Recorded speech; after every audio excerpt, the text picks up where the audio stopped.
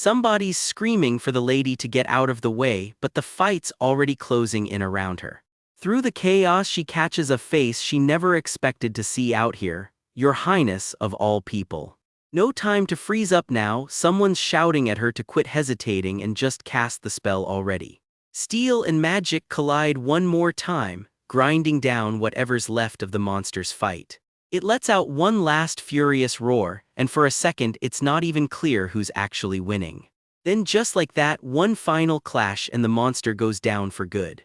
Because of course her life comes with an actual game system, a little window pops right up, quest complete, and Callisto's favorability just ticked up 5%. Convenient. The dust settles, and for one long second nobody says a word. Then Callisto's voice cracks through the quiet. He's found her crumpled against the rocks and he does not like what he's seeing. Only once the danger's actually gone does she let herself admit it quietly to no one but herself. She almost died back there. She looks him over, standing there in that pristine white uniform, and can't help thinking he used to be a lot harder to stand being around. She can't quite put a name to the feeling that's been sitting in her chest since she first saw that golden light tear through the dark to save her. It showed up at the exact moment her heart was sinking, and some part of her hasn't let go of that yet. Callisto, ever the charmer, wants to know if she's gone mute because someone finally slapped some sense into her mouth. She insists she's fine, really, totally fine, right up until he points out she's bleeding. So he gets to work with what he's got, a blade and a strip of torn cloth doing double duty as a bandage. Sword down, arm out, he says, all business like patching up a duchess mid-battle is just another Tuesday. For a moment it's just the two of them, wrapped in a soft rosy glow while he carefully ties off the wound. She admits, a little sheepishly, that her own first aid technique came straight out of a book and never looked half this clean. He needles her about it, great with offensive magic, apparently useless at recovery spells. Yeah, she admits, this is sloppy work, he adds, just to twist the knife. Want me to redo it, he asks. Can't you take a joke? Why are you so heartless? She fires back. He just finishes the job without another word. She mutters that honestly, spit works better for this kind of thing than any fancy potion he's got stashed away. He accuses her of officially defiling the imperial family's good name with that comment, then, more seriously, asks what she was even doing out here. The waters around these islands have gotten dangerous lately, he says. Hunting monsters alone with no escort, what was she thinking? No, it's not like that, she blurts, scrambling. She can hardly explain she was basically stalking her own side quest, so he says, waiting. Fine, she admits, it's volunteer work. The kid she came with got snatched by the remnants of Kingdom Layla and she's here to bring him back. You do volunteer work, he repeats, stunned. Yes, she says. Somehow that answer makes him feel strangely terrible about himself. That might be the single most impressive thing I've ever heard out of you, he says, and she immediately assumes he's mocking her. She grits her teeth, insisting it's just basic decency any noble should have, then stops herself. Wait, that reminds her of something. How exactly are you even here, she demands, half convinced she's stumbled onto some behind-the-scenes secret. He mentions there's word that Layla's remnants are active again. The palace has been keeping a close eye on both the Arcana Islands and Tratton because of it, he explains. Wait, she says, you were in Tratton too. He admits it was mortifying running into her out of nowhere there, but thanks to that, he stumbled onto intel about a hidden Navy base. Did you follow me, she asks, dead serious. What follow you? He throws the suspicion right back at her instead. Call it a royal secret, he says, and warns her that knowing too much would only get her hurt. She scoffs at the mystery act, then snaps back to what actually matters. The kid was kidnapped. They've got no time to waste standing over some dead man's body. She calls after him, still suspicious, but privately admits he's right. Followed or not, finding that kid comes first. And there he is, the kid, safe and in one piece. Callisto reaches back toward her over the rocks. Hold my hand, he says. His hand stays out steady, like the fight from minutes ago never even happened. She catches herself before she says too much. Some part of her had quietly braced for him to just walk away and leave her behind. He never did leave her behind though, not once, their hands finally close together. Watch your step, he tells her, guiding her and the rescued kid carefully back through the jagged cave. She looks away, flustered, a small thank you caught halfway out of her mouth. I can feel his magic trail follow me, Callisto says. She jokes to herself that she may not have some gifted sixth sense like his, but hey, at least she's got the system.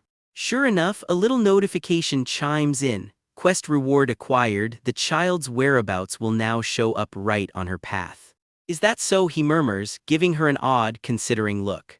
The cave stretches on, dark and dripping, the only sound the soft splash of water underfoot as they push forward. They keep moving in silence, Callisto leading the way like he's done this 100 times before. You're not going to ask, he says out of nowhere, what she asks caught off guard. It's about my magic, he starts to say, and whatever comes next is going to have to wait for next time.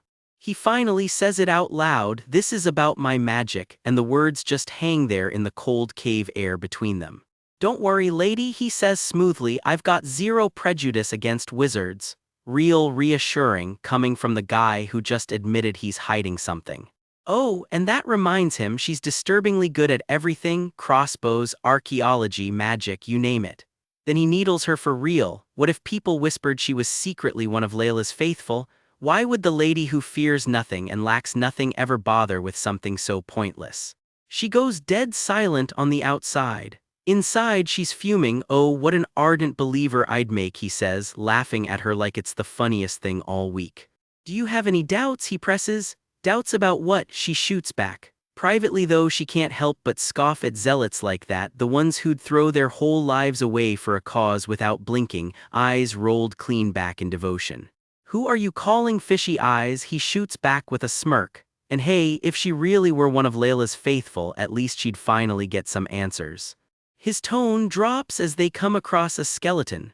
This poor guy died trying to carve a portal straight into the Imperial Palace, had to be one of the ancient Layla clan, Callisto figures. Turns out these ashes belong to Layla's people, she realizes, not run-of-the-mill wizards like everyone assumed. Truth is, Callisto has no idea about the real history behind Layla's curse. How did you know that, he asks, genuinely thrown. She talks fast. On closer look, the skeleton had odd markings, and cross-checking them against old Cross Palace records gave her a plausible lead.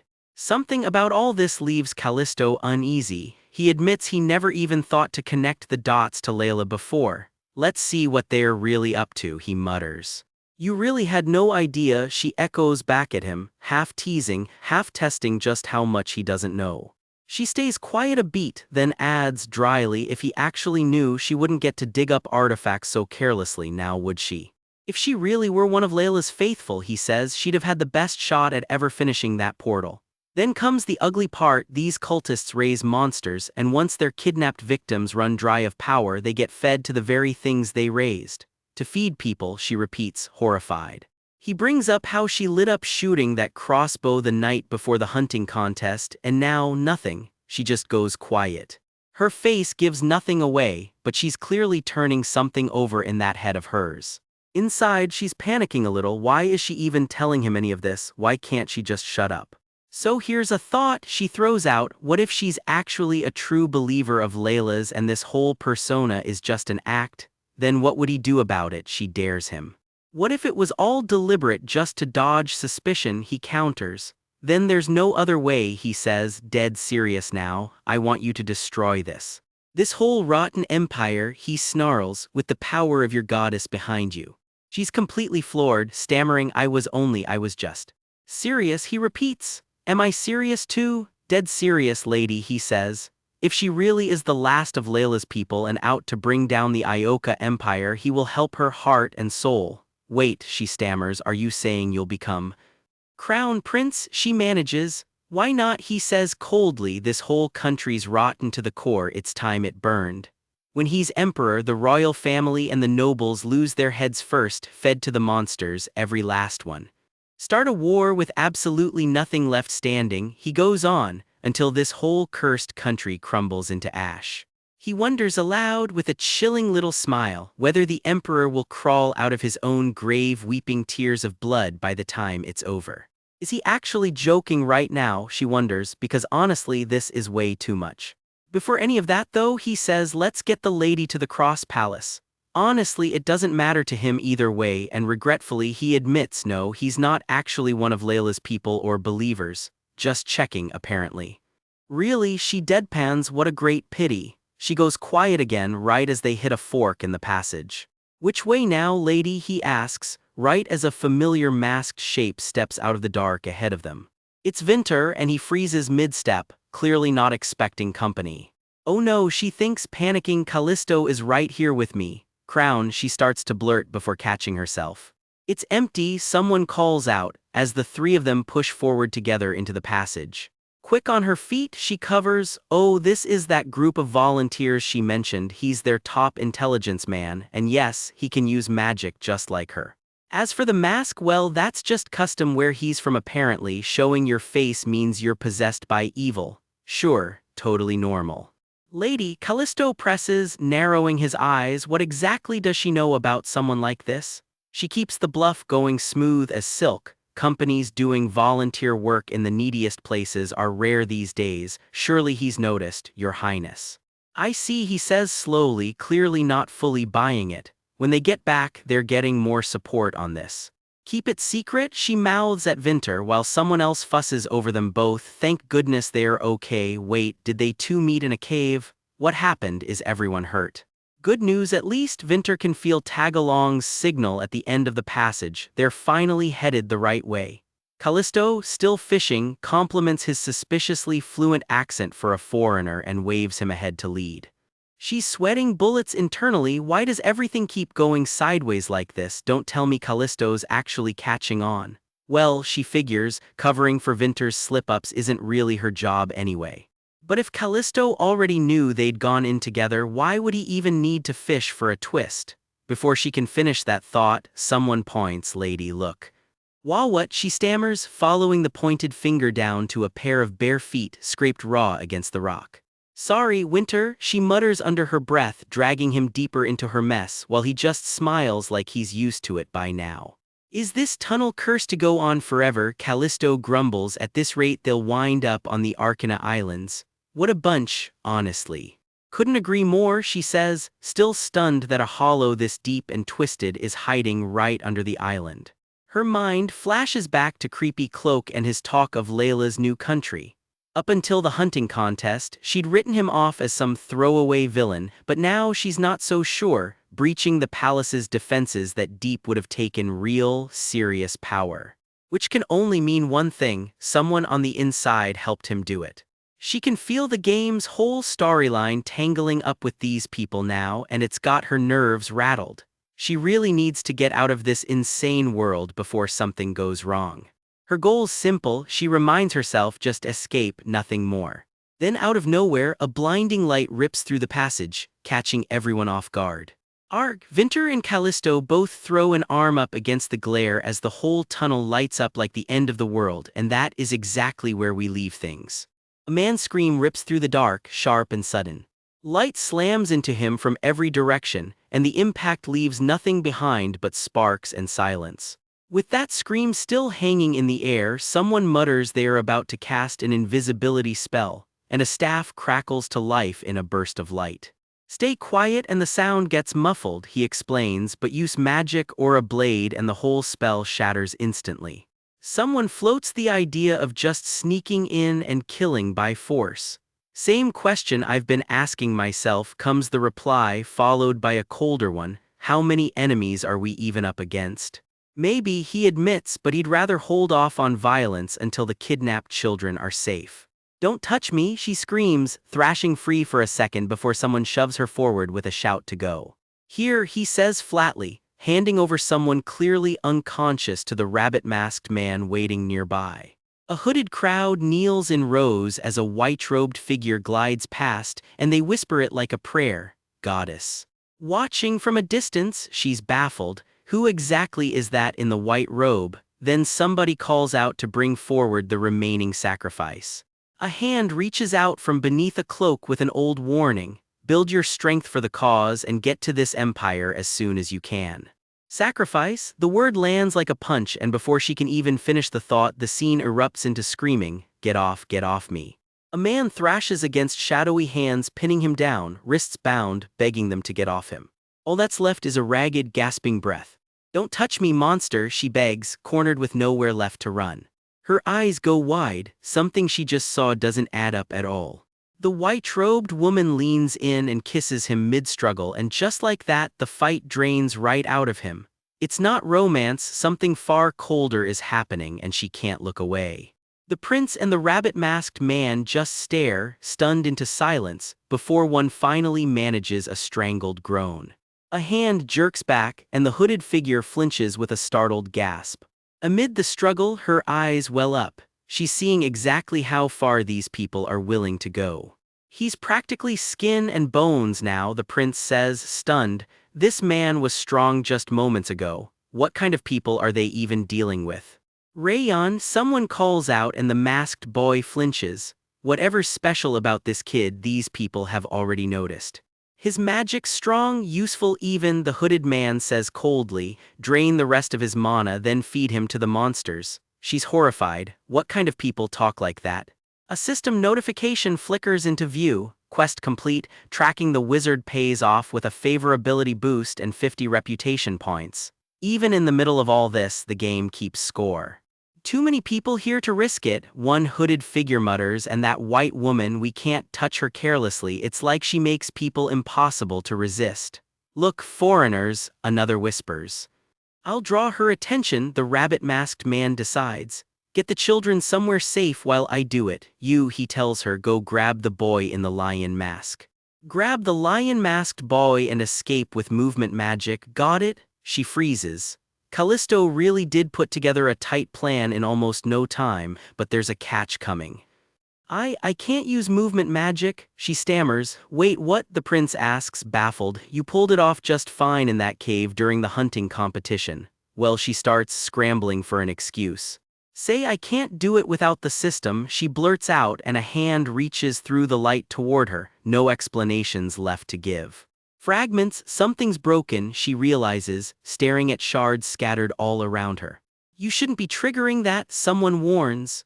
It's an ancient artifact from the Layla tribe built to dig into an opponent's inner world and crush their spirit, no matter how young they are. Tears streak his face. She brainwashed witches stronger than this, he realizes in horror. Is she about to use it on the boy next? Wait, no, stop! Someone shouts as the rabbit-masked man unleashes a burst of magic anyway, staff blazing. He knew using magic would break the invisibility spell. He did it anyway. An intruder, someone shrieks, protect the goddess, unleash the monsters, and just like that the whole plan blows up. A monster roars behind them. Wasn't he the one who said not to use magic? Someone grumbles, then he goes and does it himself. Wait a second, lady. Yeah, she yelps as she's yanked backward into the chaos. Your Highness, Binsu, don't you dare leave me alone out here.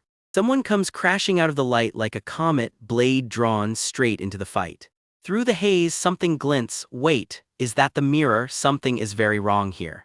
The crown prince snaps at the mystery foreigner to actually read the room before charging in. Becoming crown prince apparently did not get him out of babysitting duty. Reynolds is not having it. That mirror has to be destroyed, he warns, because whatever it does will not just hit magicians. Everyone is on the menu. Vinter just shrugs it off. If Reynolds is that worried, maybe he should quit arguing and get the kids somewhere safe first. Steel meets Shadow and someone lets out a startled yelp as the fight explodes into full chaos. Rabbit Mask and Pretty Boy side by side, weapons out. These two bicker like siblings, but they fight like they have done this 100 times. The woman on the altar watches, pale. Whoever is actually taking the hits here, heroes or monsters, does not stand a chance, she murmurs. Then she freezes like she just remembered something. There was a time we never even saw them, she starts to say before an enemy voice barks over her. Guard the goddess and release the bigger monsters. Off to the side, the hooded schemer clutches a glowing shard to his chest like it is the only thing that matters. New monsters claw up out of the dark, and they are nothing like anything the group has fought before. This is insane, Vinter mutters, staring the new arrivals down. Reynolds is not much calmer, cursing under his breath at just how much these things can do. The enemy spots an opening, throw food to the monsters, rile them up, let chaos do the rest. The goddess's eyes go wide the second she realizes what is missing. It is the kids they are after now. Someone screams and everything goes loud at once. Winter throws himself in the way, magic flaring, taking the hit meant for the children. The food is gone and it is his fault, someone shrieks, already hunting for who to blame. Priorities right in the middle of a monster fight. Behind you, it is dangerous, comes the warning just in time. Then someone screams his name, Winter, and the fight takes a turn nobody wanted. Ragged breathing is all that is left in the aftermath, the dust barely settling. Winter is still standing, barely mask cracked, saying nothing at all. It cannot be, she whispers to herself. He was the target, there is no way he actually. She cannot even finish the thought. Everything unfolding here feels impossible and painfully real, all at the same time. And then the scene rips away. A woman curls into herself, shaking. It is so scary, she breathes. I feel like I am going crazy. I just want to get out of here, she begs, and then a voice cuts through the dark, calling her name. Penelope Eckhart. Callisto's face is inches from hers, desperate, checking if she is even still in there. Wake up again, he shouts, shaking her by the shoulders, like this is not the first time he has had to do this. We are out of time, grab the lion-masked man and run, he yells, dead serious. A hand closes around hers and yanks her straight out of the blinding light. She comes back to herself slowly, breathing his name like she can hardly believe he is real. Callisto. No one can see you, someone urges her on, you can do this. It all feels like a lie, she admits to herself, and honestly that one word scared her more than any monster did. Back at it, blades flash and sparks fly as the fight, or maybe the memory of it, rages on. Callisto was right, Rayon realizes. The stealth spell is still holding even with Winter knocked out cold. Nobody down there has a clue he is closing in on the altar. The hooded schemer goes quiet, eyes narrowing on a girl staring a little too hard at Callisto, like she is trying to work out who is fighting that giant monster invisibly. I have to pull Rayon out now. Someone reaches for the fallen Winter, panic rising. If that stealth spell drops, Tagalong is exposed. Very good, just like this little. The coaching continues, steady and careful. By little comes the rest of it, patient, guiding her through it step by step. Her hands close carefully around the glowing shard, holding it like it might shatter at the slightest wrong move. Then the shard flares and everyone freezes. What is that? Something is moving inside the artifact itself, reflecting a scene none of them expected. I made eye contact with her, Rayon panics. Did she actually see him? What is he supposed to do now? He holds his breath, then finally relaxes, done. Out of nowhere, a system window blinks into view. Main quest, find the whereabouts of the missing children, part 3, save the kids from the forces of evil. Will she proceed? Penelope's whole face lights up. She has never been more thrilled to see an enemy status window in her life, except. The window flashes it appeared, and instead of dread, all she feels is a rush. She's never been this excited seeing a system prompt, not even facing an actual enemy. Except, she practically shouts. The system doesn't ease her in either, it orders her to scream out something called the indignation. As far as spellcasting instructions go, that's a wild one to yell out loud. She reads the spell out loud and immediately regrets it, her throat goes scorching hot mid-sentence. Is about all she can manage before the words take on a life of their own. Her eye goes wide, something's happening fast, and whatever it is, it's already too late to stop.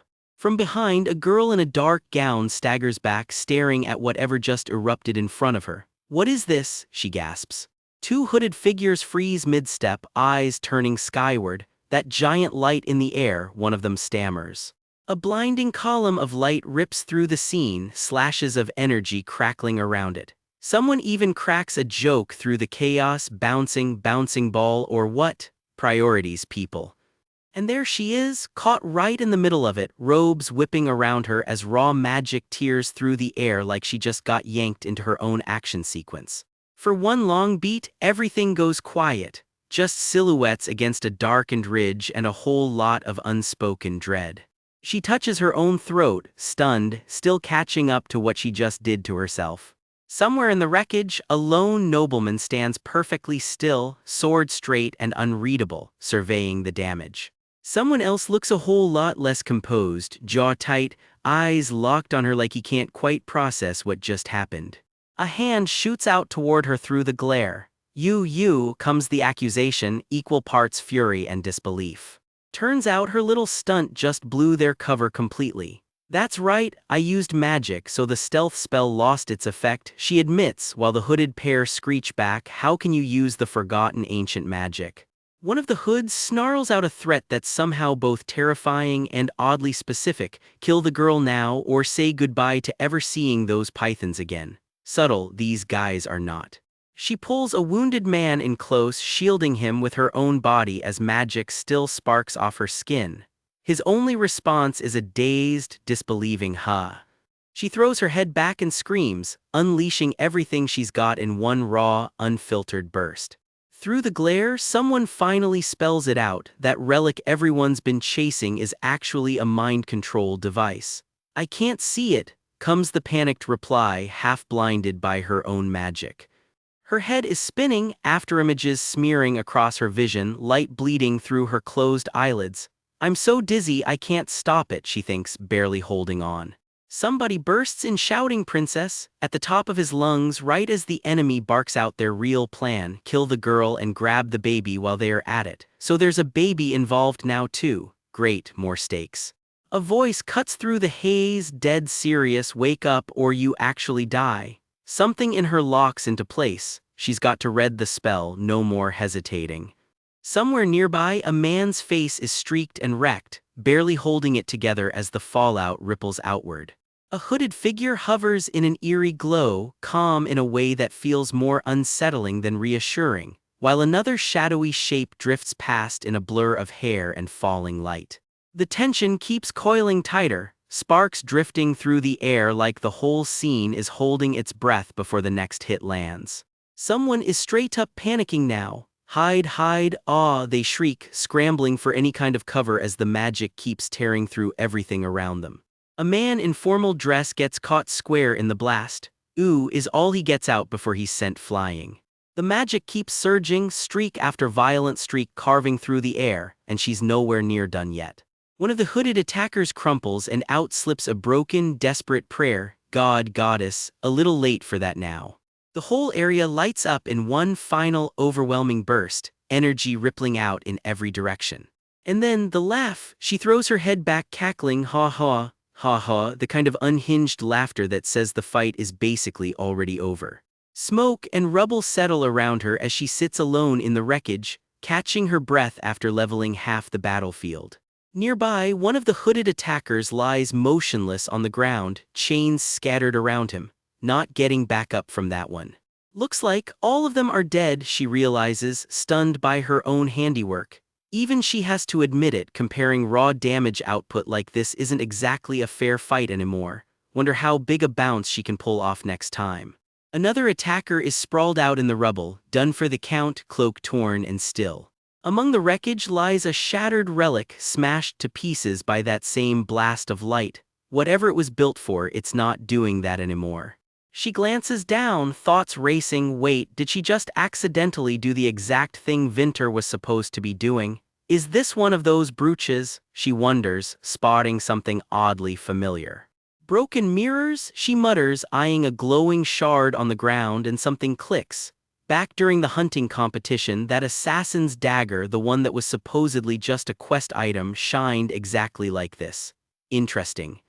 She lets the object slip from her fingers, still turning the implications over in her head. Deep in the rocky dark, another surge of blue light rips through, raw energy crashing against stone. Seawater, we have to go, goddess, someone calls out urgently, the panic in their voice unmistakable. A hooded stranger stands wreathed in glowing energy. She's still alive, they're running away, I have to end this, comes the grim resolve. She screams out, voice cracking, it's all here. Whatever that means, it clearly hits her hard. The scene shifts. A soft narration drifts in, lovely pink hair. A close-up eye lingers, tearful and searching, like someone is seeing her for the very first time. Blue eyes are looking at me. The narration continues as a shadowy figure with a pale pink bow stands just out of the light. Something has changed here. Then the twist lands. In hard mode, this whole story is told from the perspective of the so-called villain, Penelope Eckhart. Turns out something happened at the Duke's house long before Yvonne ever returned in place of the real youngest daughter who vanished years earlier. Time to see her side of it. The final shot lingers on a bruised, hooded face, blue eyes wide and uncertain. Yvonne! Someone breathes, and just like that, the chapter cuts out on the biggest question yet. Our girl jolts awake completely rattled, staring at a face she swears she recognizes one straight out of the game's so-called normal mode. Before she can finish that thought, Callisto's hauling her up, panicked, demanding to know why she's just standing there gawking when they need to run. He drags her clear as the tunnel groans and shudders around them, the whole place threatening to come down on their heads. She glances back mid-sprint, stammering that something's still over there. She's not ready to leave it behind. But by the time they look, it's already gone, just rubble and silence where it used to be. Panic hits her all at once. What about Vinter? Turns out he woke up mid-collapse right as she was casting her second spell. Fantastic timing. Callisto explains he'd already ordered Vinter to hustle every last kid out before the ceiling gave way. Small mercies. If they don't move right now, they're all getting buried alive. Not exactly the pep talk anyone wanted to hear. Ice and rock rain down through the dark as they scramble deeper into the collapsing passage. She screams, barely keeping her footing as the ground itself seems to turn against them. Callisto snaps that her spell could stand to be a little more precise, then immediately backpedals, stunned. Any magic could be this catastrophically powerful. Funny how he forgets whose fault the accusing usually is. Ice shears off the walls in great crashing slabs, chasing them through the dark. Their eyes go wide as the whole cavern shudders one more time, like it's deciding whether to finish them off. A vortex of ice and debris rips straight through the passage ahead of them. Both of them scream as the storm swallows them whole. Even mid-catastrophe, she can't resist cursing out her own system, screaming that now it's going to drown them too. Priorities, right? Underwater, she can't breathe. It's like something's got both hands wrapped around her throat. A hand reaches up through the black water, silently begging for anything to grab hold. Something finally catches her fingers and hauls her up toward the light rippling above. The two of them sink and rise together in the murky dark, and honestly it's hard to tell who's actually saving who. They wash up on shore in a heap, gasping, the waves still hissing around their ankles. She lies there coughing, barely conscious, salt water dripping off her hair. Someone nearby hacks up a lungful of water too, and a shout of princess cuts through the fog in her head. Callisto looks down at her in the moonlight, breathless, and finally manages a shaky "Your Highness." He admits, only half joking, that he genuinely had no idea how he was going to explain to her family that she'd died. She asks what even happened to them. He tells her that right as they were about to drown, the kid woke up, shouted something, and next thing they knew they were on some uninhabited island near Solil. It clicks for her all at once. The kid, Rayon. Sure enough, there he is, a small crumpled shape passed out further down the moonlit sand. He's not hurt, they realize, just completely wiped out, burned through both strength and mana in one day. Poor Tagalong did way too much heavy lifting for someone his size. She asks about the Leyland base. Did it survive? Callisto just points off into the dark and says it's over there. He gestures out into the dark, toward where the hideout used to stand. All she sees is open horizon. Whatever was there, it's not there anymore.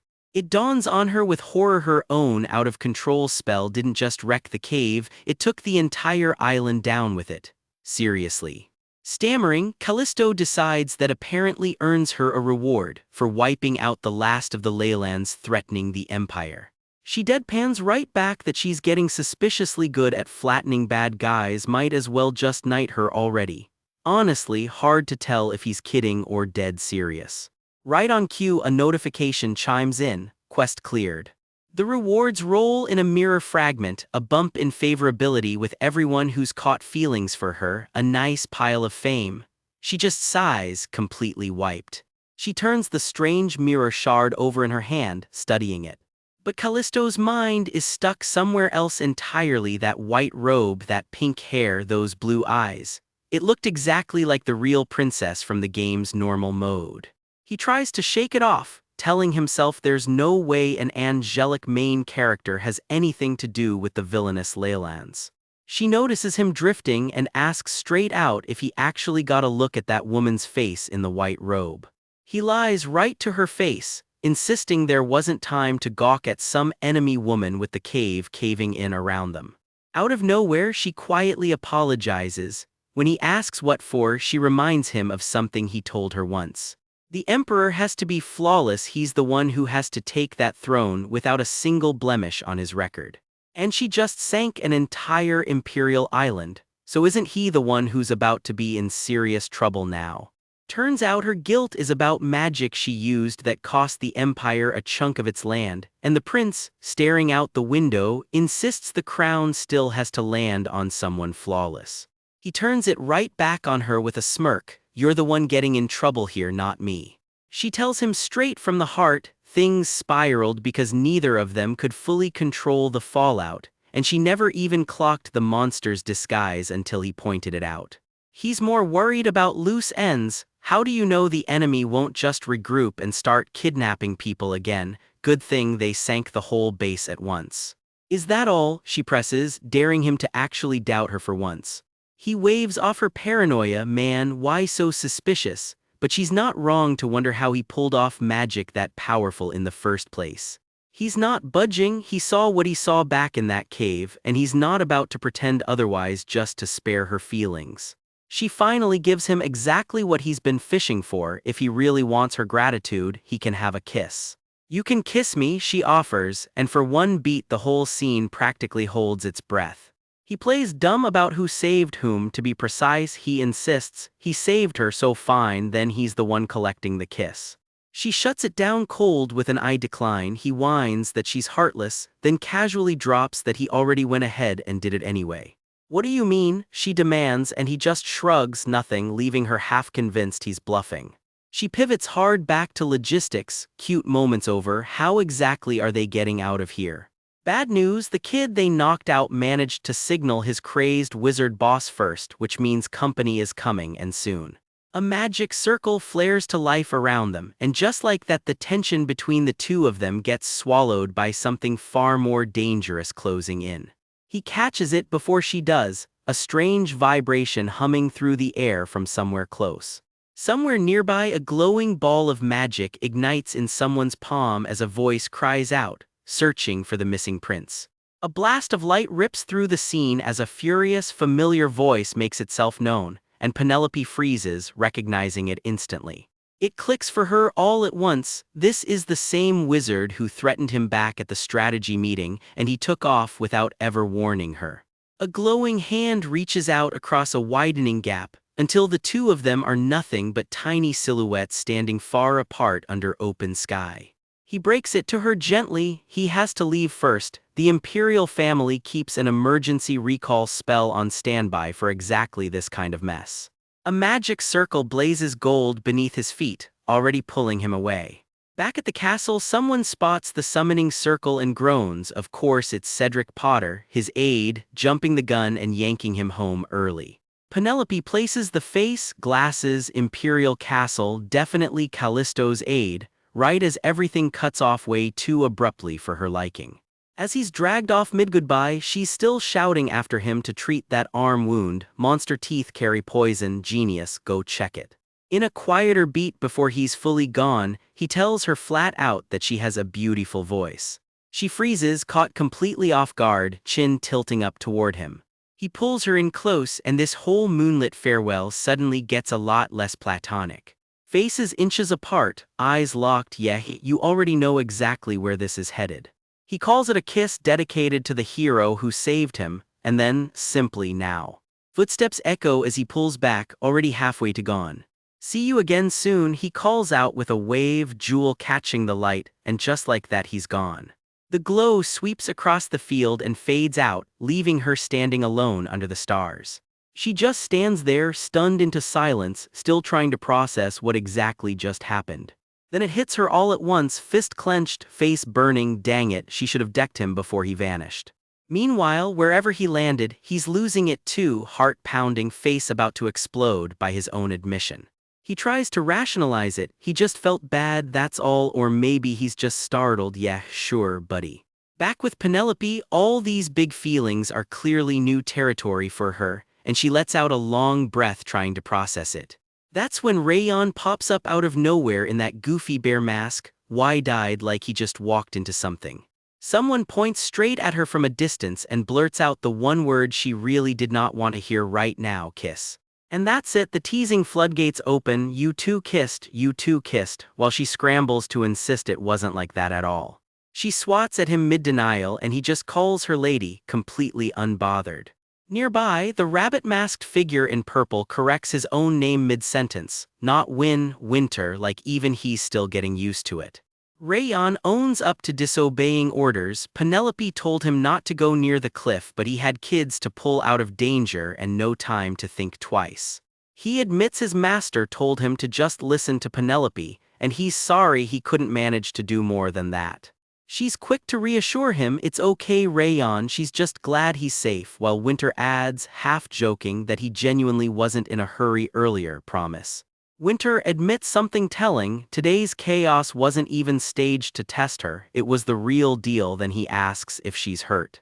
I'm fine, she says, then trails off, spotting the blood on him and realizing he very much is not. Rayon and Winter finally get their own quiet reunion, one name spoken softly between them. Before anything else, Penelope asks Winter to head back first alone. There's clearly more she still needs to sort out here. Could you head back first alone? She asks him gently, wanting her tag along safely out of sight before she risks the walk home on her own. Rayon gives a small nod. I got it. Penelope, goodbye, he says, and slips off into the night, leaving her standing alone under the stars. See you next time, Rayon, she calls after him, and just for a second her tough exterior slips into something almost fond. As the last shimmer of his magic fades into the dark, Penelope catches herself relaxing, which is exactly when she hears footsteps that aren't hers. A masked figure steps out of the shadows. Why did you send them first? He asks, and she waves him off. We're in no condition to talk about it, we need therapy and rest, especially Rayon. She glances down and offers a quiet thanks for the shoes he'd given her. It's a magic shoe, comes the reply, so it's convenient not to get dirty or wet, truly, the height of romance. The masked man, Winter, isn't finished with her yet. I'll escort you to the inside of the mansion, he insists, and when she protests that Hamilton Street is close enough, he shuts that down flat. The night is too deep, he says. It's not the time for a lady of a noble family to go alone. He points out that if the Duke ever learns she snuck out, half of Hamilton Street will be searching for her by morning. She insists she swore her maid Emily to secrecy, though privately she wonders if the ever-sharp butler Pennell has already put the pieces together. Winter admits he's relieved the knights aren't circling the mansion tonight like they used to. There's a real window to sneak her in unseen, and she's grateful for it. The two of them slip through the grand, silent halls together, every footstep a small gamble against getting caught. Then a voice freezes them both. Emily the maid stares in disbelief. What, Lady Penelope? Emily yanks her aside, hissing questions about why she's only just now getting back, eyeing her rumpled dress with open suspicion. By any chance, Penelope asks carefully, dread creeping in, did they catch me sneaking out? Emily's answer isn't reassuring. The butler is already combing the mansion for her, after some visitor showed up on urgent business tonight despite everyone being told the lady was sick in bed. Elsewhere, Winter's expression turns grim. His hunch had been dead on. A man as shallow as the Duke was never going to make tonight simple. Back in her room, Penelope frets that it's only a matter of time before Pennell lets something slip to the Duke. She can't afford this getting any more complicated than it already is. So she lays out her ask to Winter, plain and blunt. Erase the memory of every single person in the dukedom who might know she left the estate tonight. He goes quiet for a moment, clearly weighing just how enormous a favor that really is. Does that include your maid? He asks pointedly. Yes, Penelope answers without so much as blinking. She tells herself she doesn't fully trust anyone left inside that mansion anyway, so this is simply the safest option. Emily can only manage a small, desperate lady. Why even me, as Winter's staff begins to spark to life. Magic rolls out through the halls of the mansion in a wave of light, quietly rewriting the night for everyone inside. Emily crumples to the floor as the spell takes hold, her memory of tonight gone in an instant, Winter standing over her, the deed already done. "All right, what shall I charge you for this commission?" Winter asks, then answers his own question.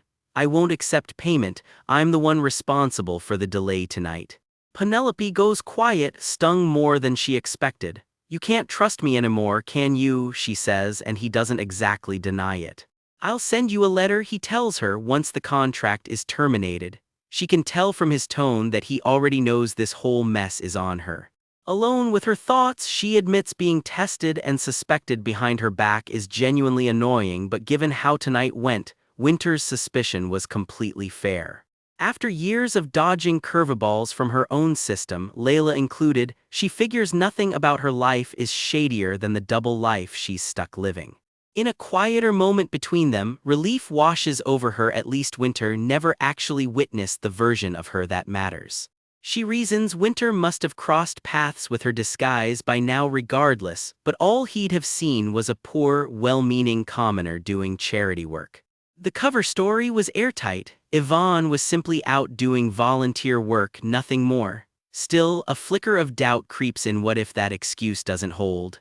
Because somewhere out there, a nasty rumor is already spreading that Yvonne is secretly the mastermind behind a gang kidnapping people and hunting down wizards. Penelope has no idea what she's going to do about it. "Don't tell me," Penelope mutters, the real danger of that rumor finally sinking in. She glances over at Winter, resting easy beside her, and forces herself to calm down. There's no need to jump at every shadow. Cold logic kicks back in. Even if the worst is true, Yvonne has only shown her face once since Penelope's coming of age. Once she's out of this mess for good, it stops being her problem. Classic villainess math. "Nothing at all," she tells Winter flatly. "More than that, just keep to the contract." He looks genuinely thrown.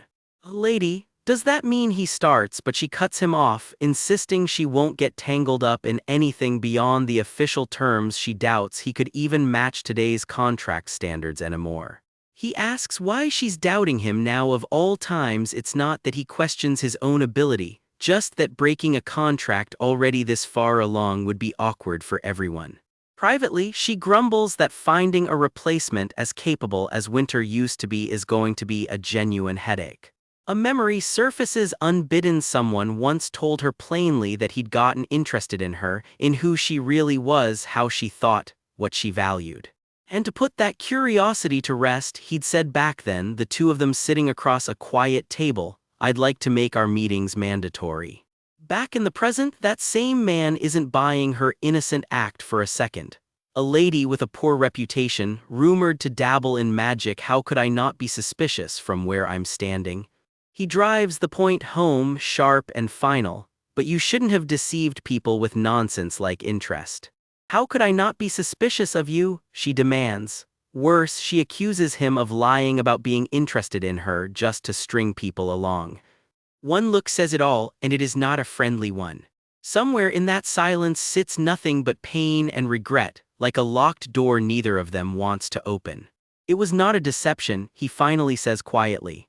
He insists his claim of being interested in her was not just some line to test her loyalty. It was not just suspicion, the rabbit-masked Marquis admits, and honestly, whatever that means is doing some heavy lifting right now. She feels for him, stuck fighting a lonely, uphill battle in a world that is already against him. But understanding is one thing, her feelings are a whole other war. "I am asking you not to use me for your cause anymore," she tells him flatly, though somewhere in her memory a softer "thank you" Marquis still lingers. From a distance they look like two people just talking. Up close he is sweating bullets, barely getting out a shaky lady. "Just one more time," he starts. She cuts him off cold. It is time for him to go back. "Do not contact me until I find you first," she warns, not exactly a warm goodbye. Behind that rabbit mask, one single tear says everything his voice will not. He has got nothing left to say, just silence and a heart that is clearly cracking. Rain streaks down a window somewhere because of course it does. The universe loves a moody goodbye. Back at home, she suddenly gasps. She forgot the necklace and it is about to end up in the wrong hands. If she just tosses the ancient artifact aside, it guarantees they will cross paths again at least once. Annoying, she mutters. Honestly, same. She digs through her stash of rewards, a necklace, some papers, a sealed letter, and something about the clutter feels off. She goes quiet, turning something over in her mind. Meanwhile, across the kingdom at the Imperial Palace, a very different scene is about to kick off. A young man in glasses steps up, all polite formality. Hello, my name is Cedric Potter, aide to His Highness Crown Prince Callisto Regulus of the Ioka Empire and by his own account, loyal servant to the most respected man alive, who has fought beside him in battle. And the thing I want to do most right now is, he trails off, building up to something. Dismiss that crazy boss, Cedric admits, so much for most respected man. Right on cue, the boss in question strolls in with a cheerful hey. This man boils me inside like this, Cedric fumes internally, and to think he was perfectly calm before today's military meeting. The briefing turns serious fast. Remnants of a fallen state have been hiding in the troubled Arcana system, and an old map just cracked their location wide open. Your Highness, what are those red spots on the map? Looks like some kind of island out in the Arcana system, and judging by Cedric's face, this is bigger than expected. Your Highness, where are you going in the middle of the meeting? Too late, the prince is already storming out, weapon in hand. He stormed out like a maniac and now he's back, banged up. You've been on Solil Island this whole time, how did you even get there and how did you hurt your arm? Did you already question the wizards? Cedric asks warily. The answer, it was you who did it. Uh-oh. Turns out Cedric threatened a wizard mid-tantrum. Move me to Solil right now or I will turn your staff into a tail. Meanwhile, the whole team is still stuck there because he stormed out of the meeting. That injury should be a decent excuse, so give me a hint what actually happened. Someone is clearly just cleaning up the prince's mess, trying to get one straight answer out of him. Only you, Highness? No, short, blunt, and clearly hiding something. Cedric blinks, perspective? Ah, okay, he says, clearly not following. Stress-induced hearing loss, he jokes, has officially arrived. Turns out the enemy dug a massive hideout cave just to sneak to and from Tratton. Was that Solil Island? Maybe we should send troops there first. You don't have to, the prince cuts in. They'll be quiet for a while, suspicious much. Yeah, how did you? Cedric starts and gets nothing back but silence. The prince just gives him a look that says do not ask. Then out of nowhere, he's gone crazy at last, Cedric mutters, half joking they should watch for signs of ominous laughter. The real bombshell, the lady crushed the entire underground tunnel. The whole island of Solil sank to the bottom of the sea. Someone gasps, Lady, were you with Lady Eckhart? Wait, so that is who leveled an entire island. That red dot glowing on the map, that was exactly where she was standing. In a dim room, orders get handed down. Enchant this map so it can only ever locate one person, the lady. Copying that ancient Balta artifact outright is far too risky, so this workaround will have to do. To enchant magic like that, I need blood or part of the future master's body. Is hair okay? Someone hands over a strand of pink hair, no questions asked. The ancient map only answers to Lady Eckhart as its master, and any copy shares that same bond. Cedric admits he had no idea what those words really meant at the time. Then it clicks, surrounded by glowing magic diagrams. Your Highness, is not that a crime? What a crime? Total accident, the prince deadpans. Does the lady know about this mistake too? Silence. From what I've heard, your Highness must have been notified of the... A flashback surfaces, a farewell during the last hunting tournament. Then, abruptly, the subject changes. Hasn't your work been a little loose lately? Nice deflection. As instructed, just check and pass along any rumors between me and the lady. Do not go poking into other people's business, just do your job. Got it? Erg, yes, I got it. The prince looks off, visibly annoyed, mostly at himself. His expression softens into something quieter, something that looks a lot like longing. At first it was nothing more than teasing, he admits to himself. It was funny watching her tell an obvious lie and then scramble to cover for it. He thinks back on it, what kind of answer he would even give if anyone asked. All he can picture is her pink hair catching the light. Even if there was some unfunny rumor that I was stalking her, he thinks, I was not angry. Honestly, I was fascinated, so I just let my curiosity run wild. Anyone could see she was cute, even when she was putting on that flimsy disguise of hers. I figured she was just some arrogant nobody like the rumors said, but she kept talking back to me anyway, and somewhere in there I stopped knowing since when. Your Highness, why are you fiddling with your lips like that? Are they hurt too? Someone has definitely noticed the prince has gone soft in the head and the mouth. Oh, he catches himself. Strange, he mutters like he is only now noticing his own feelings. After years grinding through battlefields soaked in blood, he figured every ounce of inspiration and desire in him had died, leaving nothing but hatred and viciousness behind. And yet right now, there is only one person occupying his mind. He remembers her face the last time he saw her, how her eyes went wide as a startled rabbit the moment he kissed her, lips pursed in shock. Pretty, he admits quietly, a small smile breaking through all that battle-hardened armor. Who said I've never dated anyone? Comes the flustered protest, followed immediately by a guilty laugh. Yeah, buddy, we heard you the first time. A pink-haired lady looks up sharply from her desk. Eccles didn't return from fencing class. He's been training hard lately, so he usually comes back late, the butler offers, then bows low with a genuine I'm very sorry, miss. Except Eccles wasn't even in the carriage that came back last night, the butler admits, and the room's mood drops fast. He meant to report it last night, he swears, but he's an old man and he just plain fell asleep, sure, very convincing. Turns out that's no exaggeration, he actually fell under Winter's memory manipulation spell. Someone erased his night on purpose. She realizes with a jolt that Pennell had actually come looking for her the night before about exactly this, and nobody told her.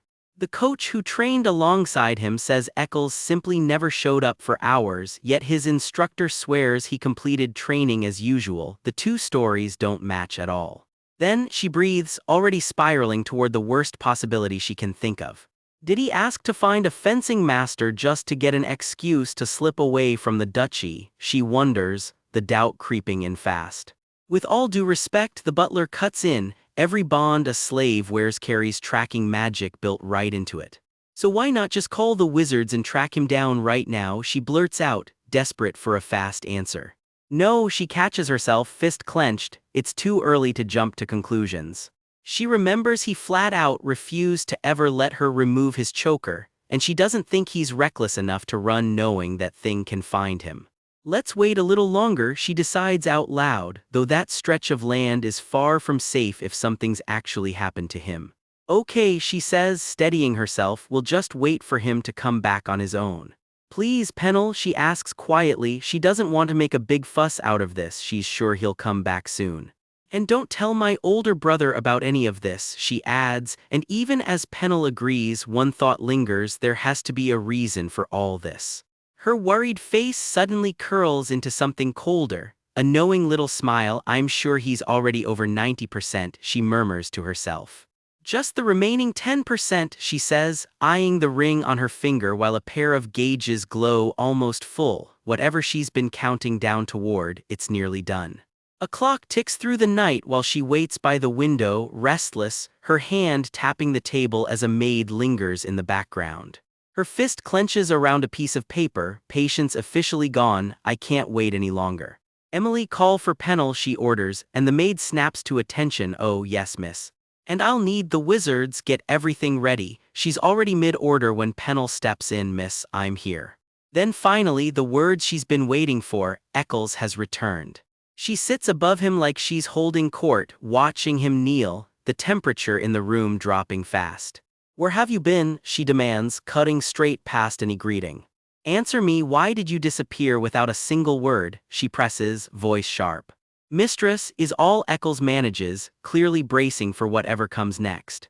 Then he flips the question back on her, quiet and unexpected, were you worried? Worried, she repeats, caught completely off guard by the word. In her head, she's replaying real fear, real suffocating anxiety, the terror that her one way out had simply left her behind. Can she really shrink all of that down into just worried?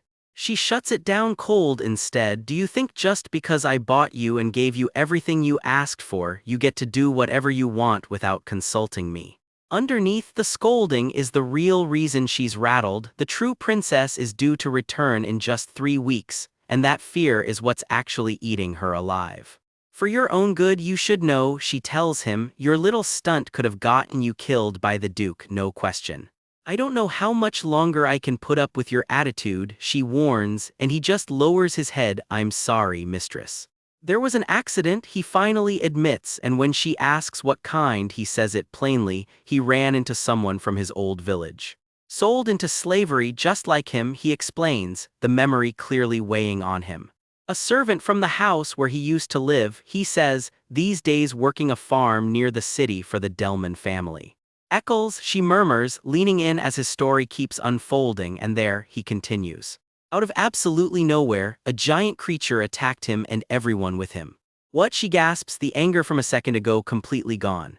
How is that even possible, not even in the deep forests, let alone in the middle of the empire this close to the capital? Is this seriously still part of some hard mode story?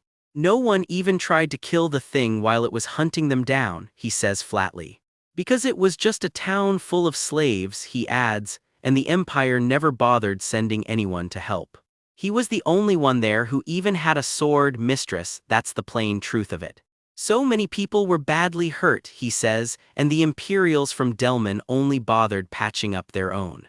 The panic drains right out of her for one terrifying second. She'd been sure her sword-wielding slave had bolted for good. But relief doesn't stop her from marching right up to him. Eccles, listen to me, she starts, and you already know a lecture is coming. She lays it out plain. He should have come straight to her for help, because a slave isn't even allowed to hold a sword in this empire, and she's the one who'd answer for it. Eccles tries to argue, but she cuts herself off mid-scold, and the anger melts into something softer. She's just glad he's not hurt. Her eyes glisten, betraying just how scared she really was. Once the softness fades, the real fear kicks in. Did anyone actually see him swinging that blade? Eccles explains no one was watching in person. The estate uses magic to track and leash the slaves, only checking in once the work's done. Penelope goes quiet, turning that over in her head, and you can tell she's already 3 steps ahead, plotting how to keep this secret buried. Eccles jumps back and he swears he tried to rush back the second the monster was dead, but the cab was already long gone. Turns out the driver waited ages before giving up, and now Eccles is bracing for her reaction. Is she mad at him? Penelope shuts that down fast. None of it is his fault. She's already firing the driver and lining up a replacement who will actually wait. Eccles blinks, caught off guard by just how far she's willing to go for him. Better yet, she's carving out a full hour that's entirely his, to spend however he wants. It's a rare kind of freedom, one he could even use to help his own people back in Delman, though if Derek ever catches wind of it, she's the one who pays for it. She's dead serious about the risk. If word gets out that he can fight, it won't just be him who suffers, it'll be everyone back home too. Eccles falls silent, weighing just how much she's risking for a slave she barely knows. His jaw tightens. Whatever he's feeling right now, he's not ready to say it out loud yet. The scene drifts back to how this all started. Penelope once warned him plainly that anyone who isn't useful or causes trouble gets sent right back. Sent back to the auction block, she means so like it or not, he'd have to prove he was worth every coin she paid for him. Cold words for a first meeting. No room in Duke Eckhart's mansion for anyone deemed worthless. Nothing like a transactional pep talk to start a relationship. Then just as fast, she softens. Completely forget all that, she tells him, because he actually matters to her. The moment turns tender, her hand cupping his face like he's something precious, not property. Eccles can barely get the words out. If he's not just some worthless purchase to her, then why does she care so much? She answers before he even finishes the thought. Would she really worry over him this much if he meant nothing? Her gaze doesn't waver, and for once neither does his. Then, out of nowhere, a very game-like prompt flickers up, asking if she wants to check Eccles' favorability rating. Because sure, why not gamify your feelings while you're at it? Back in the present, Penelope lets herself breathe after everything. She finally feels like she's doing right by him. Time skips forward in a blink of blade light, and just like that, we're back on the training grounds. Eccles throws himself back into his secret training, alone under the open sky where no one's watching.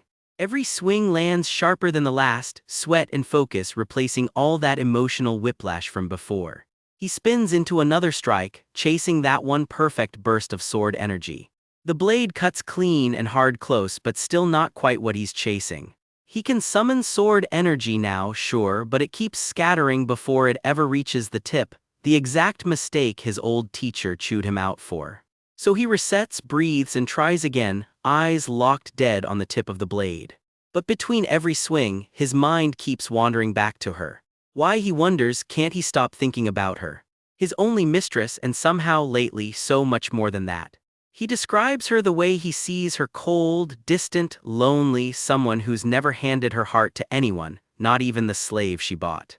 He hasn't forgotten she had her own reasons for spending a fortune on him and keeping him fed and cared for. Her eyes, he admits, have never once looked warm at him, no matter how many times she's whispered that she's worried. He even hated her, right up until the day she bought him off that auction block. His whole plan was to prove his worth, not just to her but to everyone in the empire who'd written him off, all while privately writing her off as just a foolish woman who overpaid. A fool who blew 100 million gold on him, and he swore he'd use every bit of that mistake to his own advantage. The plan was simple and ugly: play the loyal dog, lick up every scrap of her favor, then drop the act the moment it was convenient and walk out on the duchy and the whole Ayrka empire for good. Except that plan is falling apart faster than he'd like to admit. He keeps circling back to the same thought: cold and bitter as she is, she's also beautiful and strange in a way that feels almost like something out of a storybook. In his head, she's practically glowing, every bit the untouchable princess from a tale he shouldn't be dreaming about. When she closes her eyes and speaks softly to him, some reckless part of him just wants to drop everything and follow her anywhere. He's tried every excuse to keep his distance, and none of it has worked. It doesn't help that there's nothing left to run back to anyway. His home, Delman, has been wiped off the map entirely. Her old words echo back at him here: at least slaves get paid for their work, and that beats starving to death back home in the drought that gutted Delman. Compared to what his people are going through, Eccles admits he's basically living in luxury, fed, taught, even handed free time most slaves never see. He knows chasing this feeling is reckless, but he can't smother it, not after hearing her say he actually matters to her. For the first time in a long while, someone in this empire needs him, instead of just looking down on some loser slave. Her words keep looping in his head, refusing to let go: "You are a very important person to me, Eccles." Somewhere along the way, all his careful suspicion of her hidden agenda quietly turned into something else entirely. He can barely finish the thought. Fine, he admits, maybe he's already lost this fight with himself. In his mind, he's already bargaining he wouldn't even mind being used if it meant staying by her side. He pictures himself groveling for the whole empire without a shred of pride left, crying just as hard as he did the time he wove her a crown out of weeds. Somewhere, a poet is taking notes. He'd give up anything to stay at her side, anything at all, and right on cue a soft hello snaps him straight out of the daydream. Back to reality, back to the blade training doesn't pause just because his heart's a mess. One more strike cuts clean through the air, sharp and certain even if his feelings are anything but. A blade whips through the air in one clean draw. This is muscle memory, not manners. The sword gets hurled clean out of someone's grip mid-rainstorm, a wild swing that almost goes very wrong.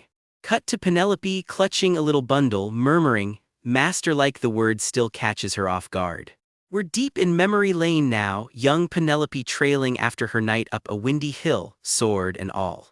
She narrates it herself. She genuinely thought he was about to swing that blade at her neck. She never expected he'd just fling it away instead. Turns out his hand recognized her voice before his brain caught up, and somebody else chimes in, "Wait, you skipped swordsmanship class today." Is all he manages, mumbling that Master had some errand and would swing by training late. New memory, same guy. He silently holds something out to her with a flat "Now, take it." She unwraps it, curious, "What's this?" While he explains he brought ointment and herbs for something she'd mentioned needing. No cure existed, so he just went and picked the healing herbs himself, gathering enough to hand out to anyone who needs them. "Master," he says again, softer this time than a clipped hurry as their hands brush. Then the game brain kicks in. A system prompt asks if she wants to drop a cool 12 million gold and 200 reputation just to check Ecclesi's favorability rating. Because sure, why not? She pays it without blinking, and the meter locks in at a very respectable 96%. 4% left. She practically vibrates, so close to maxing this thing out. Off panel, Eccles gives her a real, heartfelt "Thank you so much, Master," and you can see it land on her face. She pushes a little further, asking if there's anything else he wants to tell her because 96% is good but 100 is better. New scene, same energy. She invites him out to play. "Aren't you sick of training every single day?" He blinks like she just spoke another language. "Go out and play," clearly not used to being asked. She just grins and calls him a model puppy, not exactly the compliment he was expecting. A quiet beat follows, just a lingering, wordless look, the kind that says more than any line of dialogue could. Somebody calls out for her, "Lady Penelope," and the moment snaps back to reality. Walking off with him, she's privately gloating that this boring life won't last much longer, right before someone else calls her by her pet name. "What's up, Penel?" A sharp-eyed guardian in glasses cuts in, insisting she head straight back to the mansion, no explanation given yet. "Listen for a second," he says, and the words that follow aren't good news. The crown prince's aide just showed up at the mansion and Penelope's face says it all. "What?" "Let's go quickly," she says, hauling someone along at a dead sprint. Her eyes go wide mid-run, something's clearly caught her off guard. It's Eccles and he's stunned too, quietly noting she actually came to see him. He just goes quiet for a beat, letting the moment sit. She notes to herself this is the first time she's ever seen him, usually a total blank slate even when upset, wear his feelings this openly. His mood flips fast though. "You ask me to go out with you," he snaps, clearly still stinging about something. The memory shifts into darker territory, a different girl in tears pleading, "Master, why do you always?" Someone else piles on, coldly scolding that as a mere subordinate he has no business getting in his master's way, no matter how good his intentions. Back in the present, a hand grabs Penelope. "Penel, stop," before she can go any further. She promises Eccles she'll be back soon and not to sulk, just keep training and they'll have their fun later, okay? The silence that follows says, he's not exactly reassured. He says nothing until a voice cuts in, "Lady, interrupting whatever was about to happen. She stumbles over her words, let's go quickly," clearly caught off guard being watched. Eccles is left standing alone, watching her go. The guardian warns her plainly, "It's fine to care about the people under you, just don't let them get reckless." He lists Eccles's offenses, missed training and crossed lines, insisting that indulging bad behavior only invites more of it. Then comes the real rule: don't go anywhere near him without permission from now on. It's an order. Penelope's not backing down though, she's already come too far to fold now, meter still glowing at 96%. Cut to present day in strolls Cedric, sparkles and all, sipping tea like he owns the place. Penelope side-eyes him, silently trying to place the name. Was it Cedric? While he greets her properly for the first time since the hunting competition. He starts to explain why he's really here, then gets cut off cold with a sharp wait from someone standing nearby with Emily. The order comes down, "Penel, Emily, you two leave," and Emily's not thrilled. "Yeah, even me." Turns out Cedric doesn't mind an audience at all, insisting it'd be even better if they both stuck around to watch what exactly, nobody's sure yet. Penelope's mind jumps straight to her secret little outing. Is this about that day? He deflects the question with one of his own. Does she remember the crown prince's birthday is coming up in a few days? Half in disbelief, someone points out that in this world, even a royal birthday is basically just a public holiday. The real reason for the visit lands. His Highness sent over a dress, a literal gift for her to wear to his birthday banquet. Someone's eager to show it off right away, though Penelope hesitates. No, but please just see it, lady, comes the gentle push, and the ribbon starts to come undone. The reveal lands and Penelope's jaw hits the floor. Oh my God, how on earth? Safe to say the dress does not disappoint. There it is, a gown that looks stitched from midnight itself, dark fabric shimmering like it's got its own galaxy sewn in. One of the maids gasps that it must be enchanted. It's nothing like this season's fashion, and it turns out the fabric is spun from something straight out of a fairy tale. Turns out it's woven from the wings of a literal night fairy. The maid squeals, half in disbelief, while someone else just stands there totally lost. The fabric ripples like the sea under moonlight, and get this, that sparkle comes from blue diamonds ground straight off Piney Mountain. Turns out the embroidery is pure gold, thread for thread. The whole outfit might as well be made of diamonds, but His Majesty knew exactly what would make her swoon. He had it stitched with gold straight from a royal-owned mine. Penelope isn't fully buying the hype though. Pretty, but not that special, she shrugs. Her maids are losing it over pure imperial gold, while Penelope mutters that wearing this much bling is going to make her look like an actual gold-obsessed madwoman. Yeah, it kind of will. And that's not even the end of it. Next up is the Popinho diamond. Paired with a red-eared turtle shell pearl, an unbelievably rare treasure by anyone's standard. The diamond alone took ridiculous means to track down, and His Majesty's people have hunted that pearl for years. It's basically the stuff of legend. One onlooker just deadpans that it's probably only worth pocket change. Someone even beat the Empress herself to it. Whoever handled this went to seriously questionable lengths. Worth all the trouble though, it'll suit the lady perfectly, he says. Penelope just goes quiet, staring down at it. Are you not pleased with it, he asks. No, whether I like it or not, she starts to say before it hits her. Why is he even giving her all this? Wait, what? That's when Cedric drops the real bomb. Apparently Penelope agreed to be the crown prince's banquet partner. Right? Penelope's brain short-circuits. She most definitely did not agree to that. Me when, she demands. Cedric braces himself. I knew you'd react like this, lady. Please just hear me out. Wait, hold up, back up, she cuts in. Cedric explains. His Highness said if she pushes back, remind her this is repayment for saving his life. Guess that beats getting stuck with some royal title in public. And if she still refuses, he told Cedric to say consider it an extension of a certain something he already gave her once before. Something that was presented then. Penelope's jaw drops. She knows exactly what he's dangling over her. The air between them goes tense as the memory clicks into place. Arg, this insane man, Cedric groans, rubbing his temples like he's the one being punished here. I'm only telling you this because you're mad, he adds, but if His Highness is straight up threatening you, just clear your throat twice and I'll figure something out. Oh, you don't know, she says coolly, and something about that smile does not bode well for Cedric. Oh is all he manages before she's got a fistful of his collar.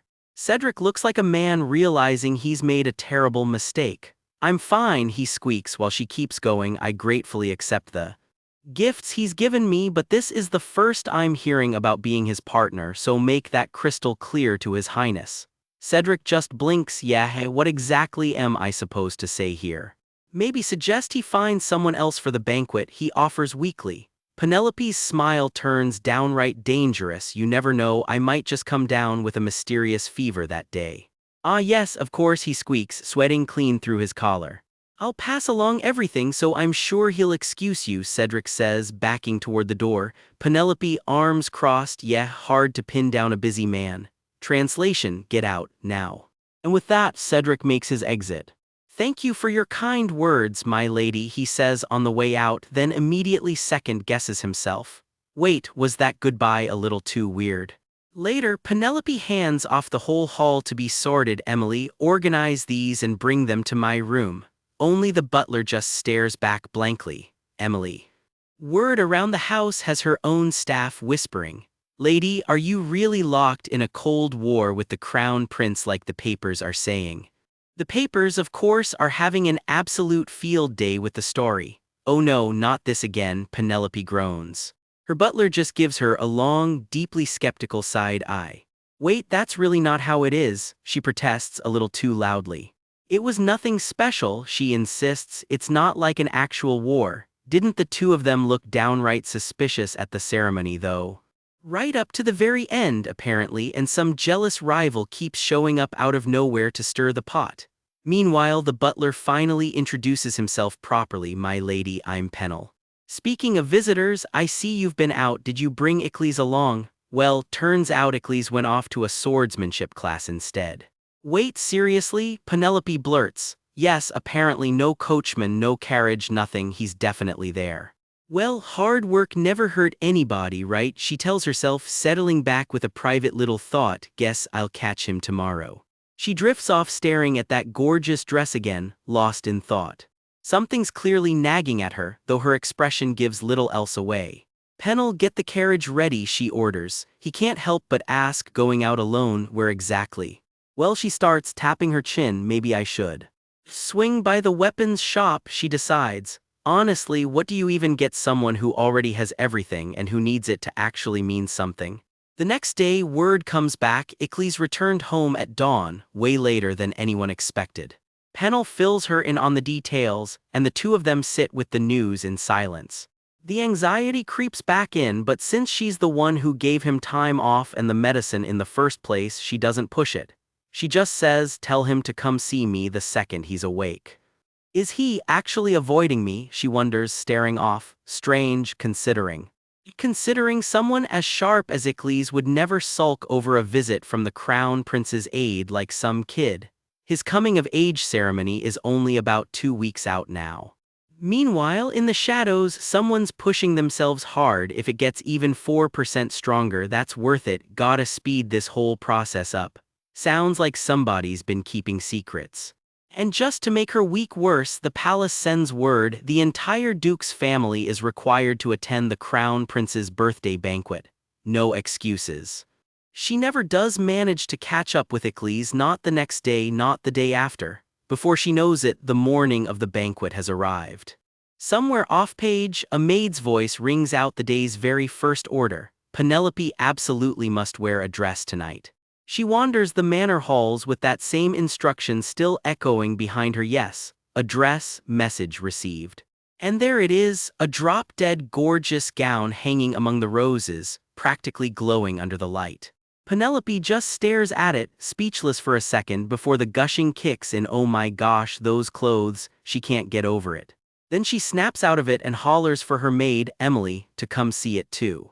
The maid can't stop marveling at the fabric's texture, while a sharp-dressed man nearby predicts Penelope and someone are going to get along just fine. Penelope's response is dead silence, the very loud kind.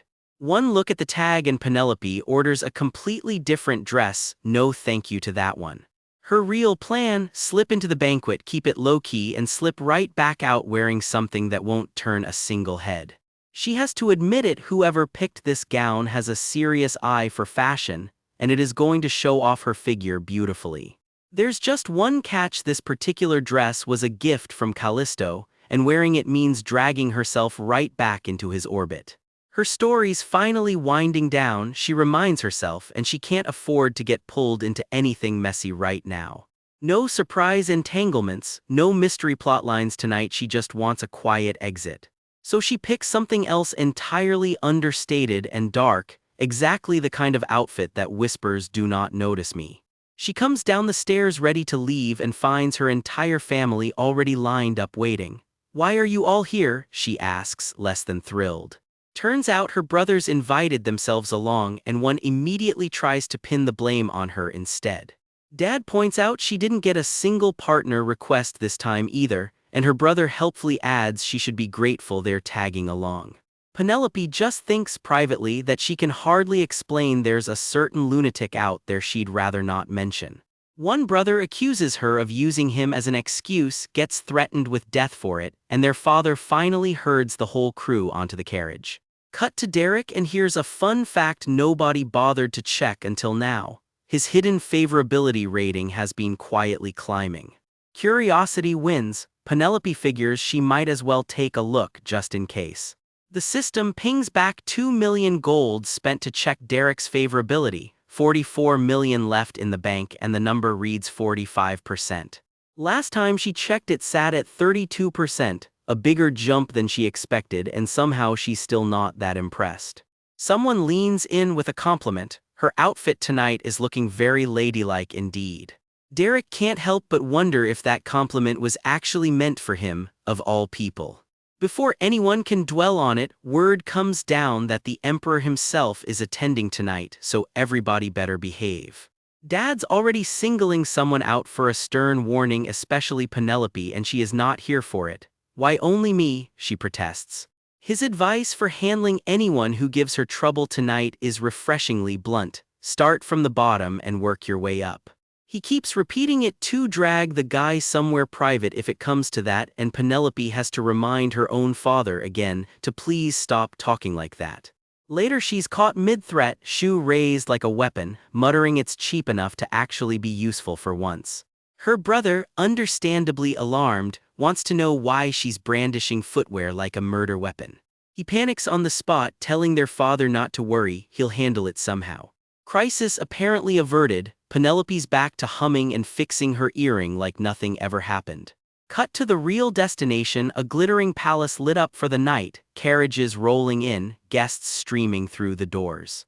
Somewhere in the crowd, guests are already gossiping about a certain golden-haired someone showing up looking for their date. Then somebody spots her. It's her, they whisper.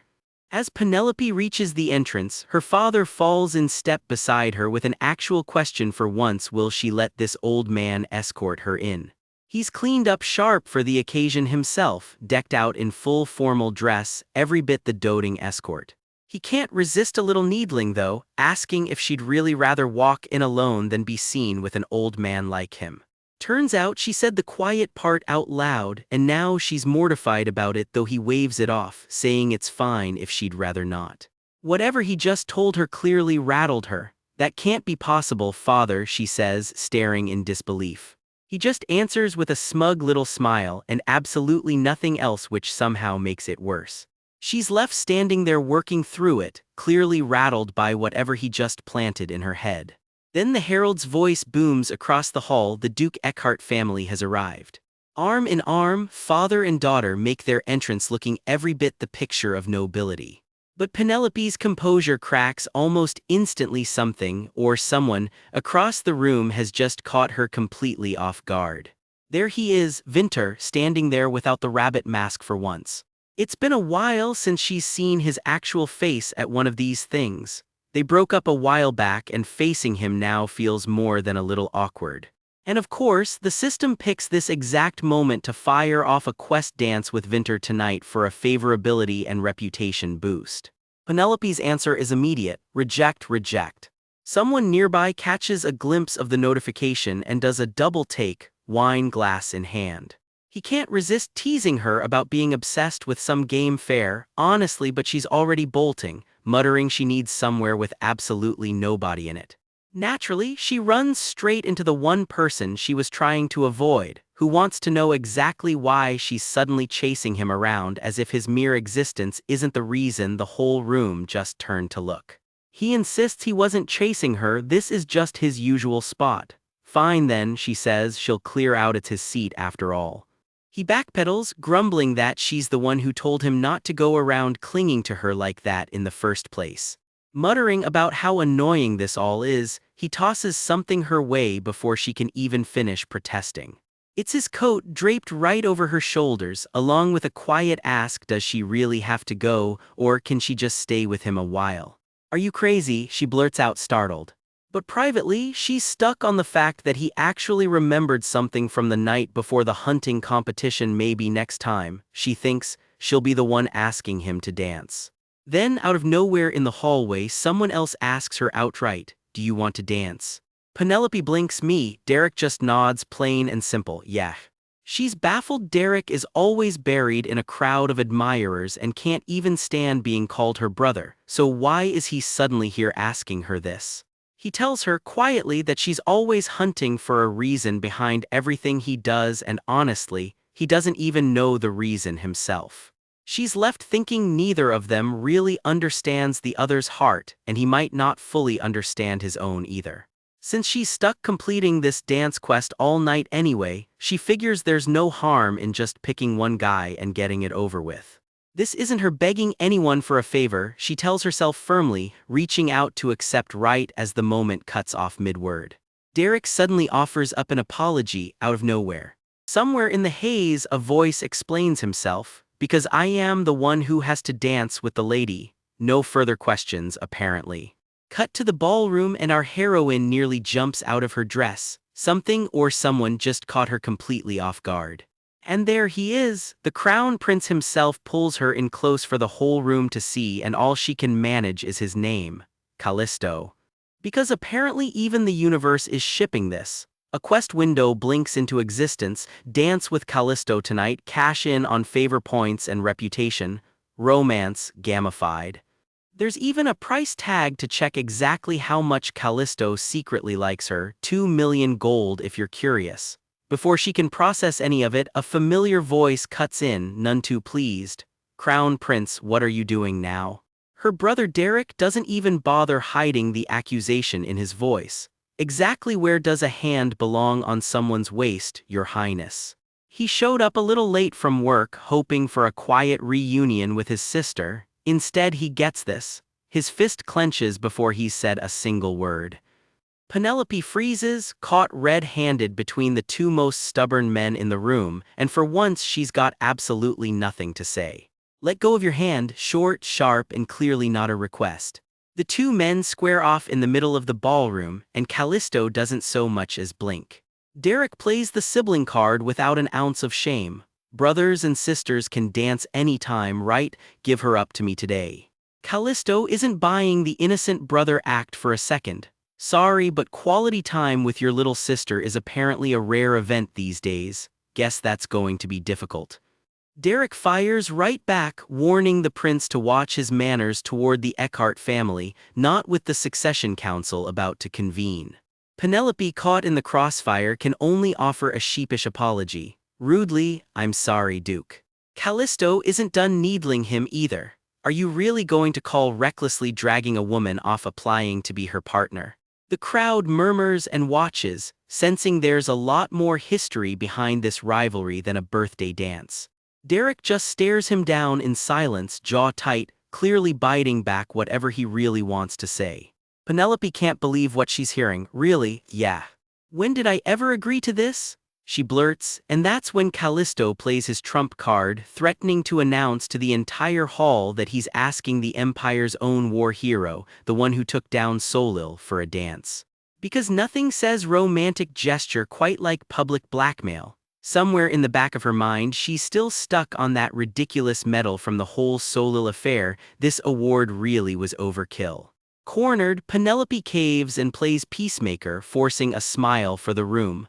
I would consider it an honor to receive a dance request from His Highness, brother. Derek grits his teeth, refusing to admit out loud that he was supposed to be her partner tonight. Penelope Eckhart, he mutters like her own name is a warning. For one long, silent beat, nobody in this triangle says a thing. Someone finally storms off with a flourish, the tension in the room trailing right behind him. Alone with her thoughts, Penelope isn't so sure this counts as a win. It'll be okay, right? No matter how crazy he is, I don't know how much longer this can keep going. Still, some small part of her feels relieved it's over for now. Callisto, meanwhile, looks entirely too pleased with himself, dangling something of hers just out of reach. When exactly did I say I was your partner? He teases, right as whispers ripple through the crowd. Rumors about the prince and the lady might not be rumors after all. Penelope's had enough of the games. I'm leaving, go dance with yourself all you want. Callisto barely lets her get 2 steps, lady. He watches her go, brooding, clearly not used to being told no. Before she knows it, he's pulled her right back onto the floor in full view of everyone. Let's dance a little, lady. I told you I'd catch up on my own, she protests, not that it matters now. His voice drops, edged with something sharper than teasing now. It's supposed to be my birthday banquet. And here comes the guilt trip. Word will spread that the crown prince got turned down by his own partner. How pitiful would that make him look? Plenty of other women would jump at the chance, he reminds her. So who exactly is going to be your partner instead? Her answer is less than reassuring, not sure. Nearby, a cluster of girls spot him and immediately bail. Ah, your highness, SHH, let's go somewhere else. Even the wallflowers know better than to get involved in this mess. In his own head, Callisto grumbles that this woman has had a talent for making his life miserable since the day they met. Penelope, for her part, has absolutely nothing to say to that. But underneath it, there's something heavier. The whispers that follow him aren't envy for a future emperor, they're fear of the tyrant.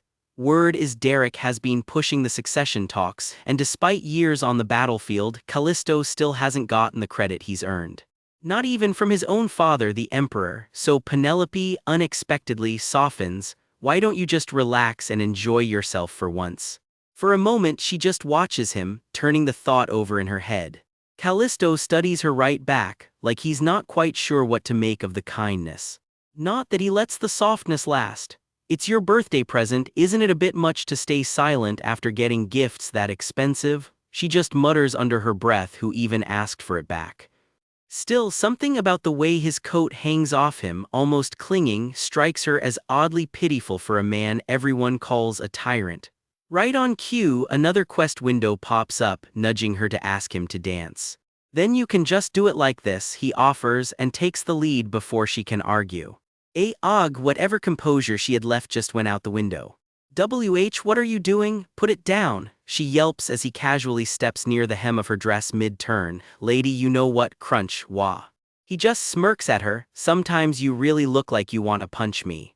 Striking a member of the royal family is a serious crime, you know, so just step on my foot instead. Wait, somehow that offer backfires immediately.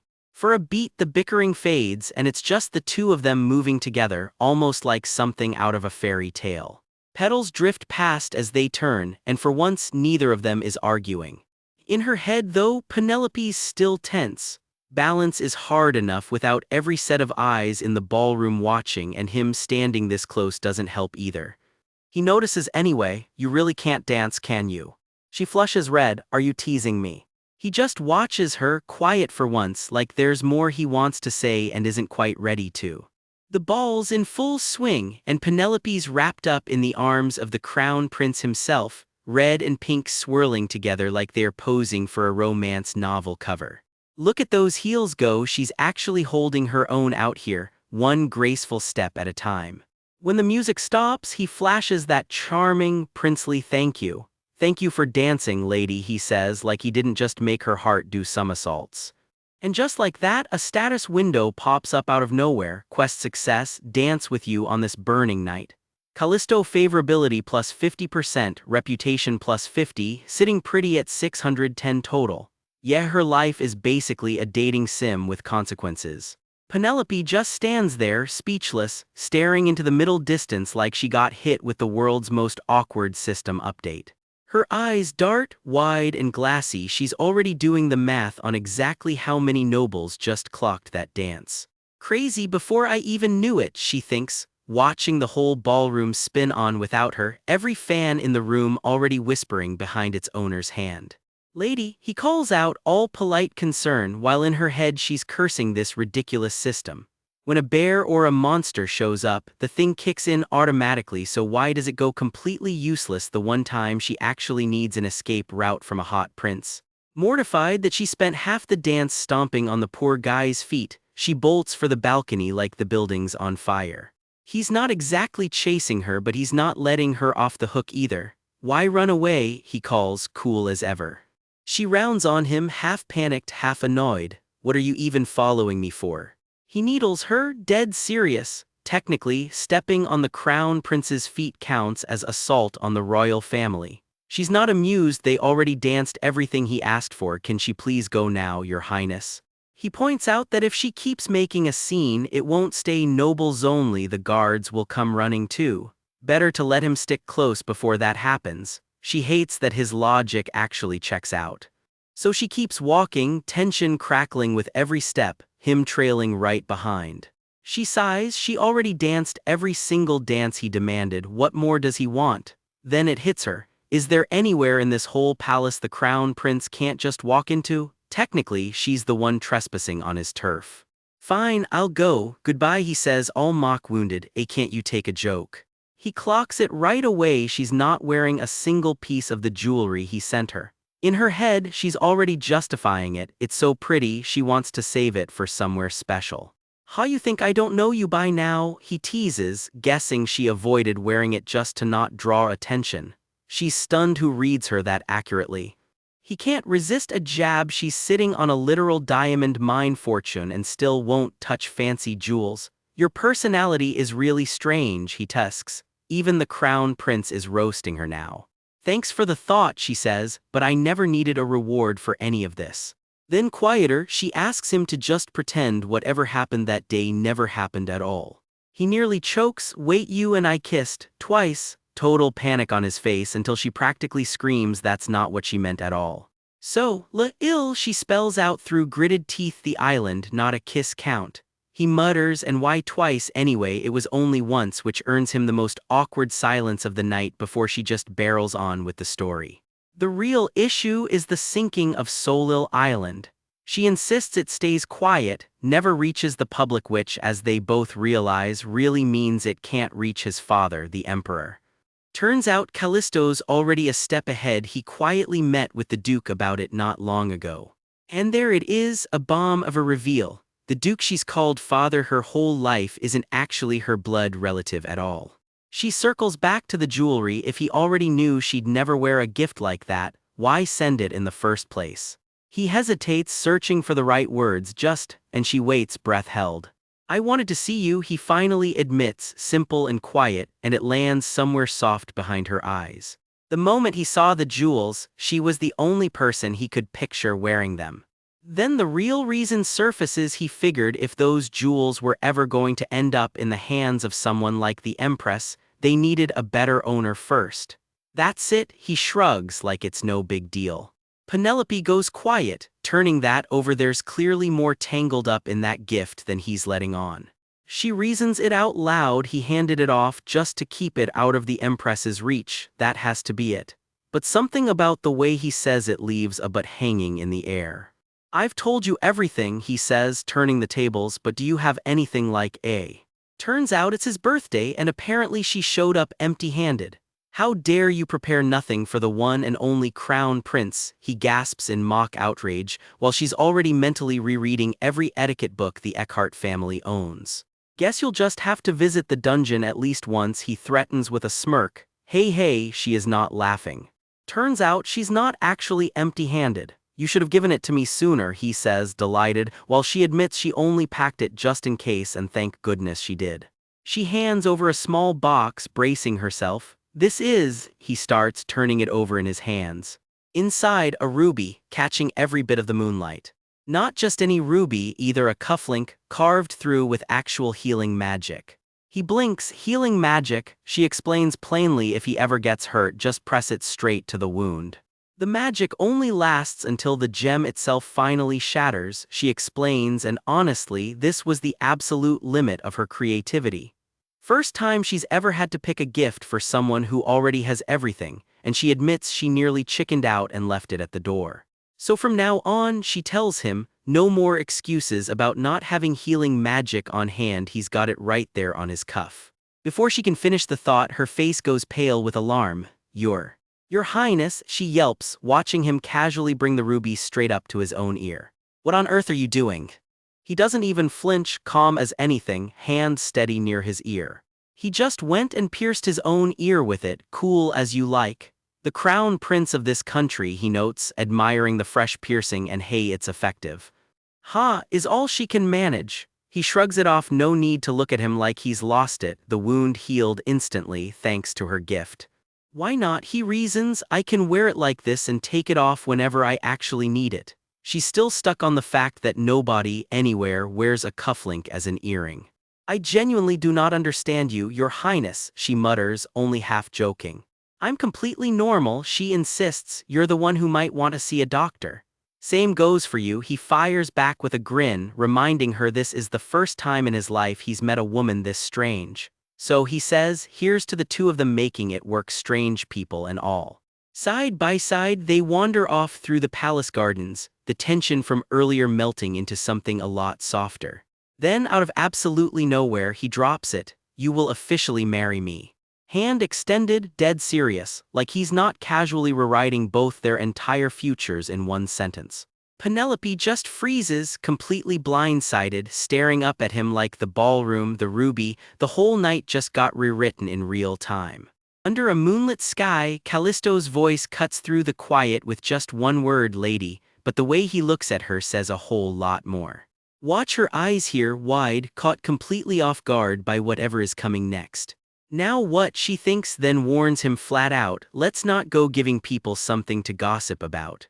Then just as fast, she flips the script, offers her hand, and says maybe they should actually meet for real this time.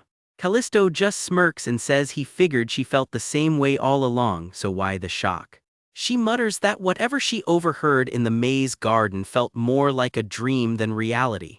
Then quieter, he leans in and asks if she is still mad at him.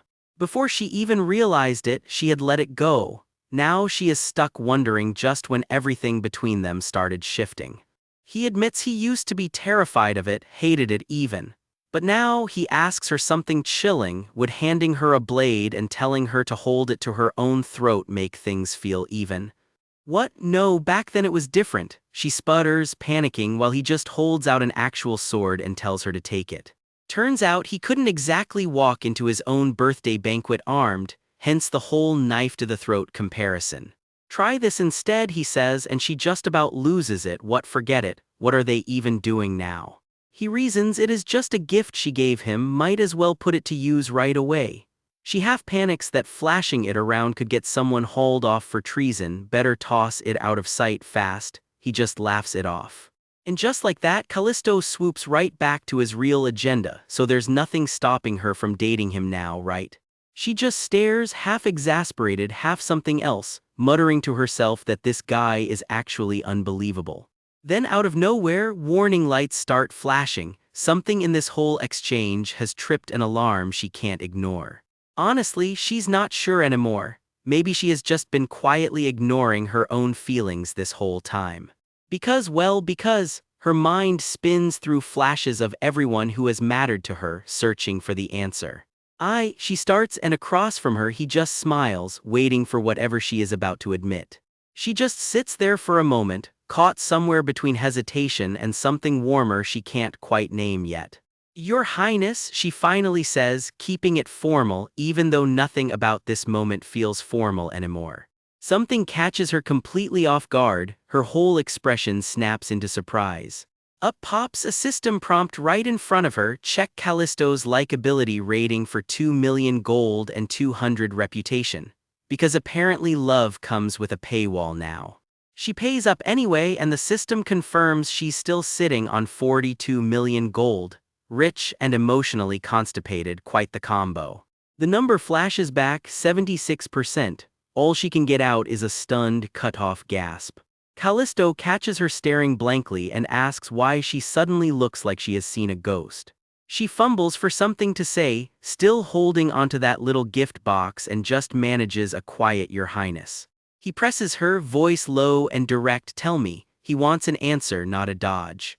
Then he just asks it outright, does she actually love him?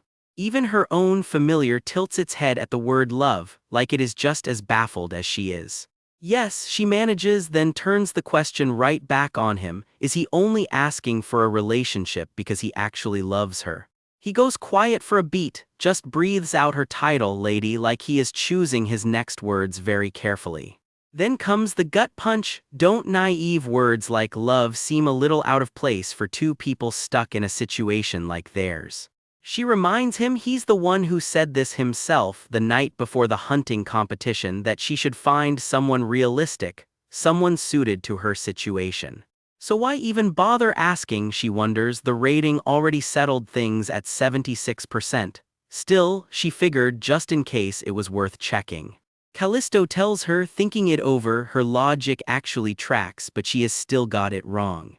The truth, he says, is that they need each other more than anyone, a crown prince on shaky ground and the so-called ugly duckling of the Duke family. And beyond the politics, being around her just makes him genuinely happy. They actually get along pretty well, don't they? He asks. She has got nothing to say back, just silence. No matter how much she snarls and fights it right now, he points out, she is getting married off to someone the moment her coming-of-age ceremony hits. So he shrugs, why not just marry him? He's got a feeling they would make a pretty solid team. Two people who could actually be a safe harbor for each other, he adds, a little fun in this thoroughly cursed empire of theirs.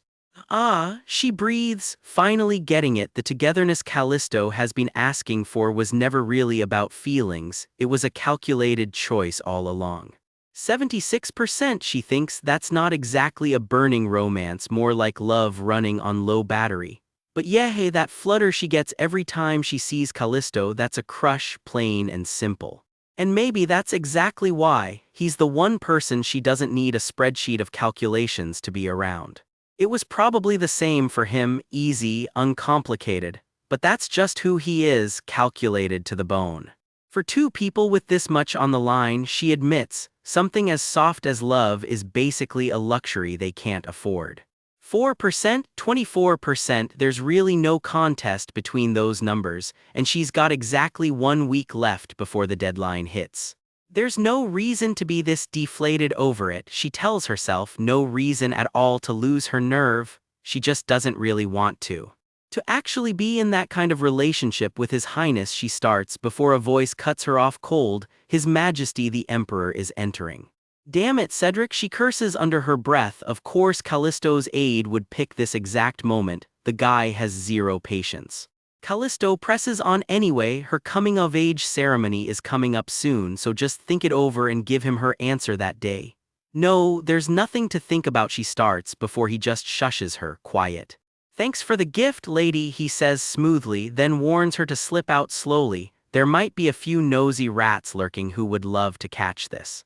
At least wait for my answer before you go, Your Highness, she calls after him, but he is already gone, typical. She just stands there in the hallway light for a long moment, quiet, turning the whole conversation over in her head. Long after the music fades behind her, Penelope lingers alone out on a moonlit balcony, staring down at nothing in particular. Should I just go? She wonders. Whatever just happened inside, she can't scrape together the nerve to walk back in and pretend she's fine. She runs a hand along the railing, sizing it up. Forget faking a smile back in there, it's not even that high. Not exactly a graceful exit for a lady, but hey, options.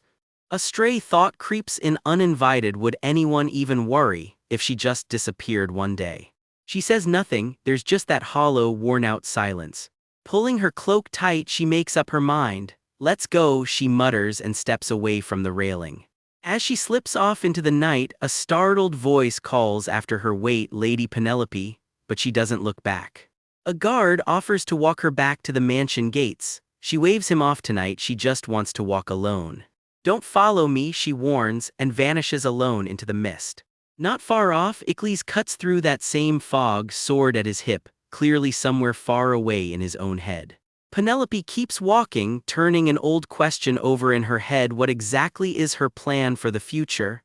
Honestly, she has no idea. This isn't working, I should just go back and sleep, she tells herself right as a small chirp cuts through the quiet. She freezes, a bird out here at this hour. The chirping calls again, pulling her deeper into the dark toward whatever's making it. She finds it a bird cage, and inside the little chirper responsible for all the noise. So it was you, she says, almost relieved.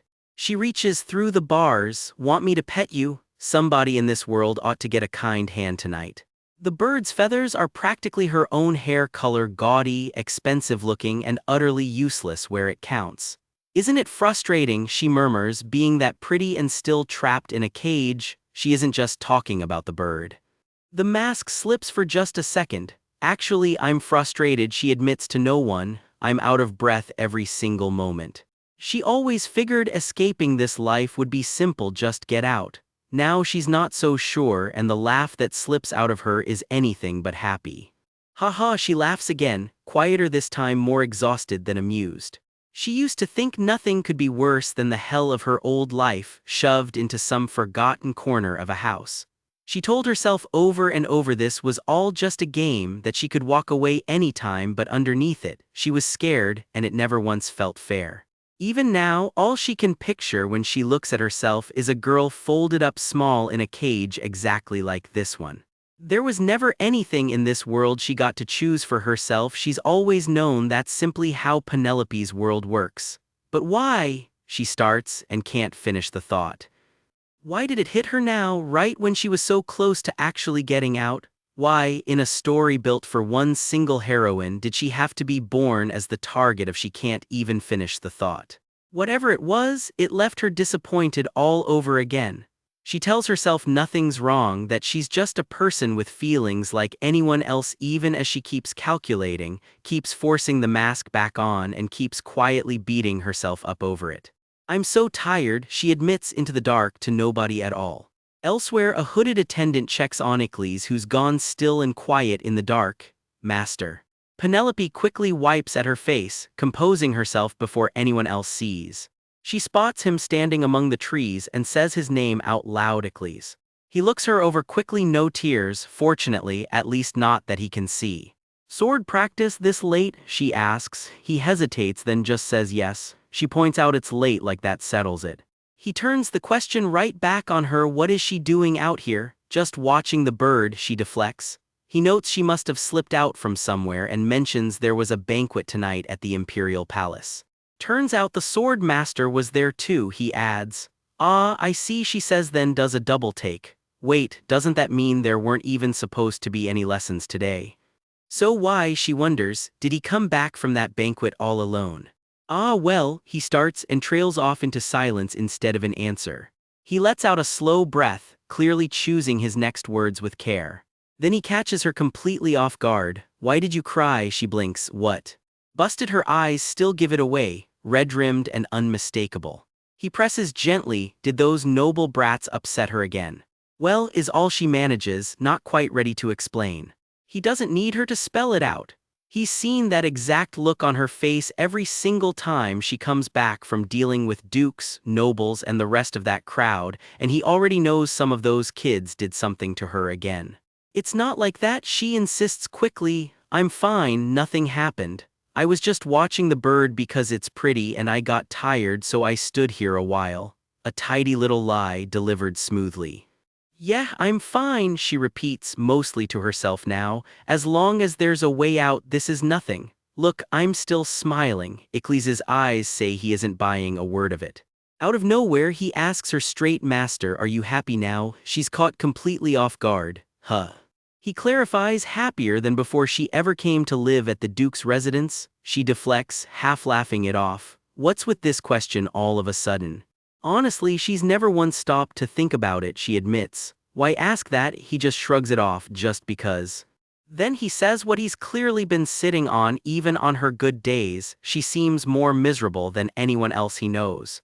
And sometimes, he admits, she looks like she's barely holding together. Like someone, he finishes quietly, who's about to disappear somewhere. The words land harder than he probably meant them to, and for a second, the composure she's spent all night rebuilding cracks wide open. Like she could vanish at any moment, they add, voice trailing off.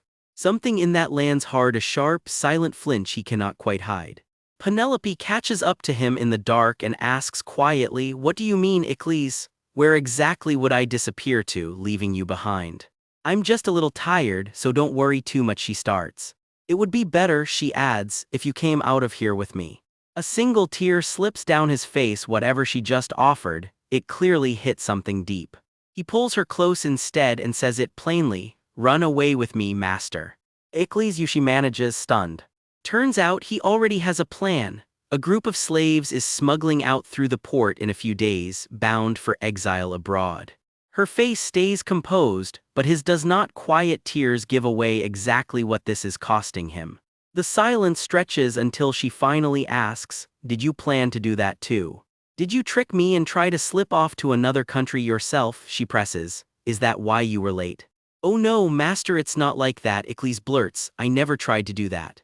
Then why say it to me at all? She demands. I just thought my master would want that, he admits. I'm sorry.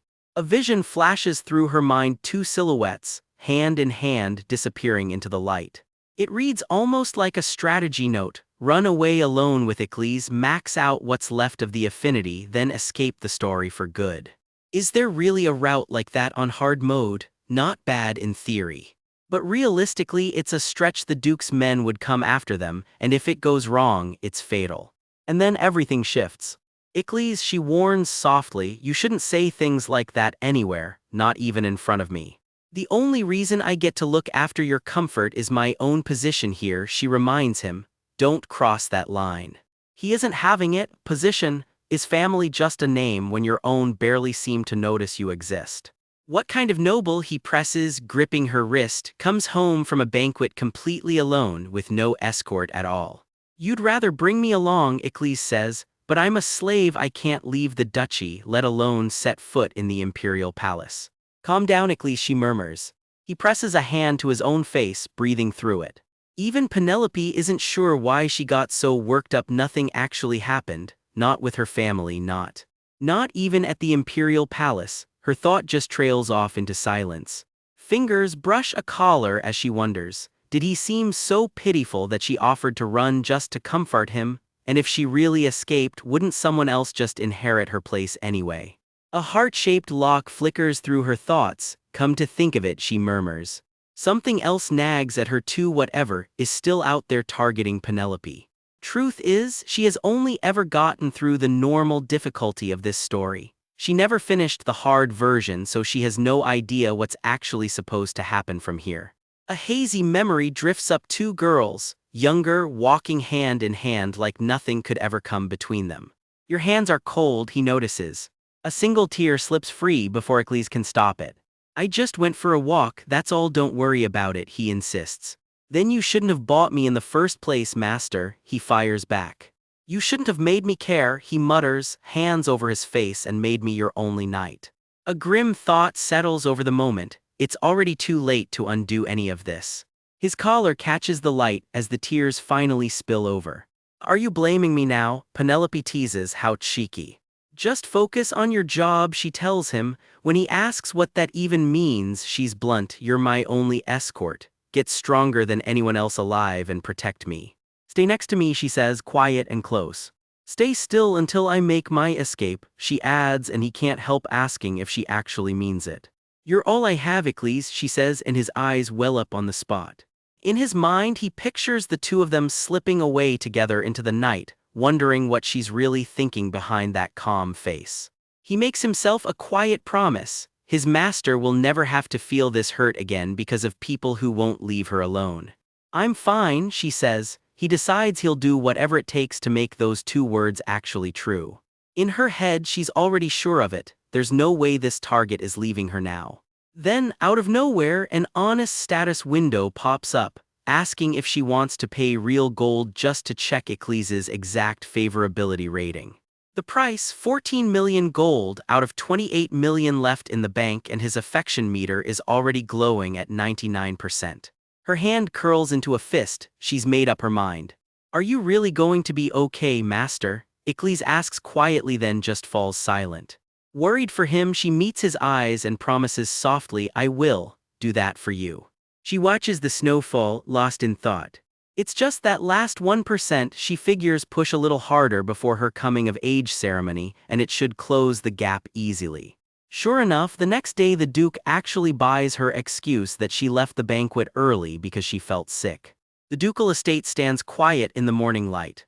Honestly, she figures it's only because Penelope throws so many tantrums that nobody has the energy left to question anyone else's excuses anymore. The Duke isn't fully convinced though. Still, tell me before you leave next time, he scolds. How much longer are you going to act this immature with your coming-of-age ceremony right around the corner? A memory resurfaces from a lighter time, teasing a companion. Should we skip class today and just go have fun instead? Just kidding, she laughs it off. What could possibly be more important than class? Even his daily swordsmanship lessons, meant to build affection, kept eating into their time together until they just got annoying. Back to the real problem, she's still stuck on the math. How do I get it to 100%? How do I actually get someone to confess they love me? On normal mode, apparently you never had to worry about any of this. Hit 100% and a confession event just triggers itself. But now she's stuck on something new. What do the different colors on the affinity gauge even mean? Until now, she's only ever tracked the numbers tied straight to her own survival, never the color. With Ecclesia's ending closing in, that suddenly feels like a mistake. A darker thought creeps in. Could that deep red hue actually mean revenge against the Empire paid for in blood? Alone in her room, she's still flustered over that last 1%. What am I supposed to do? Use my lips like some crazy person? A knock cuts her off. Lady, it's Pennell, come in, she calls. Another morning starts with her butler at the foot of the bed, reporting the schedule. Dinner's delayed again, the nobles' meeting is running long, and now some very important guests are joining them too. Penelope sits up, all business now. It's time, I have to make it right, she says, and sends word to her father that she'll be ready early tomorrow. Another letter arrives from the imperial palace. A banquet invitation, maybe, nope, hand delivered by the crown prince's own servant. Penelope doesn't blink. Burn it, she says, and tell him I was too sick to open it. The letter goes up before anyone can even read it. Not exactly a warm welcome for royal mail. You'll handle it without asking me twice, Penelope warns, her stare sharp enough to end the conversation right there. The servant swallows hard, bows, and clears out fast. Nobody argues with that look. Elsewhere in the estate, one of the household staff catches wind of the tension in the air. Something is clearly brewing behind the scenes. The next morning rolls in, just 5 days left until Penelope's coming-of-age ceremony, and the clock is ticking. She steps into the family's private restaurant for the first time since it was renovated. Oh, she breathes, taking in just how different it looks now. An aide guides her further inside, her gown trailing behind her like something out of a fairy tale.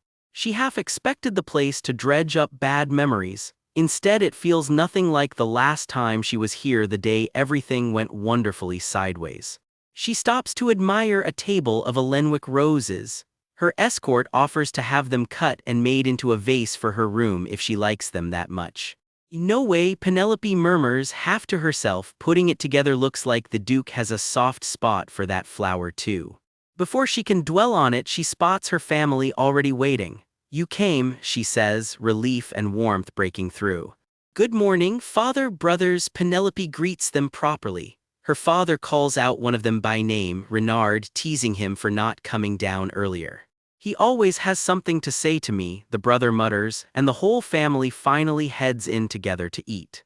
Her father checks in on how she's been holding up these past few days. Yes, she says simply, that's already been taken care of. He asks how the coming-of-age ceremony prep is going. Penelope shrugs it off. Pennell and the maids are the ones really sweating over the details, not her. Her father points out she's already got an army of maids fussing over her daily. So is there anything else she actually wants? Nothing really, I've got more than enough clothes and jewelry, she says. Her brother, Midbite, can't resist bragging about the magic yacht father gave him for his own coming of age. You were so jealous, someone needles him, bringing up how he showed the yacht off at the river and promptly capsized it. That was an accident, he protests, red-faced. Their father can't hold it in and starts laughing, calling him a pathetic disaster. Father, why are you laughing? No, the brother whines, mortified all over again. Penelope waves off the fuss, then hesitates. There's something she actually wants to ask her father. Could you come greet me in the mornings, she asks. He blinks, caught off guard. Yes, she confirms quietly. She admits it's her own quiet way of saying goodbye to the immature girl she used to be. Her father's confused. What does she mean, saying goodbye? Penelope explains, she's becoming a real adult now, and that means letting go of everything from her awkward past and starting fresh, she finishes. Her father just stares at her, quietly stunned by how much she's grown up. Okay, he agrees, voice soft. I'll definitely come say good morning to you every day. For a second, Penelope just sits with that, a small, quiet win in a family that doesn't always get moments like this. Then the door bursts open, hard enough to cut the moment dead. A staff member comes barreling in. Duke, I think you should come out, he pants, clearly rattled. To the front door. For a moment, he finishes. Her father sighs, promises Pennell they'll pick this family breakfast back up later, and steps out to see what's wrong. Another aide waits outside, face pale that, he starts, struggling to even get the words out. He pulls back the carriage curtain and inside sits a pink-haired woman, clearly frightened, staring back at them. Back at the table, Penelope catches the commotion and frowns. What's going on? Something tells her she'd better go see for herself. She and her brothers trail after their father, exchanging looks. So much for a peaceful family breakfast. Penelope's stomach drops with a new fear. Could this be the crown prince retaliating because she blew off his letter? Hey, what are you doing? Let's go too, her brother calls, snapping her out of it. She really doesn't want to go find out, but if he really did do something, she needs to see his face for herself. The whole family moves down the hall together toward the commotion, tension rising with every step. A blinding light spills out ahead, and Penelope has to shield her eyes just to see what's waiting for them. But it's not the crown prince at all. Icles? Penelope blinks, completely thrown to see him standing there instead. Icles holds her gaze, calm and unreadable, like he's the one who was supposed to be there all along. But the relief doesn't last. A strange chill washes over Penelope, one she can't shake off.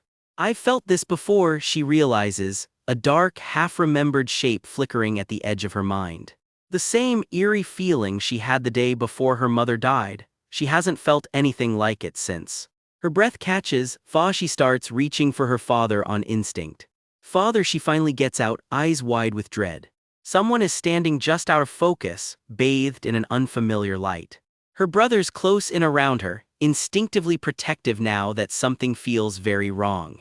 A voice cuts through the tension. It's me, it says, quiet and impossible. The figure finally steps into the light, and the name that escapes someone's lips is one Penelope never thought she'd hear again. Yvonne. We drop into one of Penelope's own memories, a picture-perfect version of her, frozen still like she's bracing for something bad. Look at that stare, whatever she's remembering is eating her alive. She's fighting back tears. Something or someone broke her heart long before we ever showed up. Why, it is not even the coming-of-age ceremony yet, she thinks. There are still 5 days left. 2 small shadows wait together for news that clearly isn't good. And there it is, the line that's haunted her ever since. He said he didn't want me. The question just keeps echoing. Why, like a wound that never scabs over. The memory pulls back to show the whole scene, a hall full of shadowy figures, and someone in a wedding gown standing apart from the rest. Their father's voice cuts through the memory, flat and final. Renald, Penelope, you two should go back to your room. Young Renald tries to argue father that, but dad shuts him down cold. And you? Little Penelope just clutches her own hands, already learning what it feels like to be brushed aside. Alone in the snow of her own memory, looking every bit as small as she must have felt. Even her brother can't do a thing about it. Some scars just start young. Snap back to the present where Duke Eckhart isn't messing around.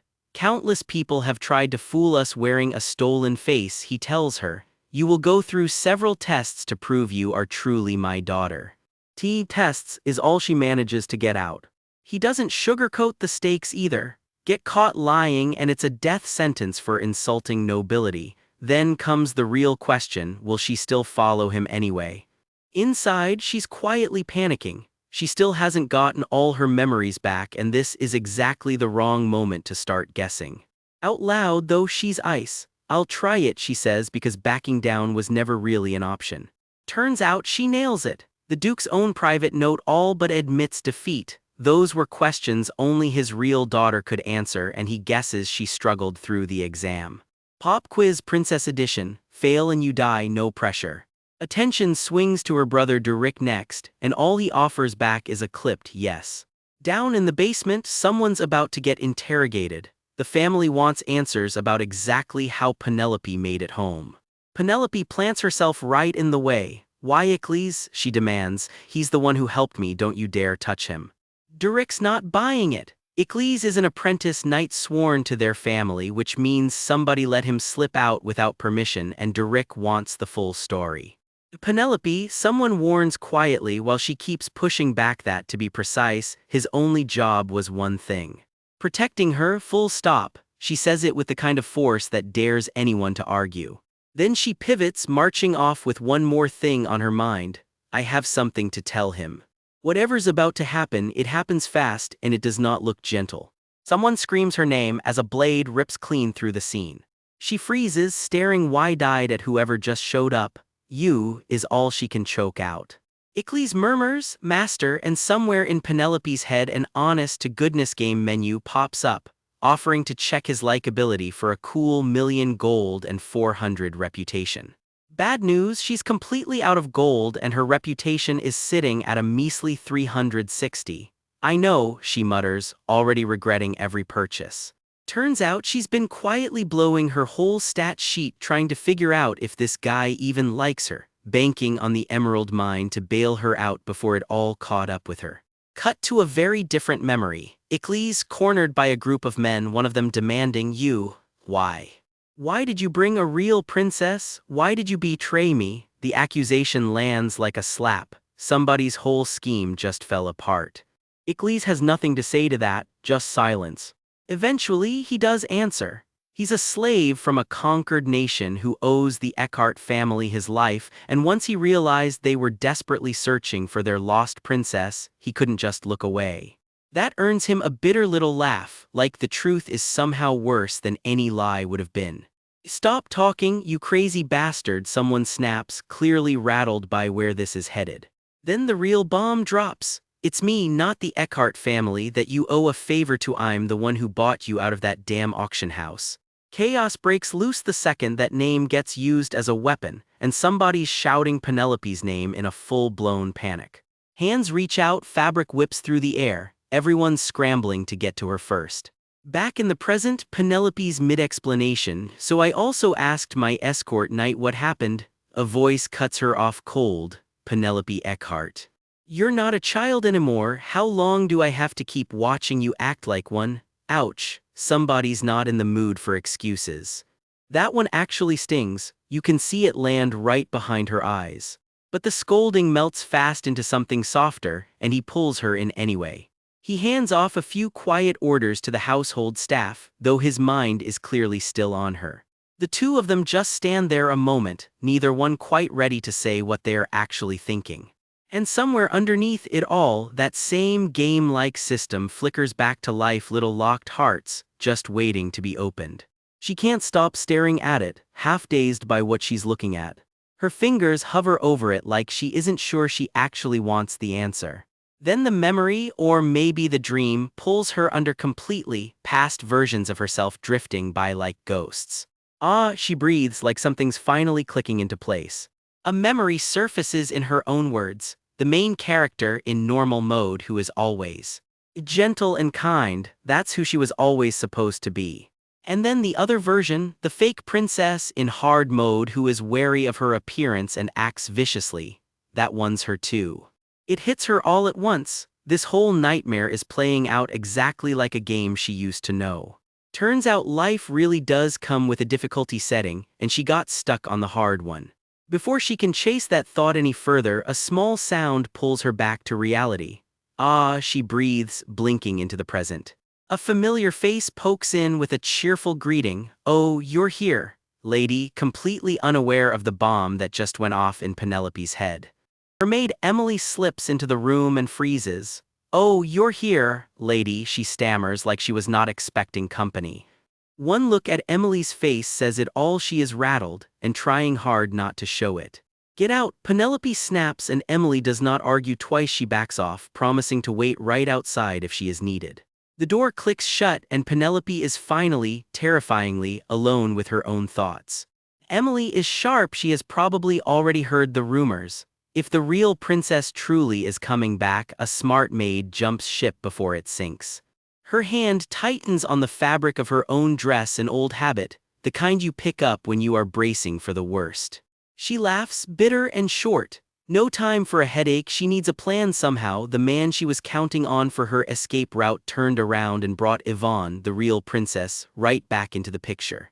Her odds are razor thin, 1% by her own math. But if she can push a certain man's feelings all the way to a full confession, she has still got an exit.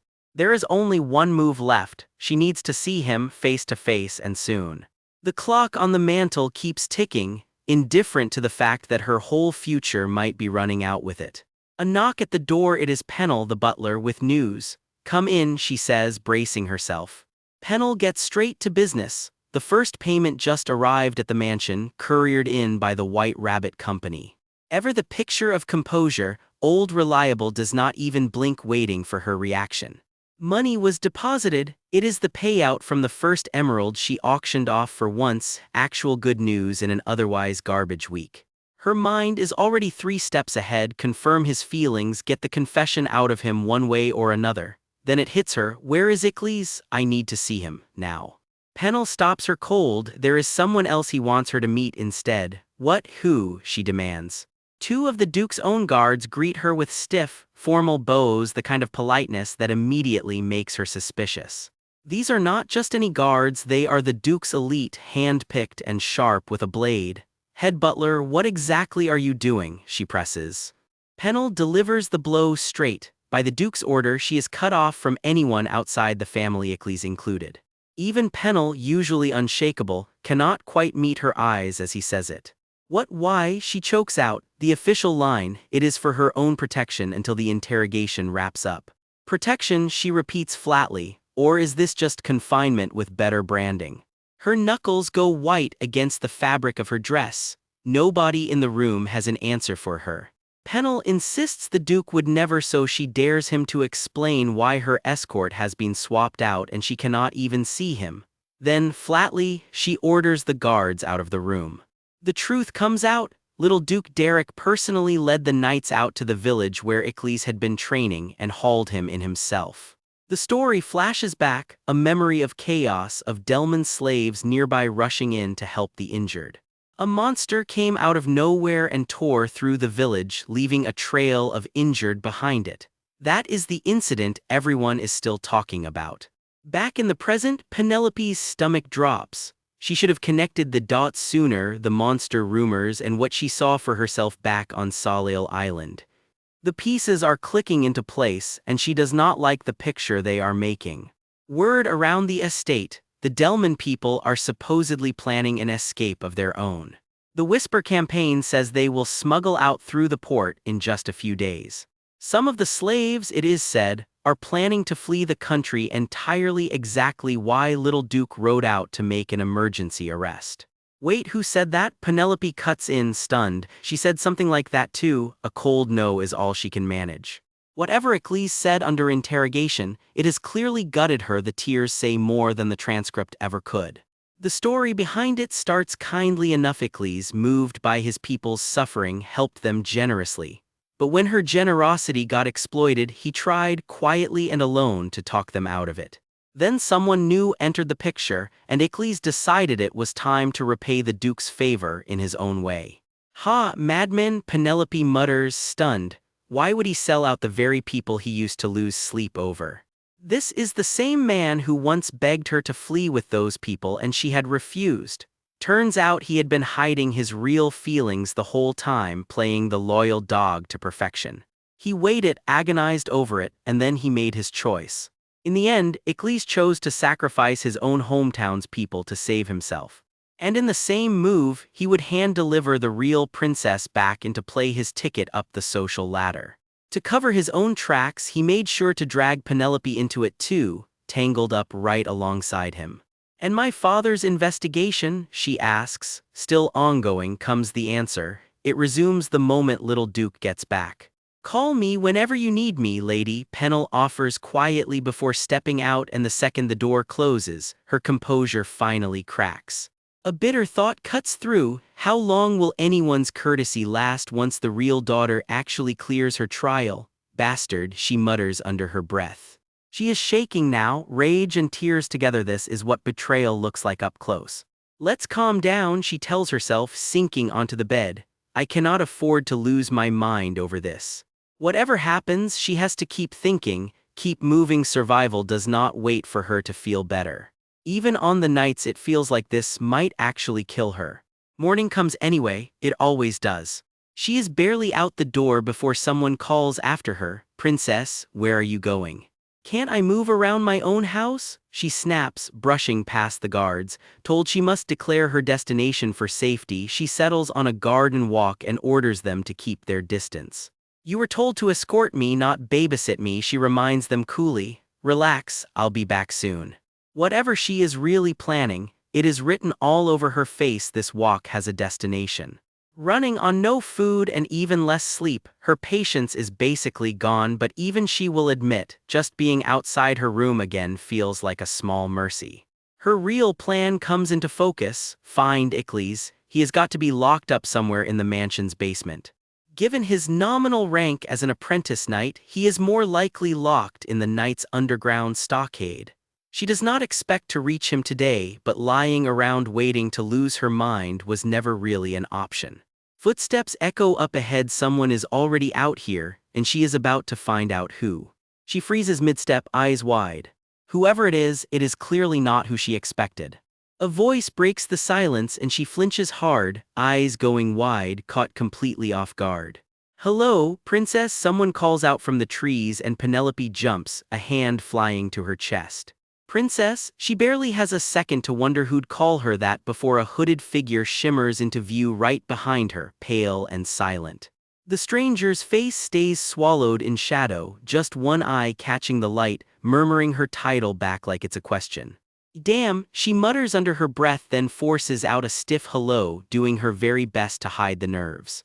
She's almost surprised the stranger actually answers back, like some small part of her expected to just be ignored. The stranger's eyes narrow, studying her in total silence, sizing her up piece by piece. It turns out to be Yvonne, asking if Penelope's headed to see Icles, the worrywart himself, and pointing out her exam still isn't even finished. Yvonne admits she called in a favor with the Duke. She's the reason Icles is tied up right now. Guilt needles at Yvonne. Did she really just cost the princess her time with Icles? And come to think of it, why is the princess wandering out here completely alone with no maid in sight? Penelope's thoughts drift to her head-maid Riene, who usually walks her everywhere, but today she slipped out alone. If Rihanna were here, she'd probably already be laying into the so-called fake princess by now. "Princess?" A shadow looms and a cold aside slides in behind it. The once unsightly Penelope spent all that time quietly building her own power. Must be something, watching the real princess finally come home. She goes quiet, unreadable, the moment just hanging there in the air. Someone notices something else, though, a wound on her, and gently asks if it still hurts. Penelope stiffens, caught totally off guard by the concern. Yvonne fumbles with something in her hands, flustered. Excuse me," she blurts out. "What?" Penelope asks, and Yvonne rushes to apologize, insisting she must have startled her badly. Penelope admits it, eyes still wide. Yvonne came out of absolutely nowhere. No wonder she about jumped out of her skin. Yvonne confesses she wasn't even supposed to be out here. She just begged for one chance to tag along and see Icles for herself. Still drowning in guilt, she insists she never meant to hurt the princess, and someone urges her to just take a look for herself. Penelope, ice cold, confirms it. Her name's Yvonne, right? And whatever brought her out here is none of her business. "Yeah," Yvonne answers, thrown by the chill in her voice. Penelope waves it off as they walk. "Just treat her like she doesn't exist," she says. And for what it's worth, she came from nothing too, so she gets it more than Yvonne might think. Then the warning turns sharp: touch a noble like that anywhere else and she'll get slapped for it. So goodbye, enjoy your. Penelope cuts herself off, already walking away. As she strolls off, poised as ever, Yvonne calls out behind her, practically pleading that she really has no hidden agenda at all. Yvonne admits it took real nerve just to show up today, and if it turns out she's wrong about being the family's true blood daughter, the punishment for even trying will be brutal. Before anyone can stop it, a hand shoots out and grabs hold, the whole moment lurching out of control in an instant. Penelope cries out in pain, blindsided by the sudden grip. A man moves fast, pulling her back and catching her before she can even stumble. His eyes go sharp and unreadable, like he's just noticed something he really wasn't supposed to. Her skin, he murmurs, feels like ice, like she's already dead, he almost says, the thought left hanging there unfinished. He falls silent for a beat, then turns on Yvonne, voice suddenly hard. Listen, Yvonne. Derek makes it plain whether she's truly the family's lost daughter or came here chasing something else entirely isn't his concern. They each did as they pleased while they were together, so let's just leave it exactly like that. If you're really my daughter, that makes us family. How can you just? He starts, and Yvonne cuts him off cold. Family? Never, they both know it, and they won't be crossing paths again anytime soon. Someone reminds her, didn't she hear the warning earlier? Keep this up and she's getting slapped for it. Yvonne snaps back, fierce, never put those hands on her again. Penelope can't help but overhear every word of it, the tension impossible to ignore. Nearby, a familiar face mutters to himself, half serious, half stunned by his own actions. What does he even think he's doing here? His gaze sharpens, weighing something he isn't ready to say out loud just yet. Penelope asks herself again what she's even supposed to do now, then catches herself. Be honest, how many times has she asked that exact question already?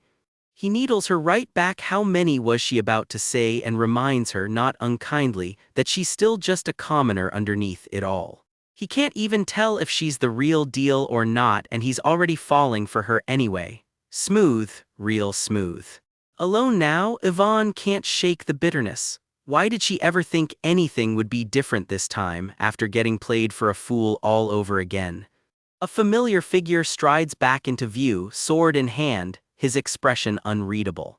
He lets out a short laugh. Yvonne, answer me, did I catch you? He asks, testing her. Yvonne stumbles over her words, red-faced, while someone else cuts in fast. Hey, if you ask her like that, she'll. And no, young master, she blurts, panicked, waving her hands. The two of them lock eyes for a long, awkward beat, neither one budging first. Yvonne finally gets it out. It was all a misunderstanding. She just tripped on a stone trying to keep up, and the princess happened to catch her, that's all. Penelope isn't buying it, not for a second. Misunderstanding, sure it was. She says it straight to his face. Reynold, in the end, you really haven't changed one bit. Later, alone, he turns at the sound of his own name. His eyes flick over, sharp and wary, waiting. He blinks, caught completely off guard. Someone comes sprinting after them, voice cracking as they call out P. Penelope. Yvonne stumbles the name out again, breathless, but Reynold cuts her off flat.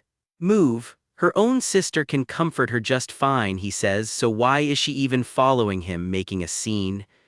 All Yvonne can manage is a quiet, wounded so. Sorry, Penelope, and the chapter closes right there, the apology left hanging heavy in the air. Someone comes sprinting into view, her name catching on the wind. Penelope. A young man jogs to catch up with her in the woods, but she just brushes him off. Your own sister can comfort you, so quit trailing after her, making a scene. He mutters a stiff little sorry, and for once she doesn't have a comeback ready.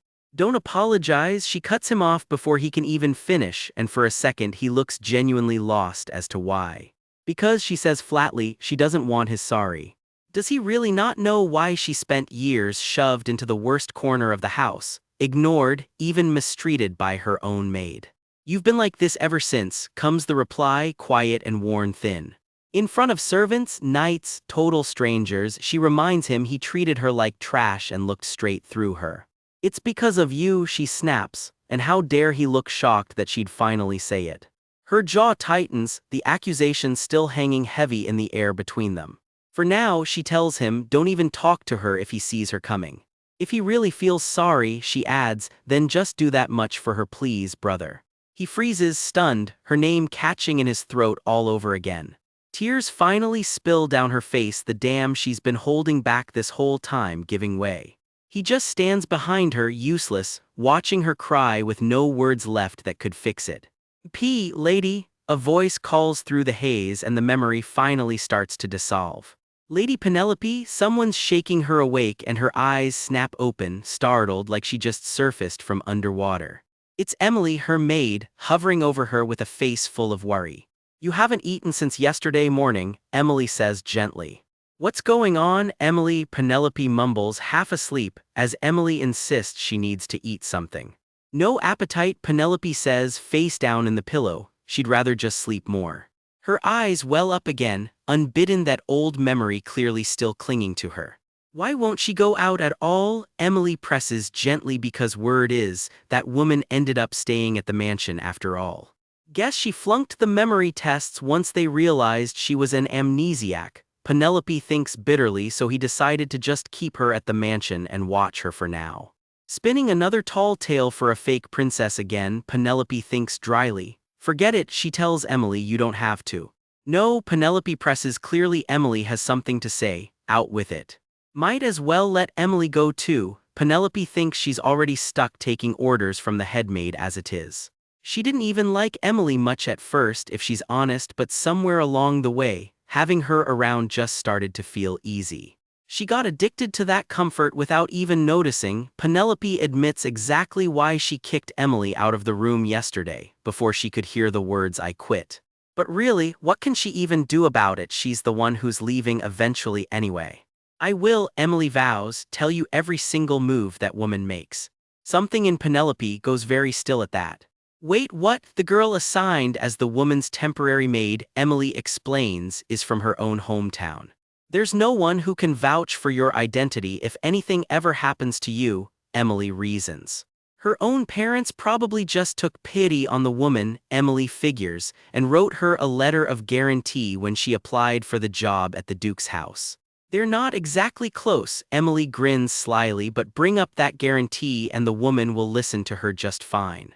Are you serious about this? Penelope asks. Of course, my lady, Emily fires back, practically vibrating with resolve. What if that woman tries to take her place while she's staying here? Emily blurts, fists clenched. They need to get ahead of this. Penelope just smirks, clearly enjoying Emily's dead serious little scheme way more than she should. My lady, this is no time to laugh, Emily scolds. Sorry, but honestly, you kind of sound like a textbook villain right now. I'm being serious. If I'd actually thought this through, I'd have ended up exactly like this, Emily finishes, flustered. Well, thanks for the thought anyway, Penelope tells her. So can she just go ahead and do what she said? Emily asks. Go for it, Penelope says quietly. Elsewhere, a hooded figure stands wreathed in cold blue crystal shards. Something suspicious? Someone asks. Yeah, here comes the answer, for example. There's something that woman is obsessed with, the voice explains, sweating a little, acting strange, stuff like that. Yes, leave it all to me, my lady, Emily chirps back, snapping right back into business mode. My lady, Emily asks softly, are you actually eating dinner these days? Still, Penelope thinks, lying there's at least one person here who makes sure she's fed when she's starving. Emily, she says quietly. Yeah, comes the answer. Why did she even want to be her real maid back then? Penelope finally asks. Well, Emily starts, cheeks going pink, clearly stalling for time. You won't laugh if she tells her, right? Emily asks. What? Penelope says and quietly reaches out to take her hand. Huh? Penelope blinks, reaching toward her. You're the first one, my lady, Emily tells her, the first person who ever actually recognized her. Recognized me? Emily repeats to herself, smiling like she still can't quite believe it. The open on a pair of trembling clasped hands. Some nameless maid's inner voice, aching just to be noticed by her young lady even just once. Penelope stirs awake with a start, blinking up at the woman hovering over her bed. This is the maid who's about to become her closest friend in this world, though neither of them knows it yet. The maid, our narrator for this little flashback, can hardly believe it. For once someone actually sees her and not just another face in the servants' hall. Turns out this wasn't her first rough patch. Even here in the Duke's household, she was the odd one out, the maid nobody wanted around. The head maid decided she was too strange to like, so guess who got stuck with every rotten chore the other girls refused to touch. And then things got worse. Nobody expected just how bad it was about to get. Cue the kind of gut punch memory that still makes her flinch just thinking about it. Someone she cared about got hurt in the fallout too, a scar from a past she'd rather forget. But once she actually started serving the young lady up close, something shifted. Turns out proximity doesn't always mean connection, not until it suddenly does. She admits she barely knew a thing about her mistress, until the day Penelope pulled out the handkerchief she'd worn the day she collapsed in the imperial palace. I kept it just in case, Penelope says simply. Thank you, Emily, you really did take care of me. Emily just blinks her thanked, that's a new one. No, she blurts, waving it off like she's allergic to compliments. She insists it was nothing special, just doing her job. spoken like someone who's never once been told she mattered. Deep down though, best compliment she's ever gotten in her life, and she absolutely knows it. Penelope just watches her quietly, glad she found someone real to keep close in this gilded cage of a life. When Penelope finally asks for dinner, Emily nearly cries with relief. Her lady is actually eating again. Penelope's mind drifts somewhere heavier. If she ever goes back to her own world and the real Penelope returns to this one, at least she'll leave someone behind who will look after her properly. That someone is Emily. It's a small, private kind of comfort, having one person in this whole household who's actually on her side. "You're doing well," Penelope tells her. Emily practically lights up. Now she's got someone to watch over, someone worth showing up for every single day. Someone to make sure never goes hungry again, on Emily's watch. Morning comes, just 3 days now until the coming-of-age ceremony, and Penelope's father wants a word. Her father lays it out plainly. Those herbs she handed the escaped slaves became exactly what funded their getaway. One word flashes through Penelope's mind: execution. Everything he says lines up with what Icles already told him. Had the imperial family gotten to this first, both Penelope and the entire Eckhart name would have gone down with it. Penelope braces herself, apologizing for being so careless and telling him she'll take whatever punishment he decides. Her father cuts her off before she can finish. He's already heard the full story, straight from Pennell the butler.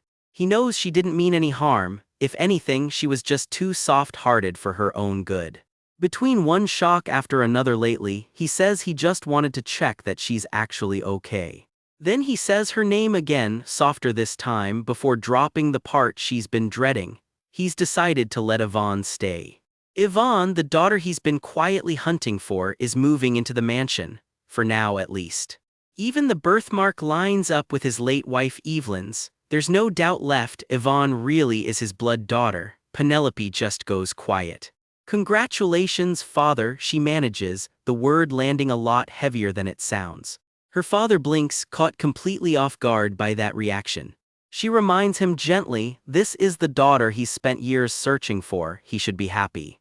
He asks almost carefully if she'd mind Yvonne staying. Penelope just shrugs it off, her opinion was never going to matter anyway. If you don't like her, he offers, I'll send her somewhere else instead, which, coming from him, is basically a love confession. Penelope's already decided though. She spent all night thinking it through, and she's the one who should leave, not Yvonne. Yvonne is his real daughter after all. Penelope isn't about to make trouble over it, and he doesn't need to worry about her doing anything to the girl. That's not what I meant at all, he snaps, alarmed she'd even think that. There's clearly more going on with him than he's letting on. Penelope tells him she's already grateful for everything he's given her. But there's a line, don't try taking away the few things she still has left. Her father has no idea what she's talking about, genuinely confused. Turns out it's not jewels or a title she's worried about. She wants Icles, her knight, released back to her, and right now he's rotting behind bars. That name clearly isn't the one he expected to hear. She reminds him plainly, Icles is her own escort knight, and if the interrogation is finished, she wants him released to her. Whatever's going on with Yvonne isn't even what's keeping her up at night. Meanwhile, locked in his cell, Icles is thinking a lot less sentimentally. Rough spot or not, that girl is still his ticket out of here. Her father's face sours instantly. He does not like this man, not even a little. In fact, Derrick's been digging, and what he heard from the slaves is throwing up some serious red flags. According to them, it was Icles himself who told the slaves to sell off Penelope's herbs to fund their escape in the first place. Penelope's stomach drops, surely that's just a rumor, right? Her father lays out Icles's version. He claimed the workers back home were treated terribly and just needed extra money to get by. Except the wage story never quite added up. And if they'd been caught fleeing, it would have meant execution, plain and simple. So why gamble their lives on a story that doesn't hold together? It makes no sense why Icles would push them into that kind of risk. But on paper at least, he still comes out looking like the good guy. He even got credit for tipping off the palace about subversive elements. Convenient that. Turns out Icles is also the one who brought Yvonne back to them, the daughter he'd been searching for years. That's a debt the whole Eckhart family owes him, so Derek went ahead and asked what he wanted in return.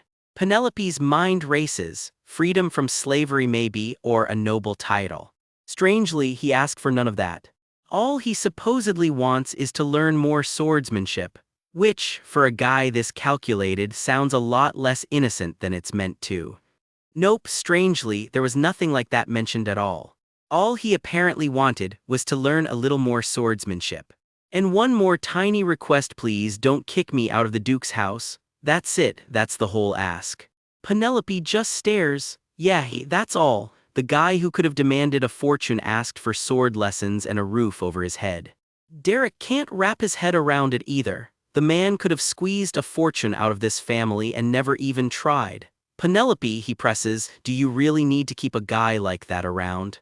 Her father wants to meet this mystery man himself. Just let me meet him first, he says. Penelope's answer comes back flat, no, father.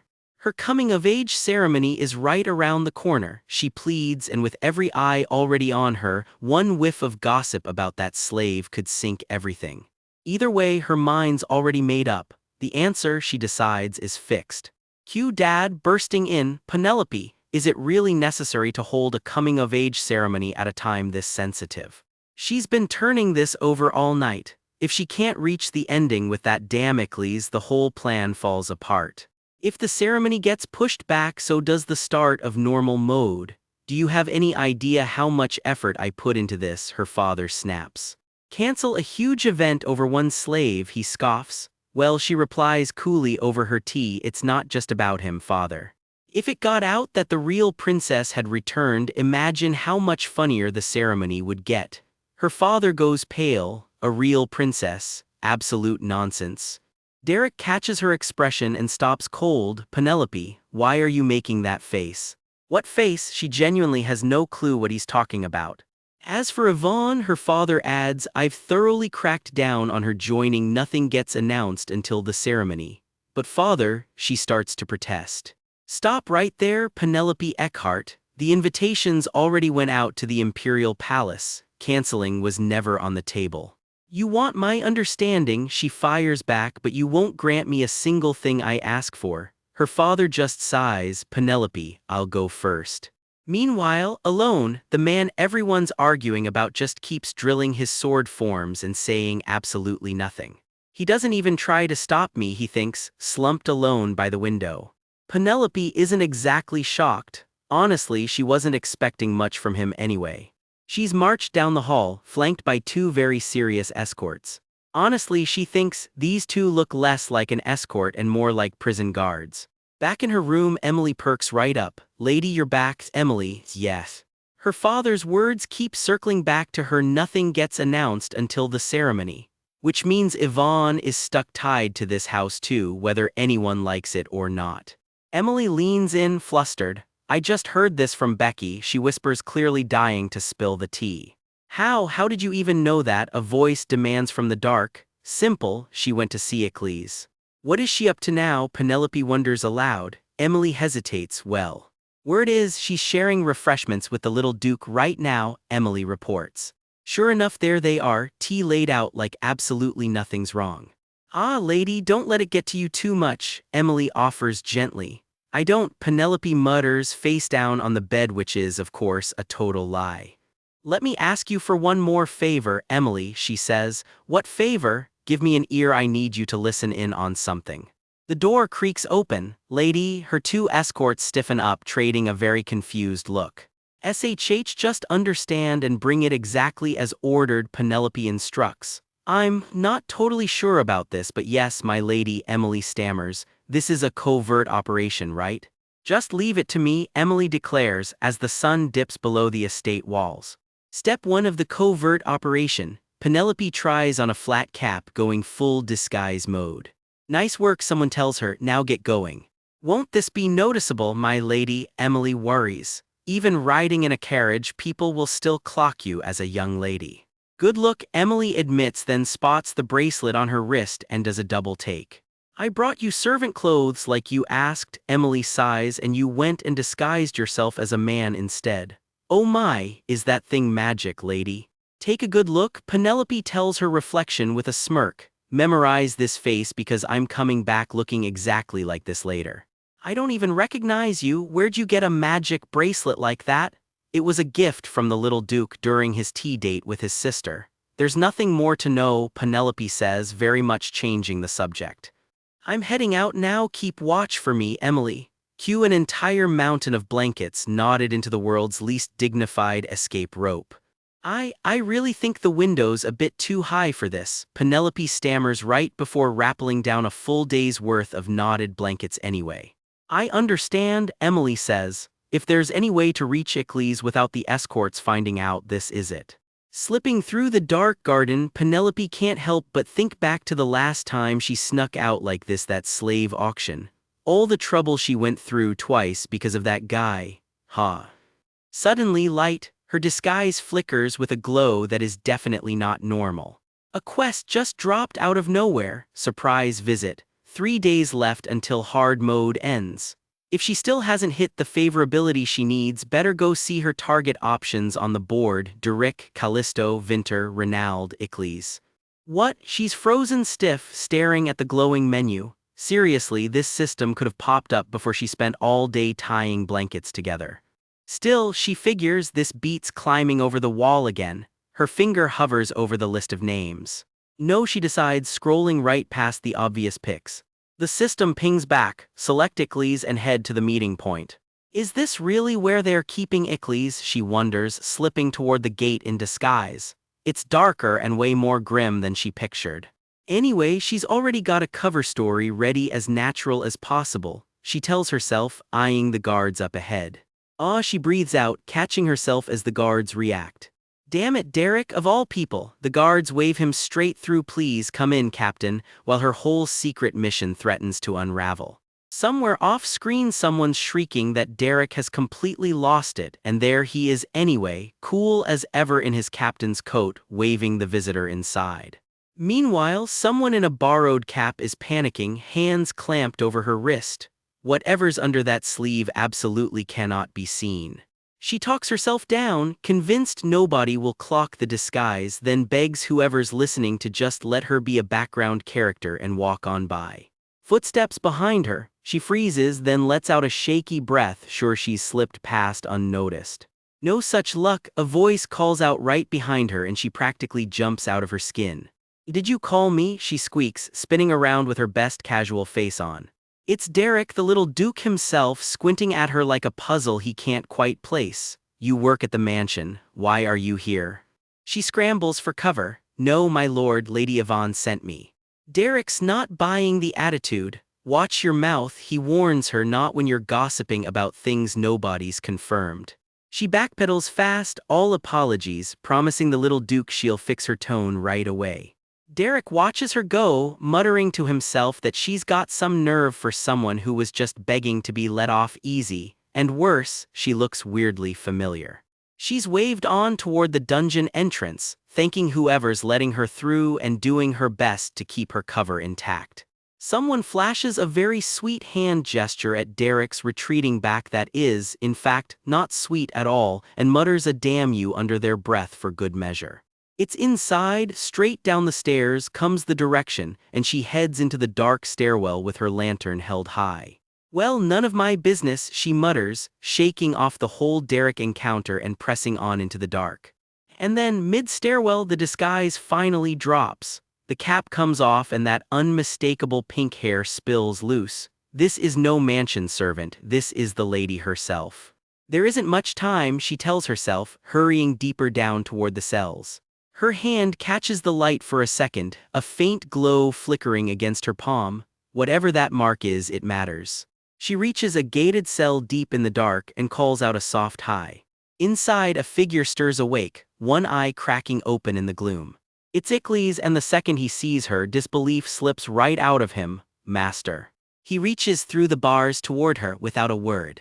For a beat, neither of them says anything, just two people standing on opposite sides of everything that's happened. A ridiculous system prompt pops up asking if he wants to check his own favorability rating with Icles, 18 million gold and 400 reputation to unlock, because apparently even prison can't kill the game logic. He just prays this whole nightmare is a dream. She's not convinced by whatever he's about to say. It can't be like that, she murmurs, bracing herself. How have you been? She asks gently, lantern in hand. What about you, master? He shoots right back. I haven't been doing well, she admits, so much so I had to sneak in here looking like this just to see you. She lays out the grim update. Everyone from his homeland who tried to run got caught and executed, and what's left of his people has been scattered across the country. Icles takes it in quietly, admitting he's turned this whole thing over in his head more times than he can count. 3 days, Icles, she presses, voice cracking. Why would you do that to me? Was there anything I could have? He cuts in, defending himself. He didn't fully grasp her ambitions, or maybe he's just been desperately overthinking things since he'd heard she didn't want to give up being a commoner or take on some fancy title. Tears slip down her face. Did you resent me? She asks quietly. Her hand brushes his cheek through the bars. All he can manage is a soft, master. Then the wall goes back up. Since you dragged me into the accusation, he says, I can't have anything to do with you anymore.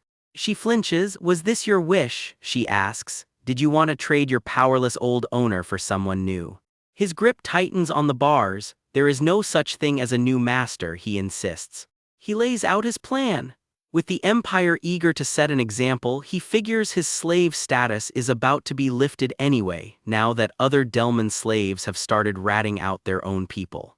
So there's no need for me to go looking for a new master, he says. She fires back, then why didn't you say anything to my eldest brother? That way, he says, I get to stay here without anyone getting suspicious. She's stunned into silence, and privately he admits the real reason. One favor asked of the little Duke and Derek would have had all the excuse he needed to throw him out of the mansion for good. His face hardens into something unreadable, the weight of it all sitting right behind his eyes. Cut back to a memory neither of them can quite let go of. My side, someone repeats, stunned. Yes, your side, comes the answer, steady and sure.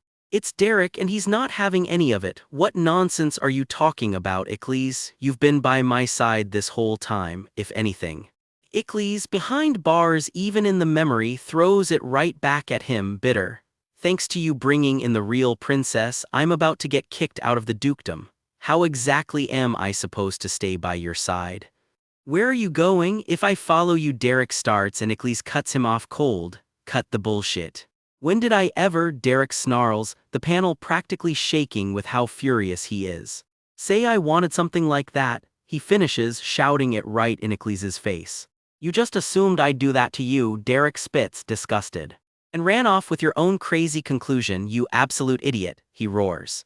Back in the present, Icles just stares, stunned, as the memory of Derek's voice echoes in his head. I didn't do it for what you wanted, I did it for what I wanted. It's for me, not for you. The words land hard, and behind those bars, Icles doesn't have a single comeback left. What? She gasps. She didn't do any of it for what he wanted, she says. She did it for what she wanted. Locked behind bars, he meets her eyes without blinking. It's for him, he says flatly, not for her. Her face goes white, eyes blown wide like the floor just dropped out from under her. Why? She breathes and a memory bleeds in, soft and pink, a figure kneeling before another. I did my best, the memory plays on. I did everything you told me to, got you what you needed, kept up your treatment, found you the right teacher. I tried to do it all. But why? The voice keeps pressing. I've been aiming for the right answer, step by step, it has to be this. She rattles the bars, demanding an answer. Why is he doing this to her now, of all times, Icles? Me, he explodes, the accusation landing like a slap. You, is all she can manage, staring at him through the bars. You know that, he asks quietly, like the words cost him something. Tears spill down her face. How can I not know? She chokes out. What slave in the world looks at his master like that? What slave looks at his master with those eyes? She presses. You know that, so why did you refuse when I told you to run? If so, what's different? Comes his answer. I follow you, I leave my house and money behind, and then I'm the one left miserable. What do I even tell my father and my 2 brothers? Crazy enough for a slave to throw away her status and her name as a princess? She thinks bitterly, I thought that's just how this was. Because you barely ever come down from up there, comes the reply, you look more miserable than anyone else in the world. But you never even try to leave this God-forsaken house, he snaps, then softer, you don't know how worried I was when I found Yvonne hurt out on the farm, master. What happened? A darker thought creeps in behind his eyes. If he killed her quietly, if he cleared away everything threatening her place, would she finally smile at him? His grip tightens around the torn paper in his fist. But yes, he admits, you really are just doing good things. You're unhappy in this house, comes the offer through the bars, but if I kill Yvonne, you'd finally be the real princess. Get off, she snaps, shoving free, so I started thinking differently using the Duke's real daughter, you're getting more and more isolated. Me, comes the shocked reply as a burst of pale light flares around her. What if I made you give up on the whole purpose you're chasing? Her eyes go glassy, the words hitting somewhere deep. Purpose? What purpose? Someone kneels before her, that's why you've been so desperate to win my heart. Since you bought me at the auction house, comes the quiet admission as a keyhole glows blood red in the dark. He knew. Everything, every single move he'd made had been calculated down to the last detail just to build up her favor toward him. Swordmaster, you knew that, she whispers, clutching a page in her hand, shaking her head, but that's not possible. You who used me through and through for your own purpose, he says, turning a ring in his fingers. Say something sweet and you'll bolt the second I try to get any closer. A cold system window blinks into view. Check the favorability rating of Icles, for 18 million gold and 400 reputation. I'm like this to someone who doesn't love me at all, he murmurs, eyes downcast. The payment goes through 18 million gold, gone just to know the truth about him. She's still got over 999 million left. A number blooms red in the dark, 99%. He smiles, slow and sure, pressing his bracelet to his lips. I love you, Penelope. 99% glowing again, impossible to unsee. Now I definitely know, she thinks, there's still that 1% left to fill. I want to have you, Penelope Eckhart, he says through the bars. She stares back, shaken. Are you actually insane? He presses his knuckles to his mouth. I think it's going to be, he starts, trailing off. Going to be like this every time you push me this far, he finishes. What am I supposed to do when you're this lovely? A single tear falls and all she gives back is silence. Why are you trembling like that, master? Are you angry? He asks by lantern light. I did exactly what you did. I proved my worth until the whole dukedom had to admit it. Or are you scared, like the first time we met? It went badly, didn't it? He says, watching her turn away. Insane is all she gets out. Bastard, someone mutters. He grips the bars, steadying himself. Don't tremble, he tells himself under his breath. Nothing's going to happen anyway, comes the cold reassurance. You're still Eckhart's princess. His fingers brush the collar at his throat. I'm only your escort, he says. Only you get to wear my choker, my beloved master. Master, he murmurs again, almost dazed, holding the pendant like it's the only thing keeping him steady. Choker, she asks, glancing down at it. Why, comes the question, swallowed by the dark. A spoiled dog can be disciplined just by pulling its collar, he says, chin resting on his hand. But what about you? She stares back at him, unblinking, something sharp behind her eyes. Did you dare to bite your master just to prove your worth? The thought cuts through her. Master, Penelope, he starts. Shut up, she cuts him off. Yes, you're right, she admits, turning a glinting ring on her finger. I brought you here to use you. She touches the mark at her own collar. But what is this then? She wonders if instead of getting what I was after, it turned into this. Dogs should act like dogs, Icles, she says coldly. What's the point of a dog that bites its own master? Something breaks behind his eyes, the light catching red across his face. Master, someone cries out as a blade whips through the cell in a spray of red. The strike cracks through the dark again, trailing sparks of light. Another slash tears past him. Behind the bars, he has nothing left to say. Her hand hovers by his collar. I told you, she says quietly, betrayal is only death. She turns away from the cell, hair trailing behind her. Now you're dead to me, she says. A hazy voice calls out to him from somewhere in the dark, Icles, help me. The plea grows more desperate, please save me. The voice turns bitter, accusing him instead, no, you'd rather kill me, Icles. Somewhere in the haze, a pink-haired figure lunges after someone walking away, begging, wait, don't go, master, wait. A pale hand stretches through the dark toward him and a single whispered word hangs in the air. Weird. In his memory, this is always the moment his master finally turns to face him. He remembers her as cold and harsh, and yet she accepted him in the end, which makes what's happening now feel even more wrong. A silhouette slips down the hallway as he calls out in a panic, Master, don't go, I still have something to say, Penelope. He jolts awake, arm thrown out as if to catch her, her name tearing out of him, Penelope. He's on his feet shouting into an empty stone corridor, Penelope, nothing answers back. Nothing like a gut-punch nightmare to ruin a perfectly good night's sleep. He just stands there, shaken into silence. A stray thought surfaces the ring and with it an image he can't shake, someone shackled, kneeling alone in the dark. His face twists with confusion, one question just won't let go of him, why? He doesn't understand it. He'd expected that bringing Yvonne home would make her furious, not leave her looking ready to just let him go. He stares at a strange mark on his own hand, refusing to believe it. That can't be possible. In the memory, a warning cuts through the fog. She has to keep relying on him, doesn't she have a purpose to fulfill after all? The warning finishes cold. Even if she gets what she wants, she can't just abandon him. Further back in the memory, a voice simply murmurs his name, Icles. He glances back over his shoulder, uneasy, and says nothing. Behind a barred window, Yvonne watches him with worry. Icles, are you sick? She asks. Her eyes well up, shock and hurt crossing her face all at once. Blood streaks across his face in a sudden, violent flash. Chaos erupts around them, and Yvonne cries out in alarm. Through tears, she throws his own words back at him. He'd told her that if she killed him and delivered him to the Duke's house, everything would be resolved. He confesses the rest. Terrified his master would be disappointed if he wasn't a true sword master, he hid how strong he really was and sold out his own hometown to keep that secret. Bloodied and hollow, he tells her flatly, I did what you asked, Yvonne. A hand seizes his shoulder and shakes him. Answer me, someone demands. He says nothing, his face hidden in shadow, unwilling to give her one. Yvonne stands over him, breathless and shaking, still catching her breath after the outburst. Tears streak her face as she finally softens. What's the problem? He thinks back bitterly. If he'd only shown his real skill with sword energy, he'd have been freed from slavery outright, no betrayal necessary, a title earned on his own merit. What if you get it? She asks. Her answer cuts deep. Even if you get a title, you still can't stand next to the princess.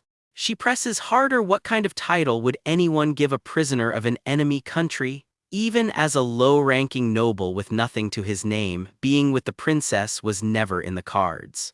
He lets out a hollow laugh. Yeah, right, he mutters, alone behind bars. Flowers scatter around a lone sword as he admits it to himself. That was just a dream he once had. Two silhouettes stand hand in hand, a dream that never once looked like it would come true. A hopeless, innocent dream. The memory rewinds further to a girl sitting alone among the ruins. Someone walks up and greets her simply, hello.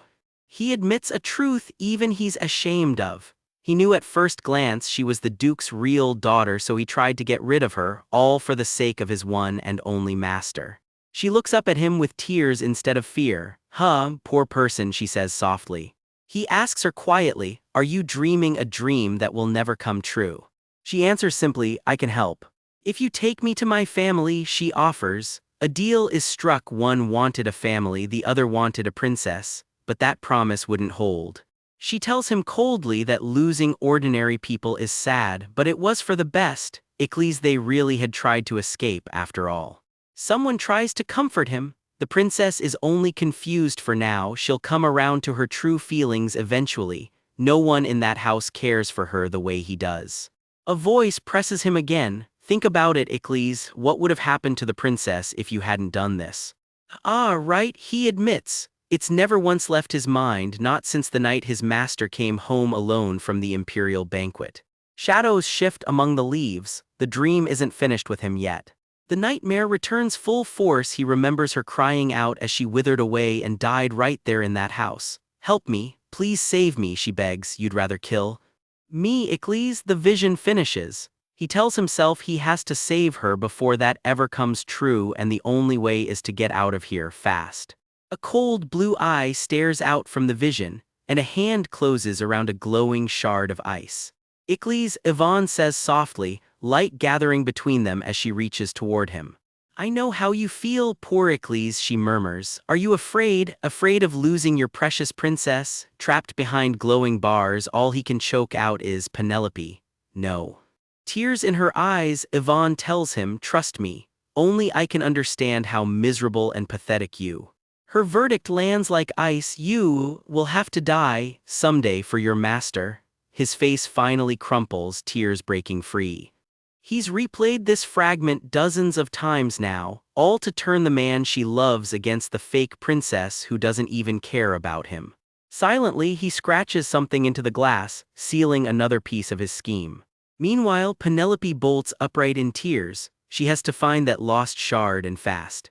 Her hand trembles at her throat as the city blurs past the window. Something is very wrong. She claps a hand over her mouth, shaking, an old mark burning against her skin. "That's the truth," she whispers to herself, and the realization hits like a slap. Everything she witnessed back at Solil, she realizes now, was horrifyingly real. She grits her teeth, more determined than ever. She has to find that lost shard before it's too late. She's hunting for the fragment she picked up in that cave, and if this keeps up, she has no idea what happens next. "Think about it," she tells herself, piecing together fractured memories of that night. Racing along the rooftops in the dark, her mind loops back to the only plan that's kept her alive: how not to die and how to escape this hellish place. Back in her room, the clock ticks past midnight. Every hour now feels like it's running out. Sleep doesn't come easy. Even curled up in bed, the tears keep slipping out. Buried in old notes, she finds it. The keeper of this so-called normal mode comes from an ancient tribe that brainwashes its enemies into living artifacts. Someone shouts not to activate it. It's an ancient relic that burrows into a person's mind and binds their will completely. A status window flickers to life over her scattered notes, tracking a condition she cannot afford to fail. Her last attempt failed, and now there are only 3 days left until the coming-of-age ceremony that could decide everything. Worse, the real princess has shown up earlier than the story ever said she would. Everything, Penelope realizes, is speeding toward death. Tears cling to her lashes as one thought crystallizes: if that's how it is, then all she can do is struggle and keep struggling. A knock at the door. It's Emily, worried her mistress hasn't slept a wink all night. Penelope asks, almost offhand, how the coming-of-age ceremony usually goes. Emily explains, "You receive the royal decree first, then the family elders offer their congratulations. Then comes the ritual sherry wine, shared with the family's direct bloodline, a toast to mark you as truly grown." Penelope turns to her maid with a rare request. "Emily, I need your help," she says, and Emily doesn't hesitate to agree. "Go to the White Rabbit Merchant Guild," she instructs. "It's the one place in the city that trades in secrets." A stray memory flashes through her mind: an embrace, a pair of startled golden eyes gone as quickly as it came. Emily gasps, clearly alarmed by what she's just been asked to do. "Can you handle it?" Penelope presses. Emily fidgets, clearly unsure. "But what if the guildmaster refuses?" Emily asks. Penelope's answer is ice cold: "Tell them it's not a request, it's a debt coming due. They'll understand." From now on, Penelope tells her, "You're the only one I trust. This has to stay secret," she warns. "I hope you won't let me down." Emily squares her shoulders. "I will definitely do it, miss," she vows. There's one thing Penelope hasn't tried yet: actually escaping this insane game she's trapped in, however dangerous that might be. "I refuse," she vows, "to be stuck like this and die miserably." Morning breaks over the glass chamber. Just 2 days now until the coming-of-age ceremony. She orders the guards to keep everyone out, no exceptions. They obey without a second thought. Being tailed everywhere like a prisoner is getting old, she thinks, but at least in here nobody can stop her. With Emily off on her secret errand, Penelope finally lets herself breathe and just rest. In a quiet flower field, she finally goes silent for a moment, just taking it all in. A devoted attendant promises to behave, offering her the one thing he says he'd only ever give to her. He crowns her with flowers and asks, a little shy if it suits her.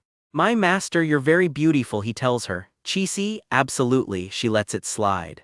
Stretched out in the grass, flower crown and all, she admits she's just too tired to move. Footsteps echo through the glass chamber, someone's coming. They're closing in fast, and she's still lying right there out in the open.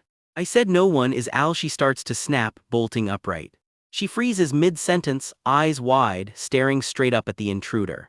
Golden hair catches the light as he leans over her, completely unbothered by the death glare.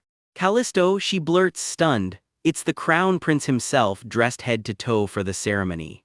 "Oh, you're already," he drawls, clearly enjoying that he's caught her off guard. I haven't even kissed you yet," he teases, leaning in close enough that she forgets to be annoyed. The blurred, golden-haired figure leans in close, a petal drifting between them. Someone's about to get very personal, very fast. It's Callisto, blood still drying near his temple, murmuring that she can't possibly fall back asleep on him now. He grins against her hair and confesses he hasn't kissed her yet, and then, with zero hesitation, fixes that. The scene pulls back to a quiet field of daisies, the two of them tangled together in the grass like the rest of the world just stopped existing. Penelope suddenly snaps back to herself, eyes wide, breaking a sweat. Reality is catching up fast. A guard bursts in, stammering, "Your Highness," and instantly regrets it. Not every day you catch the crown prince mid-cuddle.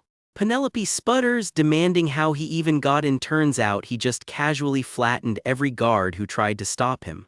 Loyal, sure; effective, not so much. Before she can catch her breath, she's already bracing again. She'd told this particular someone to stop trailing her, and yet, annoyingly, it kind of works on her anyway. He teases her over the look on her face, all easy confidence, like showing up unannounced is just part of his charm. Another voice cuts in, sharper this time, demanding to know exactly what he's doing here. He shrugs it off. Can't a guy visit his own fiancée whenever he wants? Penelope can't resist needling him back, joking she's lost track of which brother she's even supposedly engaged to this week. He cuts the joking short. He's serious. He's brought her coming-of-age gift, and by the sound of it, there's a lot of it. She side-eyes him, unimpressed. "What about the dress and jewelry from last time? Is that not enough?" He waves it off. That one was just a reward, apparently, and this new haul is a whole separate category. Try to keep up. She mutters he should have just sent an aide like usual. He doesn't miss a beat. Of course he came in person, just to see her. Her mind goes quiet and flat. Everything is fine, she tells herself, even as the tension in the air says otherwise. He's on the ground now, uniform getting grass-stained, and she tells him flatly to get up before he ruins it. He doesn't say a word back. She reaches for his sleeve to help him up and catches him watching her reaction a little too closely. Her hair whips in the wind as the moment stretches, heavy with everything neither of them is saying out loud. He straightens his uniform, sword and medals catching the light, giving himself a second to collect his composure. Penelope looks away first, jaw tight, clearly working just as hard to hold herself together. His expression goes unreadable for a moment. Whatever he's thinking, he's not handing it over easily. Their hands stay linked anyway, and in her head she repeats it like a mantra. Nothing about this relationship has actually changed. They walk the garden path hand in hand, and she insists to herself that a hand this warm shouldn't mean anything to her anymore.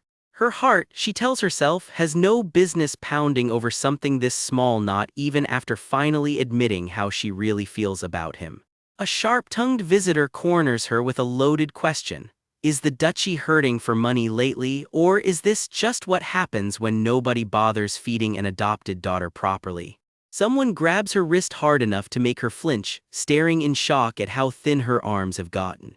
Callisto's face hardens. It's not just her arms, her whole face looks different too. He wants to know exactly what happened to her. The scene lingers on her from behind, hair catching the light, giving her one quiet beat before the next blow lands.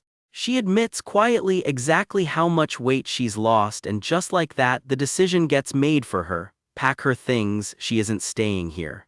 Tears well up as she's told flatly they're heading straight for the palace. No more discussion, no more excuses.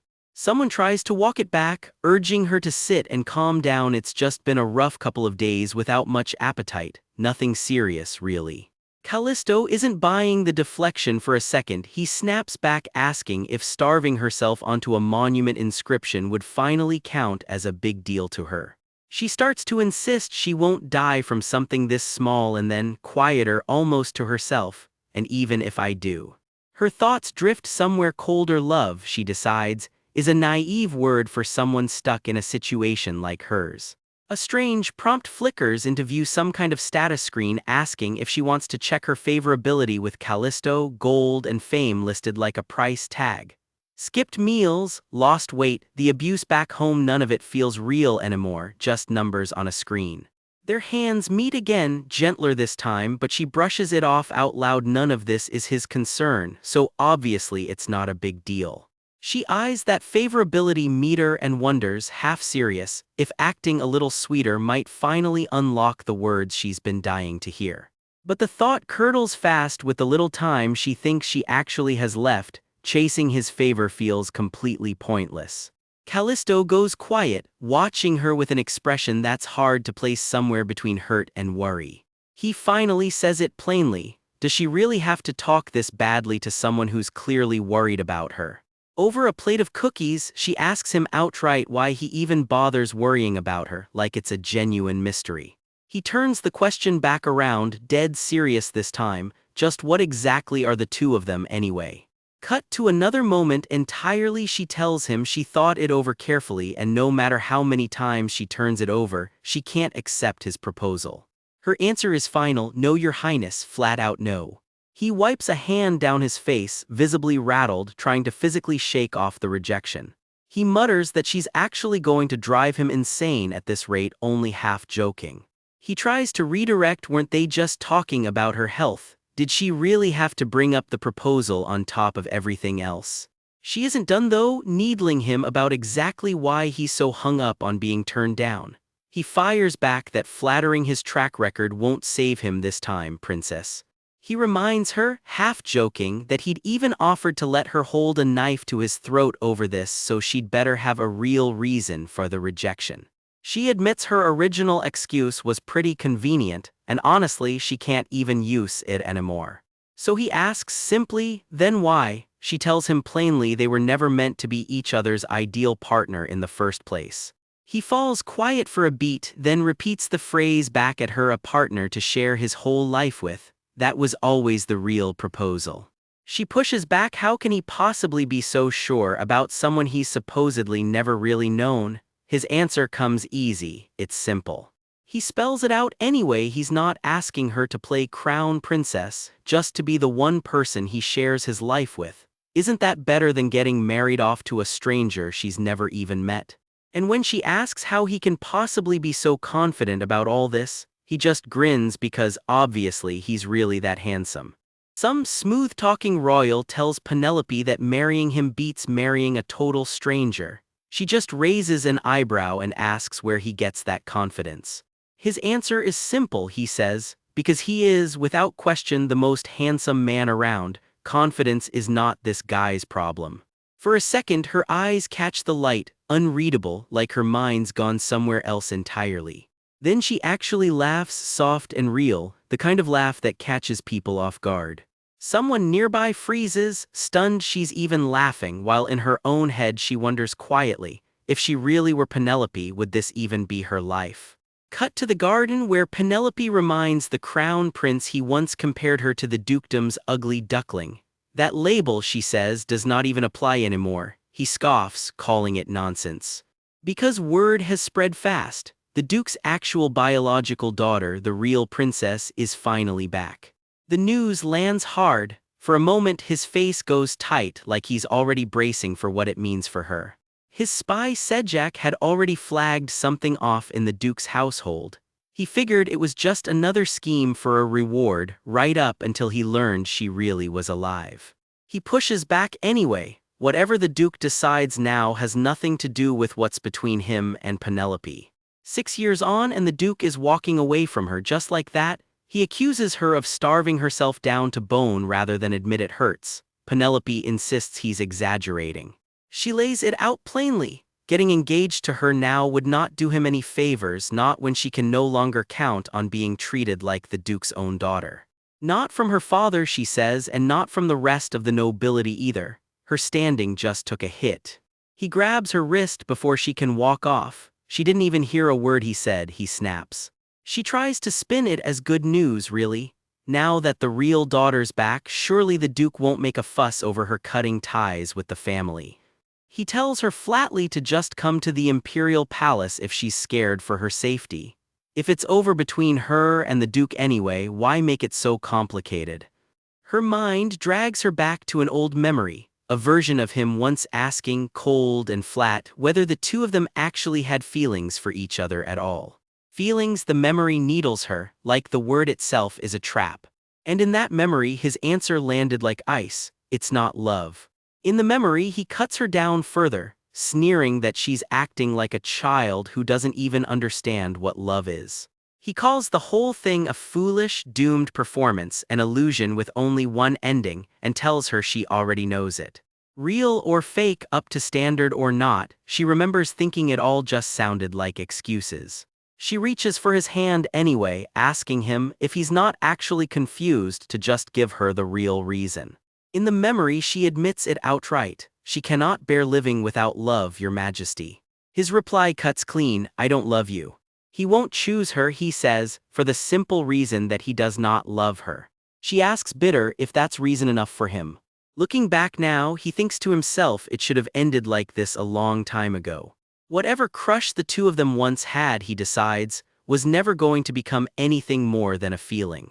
She remembers telling him she spent her whole life afraid, never knowing when she'd be tossed out. Everything handed to her in this world, she thought back then, never really felt like hers to keep. Because deep down, this was never her story to begin with. All she wanted was someone who'd love her enough to pull her out of that hell. The truth, she realized, is that this whole world is just a story inside a game. Even he admits it, trapped. No matter what he does, he can't change how any of this plays out. She remembers thinking that someone who could actually get her out of here was never going to be him. His face goes rigid, the words landing like a blow he never saw coming. Not me, he asks. Yes, comes the answer. Because His Majesty, she reasoned back then, was always going to end up emperor no matter what. The more time she spends facing Callisto now, the more that old memory claws back, the version of his story where he wins the throne without her at all. In that ending, he safely wins the bloody battle for the crown and smiles like he's never been happier. Well, she thinks, there it is. Back in the present, she tells him plainly, if there's anything that actually matters to her right now, well, he'll find plenty of other options. Women who'd fit him perfectly, she says, the kind who'd actually make him smile. For example, he just stares back, silent. For example, she offers, the real princess who just came back. That, she starts, might honestly be the better choice for shut up, he cuts her off cold. How far, he growls, does she think she can go insulting him like this, princess? Now she's playing matchmaker on top of everything. Is his proposal really such a joke to her? She backs off, apologizing, but insists that is not what she meant. He's shaking, furious and hurt at once. Damn it, he mutters, he genuinely does not understand why she keeps doing this to him. She insists there's no one else like that, and even if there were, it's not like he'd actually care. He's had enough, he warns her, dead serious. Penelope Eckhart chews her next words very carefully. Why is he so angry, she asks. His hand tightens around broken glass. How is he supposed to stay calm? He honestly does not know why she keeps pushing him away when she claims she doesn't love him, when all he wants is someone who actually matches him in heart and in circumstance. Penelope freezes, caught completely off guard by how raw that just sounded. She holds her ground. What he needs is a noble woman who shares his interests without any messy emotion, and what she needs is someone who actually loves her. Is that really so hard for him to understand, she asks, and his expression cracks like she's just landed the worst hit yet. And I need someone who actually loves me, he shoots back. Is that really so hard for you to get? His hand curls into a fist on the table. You, he starts and just cannot finish the sentence. Just a quiet garden bench, the two of them side by side from back when things were simpler between them. Do not come to the Duke's residence anymore, Your Majesty, she tells him, cold as ice. Stop sending me gifts too, she adds. Pretend you do not know me if our paths ever cross again. Why, he asks, stunned. People who are not a couple act like this, she says. Are we not a couple, he presses. Nope, she says, that is the point. Blindsided, he presses her for something clear. Just say it straight, princess, he tells her. Go on, she says, unmoved. Are you dumping me right now, he asks, hardly believing he has to say it out loud. If it is easier for you, she tells him, just think of it as you dumping me instead. She goes further, telling him that from the start he only ever saw her as leftover guilt from that whole maze garden mess. Strange, is it not, she adds. He can only manage that he truly believed she felt the exact same way he did. I thought we wanted the same things, he says quietly. I thought our hearts, our whole path forward were the same. Instead, she cuts him down cold, claiming he always glared at her with eyes like a rotten fish full of hate. I figured you might turn me down eventually, he admits, his eyes glassy with tears he refuses to let fall. I just did not think it would feel this filthy, he chokes out. Dirty is the only word he has got left for it. The second he is gone, she finally breaks, sobbing alone over a sentence she could not even finish saying to his face. Walking off without a second look, he tells her flatly not to bother showing up at the coming-of-age ceremony. He has already torn up the gift she sent, message received loud and clear. No need for her to show her face at all. The instant he is out of sight, she bolts, sprinting through the garden doors as the whole cold act finally cracks apart. Alone at last, she whispers to herself that this, all of it, is for the best. Here is the twist. That whole ugly breakup was step one of her real plan to get Callisto to fall for another woman entirely, a stranger named Yvonne. She admits she could never say the real reason out loud, not without falling apart completely. Thank God, she breathes, it actually worked. Step 1 of Operation Stay Alive, officially complete. An empty chair sits where he used to be, and the quiet that settles over the table is louder than she expected. Footsteps stride off into the distance. Somewhere out there, the next phase of her scheme is already in motion. Cut to Callisto, already fuming after personally knocking out the men blocking his path just to get down this road. Is that a maid, he wonders, spotting a flash of pink hair up ahead. Move, he snaps, she barely scrambles out of the way in time. The road is finally clear, he mutters, riding on, only for a flustered voice to sputter an apology behind him. She reaches out for him urgently, and he freezes at the sudden contact. Hello, he stammers, thrown completely off balance for a man who just cleared a road with his fists.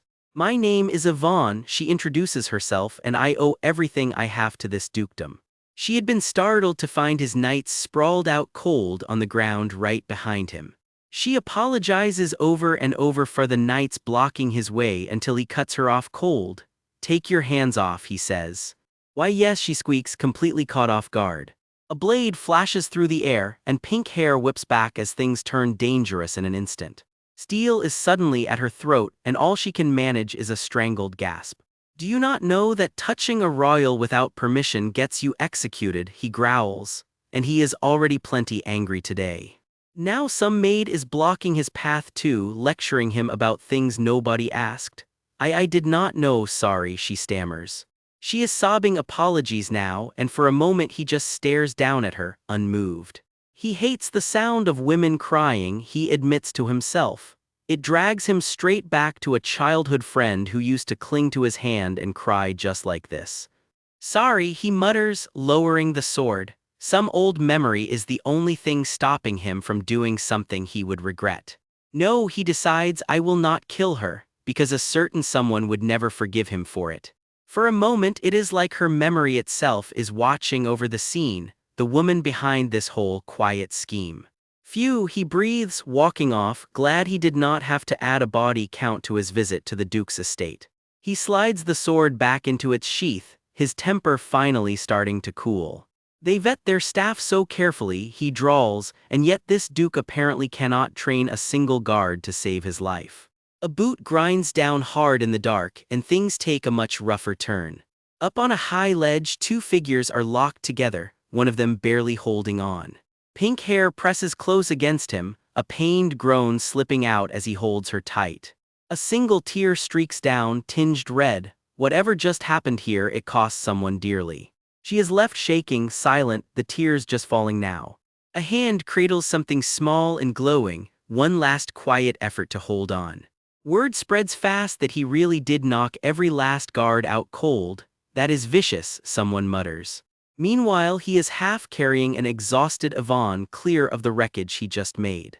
Someone's face goes wide with shock at exactly who has just shown up.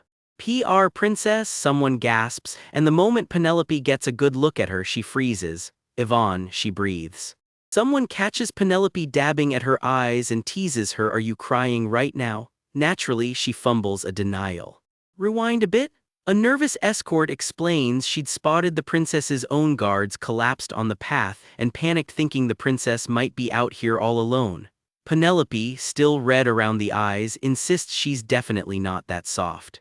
In the garden, she tells herself there's nothing to worry about, the collapsed guards will just wake up on their own soon enough.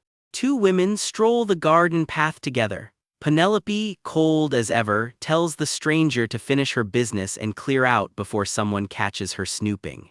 The stranger flinches, a stray thorn has scratched her palm and drawn blood. Penelope spots the cut and asks if she's hurt. "Oh, that," the stranger stammers, clearly caught off guard. "It's nothing," the stranger insists, but Penelope isn't buying it and leans in for a closer look at the wound. Off to the side, a cloaked figure with a sword stalks away, muttering that it's obvious exactly who's behind this little accident. Alone with her thoughts, Penelope panics. If her father or her two brothers find out she's cut again, she's done for. At least it's just a graze, nothing like the last time she wasn't exactly playing on easy mode. She mutters that the original story barely matters to her anymore, while the stranger urges her to just go see a doctor and get it treated properly. A maid steadies her by the arm, murmuring for her to take care of herself. The stranger studies her for a moment, asking if the blonde, red-eyed royal everyone's been whispering about really is the crown prince. "That's right, His Imperial Highness, the crown prince," comes the answer. Then the real question lands, are the two of them close? Penelope shuts it down cold, snapping that a random commoner has no business gossiping about her relationship with royalty. A quiet, stung "I'm sorry" follows. Guilt starts creeping in. Maybe she should just tell the doctor she cut herself by accident and bury the truth entirely. The lie sits badly with her, frustration flashing in her eyes as thunder cracks somewhere overhead. Then it clicks. Penelope nearly trips over her own words, apologizing she just snapped at an actual princess. An awkward silence stretches out between them, Penelope visibly wilting from the embarrassment of it all. The tension lingers a beat longer before the moment quietly fades away. Cut to Penelope's estate, where the staff practically cheer the moment she walks through the door. She spots her butler standing guard over a small mountain of boxes and asks just what exactly all this is. Penelope smirks dryly. Has someone decided to start treating her like actual royalty now? The boxes turn out to be dresses and jewelry so extravagant she jokes he might as well announce the real princess is back. A flustered servant scrambles to explain. Turns out it's all a birthday gift from His Royal Highness, the Crown Prince, and Penelope's jaw about hits the floor. Word comes that he insisted she shouldn't feel burdened since he just happened to pick it up, which naturally makes her wonder if he bought out the entire country. Elsewhere, the Crown Prince admits he'd been waiting to hear her opinion on all of it. A servant holds up an entire armory's worth of crossbows, asking how in the world she'd like them organized. Between decorative trinkets, foreign curios, and actual soldier-grade weapons, Penelope throws up her hands. Does he think she just eats and shoots crossbows all day? She briefly considers sending it all back, then thinks better of it. That'll only cause another scene at the Duke's estate, and settles for a headache instead. Too worn out to deal with it herself, she hands the whole mess to her staff and heads up to rest. A servant dives into sorting the haul with way too much enthusiasm, and Penelope can't help but ask why he looks so thrilled. She turns to Emily, checking whether she'd finished the errand assigned to her the day before. Yes, comes the reply. The full details can wait until they are alone in her room. Behind closed doors, the report comes in. The debt owed to Penelope has been called in, exactly as she'd ordered. Arrangements are already underway. Penelope tells the man across from her it couldn't have been easy, though there's clearly a but coming. A message arrives meant just for her, and Penelope listens closely, her expression giving nothing away. The white-haired man across from her states it plainly. With this, every debt between them is settled. Penelope's expression hardens. She won't be taking on any more requests like that one. Okay, comes the quiet reply, the moment settling into something heavier than it looks.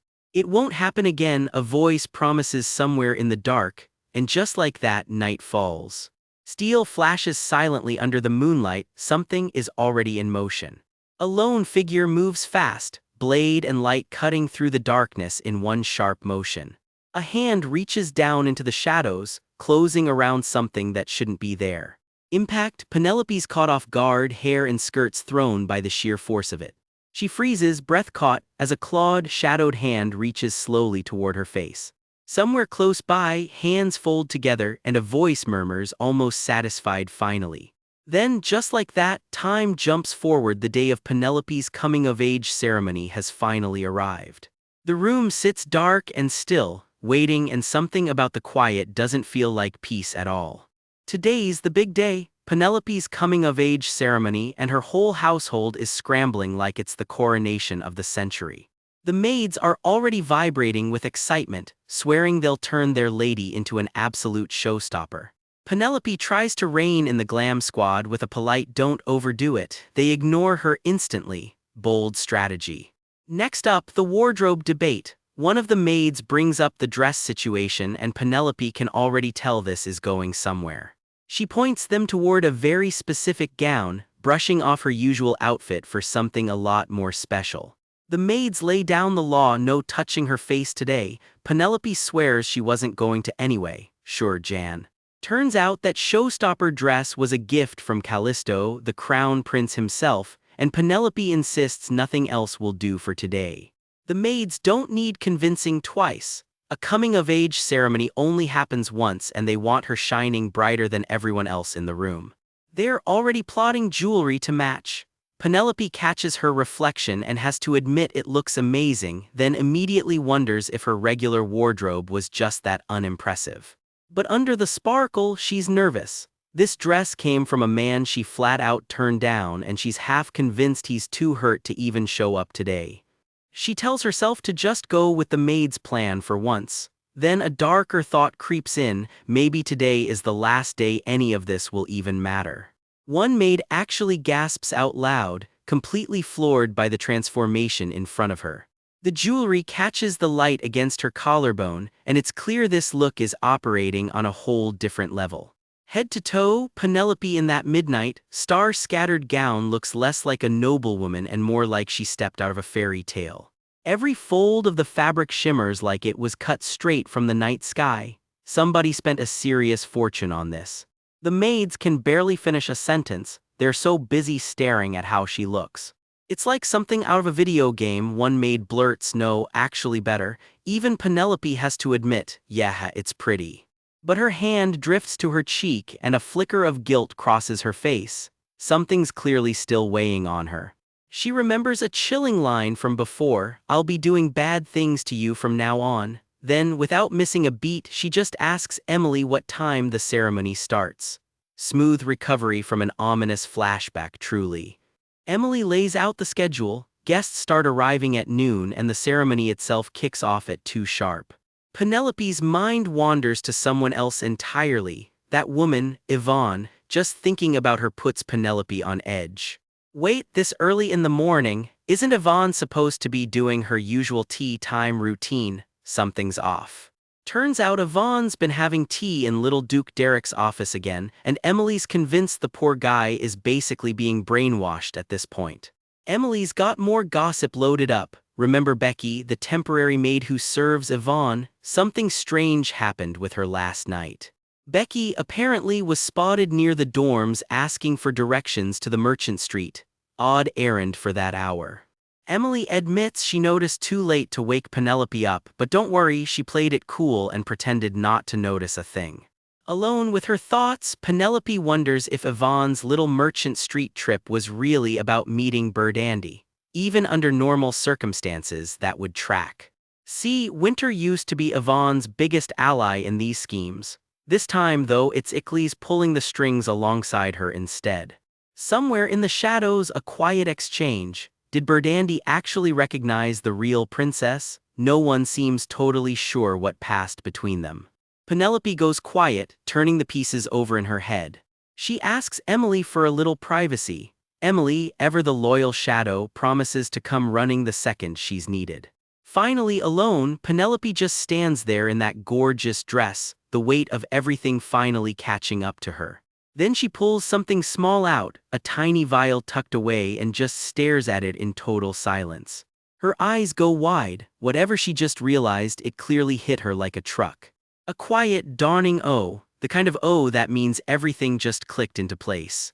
She remembers a strange detail. The glow of this necklace is the exact same color as an affinity gauge she'd barely paid attention to before. And now she has to face what that color actually means.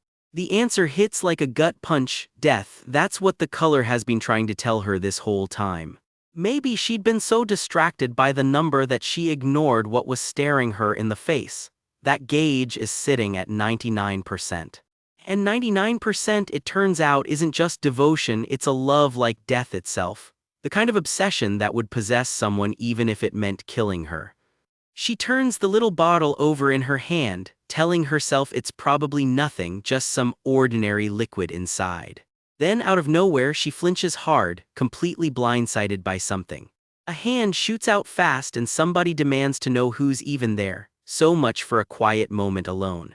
Penelope's left shaken, eyes brimming, still trying to process what just happened. A knock at the door breaks the tension.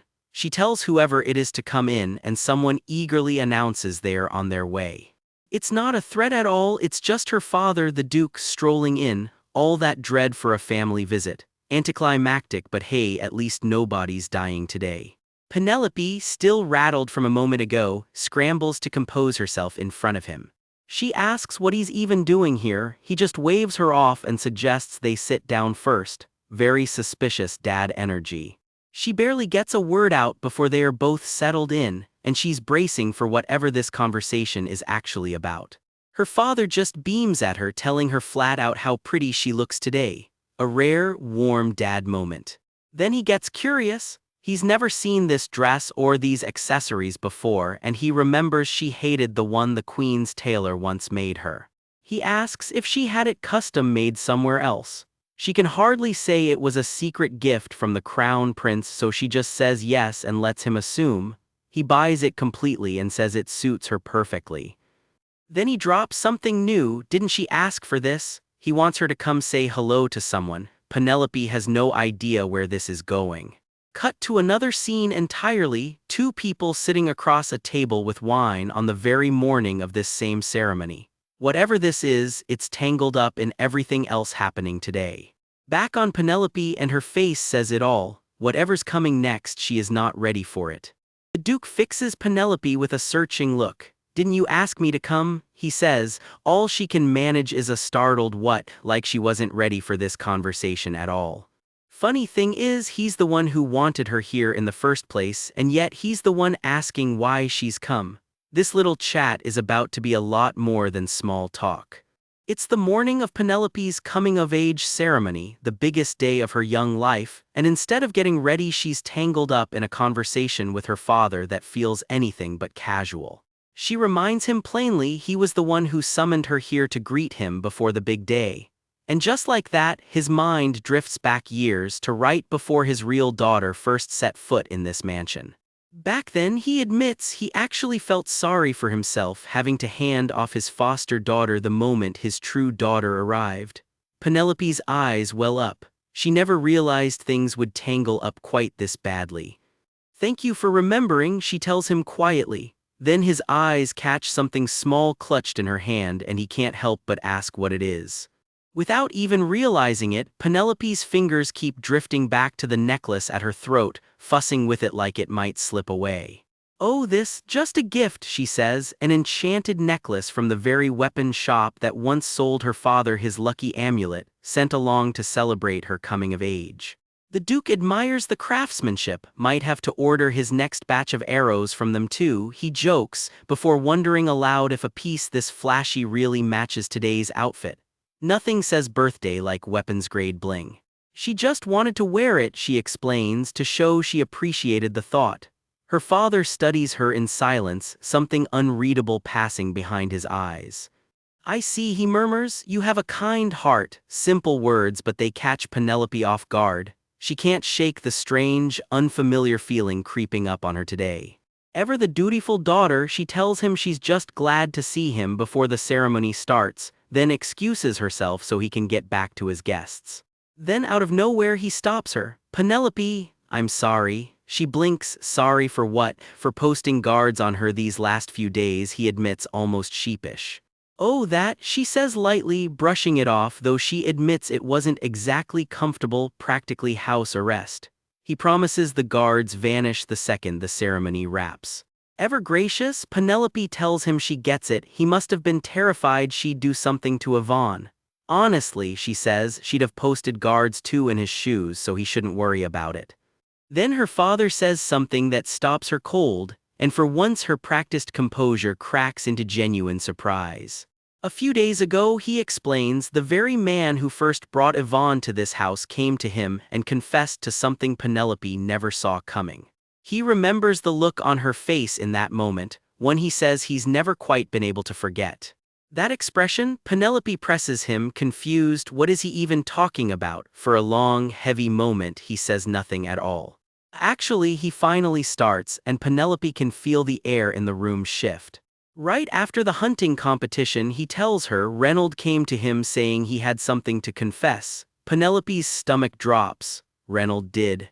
The memory slams back full force, being screamed at as a child, called a thief, accused of stealing Yvonne's necklace, sobbing that it wasn't her, that she swore it wasn't her. "Ah, of course," she says now, hollow. Some injustices don't fade, they just keep replaying, even in her dreams.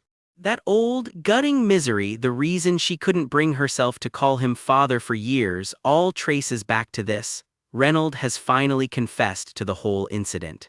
He made the entire accusation up, Reynolds admitted, plain as that. The reason was almost absurdly petty. He simply didn't want her poking around in the attic. Penelope's tears spill overhearing it. For a moment she just stands there in her ceremony gown, the weight of 6 lost years pressing down on her all at once. "Did you know," she finally asks him, "did you know everything this whole time? That she never actually did it, that whole everything?" Her father can barely bring himself to answer. And here's the part nobody in that room says out loud. In the story this world is built on, Penelope never cleared her name for any of it. She just got cast out to die. Reynolds begged to be properly punished for it, her father says, but punishing him properly, that was something he could never quite bring himself to do. All he managed was house arrest and brutal training, and even then Reynolds once snapped, half joking, asking why he was being glared at like he deserved to be killed, and noting how rough that training clearly looked. Deep down, part of her wanted to beat Reynolds within an inch of his life. But then came the nagging question, did she really have the right to? Her father's voice cracks with regret. If he'd known covering for the family would cost him 6 years of her calling him father, he never would have done it. He says he still remembers, vividly, the exact look on her face the day Yvonne first arrived, the same look she wore just now, hearing this confession. He had to keep her separated from Yvonne, he explains, guards or no guards, it felt like the only option. Penelope can't help but wonder what she actually looked like in that memory of his. Reynolds, watching all this unfold, can only manage a single word under his breath. You. The answer, when it comes, is almost worse than anger. She didn't have any expression at all, nothing. As a little girl, he recalls, she used to get so easily excited about the smallest things, but somewhere along the way that started disappearing. She learned to keep her mouth shut and scrub every emotion off her face just to survive. Penelope realizes it with a chill. That blank, hollow girl is exactly who she was always meant to become. Penelope, where did you go? Her father wonders privately, watching a girl who looks so much like him disappear into herself, never once hearing the words she was actually longing for. At times like that he goes on, quietly falling apart himself, and then there's the matter of her eyes. Sometimes, when the light behind them fades and all her spark seems to drain away, it looks like she's already gone, like looking at a dead person. The realization hits him like a slap, and all he can choke out is her name, half-formed. In his mind's eye, the image is unbearable. Somewhere in there, the real Penelope actually died. To smother every feeling before it could surface, she learned to hold her breath over and over. Again and again, until holding it in became the only thing she knew how to do. Until piece by piece, the girl she used to be really did die. Cut to Reynold, brushing off his own words, forget it, that was pointless, before a much heavier thought creeps in. What actually happens to Penelope if he ever finds a way out of here? Can the story even keep going without her in it? And more unsettling still, can he really escape this whole game they're both trapped inside? The thought hits him so hard he practically chokes on it, enough that someone nearby notices and asks if he's feeling alright, if maybe he needs a doctor. Back with Penelope, she waves off her own father's concern. Oh no, it's nothing, composing herself fast. Right, we were talking about that, he says, trailing off. She admits she was just startled he'd found out about that old incident at all. Then he hesitates. Penelope, by any chance?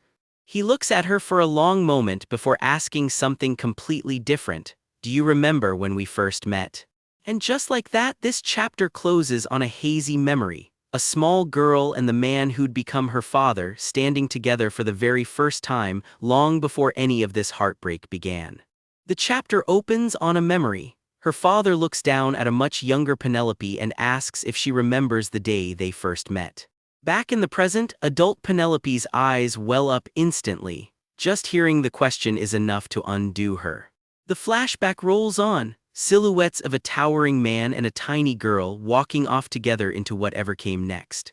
You were so small and skinny, he remembers, picturing the scrawny little girl who once stood nervously in front of the household. Present-day Penelope admits her real fear, that Yvonne, the sister she's never even met, might be out there starving somewhere just like she once was. The flashback keeps unspooling. Every time he caught her begging on the street, he says, he'd quietly slip her something to eat. One gold coin gets him the first real smile she'd given anyone in a very long time. He calls it fate, plain and simple, that their paths ever crossed at all. The real story comes out. Her mother had died and she was fading away right beside the body, still hoping her sister Yvonne would somehow come back. He couldn't just leave her like that. Right there in the street, he says, he made up his mind. He'd feed her, keep her from ever starving again, he promises, and for once somebody calls her child instead of just another beggar. Then comes the question that changed everything: will you come with me? Back in the present, Penelope sits with all of it, quietly stunned. This is the first time she's ever heard her father's side of the story. It definitely wasn't in the game she remembers playing. He calls himself a clumsy excuse for a father, one who never really learned how to treat her right. He thought giving her anything she asked for and letting her yell at him without complaint counted as love. I thought that was enough, he admits, and you can tell it's eating at him. She stays silent until her father offers to bring the disgraced guard Eclipse back into service, if that's really what she wants. He admits the real reason he pulled Eclipse away. Eclipse was the one person she ever opened up to, and it was Eclipse who first brought her word of Yvonne. He worried it would hurt her too much. If you really like him that much, fine, just start eating your meals on time, he sighs. Penelope insists, flustered, that's not what this is about. She later brushes it off to Reynold. Eclipse was just a benefactor who helped her on the festival street, nothing more. He does not look convinced. In her head, though, she wonders what the point of any of this even is.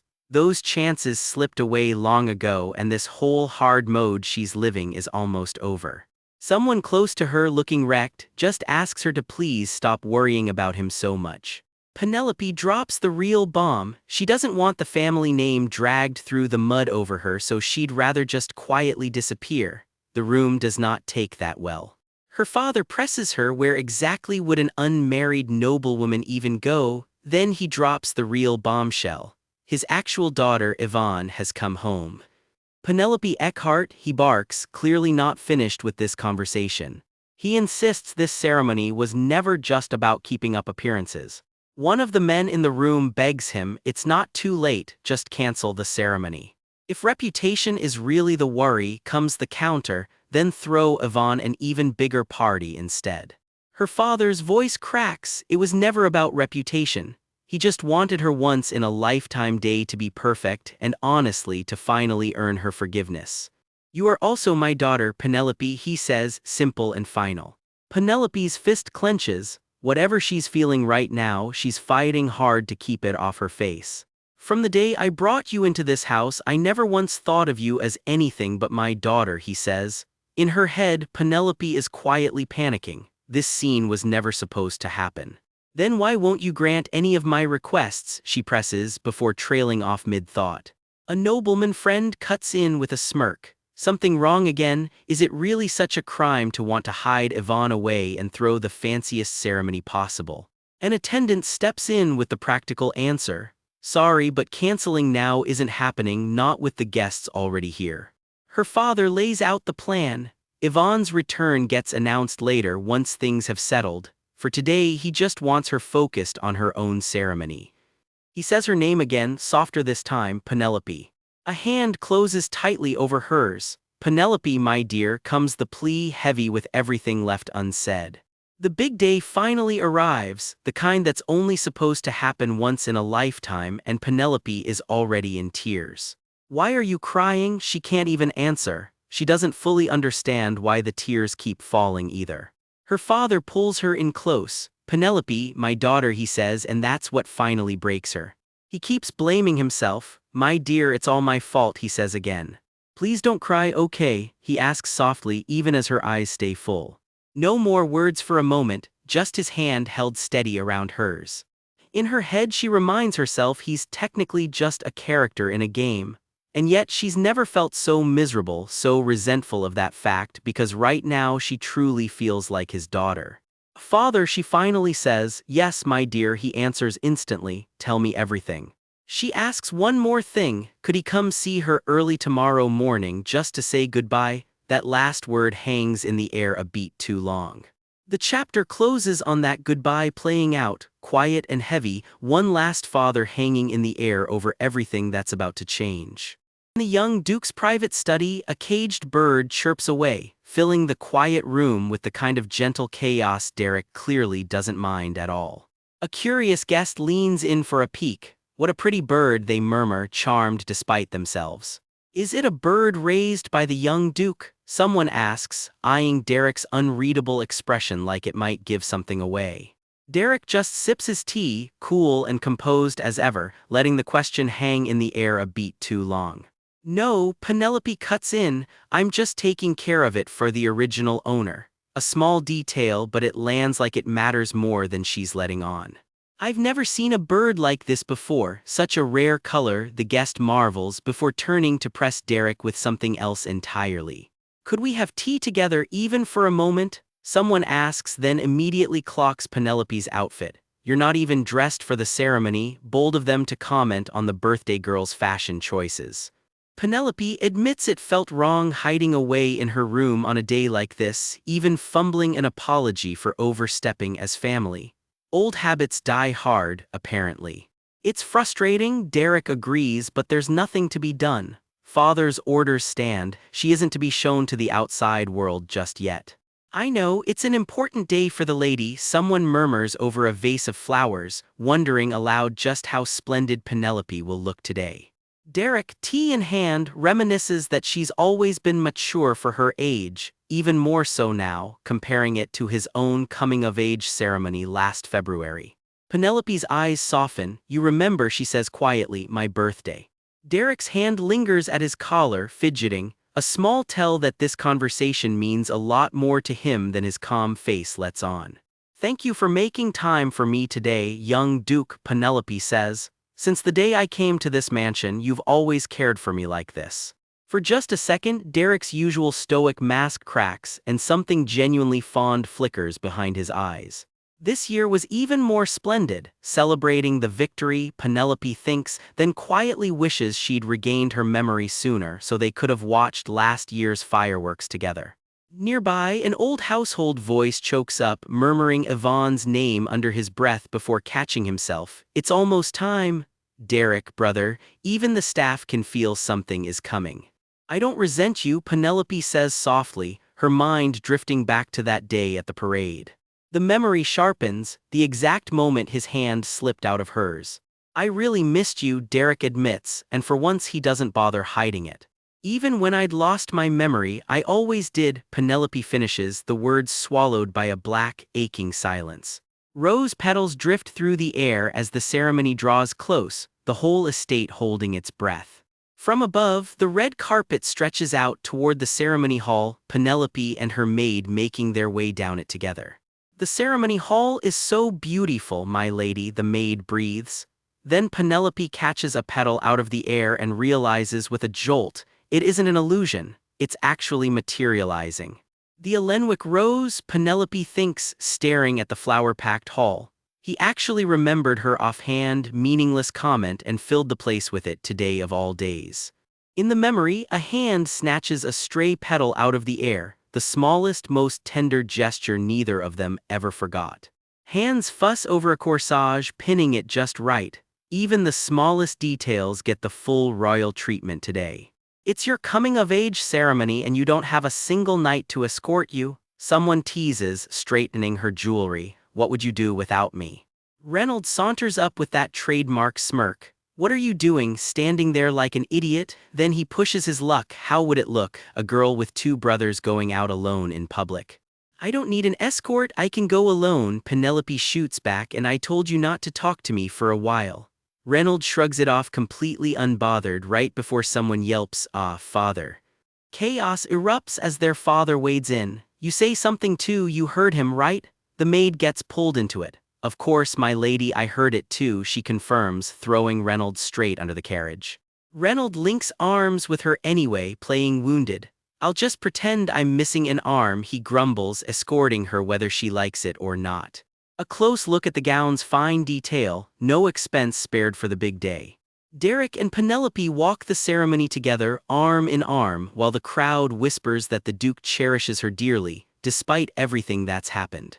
These decorations? They really went all out for the lady, someone remarks as a system-style notice flickers past, reputation up by 100, total now 460. Somewhere, a scoreboard is definitely keeping tabs on her popularity. Hey, are you still sulking over that day? Reynolds presses. No, Penelope snaps, straight answer he demands, clearly not buying it. At least pretend to listen and respond, will you? He sighs. I'm listening, she insists. You're really upset, he says, entirely unconvinced. Why do you think I'm angry? I'm not bothered at all, Penelope insists, in a tone that says the exact opposite. Sorry to disappoint you, but you're not even worth my anger, she fires back. Oh, our little one is like that, someone chuckles nearby. Has he finally lost it? Another wonders.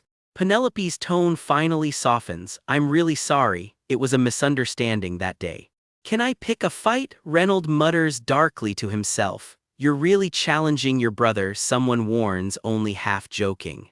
The more I think about that day, the less I understand why I did it, Reynolds admits, rattled. My dreams were foggy, so maybe that's why. Damn it.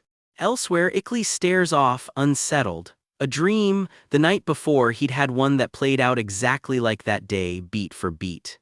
A dark, half-remembered image surfaces, someone's fist raised against Penelope. In that moment, Reynolds realizes I actually thought I was really beating her. Penelope flinches, badly shaken. Is this what they call déjà vu? Something about this feels less like coincidence and a lot more like a warning. The pieces click into place and it's worse than she feared, not just Ickley's but Reynolds too, already brainwashed using mirror shards. Their nightmares weren't dreams at all. Take it easy, someone tells Reynolds. How stressed do you have to be to dream something that crazy? Then, more pointedly, don't you feel sorry for her? Her? Why? Reynolds asks. A girl who might be your biological sister has been hiding away because of my coming-of-age ceremony, comes the answer, and suddenly this birthday party has a lot more riding on it. Reynolds' face goes cold. So what, it's not even confirmed yet. If father says she's not a fraud, then maybe I'll feel sorry for her, not exactly brother of the year material. Here, take this, Derek says, holding out a plain wooden box like it's no big deal at all. What is this? Penelope asks, turning the box over. What do you think? It's a gift from me. Open it, he says, feigning nonchalance. Her eyes widen the second the lid comes off. This is. Curled up inside, snug in a nest of straw, a litter of baby rabbits. Rabbits? Penelope gasps, and just like that the whole dark cloud from earlier melts clean away. On her birthday, Penelope's little brother Derek shoves a cloth-wrapped box into her hands. Here, take it, he says, all business, while she eyes it like it might bite. What is this? What do you mean, what is it? I'm giving it to you, open it already, he laughs. She peels back the wrapping and finds a nest of squirming baby rabbits inside. All she can manage is a stunned rabbits. Her eyes well up as it clicks. Months back, after a hunting competition, she'd offhandedly told Derek that if she could have anything, it'd be a rabbit running around free. This is, she starts and doesn't finish. Turns out the rabbits they'd released after that competition bred like, well, rabbits, and a whole litter turned up near the training grounds. You didn't even look at them, did you? Derek teases, and she realizes she'd completely forgotten she ever said it. So this whole time he's been quietly raising them for her. Yes, he confirms. This one's my gift to you. She reaches out and gently touches the tiny rabbit's nose. Derek hands the little rabbit over properly. Take good care of it, you're its mom now, while a maid asks what happened to the mother. Turns out the litter was either separated from her or orphaned outright. Left on their own, they'd have starved. Derek admits with a shrug he can't promise to keep looking after every rabbit that shows up, and Penelope just quietly murmurs, brother. She thanks him properly for the gift, and for once there's nothing sarcastic in it. Derek grins and finally says what this was really about. Happy birthday, Penelope. Party small talk kicks in fast. Someone reminds her the old council member is due any minute, and everyone's already bracing for his annual lecture. Derek peels off to go fetch their father, telling Penelope to just hang tight. Which, of course, leaves her doing all the hosting duties he's supposed to be handling. She is not thrilled about it. Where is her brother on the one day everyone actually needs him around? Across the way, an older figure sits alone on a bench, and she finds herself watching him. It's Marquis Winter Verdandi, and he's clearly noticed someone giving him a very unfriendly look. It's been a while since I've seen a look that fierce, he muses. Wary of me, is he? Well, considering what happened back then, that's fair enough. Winter goes quiet for a beat, then something catches him off guard. A flicker of surprise crosses his face. Elsewhere, Penelope suddenly remembers she's still wearing a certain necklace. Should she take it off before the ceremony? She decides it's fine. She left the matching bottle safely back in her room.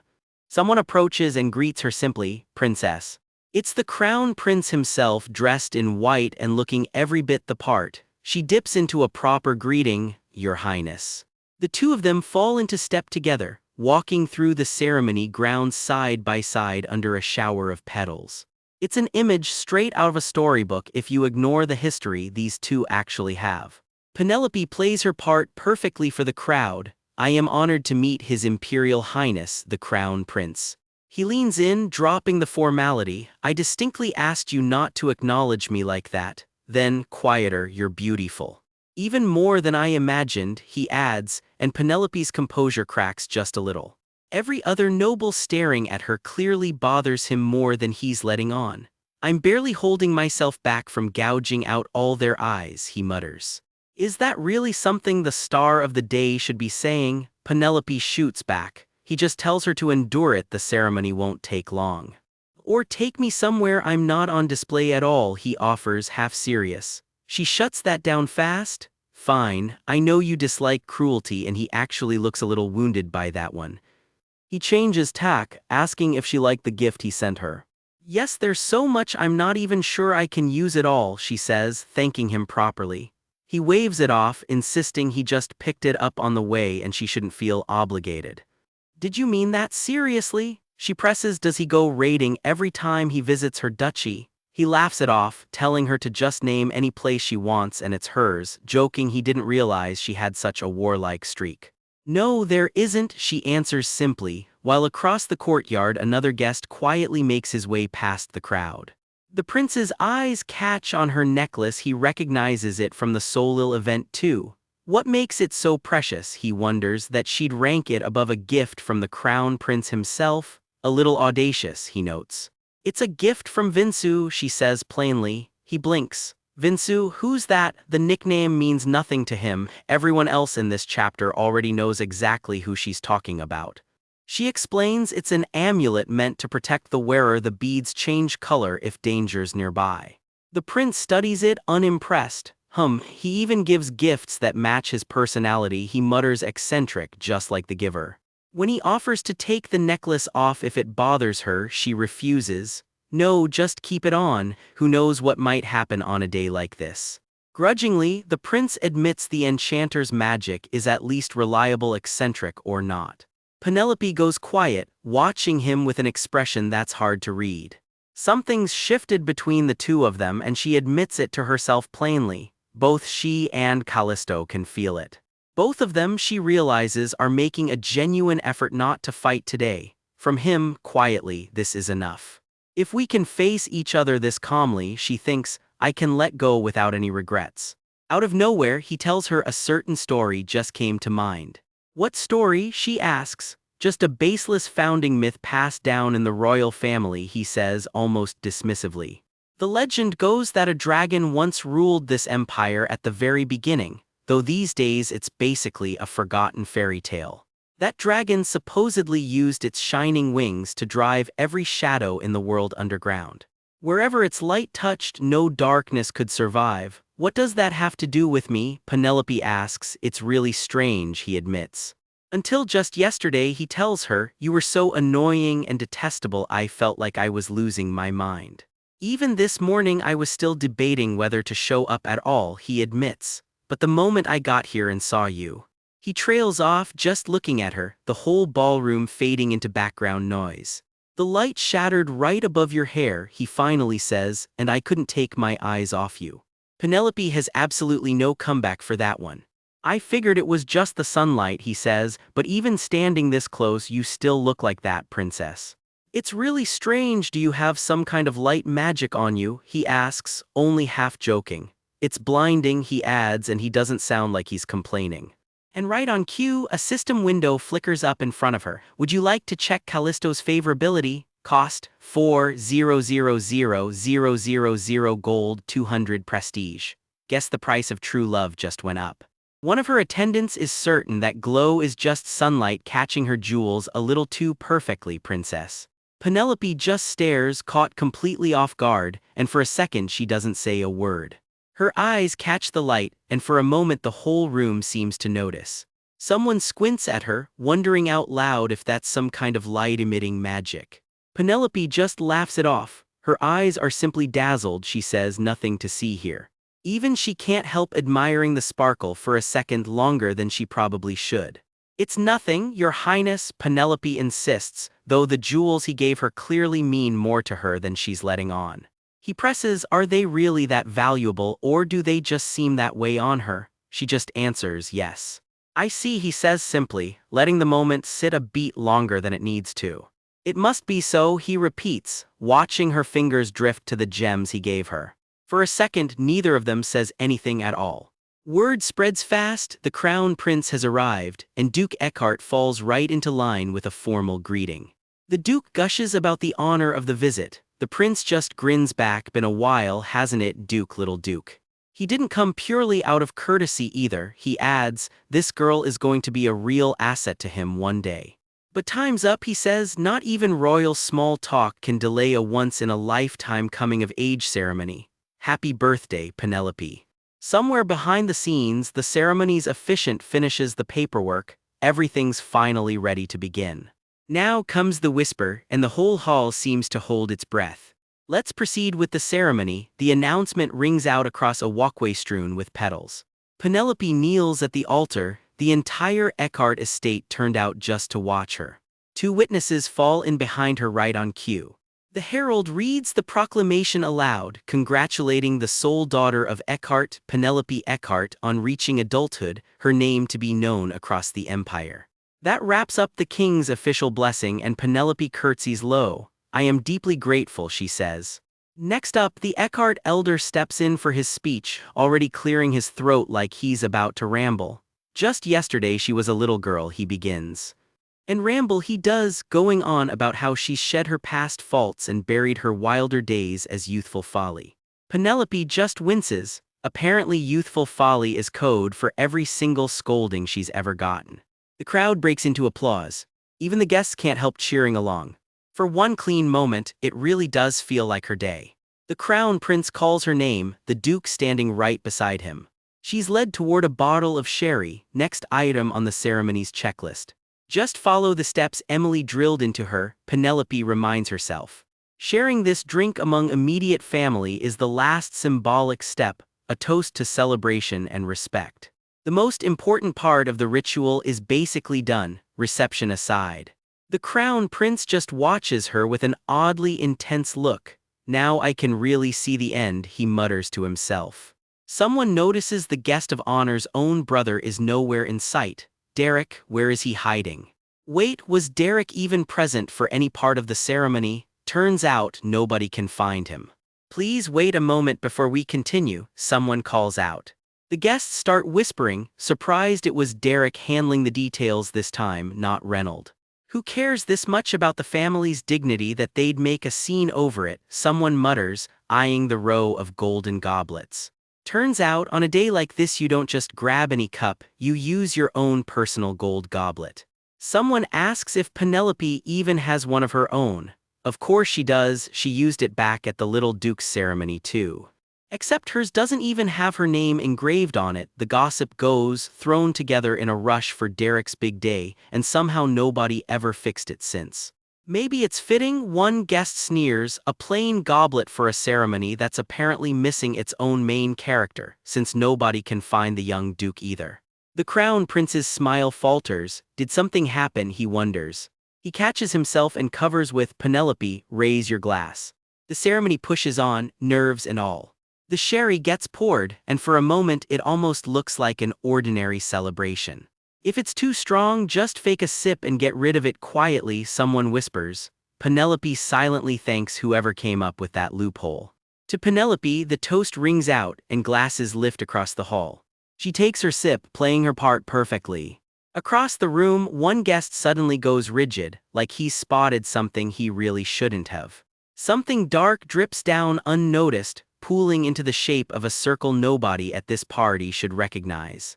Meanwhile, the toasts just keep coming, sweet and completely oblivious, to Penelope again and again. She and the crown prince share their own quiet toast. Around them, the party carries on like nothing's wrong. "Thank you to all our distinguished guests for being here today," the host announces, then adds, a little awkwardly, that the young duke is unfortunately tied up elsewhere.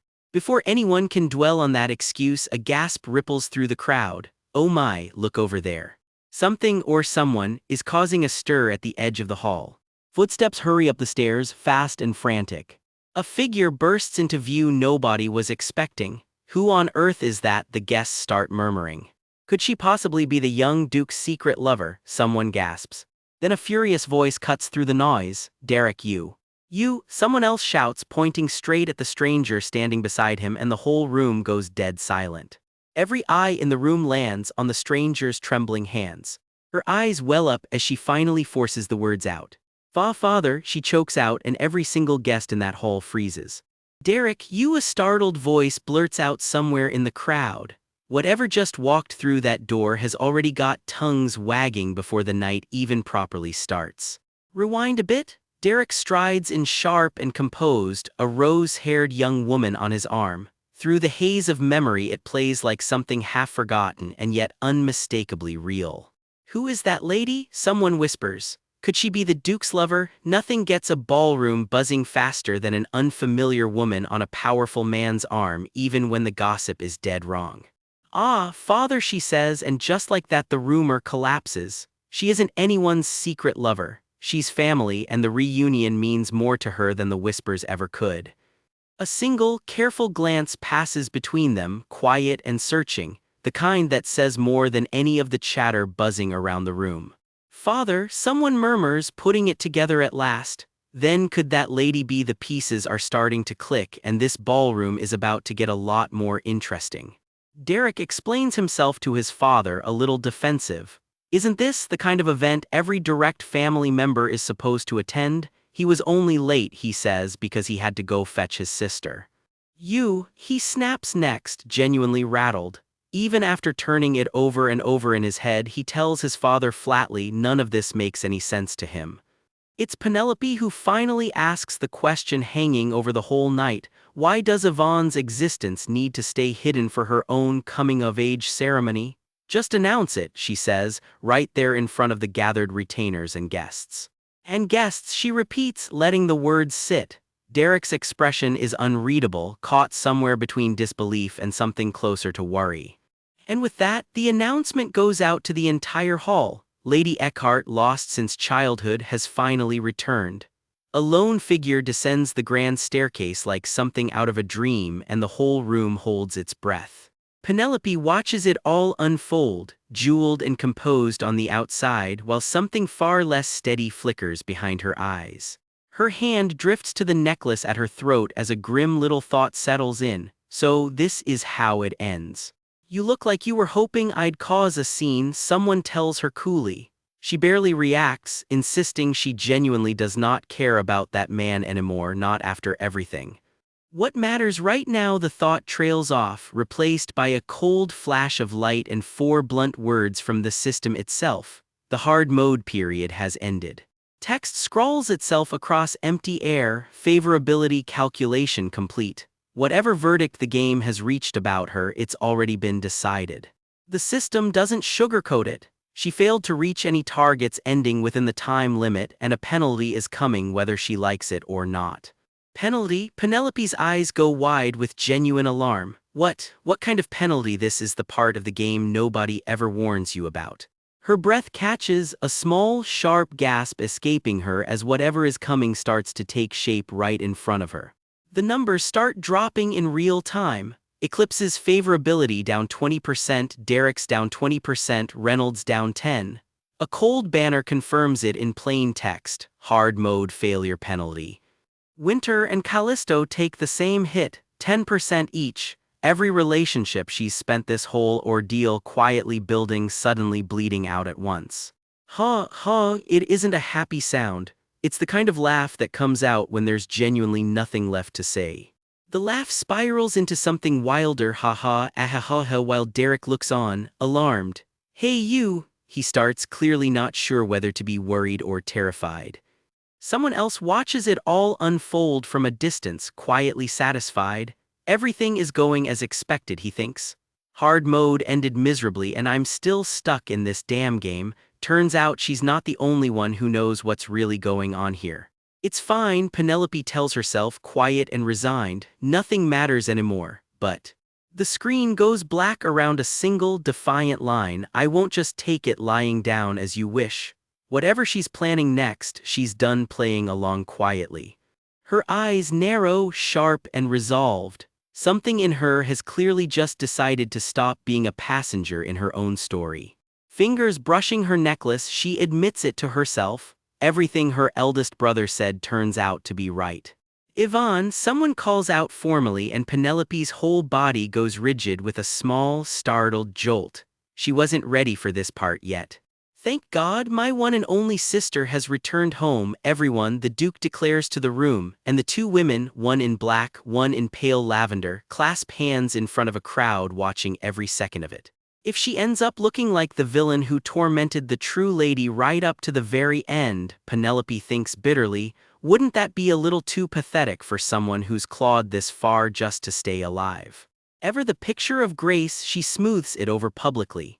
There was simply a misunderstanding with her eldest brother who thought she'd been hiding her sister away. They'd already talked it through in her room that morning, hadn't they, father? Crisis management, aristocracy style. The man across from her says nothing for a long moment, just a flat, wary silence. Then finally, "Come here, Yvonne." Father, Penelope says simply, a golden goblet catching the light behind her. It's my birthday, right? She adds, fingers at her choker, a small reminder that tonight was supposed to be about her too. Pennell, the spare glass, the Duke orders, and the silver-haired butler answers without missing a beat. Yes, Duke, even mid-family drama, someone still has to mind the drinkware. Penelope watches it all with a carefully composed face, tiara catching the candlelight, giving absolutely nothing away. A gloved hand pours, wine sliding smoothly into a fresh goblet meant for the guest of honor. A maid steps forward with the requested glass. I brought the glass the butler mentioned, she says. Someone nearby recognizes her. Isn't that Becky, the temporary maid Emily mentioned, the one looking after Yvonne? Whatever, comes the reply, unbothered, as the goblet gets passed along without a second thought.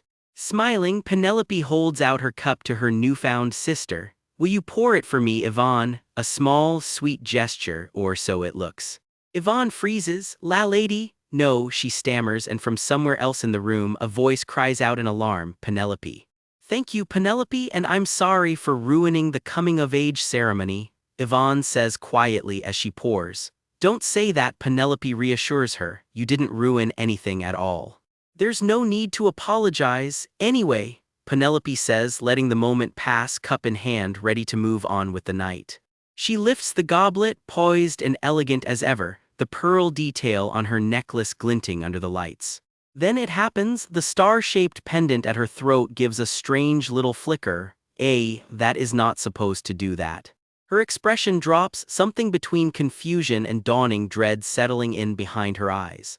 Yvonne tilts her head, sensing something's wrong. Nearby, a maid leans in with unwelcome news. Miss, something suspicious happened last night. Suspicious, the maid repeats herself, hesitating. Well, Becky was asking for directions to the Merchant Street, you know. Innocent enough, maybe. Except Merchant Streets sell more than just ribbons and pastries. One word settles over the necklace's glow like a death sentence: poison. Turns out this isn't the first time poison entered the picture tonight. Penelope had already been planning her own exit, the only escape she could think of as hard mode came crashing down, even if it meant risking actually dying for real this time. So I asked Winter for poison, she recalls, something that would let me go quietly like falling asleep. And then, colder still, let them suspect the angelic Yvonne while they watch me drop dead.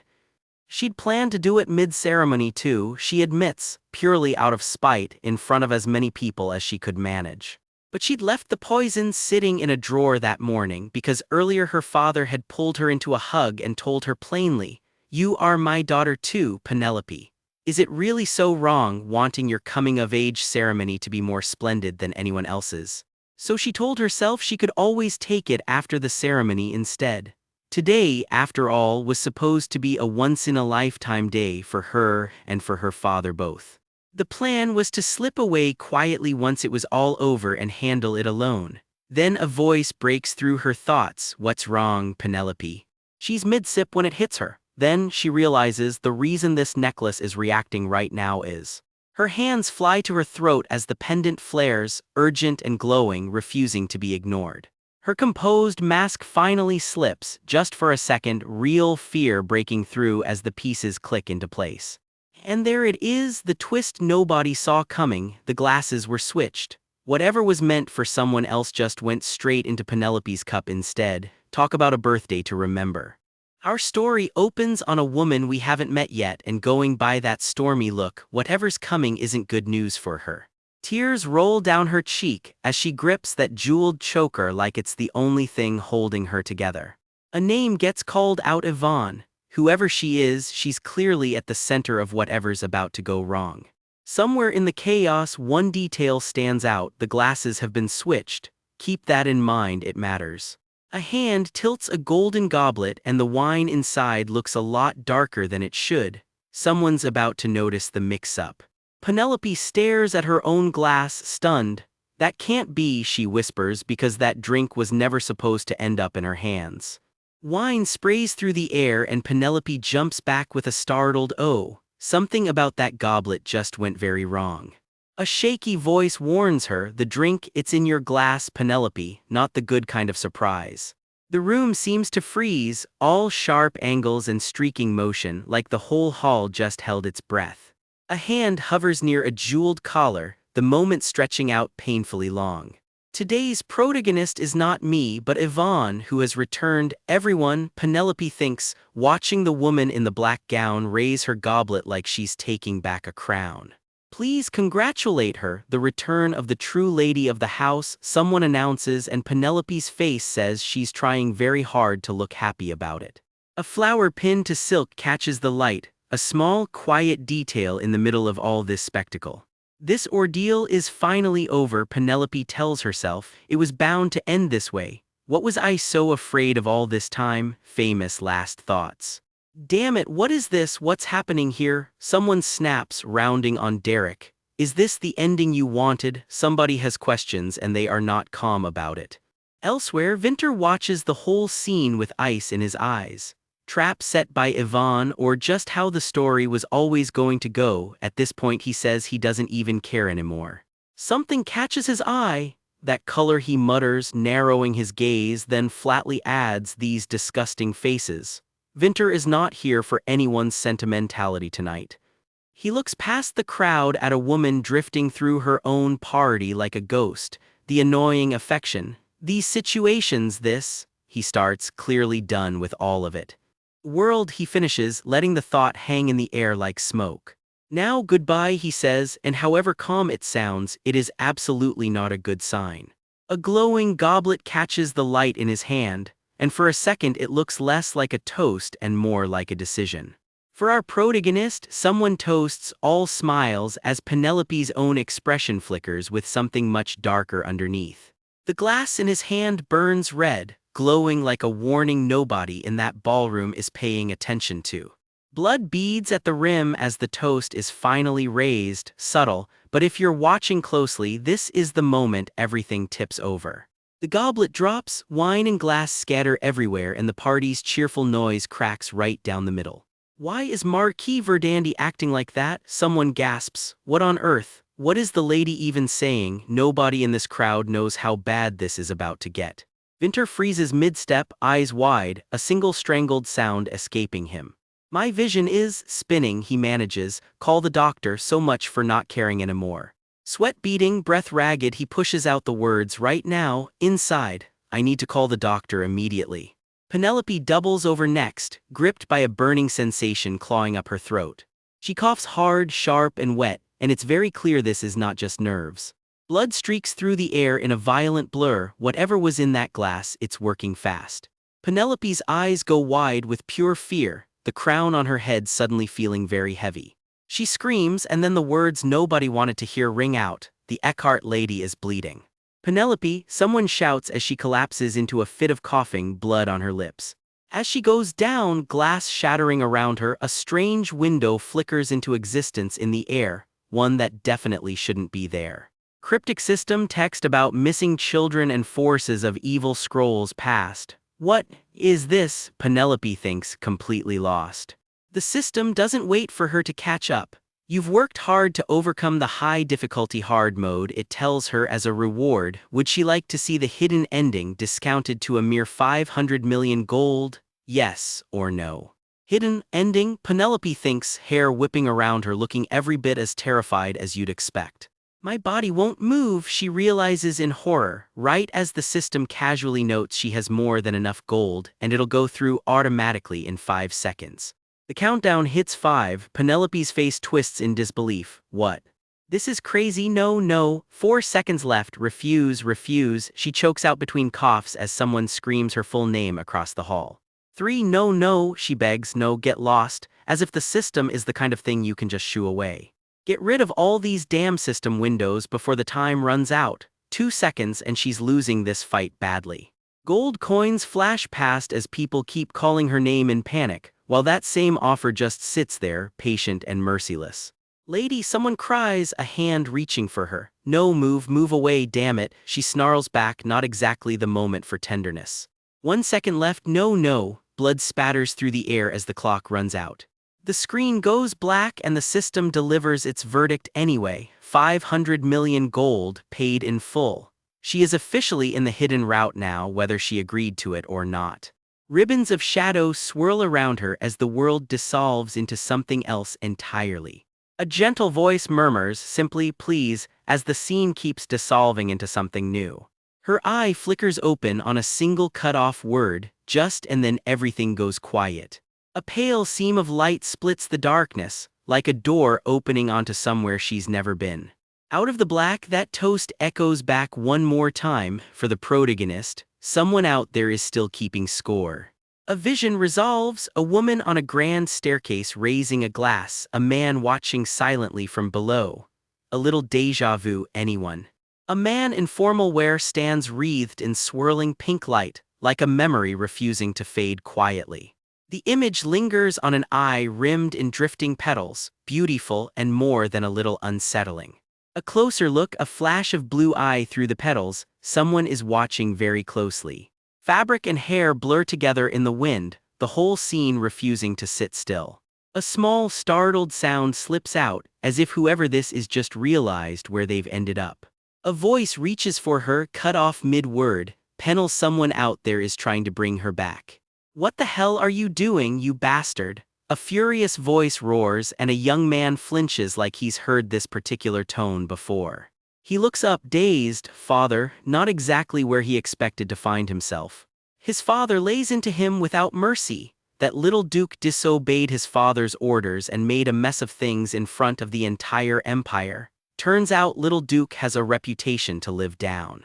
Is this my father's office? Derek thinks, baffled. What's going on? Just a moment ago I was having tea with Yvonne. Someone just got yanked clean out of his own timeline. He glances around the familiar study, and all he can manage is a flat, disbelieving no. Just a moment ago I was at her coming-of-age ceremony, he thinks, right before a scream rips through the memory. Ah. A lone figure calls out into the chaos, Penelope, and the crowd's horror finally catches up. The Eckhart lady is bleeding. Pennell, Penelope Eckhart, the shout tears through the hall, sharp and desperate.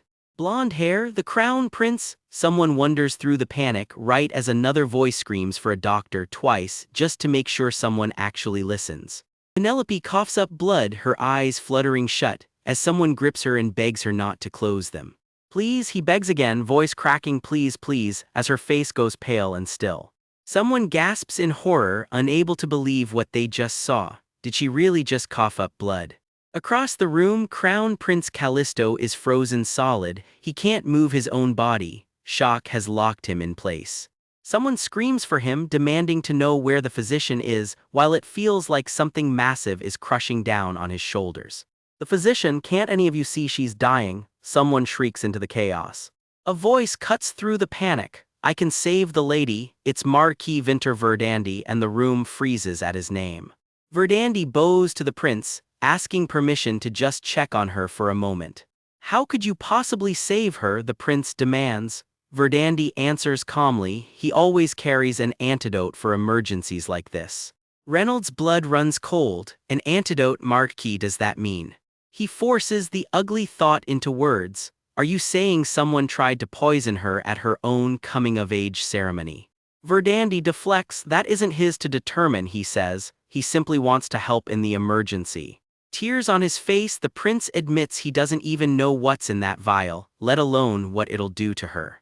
It's an antidote for a potent poison, Verdandi explains. No guarantees since he doesn't know exactly what she consumed, but it should neutralize some of it. Silence, the prince wrestles with an impossible choice while her life slips away in front of him. Footsteps pound in. Reynolds, someone barks in alarm as he arrives. Reynolds pushes back at his father. You say you trust the Marquis, so trust him now. If they wait for the physician, she might die first. Penelope lies impossibly fragile, her hair fanned out, barely hanging on to consciousness. Verdandi stands there sweating, waiting on a verdict that could cost him everything. Give it to her, the prince orders, startling Verdandi, even as he admits quietly that something could still go horribly wrong. Duke Eckhart's voice cuts through the shadows. Be ready for the consequences, Marquis. Nobody dares to breathe as the moment stretches unbearably thin. The decision's made, now they just have to wait and pray it works. The antidote takes hold, dark energy roiling as it fights back against whatever poison runs through her veins. Let me see her face, the prince asks, needing to see her with his own eyes. Penelope's face is pale and still, blood still staining her lips. The prince's composure finally breaks, and he weeps quietly over her. Drop by drop, the antidote passes her lips, and everyone holds their breath waiting to see if it takes. Relief washes through the room, her breathing is stable now. A servant bursts in, breathless, "Your Excellence, I've brought the physician," a little too late to be the hero. "Take Penelope to the mansion now," Reynolds orders, "and whoever did this, they will root out the culprit." He lingers a moment, lost in thought, the weight of what just happened settling in. His expression hardens, somebody is going to answer for this. Elsewhere, Derek can't shake a strange feeling. He can't clearly recall what happened at the ceremony, like someone cut and pasted pieces right out of his memory. It was supposed to be her once-in-a-lifetime coming-of-age ceremony. He fumes, the one day Penelope should have been the center of attention. And yet that very morning, he'd been told to cancel the whole ceremony just because. Word spreads through the halls, Yvonne has returned. We see her now, eyes brimming with tears. Duke Eckhart studies his son. "Derek," he says, "I never realized you hated Penelope that much." He knows Derek withdrew after losing Yvonne, he adds, but unlike Reynolds, Derek was always the composed one. He'd thought Derek had finally accepted Penelope after all their time together. Then, quietly, he admits it, "I'm a terrible father. I've wronged all of you." Derek, flustered, pushes back, "You think I hate Penelope?" He's never let petty feelings sway him, he insists. Canceling the ceremony was about the family's dignity and making sure everyone knew Yvonne was back. His father cuts him off cold. "Whatever happened with Yvonne is a minor incident now," he says. "What matters is that someone tried to poison Lady Eckhart right here in their own duchy." Derek walks off, reeling from the news. Poison, the word alone stops him cold. The reality lands like a punch, she was poisoned. His mind spirals, who would even do that? Wait her, he fires off question after question. What's her condition, has she woken up? He demands to know what poison she took, then chokes on the words and blurts out completely the wrong name. "Why, Vaughn," smooth Derek. Catching himself, he tries again. "What happened to Yvonne?" A pointed, awkward silence answers him first. Then, "Yvonne's fine, just confined to her room." Then comes the real bombshell. It was Yvonne's own maid who brought Penelope the cup she drank from. Investigators note that Penelope's maid was seen slipping off to the merchant district too, not long before the ceremony. The suspect maid now sits caged, awaiting questioning. She's been thrown in the underground prison. Derek can't believe it. Don't tell him his own father is actually suspecting Yvonne. He falls silent, the doubt already creeping in. He shakes his head. "That can't be right," he insists. "Why would Yvonne ever do this to Penelope?" His eyes well up, the doubt gnawing at him harder than he'll admit. Instead, he pivots to blaming someone else entirely, some rival marquis with a grudge, vowing to interrogate the maid himself, until his father snaps his name to shut him down. "Stay out of this case," his father orders flatly. Derek can't believe his ears. "Father," he says, surely he misheard that. His father doesn't budge, he'll handle this himself. Derek stays out of it. Father's mid-sentence about Marquis Ellen holding a grudge against the family when he spots Derek walking in and cuts himself off cold. Derek. No greeting, no context, just a flat order, "Stay out of this case." Derek blinks, sure he's misheard. "Father, I think I've misheard you." "I beg your pardon," his father doesn't budge. "No, you heard me correctly." Derek's jaw tightens, eyes going hard. Whatever this is about, he is not about to just let it go. His father cuts off any argument before it starts. "I'll handle this myself, so you stay out of it." Derek pushes back, voice rising. "Am I a suspect because I brought Yvonne out?" "It's not because of that," his father says. Derek isn't satisfied. "Then what is it?" So his father lays it out. Word around the estate says the real suspect is obvious. Nobody noticed anything wrong with Penelope except for one man. "If it hadn't been for Marquis Verdandi," his father starts. "We would have been preparing Penelope's funeral by now," his father finishes. That is not a sentence you recover from quickly. Derek's control snaps and he lets out a raw, furious shout. Nobody warned him it was ever that close. His father explains, a rare poison, one that causes bleeding and kills if it isn't treated fast. Marquis Verdandi pulled Penelope back from the brink of death himself. Derek can barely get the words out, she was dying. His father's voice cuts through the fog in his head, Derek. His hand drifts to the blue rose pinned on his coat as the denial sets in. That can't be. Derek, are you all right? His father asks, but they both already know something is very wrong. Her name is the only thing left in his head. Penelope, in his mind's eye, she's crumpled and still. The image won't hold steady, it keeps warping and blurring, like his own memory of her is coming apart at the edges. Tears slip free before he even notices, she couldn't be dying. His father studies him, worry breaking through the stern act. Derek, you should take some rest, go back to your room, his father says. Derek tries to protest and gets shut down instantly. That's an order. Alone for a moment, he finally lets his face crumple completely, no audience left to perform composure for. He gives in quiet and hollow, all right. Back in his own wing, a maid catches sight of him. Young master. Still numb, he fusses absently with the brooch on his coat. Head maid Rihanna, what is it? Rihanna hesitates, then pushes through it. Can you please visit Lady Yvonne's room? Later, he says. Rihanna tries again. Yvonne isn't eating, she's desperate to see him, and he just repeats himself, flatter this time. I said I'll go later. Rough day to be picking favorites, buddy. Young master, Rihanna calls after him, but he's already gone, leaving Yvonne to wait her turn. Something about tonight drags his mind somewhere else entirely back, years back, to a memory that never quite lets him go. The pull is strong enough it swallows him whole, light and color blurring into an old, familiar ache. A much younger Yvonne tugs at his sleeve. Brother Derek, I want the three of us to go to the festival together. Father had already said no, it was too dangerous. But Brother Reynold chimes in about the pretty decorations and all the food stalls, and that settles it. Then, just for today, it'll be our secret from Father. Young Derek relents, groaning the whole way. Ugh, the original overprotective big brother right there.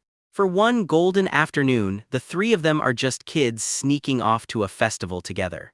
Then a small hand reaches out toward him, desperate. Brother, whatever happens next, it's the moment everything went wrong.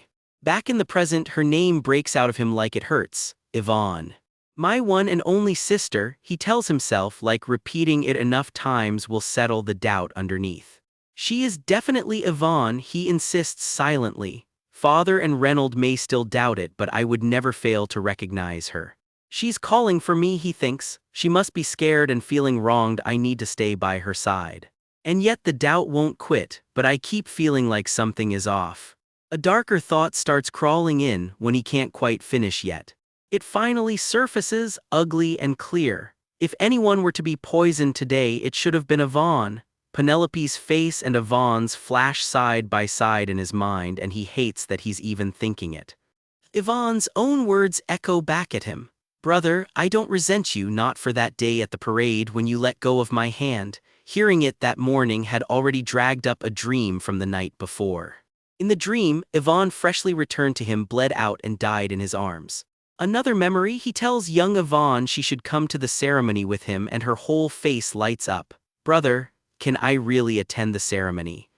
I'm the only one she can rely on, he tells himself. I can't let her be in danger again like back then. Then the thought cracks down the middle, but why? Why? The question he's been dodging finally lands. Was it Penelope who took the poison? Her name is all he can manage, Penelope. His thoughts shatter into fragments, images of her cracking apart like broken glass in his head. One shard holds steady just long enough to show her face, Penelope. Two silhouettes standing close refuse to separate in his mind, her name again, over and over, Penelope. Even the family name feels loaded now. Eckhart, is she really one in every way that matters, or isn't she? And underneath all of it sits the question he's been too scared to ask out loud. What are you, to me? He physically shakes his head, trying to throw the whole spiral off before it swallows him again. He steadies his breathing, jaw set, refusing to let his face show just how rattled he still is. What am I even thinking? he mutters, only to realize he doesn't recognize where his feet have taken him. This is the second-floor hallway. Ah, he almost laughs at himself. I walked here without even realizing it. His feet already know exactly where they want to be. An older servant spots him lingering and greets him properly. Young master. Is she inside? Derek asks. Yes, the doctor is examining her, comes the reply. He admits, almost sheepish, I just wanted to check on her condition. Then he catches something through the door, a voice that doesn't belong to any doctor. Ah, that, someone inside says, followed by a question, how is she? Derek freezes mid-step, brow furrowing. That voice again, who exactly is in there with her? A man's voice, he thinks, pulse spiking. Who is inside her room? He edges closer and peers through the gap in the door, not about to just knock and ask. Inside, a doctor and an attendant stand over Penelope's bed, keeping careful watch. She's past the critical point, but the bleeding hasn't completely stopped, the doctor reports. I still can't say when she'll regain consciousness. In the warm lamplight, someone else is sitting close by her bedside, someone who clearly hasn't left in a while. He leans in near her, quiet and careful, like he's afraid of disturbing something fragile. Derek, still watching through the gap, recognizes the shape of him. Is it? It's Marquis Winter, guilt written all over his face as he murmurs to her unconscious form. Is it because I always teased you for being mean? He gently takes her hand, voice barely above a whisper. My lady, well, somebody's been busy while nobody was looking. In the hush after the chaos, Reynolds sits at her bedside, still catching his breath from a night he never wants to relive. He leans in close, voice barely above a whisper, wondering out loud if this is her way of paying him back for every time he called her cruel. His hand brushes against hers, and for one heartbeat he just freezes, stunned she is actually still here to hold. Penelope, barely conscious, still manages a weak little smirk and asks if he's doing all this just to get back at her. He falls quiet for a moment, then admits quietly that he knows exactly who she really is. Gently tending to her, he confesses that every time he called her heartless, he never once actually believed it. His mind drags him back to every cruel word he ever threw at her without thinking, words he swears he never meant. He cannot understand it. She has never had a cruel bone in her body, so why would she gamble her life like this? The memory hits hard, her face streaked with blood, caught in the exact kind of horror she always swore she hated. He begs her over and over to just open her eyes and let him pull her out of whatever hell she's trapped in. Don't die on me, Penelope, he pleads, his voice cracking under the weight of it. Her eye flickers open just a sliver, barely holding on. Don't leave me alone in this hell, he begs again, terrified she might actually slip away. Blood streaks through the dark as the memory fractures into chaos. Her face lingers in his memory, marked by blood and tears he cannot forget. Somewhere else, a mystery maid slips down the stairs, muttering that she only did it for Yvonne's sake. This isn't what I wanted, the shadowed figure repeats, as the memory of that terrible night creeps back in. Absolutely not, comes a sharp refusal from the dark, shutting the idea down cold. After tearing the maid's room apart, someone turns up a small vial that should not be there at all. Reynolds, breathless from combing the upper district's black markets, announces he has finally found the antidote to what Penelope drank. The household gathers, tense and silent, as the investigation into who poisoned Penelope finally kicks into gear. According to the maid's confession, it was Penelope herself who ordered the poison, supposedly meant for Yvonne. So you're telling me Penelope drank the poison she made for someone else like some kind of idiot, the prince snaps, before getting cut off mid-defense. As the story goes, Penelope had 2 identical glasses made and gave the order to poison just one of them. Derek explodes, demanding to know if the Marquis is accusing his own sister, insisting she cannot be the culprit. How can you be so sure? Someone challenges, and the Marquis starts laying out exactly why. She knew the drink was poisoned, Winter says flatly, letting the words hang in the air. Before she ever touched the glass, he adds, and the room goes still with confusion. Derek's mind is racing, but for once the words just won't come. Exactly what you heard, Winter repeats, refusing to soften the claim. It turns out the enchanted necklace Penelope wore that day is spelled to react to danger, and its beads had already glowed a warning yellow. The necklace reacted to the poison itself, proof Penelope knew exactly what was in that glass before she ever raised it. Derek can barely process it, staring in disbelief that his sister drank poison with her eyes wide open. Vinter's mind drifts back to the day Penelope came to him with a request, wondering now if he ever should have refused. She told him this one favor would settle the debt between them, though the poison he actually supplied was never the one used in that glass.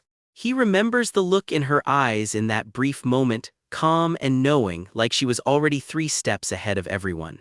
Why would anyone stay that composed, he wonders, unless she had already planned for exactly this?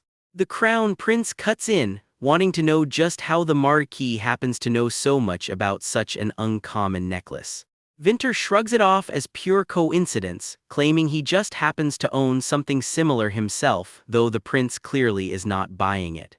So did it actually keep the evil spirits away? The prince asks dryly, not even trying to hide the sarcasm.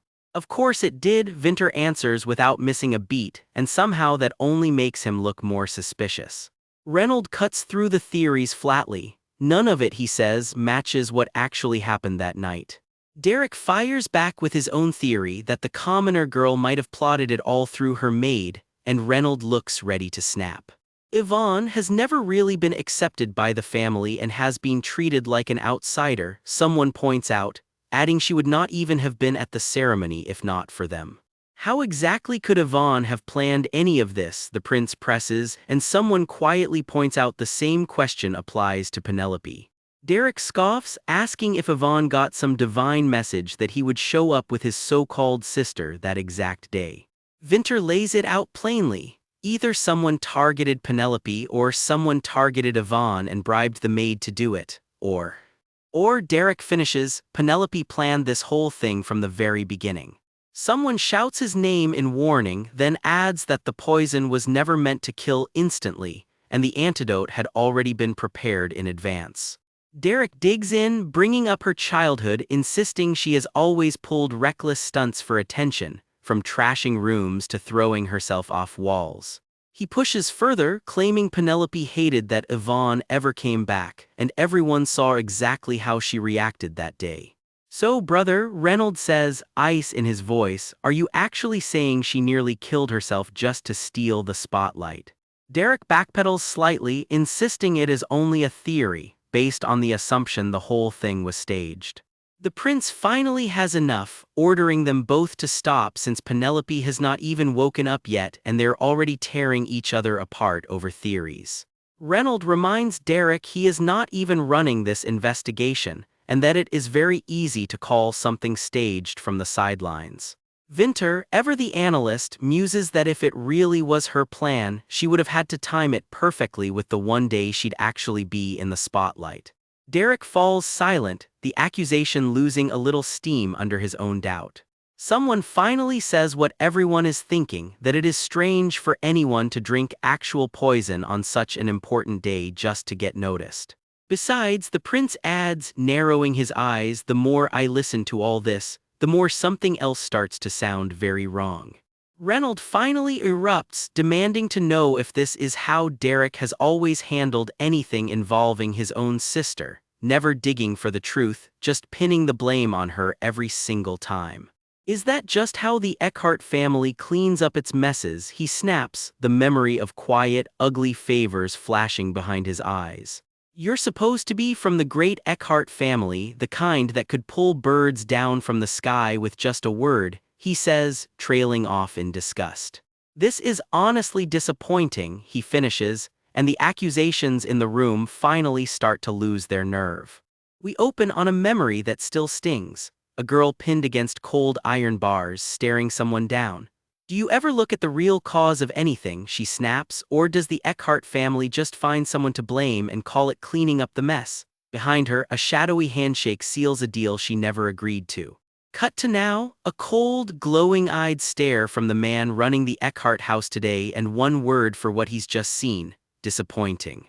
Somewhere in the estate, a man just goes quiet, sweat beading on his temple. Whatever's coming, he already knows it's bad. Me too, someone finally admits out loud. He doesn't buy that the princess planned any of this either. A knock at the door, it's Pennell the butler and he's not here for small talk. Sorry to interrupt, he says, but I have something urgent to report. The urgent news: Becky, the servant they'd locked in the dungeon, is dead. The room freezes. Eyes go wide across the room. Nobody saw that coming. Died, you say? The words hang in the dark like a threat. Turns out she bit through her own tongue and bled out in her cell rather than talk. How could this happen, Reynold? Someone demands. Reynold has no good answer. She cooperated through the whole interrogation, nothing seemed off, then she just did it, he stammers, already being ordered to dig into everything she touched. The list of things to trace back. Where she got the poison, every task she ran around the mansion, every single contact she had with the princess before the coming-of-age ceremony. And one more thing, quietly devastating. Dig into the commoner Becky actually served, because it still hasn't been confirmed she's really his biological daughter. Elsewhere, someone gets pulled aside with a "Your Highness." He wanted to test, battlefield style, whether the princess herself gave the order behind all this. Too late for that now. Unfortunately, she has died, comes the flat reply, so much for getting a straight answer. Back at the estate, her father tries to shut the imperial family out of this entirely and gets cut off mid-sentence. I have already promised to marry the princess, the crown prince announces. Cue the collective come again. Well, what did you say, Your Highness? Yeah, that landed exactly how you'd expect. Turns out he wasn't bluffing. He was already lining up the official marriage proposal for right after her coming-of-age ceremony.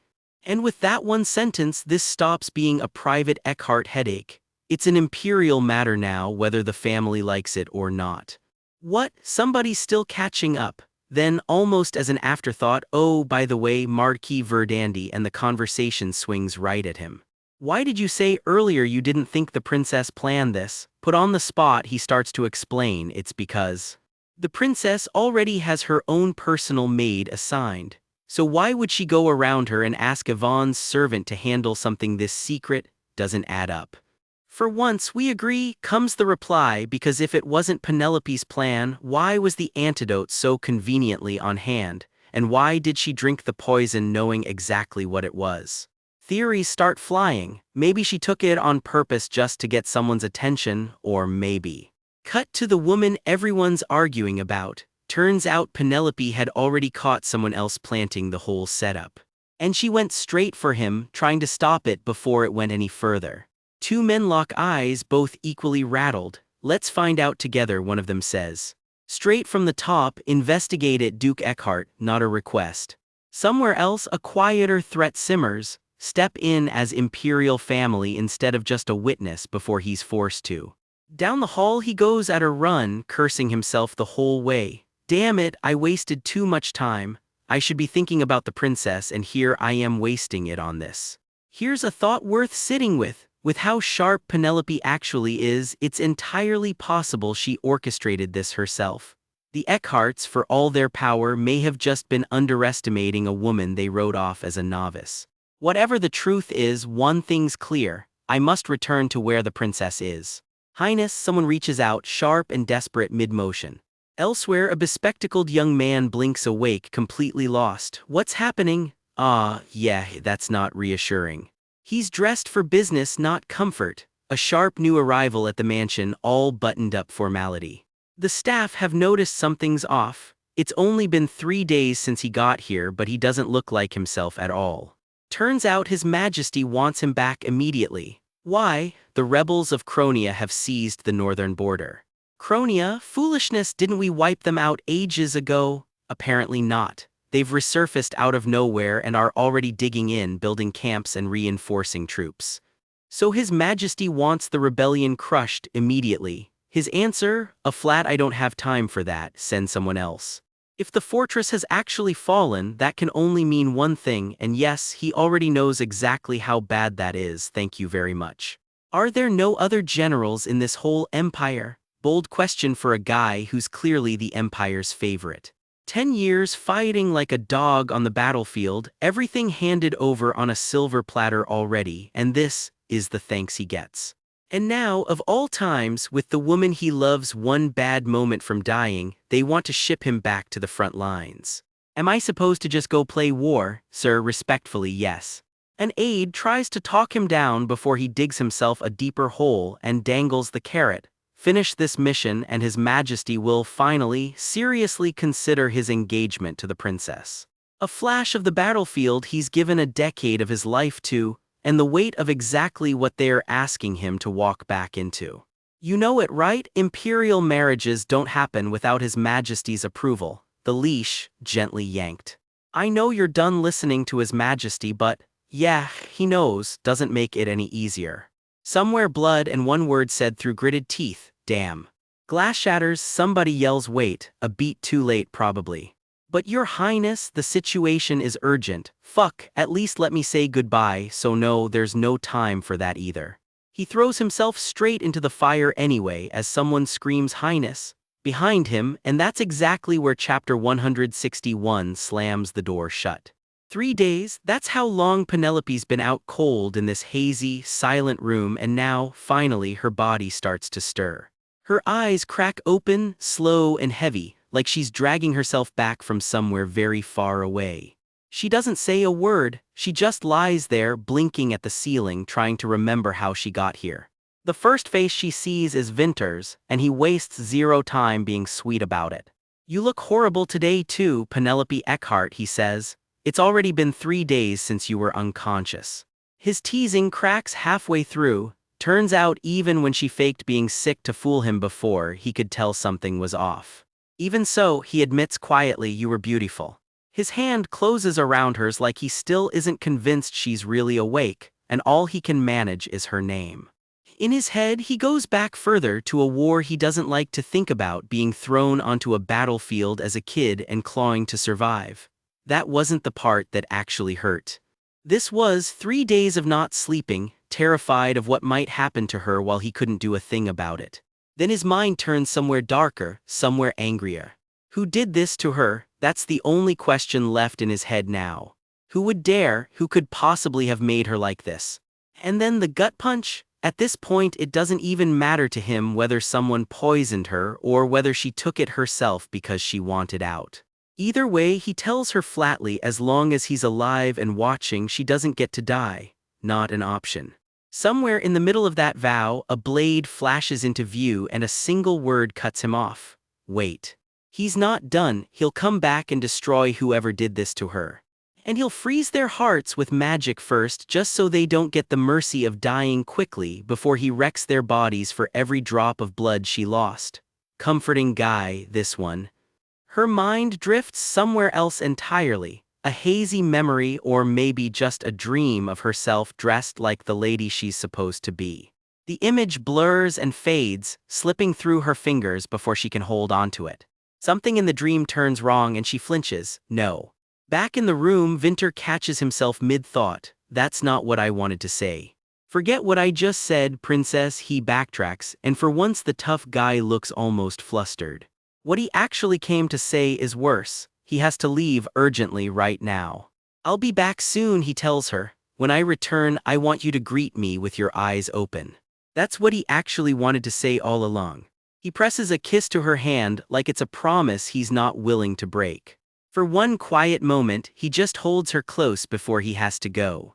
I'll tell you, he starts, drifting into something he's clearly been holding back for a while.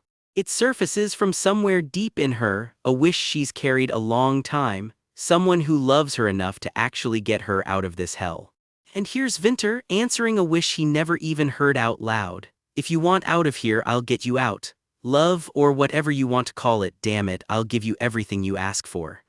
His hands come together like he's praying for the first time in years. The light around them softens, like the room itself is holding its breath. Just don't die, that's all he asks. Please don't die, he says again, softer this time, like begging might work better than commanding. Just her name, said like it's the only word that matters right now. And then everything tilts, the world flips and Penelope's mind slips somewhere else entirely.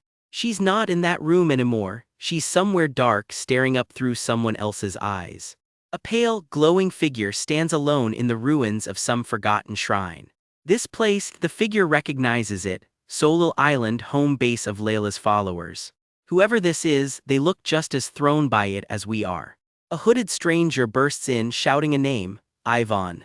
No, it's not real, the voice in her head corrects itself. I'm remembering what I experienced that day. Whatever's reflected in these shattered mirror fragments, it isn't a dream, it's a memory. Is that her own reflection staring back, or something else entirely? What is this? The scream that follows isn't confusion anymore, it's pure panic. And there it is, floating right in front of her, the words "game over." Now I can go back, she cries. Touch that huge mirror and she's home, back to the life she actually lived. To my world. Her scream tears through the vision like she's fighting to break free. I'm going to die, not exactly the reassuring plan she was hoping for. What, isn't this the kind of thing that's supposed to just happen automatically? The answer she gets isn't from a person, it's from the system itself. Error, you have entered the hidden path, it is not possible to end the game. Foolishness, someone snaps at her. Even if I die, I'll get out of here, what stupid things are you saying? She screams back. No, I don't want to disappear, let me go. I'm going to die, said with the kind of certainty that makes your stomach drop. Just bring me home, please, a desperate plea from a girl who never wanted any of this. The same cold error message flashes one more time. Hidden route entered, no way to end the game until the very end. Whatever this world really is, it's got rules nobody agreed to. In the haze of a memory, a shadow looms over a terrified young Penelope. From today, the voice says, you'll be living in this house. The same voice sneers that this is what happens to a girl caught sneaking food like a rat in the night, then coldly vows that as long as he's breathing, she won't die. The memory blurs into streaks of color as a softer voice murmurs her name, Penelope, my dear, like it's trying to soothe her. Someone rambles about a ridiculous founding myth, a tale of a dragon that once ruled the empire, the words dissolving into the fog of her half-remembered nightmare. Love, or whatever you want to call it, I'll give you anything, the voice growls, but all young Penelope can scream back is, let me go. She screams it again, desperate, begging to be let out, her voice cracking against whatever's holding her. The whole memory rips apart in a violent flash of light and sound, like glass shattering across her mind. Penelope jolts awake with a gasp, drenched in sweat, her heart hammering as the nightmare finally lets her go. She sits there catching her breath, shaking, trying to convince herself none of it was real. Her composure cracks for just a second, a choked sob slipping out before she forces it back down. Something snaps and she lets out a full-throated scream, the image of a shattering mirror flashing through her mind. A trembling hand reaches out toward a broken shard of glass, like it's calling to her. Down the hall, Emily nearly drops what she's carrying, gasping, my goodness, at the sound of that scream. Penelope tries to call out, my G, but the word dies as a figure rushes toward her bedside. Someone pulls her into a tight, relieved embrace as a voice rings through the whole mansion. Lady Penelope has awakened. And just like that, a cold system message flickers into her vision. An emergency quest triggered, a piece of the ancient magic mirror needs to be hidden away, identifiable only by its color, tied to her affinity, her endings, her rewards. Just a day earlier, her pulse was barely there. Now the doctor can only call her recovery nothing short of a miracle. As long as her body keeps healing, he says, there shouldn't be any lasting damage. Someone nearby breathes out a relieved, oh heavens. Her father can barely believe it, she swallowed poison and lived. He leans in gently, asking if she even recognizes him. Her brother Reynold can't hold it in, demanding to know why on earth she'd drink something like that, while Derek just stands there, silent. Derek finally speaks, low and pointed, why did you do it? Before Penelope can answer, someone barks his name in warning. Let her speak, their father cuts in, turning to Penelope directly, why would she do something like this to herself? The questions keep coming, what could have upset her so badly, until Reynold explodes that surely there's more to say than that, and gets told flatly to lower his voice. Reynold rounds on Derek instead, refusing to back down, snapping that his brother has been acting way too strange about all of this lately. Derek fires right back. Why is Reynold so eager to blame a woman who nearly died instead of worrying about her? He demands an answer. Penelope finally cuts through the noise herself. She can explain, but she's still a recovering patient, and right now she just wants everyone gone so she can rest. One of them just stands there, saying nothing, clearly stung by the dismissal. Her father backs off first, apologizing for being so thoughtless, and ushers everyone out to let her sleep. The moment the door shuts, Penelope's tone turns ice cold as she orders the last two out. And in her head, something huge just changed. The affinity system she's relied on this whole time has vanished completely.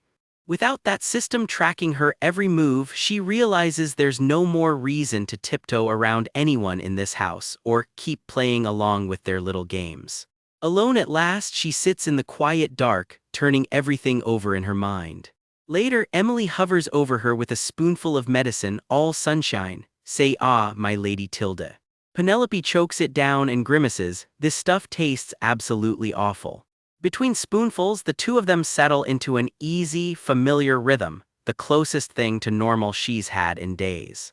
Ever since she woke up, Penelope can feel it. The whole mansion's atmosphere is off, from Emily to her father to both brothers to every servant drifting in and out of her room.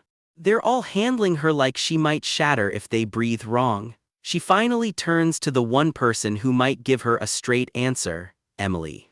"How long was she out?" she asks. "A full week," Emily tells her. Penelope's mind jumps straight to someone else. So what happened to her during all that time?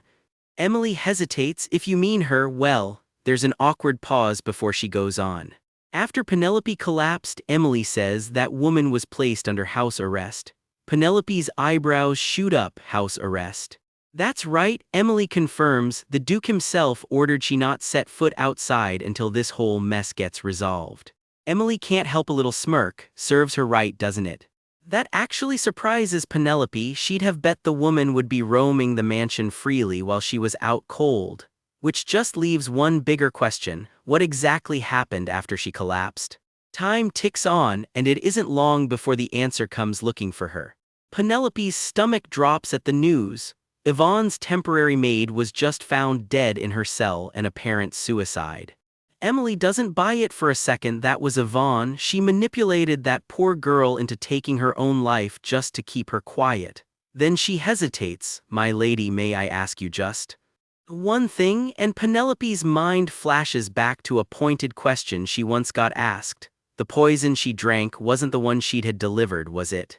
Emily admits she'd assumed Penelope was going to make Yvonne drink that poison herself. Instead, somehow, Penelope was the one who went down. No, Penelope corrects her. It wasn't quite like that at all. Emily's eyes go wide. So she really was right. That woman truly was the mastermind behind it. At least now, nobody can claim Penelope was carrying a second poison of her own. Truth is, she admits, everything about that day is murky, but her father putting Yvonne under house arrest means he already suspected something was wrong. Meanwhile, the head maid Rihanna and everyone loyal to her, all close to Yvonne, are busy spreading a very different story. That this was never a poisoning at all, just Penelope pulling some desperate stunt for attention. A fabricated incident? Penelope almost laughs. Honestly, they're not entirely wrong about that part. They've just got the wrong woman pulling the strings. So what's the plan now? Emily asks carefully. Is she going to come out and say what she suspects about Yvonne? Penelope doesn't answer right away, just sits with it. She'll handle it herself, she finally says. She needs to go see her father soon. Emily immediately panics. She mustn't push herself before she's fully recovered. Everyone was worried sick the whole time she was unconscious, Emily adds. Penelope asks if that meant a rough week for her too. Emily waves it off instantly. Not at all. Compared to me, Penelope murmurs, thinking of someone else entirely. His Highness the Crown Prince had it far worse than any of them. And there he stands in her memory, golden and every inch the prince, the one whose ordeal apparently makes her own look easy. Penelope can barely lift her head, but her first thought isn't for herself. She thinks the Crown Prince has had it so much worse than she has. There he is, Crown Prince Callisto, all cold authority and princely swagger. But you don't need words to see it. This man is barely holding it together. Turns out the prince never left her bedside since she collapsed. His presence alone was so heavy that everyone in the room forgot how to breathe. Penelope stirs, still hazy, and murmurs his title like she can't quite believe he's really there. A maid practically melts, recalling how desperately he clutched her hand and prayed through the night. Penelope, still foggy, can only wonder out loud, prayed for what exactly? She never caught the words. A voice echoes from somewhere. If she wants to escape all this, he says he'll let her go. And if she stays, he promises to give her everything she wants. Love, or whatever this feeling is, he swears he'll hand it all over to her without hesitation. Penelope finally wakes with a soft gasp, back in the world of the living. A gossiping maid can't resist bringing up the rumor mill. Word is a marriage proposal is coming her way, and everyone's convinced those hunting competition rumors were true after all. The maid catches herself mid-gossip and quickly backpedals, apologizing for misspeaking. Penelope's mind jumps straight past the gossip to what actually matters. Where is he right now? She learns a rebellion broke out up north and he left in a hurry under imperial orders. All she can manage is a quiet "I see."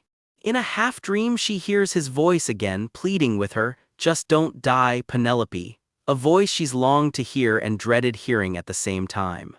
Alone in bed, she can only think, now after everything that's happened. A few days later, the scene shifts to the office of Duke Eckhart, where the real reckoning is about to begin. Someone offers to handle things for her since she's still recovering, but Penelope refuses. She insists on facing this herself. Wrapped in her robe, Penelope makes her demand clear. She wants everyone gathered in one room together. With a sharp cough and a steely nod, she gives the order, "Let them in." She steps into the room, pale but composed, her attendant trailing close behind her. This meeting has one purpose: to lay out exactly what happened the day of her coming-of-age ceremony. Something happened in the Eckhart family that never should have, and nobody's gotten to the bottom of it yet. Since Penelope was unconscious for most of it, the investigator says he's got a few questions, starting with her, and with Yvonne. "Go ahead, ask," comes the reply. Penelope quietly and tearfully agrees. First question, does she remember drinking the sherry at the ceremony? Yes, she says. The second it hit her lips, she collapsed, coughing up blood. Then the bombshell: the investigation shows that cup was poisoned, and it wasn't even hers to begin with. It was Yvonne's. The Marquis presses her to think carefully. This is serious, then almost lets Yvonne off the hook, suggesting the cups just looked alike and got mixed up. Turning to Yvonne, he asks for her side. She stammers that she was just too shocked to remember the moment clearly. Winter, cool as ever, claims all he remembers is drinking, and then suddenly Penelope was on the floor. Yvonne turns the guilt right around, practically scolding Penelope for doing something so terrifying and begging her to value herself more. Cheeky, considering who's actually on trial here. Alone with his thoughts, Winter smirks. So she's walking herself right into the trap he laid, and he can see exactly how she spun public opinion against head maid Renee. Someone just sniffs, unconvinced, and says nothing more. The Marquis drops the real bombshell. It was Yvonne's own personal maid who poisoned the cup, which means Yvonne herself can't be ruled out either. Yvonne practically shrieks his title in shock. Watching it all, Penelope has her own quiet realization. Winter, so he hasn't been brainwashed after all. Yvonne swears up and down that she doesn't know a thing. Someone scoffs that poor Derek has no clue he's being played, while Yvonne quickly insists she actually spent more time with head maid Rihanna than with her own maid, Becky. Yvonne spins another angle. She'd seen Becky meeting with Penelope's maid Emily now and then. So maybe, just maybe, Penelope was the one pulling strings the whole time, watching her through Becky. Winter's eyes go wide, a sharp, silent gasp, like the pieces are clicking into place. What a cunning monster, he mutters to himself, and it's genuinely unclear who he means. Penelope's own thoughts spiral. No matter how honestly she explains what happened, Yvonne will wriggle out of it, maybe even spin it around to claim Penelope tried to poison her. She sits with her tea shaken, watching the cup like it might bite her. Fine, Winter thinks, if that's the game you want to play then, and something about the tea's color stops him cold. It looks exactly like the sherry from that day, he realizes, and his stomach drops. His eyes go wide with dread as the memory hits him full force. He studies the cup in the half-dark, searching for something only he seems to be looking for. There, in the reflection, Yvonne's face staring back up at him from the tea. It's not there, he mutters. Whatever telltale sign he was hunting for simply isn't showing up. Winter freezes, stunned, like he's just realized exactly what that means. Someone leans in close and asks him point blank, "Why did you drink it, knowing full well it was poisoned?" Yvonne's jaw drops. "Wah, what?" she stammers. She'd already heard the whole story straight from Marquis Verdandi. Reynolds lays out the evidence. The enchanted necklace Winter wore that day reacts to poison, and the Marquis has already testified there's no way he didn't know. Winter's mind races. They dug up that too. At this rate, Callisto might catch on to the whole truth. "Derek, stay out of this," his father warns, but Derek pushes back. "Isn't this the most contradictory part of the entire case, father? Answer me," someone demands of Winter. "Why would you do something like that?" Winter, unreadable as ever, asks what exactly they were trying to accuse him of, then dryly notes it looks like they've already made up their minds. Reynolds can only manage a stunned "what?" Winter, cornered, decides fine, he'll say it. He wanted everyone to hear this anyway. The room holds its breath. "That's right," he confirms, and you can feel the whole case tilt on its axis. For one long beat his face goes completely calm, the calm of a man about to blow everything up. Then it comes out, he ordered Becky to poison the drink himself so that he could be the one to drink it. The whole room goes silent because nobody saw that twist coming. We open on Penelope, dead serious, admitting flat out that she ordered the poison prepared not for anyone else. Her plan was to drink it herself.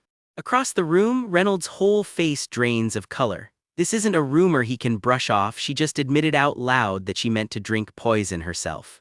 Penelope's composure cracks too, a single tear slipping free as the weight of what she just confessed finally catches up to her.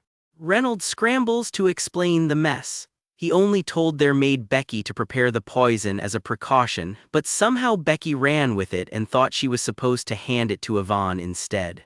Her father can't process it either, sputtering, "What nonsense are you saying right now, Penelope?" before trailing off into stunned disbelief. His jaw tightens, sweat beading on his neck as he begs her to say that again, like repeating it might somehow make it not true. Derek can't believe it either, snapping, "What the hell is wrong with you?" while someone else, quieter and colder, just asks if that's really all there is to it.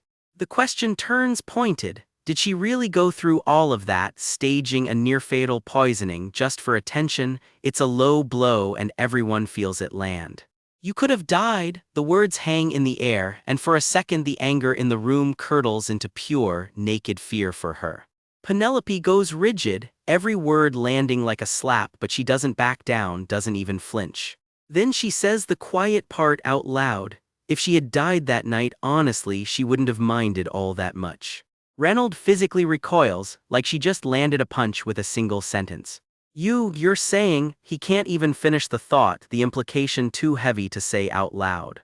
Penelope just stares back through tears, and when someone finally chokes out why on earth she'd say something like that, all she offers back is silence.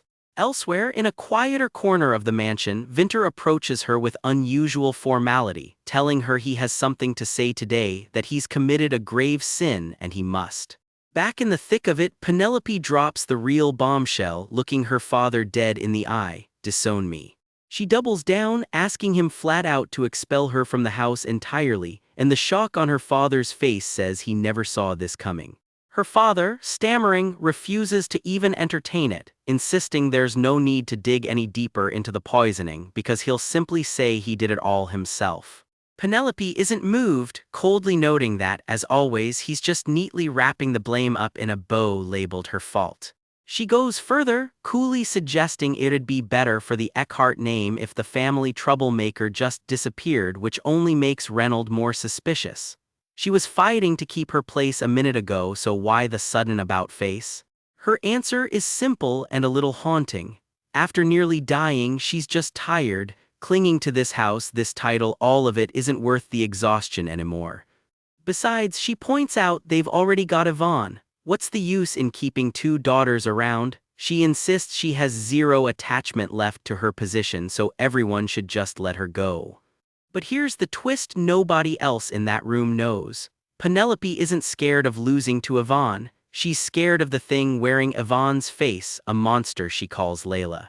Her last-ditch escape plan already failed once, so now her real strategy is simpler and grimmer: stay off that monster's radar completely and just survive. Before she can act on any of it, Derek explodes, roaring that she's going absolutely nowhere. Penelope flinches, genuinely startled by the venom in his voice. This is not the brother she's used to. Even Reynolds looks alarmed, muttering, "Derek, what's wrong with him?" like something about this outburst feels off. Derek keeps pressing, demanding to know where exactly she thinks she's going without the family's protection, and reminding her the investigation is far from over.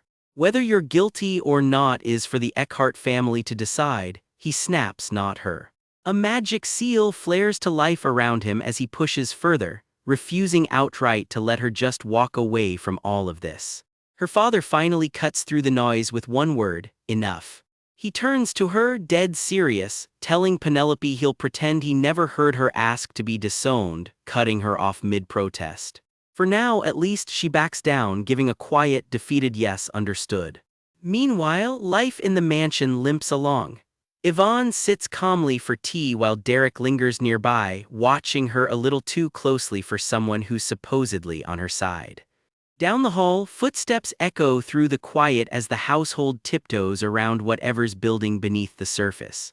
Derek lets out a heavy sigh, clearly stewing over everything that's happened, the weight of the day finally catching up to him. Then he says it out loud, straight to his father: "Search Yvonne's room." Penelope's jaw drops. "Brother," she gasps, blindsided that he'd actually turned the investigation on Yvonne. Reynolds steps in to keep things official, insisting that at this point they need a real, thorough investigation, one thorough enough that nobody can throw around baseless accusations anymore. Penelope pleads with Derek, "Brother, how could you?" while Reynolds, fed up, snaps at him to quit interfering. Reynolds doesn't let up either, pointing out Derek doesn't even have the authority to investigate anyone, and if he distrusts him this much, he should at least trust their father's judgment instead. Exhausted by all of it, Penelope offers to just let them search her own room too, then quietly tells Derek to stand down. Derek isn't having it, sneering that she's not exactly off the suspect list either. He and Reynolds lock eyes in a silence so tense you could cut it with a butter knife. Penelope just looks down, worn out by all the men in her life fighting a war she never asked them to start. In the middle of the standoff, Winter quietly excuses himself, claiming he has somewhere else to be. Real convenient timing for a guy who clearly has secrets of his own. Someone hastily apologizes and waves him off, and he disappears down the hall without a second glance back. Later, the group ends up crammed into a carriage together, a strange glowing circle humming on the table between them, the silence somehow louder than any of the shouting back at the house. Derek mutters under his breath that this whole situation feels like absolute garbage. Honestly, Derek, same. And that's the gut punch this chapter keeps circling back to. A girl calmly asking her own family to disown her and meaning every word of it. Derek, alone with his thoughts, admits something surprising. He always figured he was the only bastard in this house. Turns out he's not as alone in that feeling as he thought. The Eckhart estate looms in the mist, quiet for now, but everyone inside knows this calm isn't going to last. Winter strides off alone down the grand hall, unreadable as ever, definitely not suspicious at all. Penelope lingers behind, alone with the weight of a choice nobody else in that house even knows she's already made. Winter strides into the mansion, this time looking dead serious, like a man with one very specific person to see. He finds her and greets her simply, "My lady," but the look on her face says she already senses this isn't a friendly visit. "What is it, Marquis?" she asks flatly. He says he'd like a brief word and she's already bracing for bad news. He cuts straight to it. The maid who smuggled poison into the mansion wasn't working alone, was she? Her mind goes blank, she's got nothing good to say to that. She goes quiet and Winter studies her like he's trying to read straight through her. "Would you mind if I reported this to the Duke?" he presses. Her silence turns ice cold. "Are you threatening me right now?" Eyes welling up, she doesn't answer that, just warns him the walls have ears here and tells him to follow her somewhere private. Slipping into the garden, she can't stop wondering just how many of Yvonne's little spies might be planted around them, listening. She's barely holding it together, tears threatening to spill before either of them has said a real word yet. Why do you keep coming closer? She finally snaps, backing away like she can't stand to let him near. A memory flickers in. The crown prince teases Vinter for looking half dead. Not just like one, I really am sick, your highness, Vinter deadpans, and the prince calls his bluff. He'd faked illness just to dodge him. The prince turns the joke on her too, smirking as he warns her not to try the same trick herself. Back in the present, Vinter's expression sobers instantly. Whatever nostalgia that memory brought is already gone. He straightens up, visibly steadying himself for whatever he's about to say next. Why did you lie? He finally asks. She stalls. What do you mean, a lie? He lays it out. She deliberately ordered that now dead maid to act and admits he couldn't move recklessly until she'd woken up, worried what might come out about her if he had. I see is all she says at first, then trails off. Then it would be like she's already plotting her next move. Better, she suggests, if he just admits the request she made to him, since as guild master he could testify to it himself. He cuts her off with one flat word, Marquis. He pushes back hard. Is he standing here right now as the Marquis or as the guild master she cut a secret deal with? He needs her to pick one. She fires back. If he's here as Marquis Verdandi, his concern for her is way out of line. She can handle her own business. He murmurs a pained my lady and she keeps going. But if he's here as the guild master, please, just pick one role, she demands. Will he stand before her as Marquis Verdandi or not? It stings him and he throws it right back, so she's doubted him too, hasn't she? That lands harder than she expects, and for a beat she can't even answer, arms wrapped tight around herself. A single tear slips down Vinter's face. He's clearly been carrying this hurt for a lot longer than she realized. What did you honestly think when I asked you for that poison? He asks. Her answer is bitter, that she'd look exactly like a wicked fraud trying to poison the real young lady who'd finally come home. And that's exactly why, even though she'd asked him for something lethal, he'd quietly slipped an antidote in alongside it. She stares at her own hand, only just now grasping what he actually did for her. Her fingers brush against his sleeve, hesitant, like she isn't sure she's allowed to. He closes the last of the distance between them, quietly making the point that it's smaller than she thinks. Their hands stay linked a beat longer than either of them probably planned. Then the real question comes out. Did she actually plan to drink that poison herself? Her silence says more than words could, if that poison was never meant for Lady Yvonne in the first place. He pushes further, horrified. Was she seriously planning to hurt herself? Why, my lady, why on earth? He demands, gripping her hand like he's afraid she'll disappear if he lets go. All she can focus on, absurdly, is that his hands are still exactly as warm as she remembers. She tries to pull away, telling him to let go and stop worrying about her, but he can't even finish his own sentence. Even after I doubted you, he admits, did you really think I would ever actually put real poison in your hands? That stops her cold. What? Like the idea never once crossed her mind. He explains himself. He's a magician first, and life matters more to him than anything else. His whole existence built on proving he's nothing like the Layla clan. Those are the sorcerers who drain other people's lives just to fuel their own power, and he refuses to become one of them. But after meeting you, he starts, and just like that can't quite finish this one either. I've given up plenty of things I was supposed to protect, he admits. She cuts him off, wary. Marquis, I don't know what excuse you're building toward, but he says the name outright, Lady Yvonne. He remembers her fondly. Even as a kid in the slums, she was helping the poor before he ever did, someone who kept caring for others no matter how bad things got. And she asks, cutting straight through the nostalgia, were you afraid a girl that kind would suffer once she moved in? That's not it, he blurts. What actually scared him once he brought that child to the Duke's mansion was what would happen to Penelope, especially after she signed a contract with his guild without knowing a thing about him. He'd feared that if the real daughter ever came back, she'd vanish overnight and take every bit of wealth she'd built along with her. She goes quiet, guilt creeping in. She'd honestly never once stopped to think about that child situation. Deep down she knew she should have brought Yvonne to the Duke's mansion sooner, but she kept putting it off. When word reached her that the girl had been hurt by a monster out in the slums, the guilt hit so hard she couldn't get through a single nightmare-free night. So the moment she learned the real daughter had finally returned, there was only one person on her mind, and it wasn't Yvonne. It was Vinter. He bows his head, hands clasped tight, admitting he knew exactly what her request could lead to. And made the antidote anyway because somewhere in his gut he just had to protect her. She can barely process it, and he still calls this a matter of trust. Here's the twist nobody saw coming. Unlike how this story is supposed to go, Vinter never brought Yvonne back into his life this time around. The kind, gentle magician who was supposed to stand loyally by the story's actual heroine had quietly walked away from that role a long time ago, all because of what he felt for Penelope instead. Which left Yvonne scrambling for a new pawn to manipulate.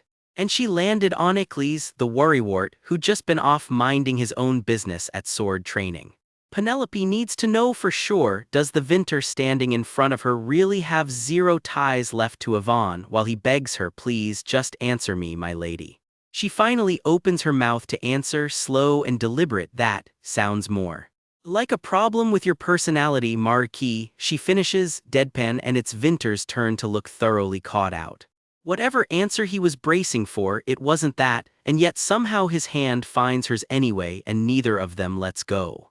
Penelope studies the Marquis for a long moment, like she is about to deliver a verdict he will not enjoy. That, she finally says, sounds more like a problem with your personality, Marquis. He does not even try to deny it. Yes, Vinter admits, you found a side of me that is more insidious than you expected, then huffs out a dry laugh at his own expense. Penelope laughs it off a little too loud. No one, she says, has ever told her something like that before, though inside she was not ready for it to land so hard. Maybe she spoke too recklessly, she thinks, because Vinter is not about to let it slide. When you signed our contract, he reminds her, did not you say you were interested in me? Yes, he says, simple as that. I became interested in you. Just like that, the teasing turns dead serious. He tells her plainly he wasted countless days that could have been spent with her, all because of his own mistakes, and he has regretted it endlessly. As if that confession was not enough on its own, his hand drifts toward hers. I almost took your life, he says quietly, with my own hands. Marquis, Penelope breathes, caught completely off guard. I have no intention of begging you to accept my feelings, milady, he says. However, please, just do not make that choice. Use me instead, he tells her, petals drifting past. Whatever you need, I will help you. I will do whatever it takes, he presses, voice cracking, so please just do not throw yourself away. She goes quiet, turning his plea over in her mind before she dares to answer. What if I asked you, she finally says, to get rid of that person? Vinter's breath catches. Is that, he starts and cannot quite finish. A necessary condition for your survival, he asks instead, testing how far she means it. You are serious, Penelope says, stunned he would actually go there for her. Everything blurs for a second, and something deep inside him seems to speak his full name straight. Vinter Verdandi, you have always been righteous and upright. The vision presses on. He was always full of doubt and stubbornness, it says, but that very nature is exactly what let him protect what he held dear. You must not let yourself cross this line any further, the vision warns, watching him from a distance. It turns darker. Because of him, it says, someone will never accept his feelings, not after this. I refuse, he insists into the dark, to let another person be lost beyond redemption. Vinter snaps back to himself as Penelope's voice cuts through. Don't worry, Marquis, she says softly. Milady, he barely gets out before she keeps going. If helping him blows back on her, what happens to the children she is sheltering? Are the descendants of the persecuted magicians? She presses, and it lands. He flinches. Please don't, she starts. Abandon your mission because of me alone, Marquis. I don't want to become an excuse you claim you had no choice about, she finishes. He blurts back, worried, but milady, you still have the poison I gave you, don't you? Don't worry, she says evenly, doing that once was enough, I won't do it twice. I'll get rid of the poison myself, Vinter promises, I swear it. She has nothing to say back. A quiet beat passes between them, petals drifting past his tired eyes. It seems he finally admits that all I can do is trust you. She stays quiet a moment longer, then changes the subject. Earlier, you asked me why I lied in front of everyone. Ah, Vinter says, caught off guard. To be precise, she says carefully, it was closer to the truth. The part about staging the maid's death. It wasn't mine, she admits, but the intention was the same. It was a failed staged act, she explains, not mine, but one orchestrated by whoever actually owns that poison. Vinter takes it in, back turned. Someone else planned that incident. I was unaware and I ended up supporting them without knowing it. Let's figure this out together. As he says it, the memory of the maid they lost seems to linger between them, urging them on.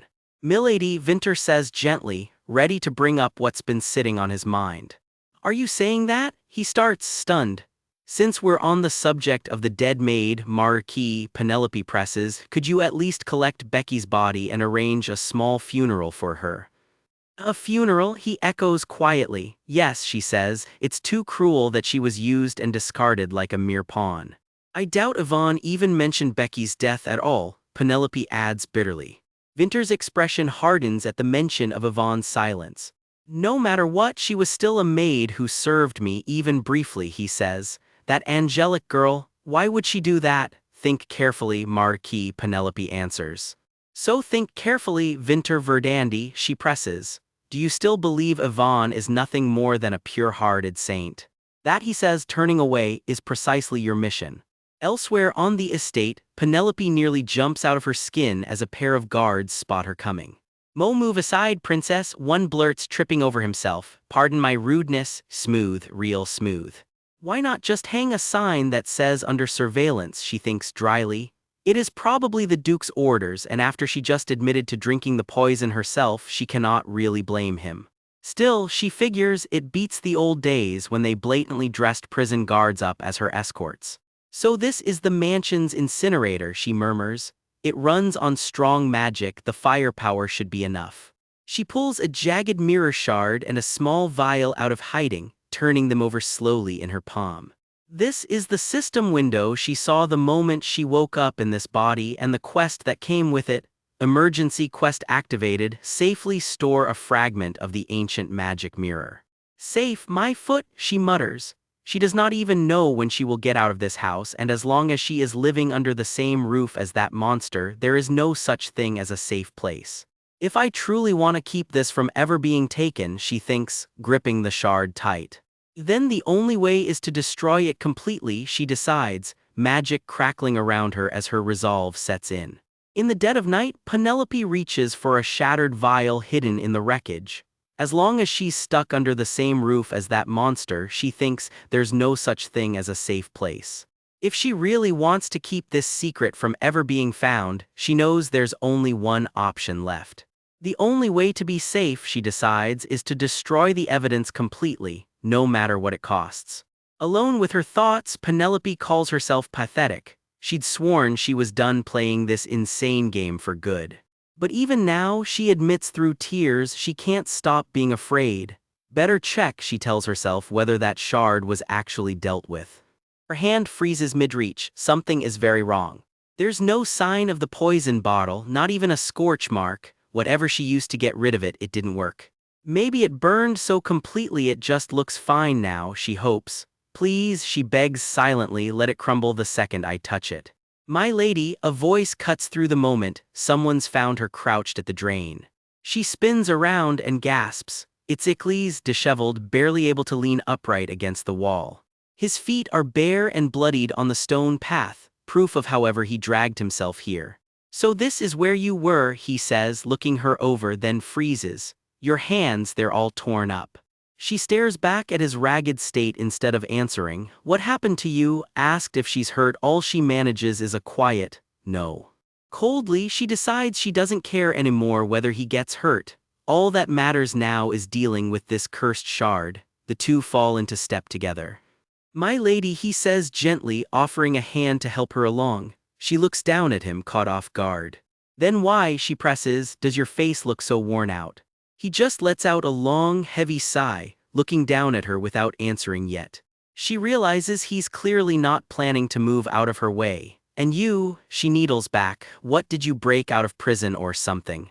Ah, sorry to show up looking like this, he admits, almost sheepish given the circumstances. Turns out he'd been released right after she last saw him, but was still stuck under house arrest at his lodging. The moment he heard she'd collapsed, he tried to rush to the mansion, only to get thrown right back behind bars. It wasn't until today he even heard she'd woken up. That, he says, is exactly why he finally broke free. So he really did break out. You should go back quietly, she warns him before they drag you off again. But she starts to protest before he cuts her right off. That's nice, so he says, brushing the warning off entirely. Now I can do anything for you as your knight, she blinks. Anything. His expression turns dark. I'll get revenge, he vows, on everyone who made you drink that poison. First, he says flatly, the ducal family. Her eyes widen at just how far he's willing to go. He starts naming names like a death sentence: the Duke, Derek. The butler, the head maid, Emily, and a couple more of the men who wronged her all make the list. Guard after guard, servant after servant, anyone who ever slandered her gets added too. And Yvonne, he finishes, with a small, chilling smile. She freezes at her rival's name landing on that list, then his voice catches. I was so thoughtless, he admits.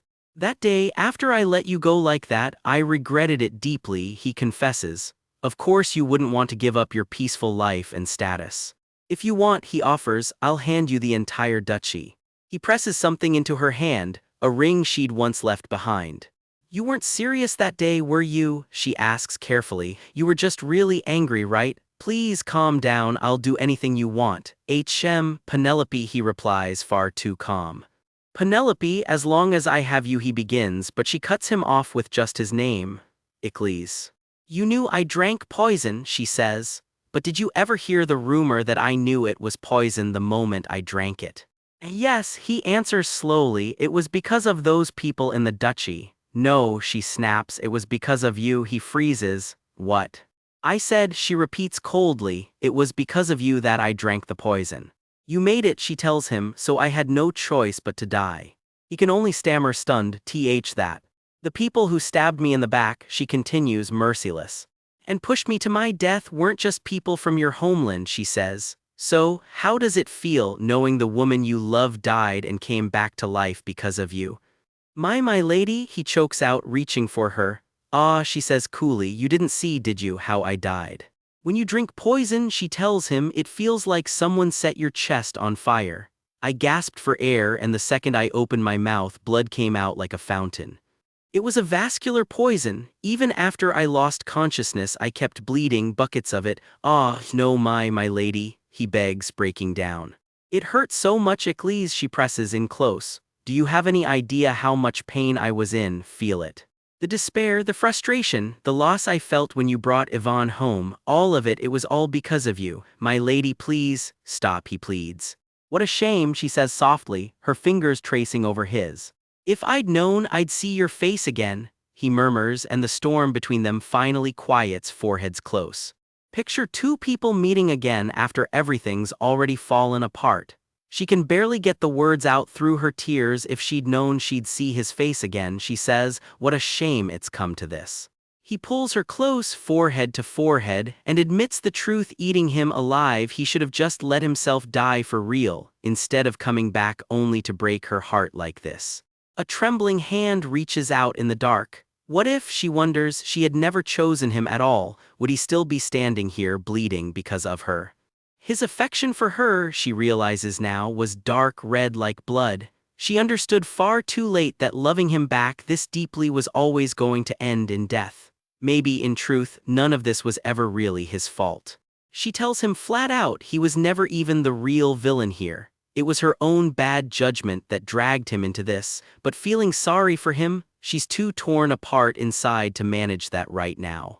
Then comes a confession that changes everything. He admits he brought the Duke's real daughter into the picture, fully expecting his master to be cast aside the moment she showed up. His twisted plan came from one desperate hope: once she was cast aside, his master would finally have no one left to depend on but him. Penelope just stares back, speechless, tears welling up. Rewind further to a gentler memory. She admits quietly that she doesn't want that because then she'd never get to see his face again. He laughs it off, bitter. Some days, he admits, the hunger in him gets so bad he'd rather just die than keep fighting it. But then he pictures something even worse.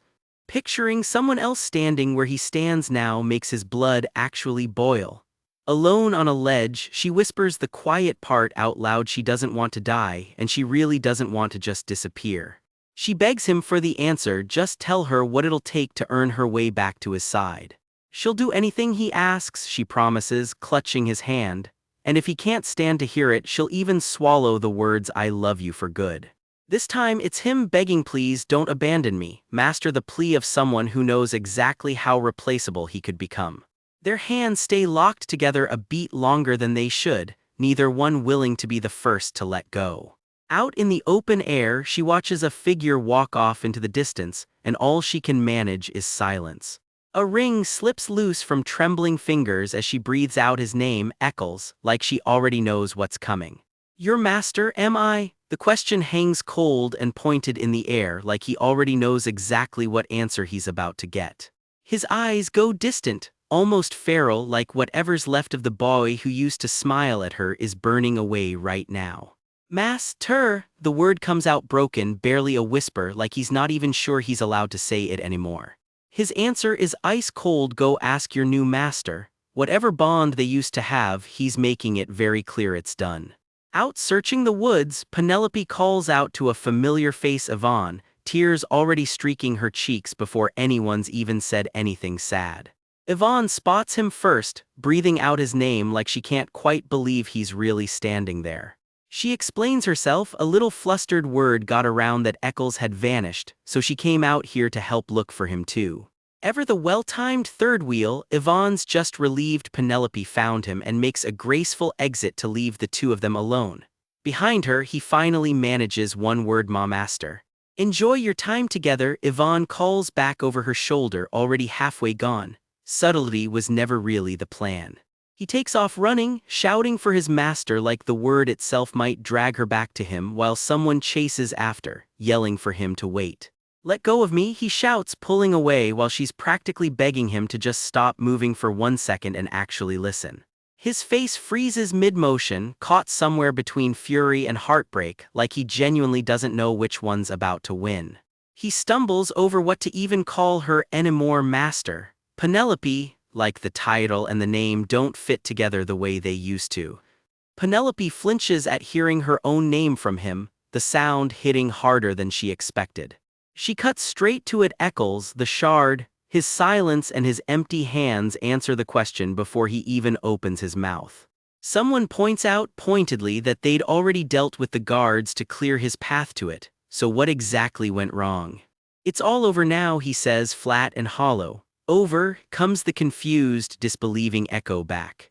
The words finally spill out whole. She told him she's not his master anymore, that he's not her only knight anymore. And now he's just standing there, lost, with no idea what he's even supposed to do next. We drop into his own thoughts, how deeply he loves her, Penelope, right before a voice needles straight into that wound. Even if she ends up engaged to the crown prince himself? The voice presses harder. Even if she marries him, even if she becomes crown princess. Watch exactly how far this manipulation is willing to go.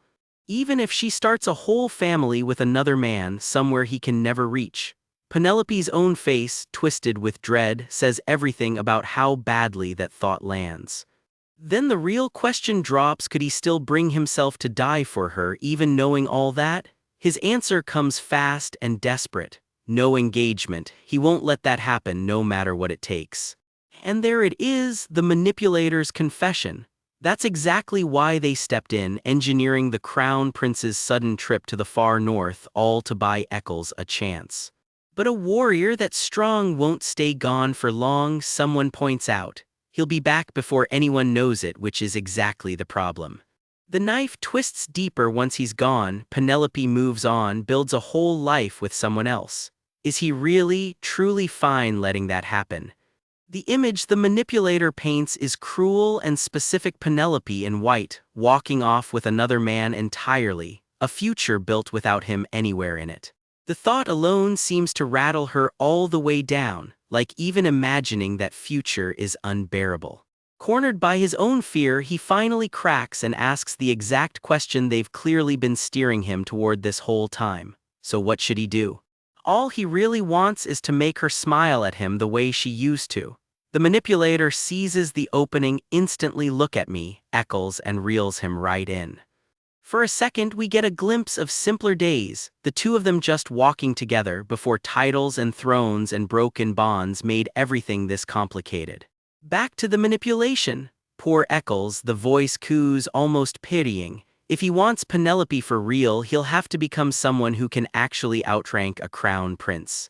And there's the real ask: take the entire Ioka Empire for himself. Eccles can barely get the words out. The Empire, him, how is that even possible? He reminds them exactly what he is: someone who barely escaped slavery, who came from nothing. The manipulator just smiles at that. Oh dear, Eccles, did you already forget? Turns out nothing isn't quite the whole story. Noble blood, they tell him, runs through his veins too, whether he's ever known it or not. Lost homeland or not, unacknowledged or not, they insist his destiny was written long before any of that. You can bury a bloodline, apparently, but you can't erase it. And then the name drops, the one nobody was ever supposed to say out loud again: Eccles Khan Delman. The last living heir of the Delman Plains royal bloodline, that's who he actually is. He tries to shake it off, insists he's not that person anymore. Nobody here seems to be buying it. Unlike most royal houses, we're told, the Delman family never held his illegitimate birth against him. They actually let him grow up free without a crown weighing down his shoulders. Then the Empire trampled those beautiful plains flat, and his father and brothers made one final sacrifice, striking his name from the family line, just to keep him alive. And now you're going to betray even them? The accusation lands like a blow, and all he can choke out is a broken "ah." Just like you said, someone murmurs coldly, this really is the end, Eccles. The manipulator delivers the final push without an ounce of mercy. It's now or never, if he ever wants Penelope back. And there's the order laid out plain and horrifying: go north, kill the crown prince, and take the throne for himself, make himself the master of the whole empire. Two silhouettes stand frozen in that moment, and you can practically feel how far past the point of no return this just went. In a shattered, freezing cell, a hooded shape leans over the broken man and warns him this is his last chance. If not now, it says, he'll never get Penelope back. Go north, the voice orders, and kill the crown prince, the first step in a plan that promises him everything. The vision it paints is tempting. Kneel to no one, seize the throne, become the true master of the empire. He hesitates, kill the crown prince, but if he actually goes through with it, what will his so-called master think of him? The voice presses harder, painting Penelope in chains, insisting that if she stays at the crown prince's side, she'll suffer through that same torment all over again. Don't forget, it whispers, just how miserable she's been this whole time. Something in him finally breaks. Yeah, he murmurs, he has to make her happy because every single day she suffered because of them. A figure steps closer, recognition dawning. It's you, Eccles. Silence answers back, a long, heavy pause hanging between them. A memory flickers up, a dark shape looming over a startled, pink-haired girl. In it, she, young and wary, clutches a small, glowing shard tight against her chest. Just a lowly prey, the enemy sneers to itself, yet somehow still a thorn in its side in the end. He never even stole the piece like he was ordered to. Maybe the relic really is incomplete after all. Somewhere a clock ticks on toward midnight, heavy with unspoken dread. Reality fractures into streaks of light and shadow as old, violent magic tears through the memory. The distortion swallows everything whole, the memory dissolving into static and color. The hooded figure recalls it clearly now. She recognized him back at the Temple of Solil, mask or no mask. He broods over how different things are this time. Last loop, she never wielded magic this powerful, and every trap he laid caught her clean. Why, he wonders, is everyone suddenly so obsessed with Penelope? What changed before his return? His jaw is tight, expression unreadable, clearly turning the puzzle over and over in his head. Elsewhere, tempers flare inside the Eckhart house. Someone is shouted down mid-stride, while another begs their father to search Yvonne's room. Back in the present, Penelope stays quiet, her expression clouded with worry. If words won't work, the enemy decides, then it'll just take action itself. It's done wasting time. Penelope's breath catches, her hand flying up to her mouth in alarm. Blood wells up from a fresh cut across her palm, she doesn't even flinch. More crimson drips hit the floor as she pushes through the pain. Emily gasps at the sight of her bleeding hand, but Penelope just tells her to fetch a hammer and to stay back because this is about to get dangerous. She smashes the mirror herself and Emily lets out a terrified shriek. Penelope's mind races, that monster knows she has the piece. Worse, it might already know she's figured out exactly who it really is. At least spying on it, brainwashing her father in his cell paid off. Now she just has to destroy this cursed piece fast. She's gasping for breath, Emily hovering anxiously at her side. A hammer blow does absolutely nothing. This is insane, she mutters. What is this mirror even made of? Steel? Emily begs her to calm down and treat her hand before anything else.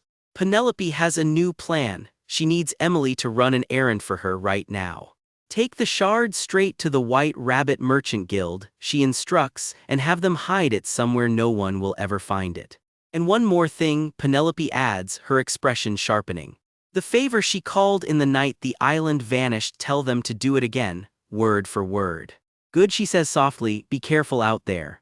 What Emily doesn't know is that once this errand is over, she won't remember any of it happened.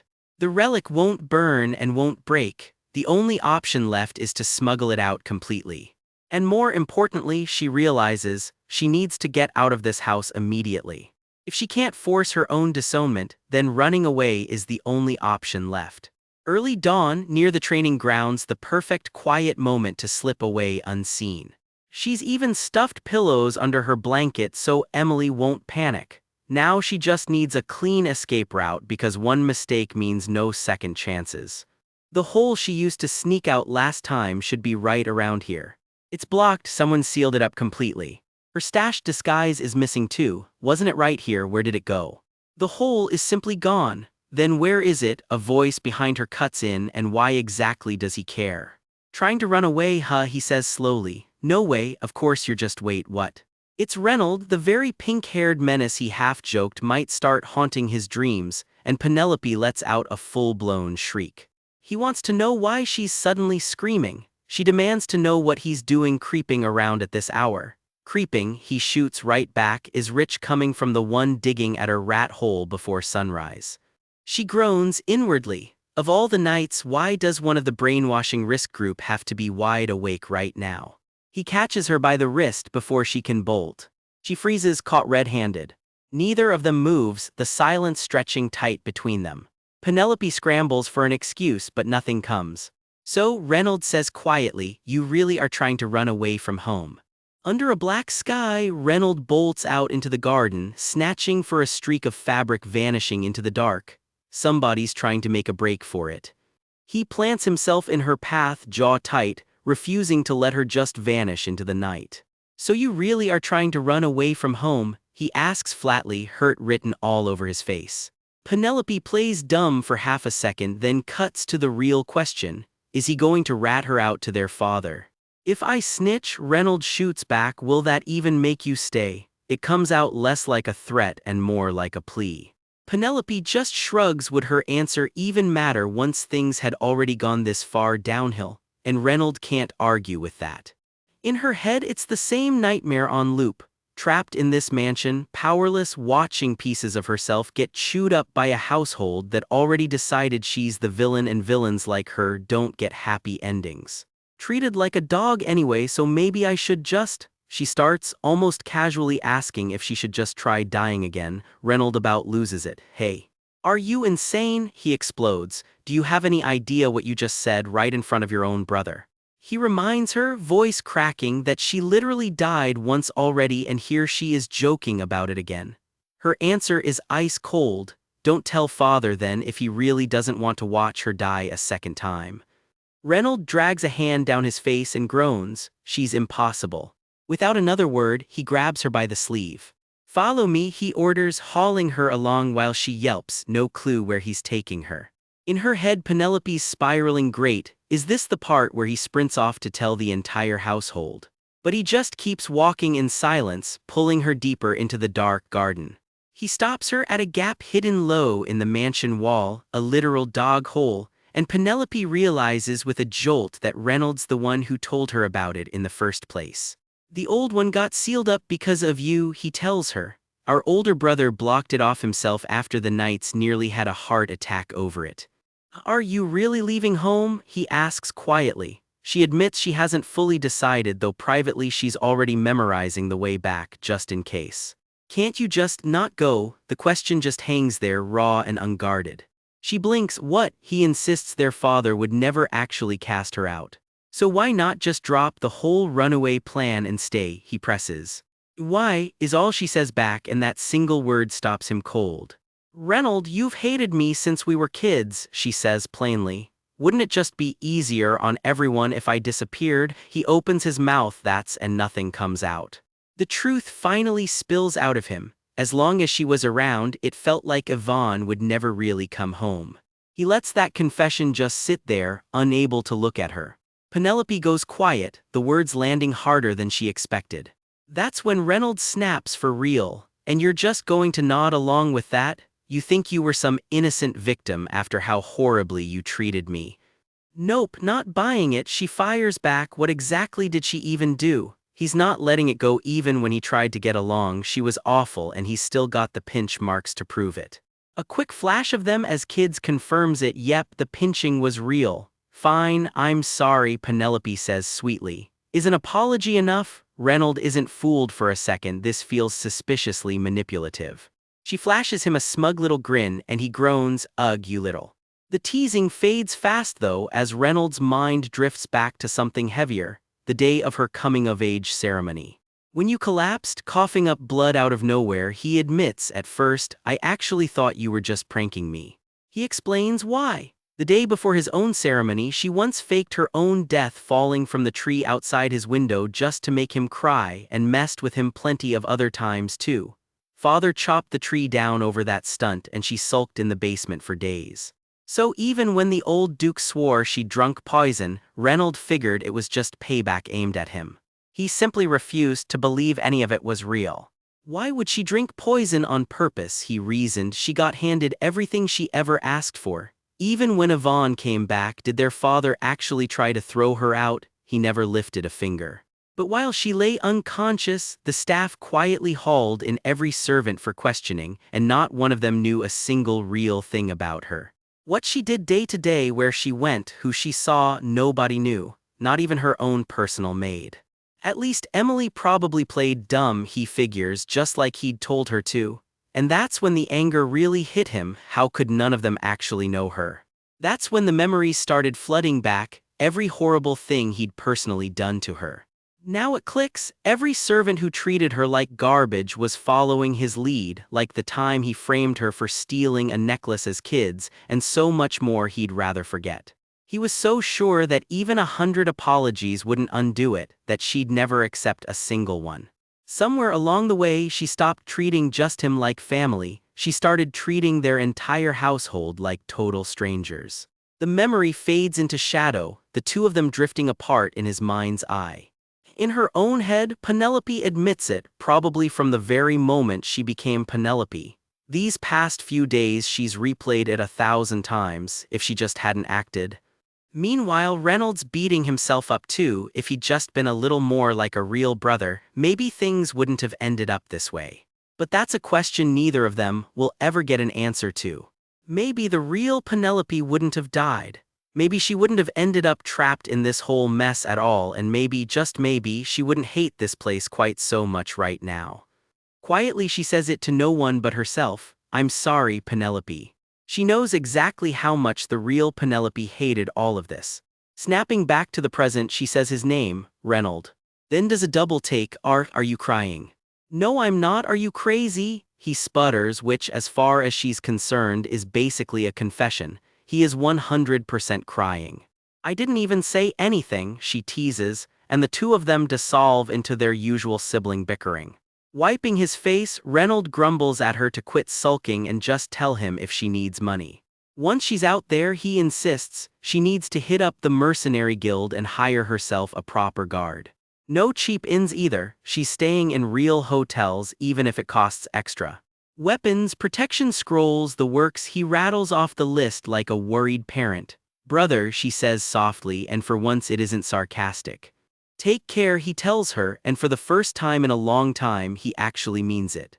They hold on to each other's hands a beat longer than necessary, two siblings finally on the same side. Dawn breaks not long after, and Penelope's escape plan is officially in motion. This is the day Penelope finally makes her escape from the Eckhart estate, and she is not looking back.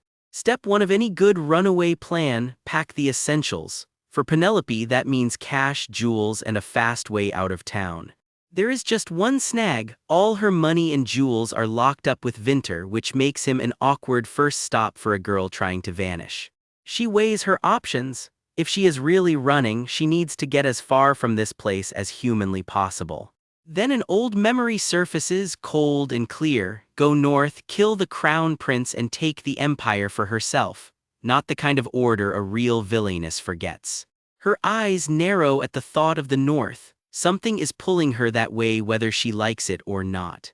A knock breaks her focus. It is Fennel checking whether she is all right. Right on cue, Fennel steps in with the monthly report, business as usual, even on the day she is plotting her great escape. He holds out the ledger, all polish and formality, completely unaware of what is really on her mind. Fennel reports the emerald sales are booming, but Penelope is already thinking about her real safety net, a diamond mine nobody in this family even knows exists. She waves off the report. There is something more important to deal with first. Fennel blinks, caught off guard. Right now, my lady. Turns out he is not just here for numbers, he is also carrying a message straight from the Duke. Before he can even get to it, Penelope has her own request: clear her an outing with her father. Fennel confirms the Duke has not left for the palace yet, and she perks up, curious what this mystery message could be. Turns out dear old dad wants tea, just the two of them in the greenhouse. No occasion given, which in this family is never a good sign. She heads out under a shower of rose petals, already dreading it. She does not have time for tea today. The Duke is already seated and waiting. If she refuses this little invitation, he might get suspicious, so tea it is. She announces herself, and the second he sees her, the Duke looks almost startled, like he was not sure she would actually show up. He composes himself. No, you have come, he says, relief and surprise tangled into one line. Penelope clocks it immediately. The Duke is acting strange today. He waves her to a seat and, after a long beat, finally asks if there is something on her mind. She turns it over in her head. He called for her alone, no brothers in sight, right as her palace debut looms. That is not a coincidence. Father, she starts, bracing herself for what she is about to ask. He notices her hesitate and gently asks if she is okay. The greenhouse light shifts, quiet and tense, the calm right before whatever is coming. He says her name, softer than she expects.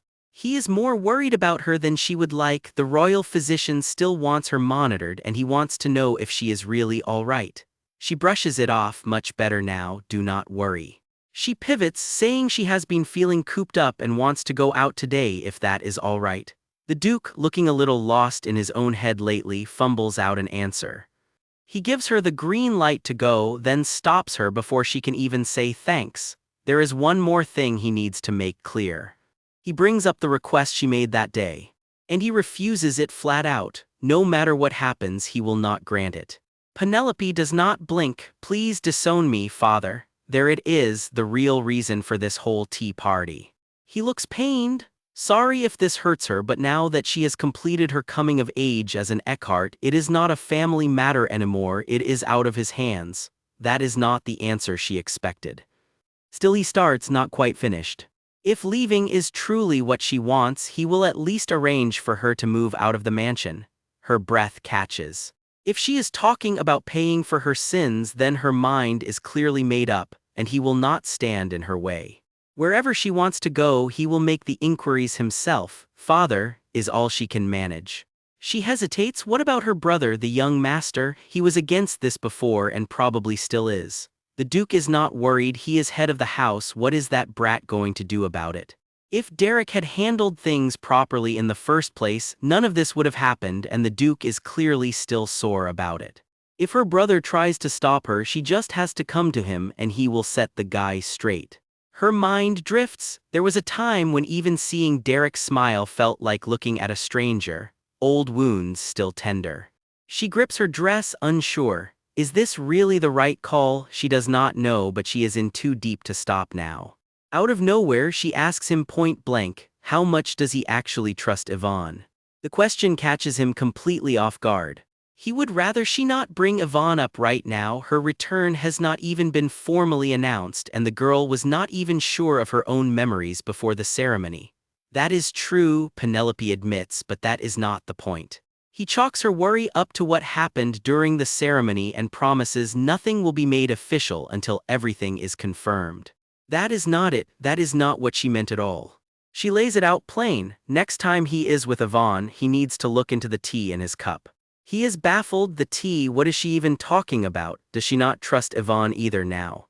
She wants to just tell him outright not to trust her, but she is scared, and she cannot shake the strange feeling that came over her.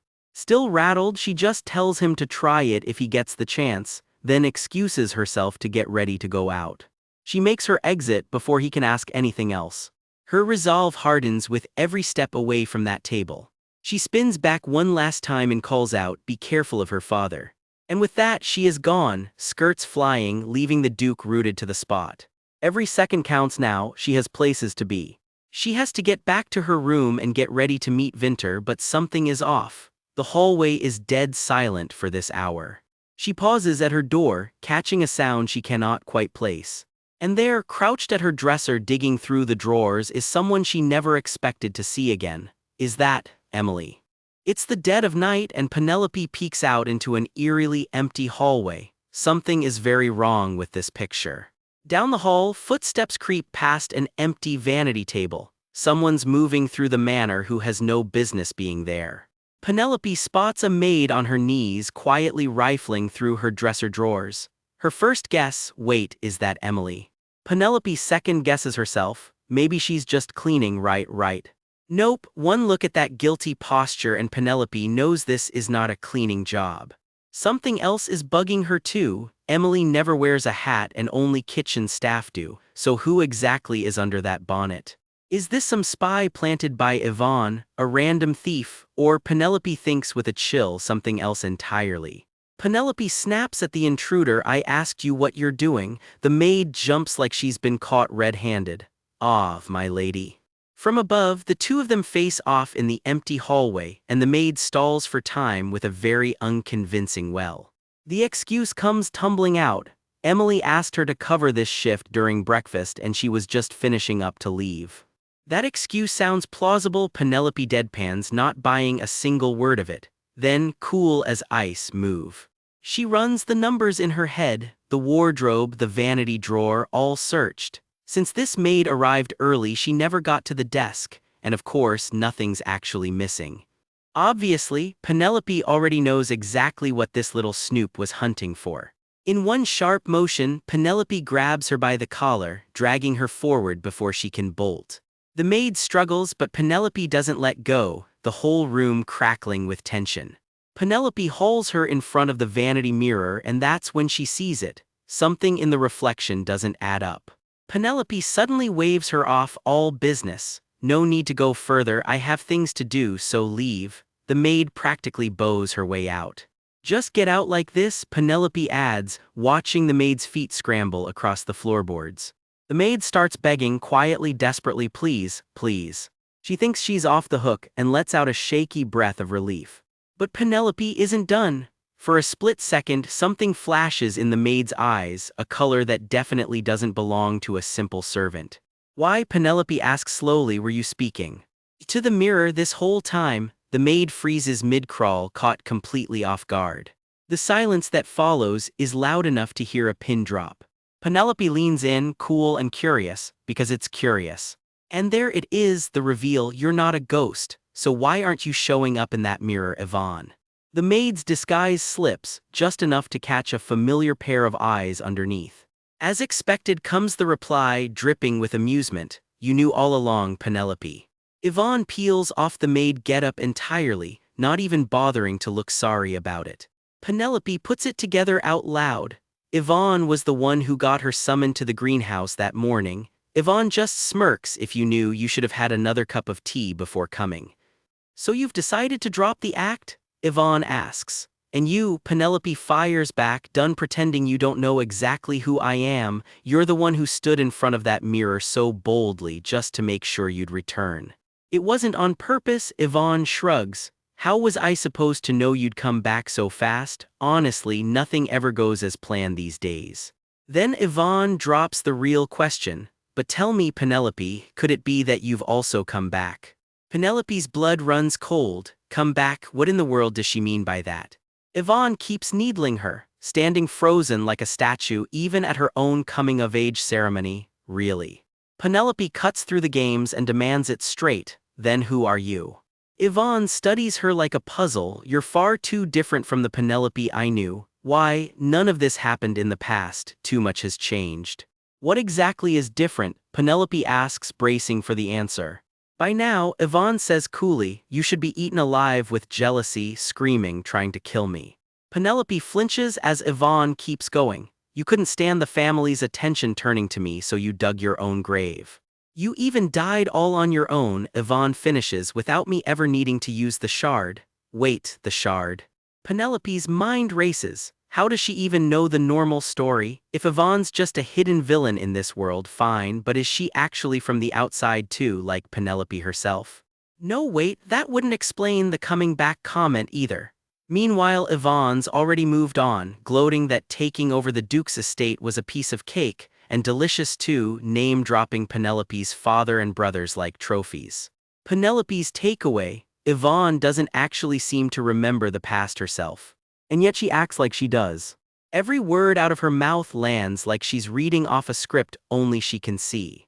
As if she already knows how every single outcome plays out.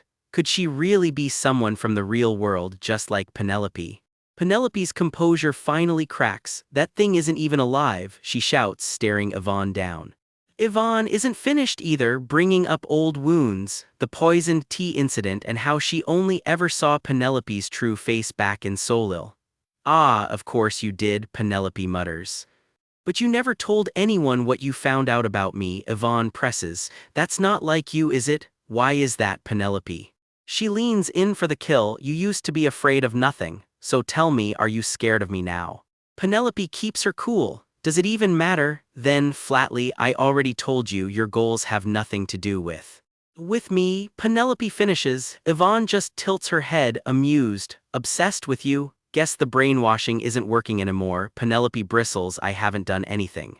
Yvonne sighs, almost bored. She used to love watching Penelope's face twist every time she lost someone dear, but this time, just boring. Well, if that's how it is, Yvonne shrugs, maybe I'll just leave you alone. Penelope's eyes go wide, but only if. She lets the silence stretch out, clearly enjoying every second of Penelope squirming. Penelope braces herself, dreading whatever comes next. Penelope's cornered and the voice needling her isn't playing around. If you're that desperate, I might let you off the hook, on one condition. The condition drops like a blade. Hand back the piece of the mirror she stole quietly and maybe this whole mess just disappears. Where is it? The shard, the voice presses. Penelope doesn't even blink. I don't know what you're talking about. In her head she's already breathing easier. That shard's long gone, smuggled off to the White Rabbit merchant group yesterday. Nobody's the wiser, or so she thinks. The questions shift. How exactly did she pull off that ancient light spell everyone saw her cast? Penelope plays dumb, insists it wasn't her, it was the mage traveling with her. You mean Vinter Verdandi? Comes the reply, and suddenly this feels a lot less like small talk. She backpedals fast. Why bring up a marquee at all? That mage was just some volunteer named Vinsu, nothing more. Her interrogator isn't buying a word of it. Inside, Penelope's mind is racing. Get to Vinter, find an exit, get out of here somehow. Then the voice turns ice cold. Then let's try this, Penelope. You can feel the temperature drop. One word, diasyl, and whatever that spell is, it's already tearing into her. The magic rips the truth wide open, the artifact shard exposed. What is this madness? Penelope screams as the spell tears through her, blood at her lip, control slipping fast. Her attacker almost sounds bored. The old, boring Penelope wasn't even worth this much magic. Look closely, Penelope, she purrs. She dangles the threat. What exactly happens to Penelope once everyone finds out she's been hiding that shard? I'll take away everyone you've worked so hard to bring to your side, she vows, feel the full despair of losing to me. Again, blurred silhouettes dissolve in the light behind her. Penelope grits through it, insisting it's nothing, just her head spinning a little. It is very clearly not nothing. I can take it, she shouts, wrenching against whatever's got hold of her. I said let go. The struggle turns physical and ugly, the two of them locked together, blood at the corner of her mouth, neither one backing down. She reaches out anyway, desperate, refusing to just fold. Then Penelope actually smirks. What now? Seems your brainwashing doesn't work on me. Her tormentor pauses, genuinely thrown. Why isn't this landing at all? So this isn't what you fear most, huh? She murmurs. Then what are you most afraid of? Nothing, Penelope snaps. Nothing like that exists. One word answers her back, liar. The logic is simple and brutal. If she really wasn't afraid of anything, she wouldn't be hiding that shard so desperately. A reason for hiding the shard, Penelope repeats, and somewhere behind her own eyes an ominous system window flickers awake. The truth she's been burying comes out. If she loses that shard, if she fails this quest, she dies. Full stop. Her composure finally cracks, eyes brimming as the fear she's been choking down surfaces for good. I see, comes the reply, dripping satisfaction. I heard it loud and clear, Penelope. That little mutter, I don't want to die. What? I didn't say, Penelope starts, but it's too late. So your despair was based on the wrong premise, her enemy says, delighted to have finally found the real weak spot. Let's start again, she smiles. What kind of death are you most afraid of? Penelope panics for real now. Something is going terribly wrong and she is not ready for whatever's coming. Diasil, the spell fires again, and this time it goes straight for the deepest wound she has. Everything goes dark and jagged, like the world itself is being torn open. And she's falling, screaming, dragged straight down into a memory she's spent this entire lifetime trying to outrun. The smell of rot, the buzz of flies, and right in the middle of it all her. Strangers' voices drift through the memory. She was found in her apartment bed after quite a while. All her old self can do is ask, what are they saying? A funeral wreath blooms white against the dark, and the truth quietly settles in. Just a young college student, what could have happened? Someone shrugs. Nobody had seen her in a while, figured she was just buried in part-time work. Her old self finally puts it together. I died. A memorial photo sits on the altar, and there's no one left in the room to properly grieve it. The nightmare twists into another headline just as cruel. The youngest daughter of a major conglomerate chairman found dead 10 days ago. She'd been living alone in a small apartment after getting into a top university, working herself into the ground. No, Penelope whispers inside the memory, no way. Same shrine, same silence. Nobody came looking until it was already far too late. I fought so hard not to die, I was so desperate to come back, and this is what I get. The autopsy is blunt, severe malnutrition, sheer exhaustion. She worked herself to death and nobody even noticed. The nightmare twists a second time, two men in mourning black, more worried about the press outside than the girl in the coffin.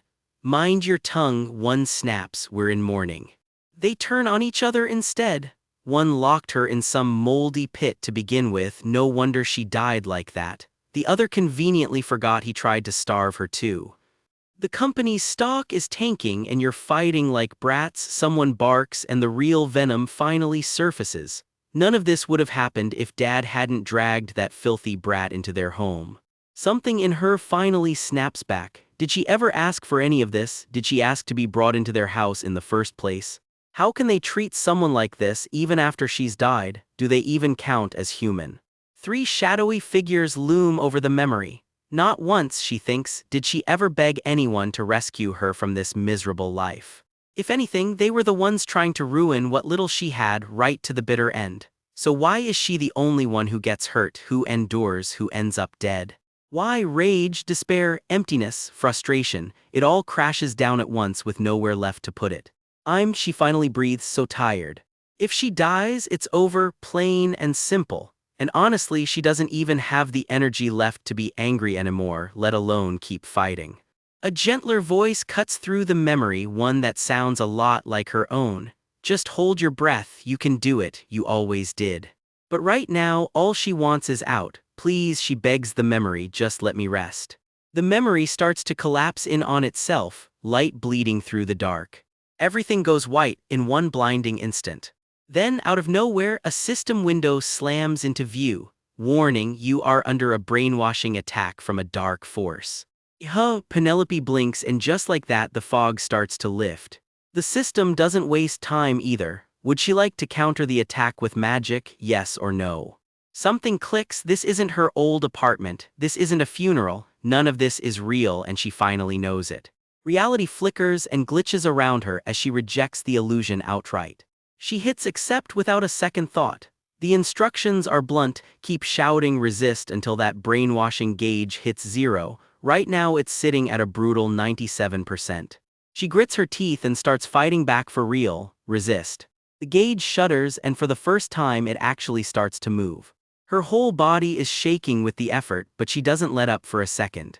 Resist, another push, another chunk of that gauge chipped away. It's working, the gauge is dropping, but it keeps trying to crawl back up, and she has to fight it every single inch of the way. One last scream of defiance: resist. The gauge shatters completely, and Penelope comes back to herself, shard clutched tight against her chest, breathing hard but very much back in control. Trapped inside the spell, Penelope screams at herself to resist, fighting with everything she has to break free. Her whole body shakes as reality warps around her, but her eyes stay locked, refusing to give in. Shards of the shattering illusion rain down around her as she screams out one more time to resist. The spell keeps ripping apart in jagged flashes of light, and for a second she doesn't know which way is up. Then she sees it, a glowing crystal pulsing like a heartbeat, and she reaches out and grabs hold with everything she's got. The illusion finally breaks for good. Every horrifying thing she just saw, fake, all of it staged inside her own head. Nearby, her attacker is still reeling, raging that she was so close to succeeding and cursing Penelope out for breaking free. Another one of them rounds on their partner, furious. I told you not to leave her alone. But Penelope's already walking away, ignoring the voice calling out behind her. Someone lunges, shoving something into her hands and shouting, take this. The fight isn't over. Penelope grits her teeth and screams to resist all over again as the energy surges around her. Power crackles and rips through the air, blinding streaks of blue and violet swallowing the whole scene. She's thrown into a spin, blades and light tearing past her as she fights to stay standing. She coughs up blood. The fight is clearly taking its toll on her. Watching from the shadows, the attackers grumble that even here in the cave she's too strong, and worry out loud the brainwashing gauge still hasn't cleared. Penelope stares at her own status screen, stunned. She followed the instructions exactly. Why did it fail? A system message flashes up. To fully cure the abnormal state, she needs to travel to the ancient tomb of Layla and find the mirror of truth. She blinks down at it, completely thrown. What the? A bloodied hand reaches for her, a broken voice begging, Penelope, save me, I'm sorry. It's Yvonne, badly hurt and pleading not to be left to die. Penelope's face twists in disgust. Whatever she's looking at, she doesn't see an innocent girl, she sees a monster. Maids come rushing in, the head maid barreling past them, and one gasps out, Miss Yvonne. They freeze at the sight of Penelope standing over her, demanding to know why Lady Yvonne is like this. Penelope realizes exactly how this looks. She's screwed. As the maids scramble to save Yvonne, one grim thought cuts through Penelope's head. If this is a game event, today might be the day she's officially branded the villain. She never imagined running like this, but she knows it's her only shot. She scrambles to search the room, cursing under her breath that she can't find where Yvonne's shard landed. She runs through her mental checklist while packing: gold coins, a magic bracelet, and the map of Balta she dug up off that cave skeleton. The magic map Callisto once gave her goes into the bag too. Every resource counts now. It might tie into the quest for the ancient tomb, she figures, and there's no time left to second-guess it. Suitcase in hand, she's caught. The head maid plants herself in the doorway. Where are you going, Lady Penelope? Out of the way, Penelope warns. The head maid doesn't budge, shouting that she won't let her get away with what she did to Yvonne. I'm telling the butler and the duke everything, the head maid screams right before it all turns violent. Everyone freezes for a beat, stunned by how fast it escalated. Penelope calls out one name, Emily. Emily doesn't hesitate for a second, springing straight into action. Emily shoves a servant's uniform into her hands. Change into this or you'll be spotted in seconds, she says, already prepared for this exact moment. Somewhere behind them, the scuffle with the head maid still rages on. Emily plants herself between Penelope and the others. I'll handle things here, don't worry, just go. Just go, hurry, Emily begs while Penelope hesitates, torn, asking what's even happening anymore. The head maid's voice is already closing in from the ladies' room. There's no time left to argue. Penelope manages one last, quiet thank you, Emily, for this and honestly for everything all along. Emily just chokes out, my lady, tears streaming as she watches her go. From somewhere behind her she hears it, we've captured the real villain here, her name already sealed as the villain. She holds herself together barely, as the weight of it all sinks in. Yeah, I'm going now, she tells herself, scared out of her mind, terrified, but she's going anyway. This is about protecting Emily and everyone else from the real villain still waiting to wake up again. And with that, she walks away from the only home she's known, alone. A carriage rolls to a stop. We've arrived at Merchant Street, miss. She pays the fare and steps out. She weaves through the street, muttering the same thing over and over. Find the door with the rabbit symbol. And there it is, the door with the rabbit symbol. She's already threatening out loud that if this doesn't work, she's storming the Marquis estate next. Inside, Winter goes about his business, no idea what's about to walk through his door. The sign flips to closed and Winter jumps, startled by movement he wasn't expecting. He spins around, completely caught off guard. Yoyer is all he manages to get out. No hello, no explanation. Penelope just cuts straight to it. Give me money, my earnings, the ones I left with you, I need them now. Please just wait a moment, Winter stammers, thinking to himself that of all times, she picks now to come through the secret passage. You show up out of nowhere and just say something like that, my lady, he asks, still catching his breath. He sits her down and pours her a cup of tea, trying to get her to breathe for a second. It's warm, she murmurs, the first calm thing she's felt all day. Winter steadies himself over his own cup, quietly telling himself he can't afford to weaken now. It's nothing, I just need to buy a few things, Penelope deflects before he asks her outright. Is she really leaving the Duke's estate for good? If you're planning to stop me, she starts, but he cuts her off. I'll help you, where are you headed? She freezes, stunned. He just reminds her, didn't he already tell her that day at her house? He holds her gaze, dead serious behind that mask. That I'd help you with anything, a promise he clearly meant. Penelope is halfway out the door when a voice cuts in. If she is sneaking off somewhere dangerous again, count him in, so where exactly is she headed? He reminds her of the promise he made back at her place. Whatever she needs, he is in, no questions asked and no backing out. The White Rabbit himself, mask and all, seals the deal. He did say anything and apparently he meant it. Elsewhere in the manor, a trusted servant goes quiet for a beat, clearly bracing for whatever Penelope is about to ask of him. Cut to the item in question. A delicate necklace sealed away and marked with her own hand, waiting right where she left it. Penelope corners him with the real question. The thing she asked him to hold onto, is it still safe? He confirms it is exactly where she left it, and now that the coast is clear, she wants it back in her own hands.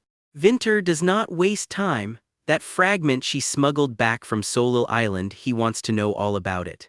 She shuts him down flat. Not handing it over, it is way too dangerous for anyone to be carrying around. He presses harder, she saw what it did with her own eyes, why has she been hiding it? She fires back that the system handed it to her as a reward, relatable defense, zero legal standing. Something clicks for her mid-argument, she trails off, studying him like a puzzle is finally coming together. He beats her to it and drops a name out of nowhere. Does she even know what the mirror of truth is? The moment he says it, his own expression goes tight, like the name cost him something to say out loud. Her brain short-circuits straight into gamer mode. He is holding the key to her quest and she wants the coordinates right now. Vinter sets his teacup down like he is stalling and tells her flatly, "This is not a hallway conversation. Follow him." She is out of patience, no time for field trips, she wants answers now, but the room around them starts humming with magic anyway. Vinter stares into a shimmering portal, quietly wondering if even this moment is just the game running exactly as designed. A prompt flickers across the glass, and something inside it answers with a hard yes. Together, the two of them step straight into the light and vanish into wherever this portal actually leads. On the other side, Penelope's expression goes tight. She is bracing for whatever is waiting in here. It has not even been that long, she thinks, but it already feels like a lifetime ago, the last time she stood in this exact space. Then reality snaps back. Are the kids in here too? Vinter reassures her everyone has already been moved to a safe house. This place is empty. Vinter finally starts talking history. Ancient wizards once poured their own souls into a weapon built for one purpose, sealing away the Layla tribe. He reminds her the Laylas were a clan that fed on other people's life force just to keep their own power running. The more lives they drained, the more of their own humanity quietly rotted away. What is left of them barely counts as people anymore, just pale, hollow shapes drifting where something human used to be. They turned into half-immortal monsters, more curse than creature, and if nobody stepped in, it was only going to get worse. Their own power would have eventually torn them apart from the inside, so to survive, the Laylas started hunting for hosts. Penelope does not love the sound of that word. She swallows hard and confirms she is still listening, barely. Simple as that, they just take over somebody else's body. But Vinter adds a quick caveat. Squeezing into someone else's skin does not magically make a monster whole again. Penelope pieces together a detail on her own. These things do not cast a reflection, not in water, not in mirrors. Vinter is caught off guard. How does she already know that? She waves it off and tells him to keep talking. As the war dragged on, the body count of hosts sacrificed just to keep the Laylas alive climbed and climbed. So the wizards played their last card. They burned their own souls to forge a tool powerful enough to seal the entire Layla tribe away for good. That tool works by catching a reflection, trapping the very essence of these formless monsters inside it. And that tool has a name. None other than the Mirror of Truth, the very thing they are currently standing inside of. Penelope goes quiet, staring at the glass around them like the floor just dropped out from under her. Because she has seen this exact mirror before, in a dream she never told anyone about. She reaches out and touches the glass, stunned. Why is the actual Mirror of Truth just sitting here? Vinter clarifies fast, relax, it is a replica built off old records. Turns out his people have quietly been trying to recreate the real thing, given how twitchy the world has gotten lately. So close yet so far, he grumbles in full pout mode. Penelope's mind is racing. Why would something she never even heard of show up in her dream, and what does any of it have to do with the system? She clocks a chipped corner on the mirror and asks the obvious question. That, Vinter says, is a battle scar. The Laylas fought the ceiling to the bitter end and managed to chip off one small piece before they lost. A single piece was never going to be enough though. The mirror activated anyway and the entire Layla tribe got sealed away in Balta. Not before they got one last spiteful move in, cursing the wizards on their way down. And right on cue, the system chimes in with her actual homework. Clear her curse for good, and she needs to hit the tomb of the ancient Laylas and track down the real Mirror of Truth. Quest marker locked in, but Vinter is already circling back to something that is bugging him. Did that broken mirror fragment just conveniently disappear? He asks her point blank. Has she ever actually stopped to wonder where that artifact from Solil originally came from? Her stomach drops. Wait, is he saying that thing is a piece of this mirror? He confirms it with one word. That trinket she has been carrying around this whole time is literally a shard of the Mirror of Truth. And it does exactly what the mirror does. It worms into the deepest part of a person's mind and brainwashes them from the inside out. Which is exactly the racket the Layla devotees were running on Solil Island. And if they ever manage to collect every scattered fragment again. He does not even finish the thought out loud, he just says it is time to go. One thing is non-negotiable, he adds, that fragment is not going back into her hands, its power is far greater than she might realize. He starts to warn and she cuts him off with a flat "I know," that stops him cold. Come again. Battered and still shaking off the fight, Vinter tells Penelope this fragment is too dangerous to hand back to her, some things are safer left with him. He warns her its power is far greater than she realizes. "I know," she says flatly, and his jaw drops. Wait, she already knows. Because only moments ago, Penelope explains, she barely escaped that very same power herself. She stares down at the crystal in her hand, the memory of that near miss still raw on her face. "I was escaping from one of those Laylas myself," she admits. Cut back to Vinter, shaken, piecing it together. He was ambushed at the mansion and barely got away with the fragment intact. Then, the mystery deepens as the two survivors piece together what really happened. It clicks for Vinter, his attacker wasn't a stranger, it was that girl, he realizes with dawning horror. "You finally realized," Penelope says, then anxiously checks him over how did he survive without even using the fragment. "No need to worry, call it good luck," perhaps Vinter deflects. Then, more seriously, he adds that whatever this ordeal left on him doesn't show up in water or mirrors, what to do about it is her call. Guilt creeps across his face as he starts to say it, all of this happened because of him.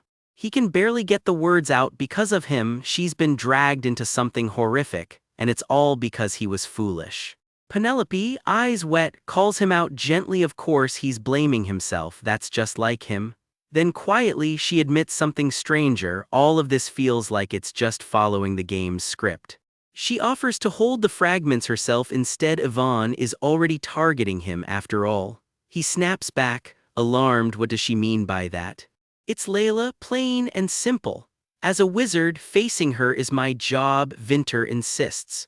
Penelope isn't buying the bravado. Yvonne, she reminds him, has been worming her way into his life for a long, long time. Even someone as duty-bound as him fell for Yvonne fast, she needles, flashing back to happier, faker days. He was played like a fiddle right up until recently. "You won't fall for her brainwashing again, will you?" Penelope presses, searching his face for the answer. His eyes well up, unreadable, caught somewhere between guilt and resolve. Vinter says nothing, just silence and a decision quietly forming behind his eyes. Then he reaches out and takes her hand.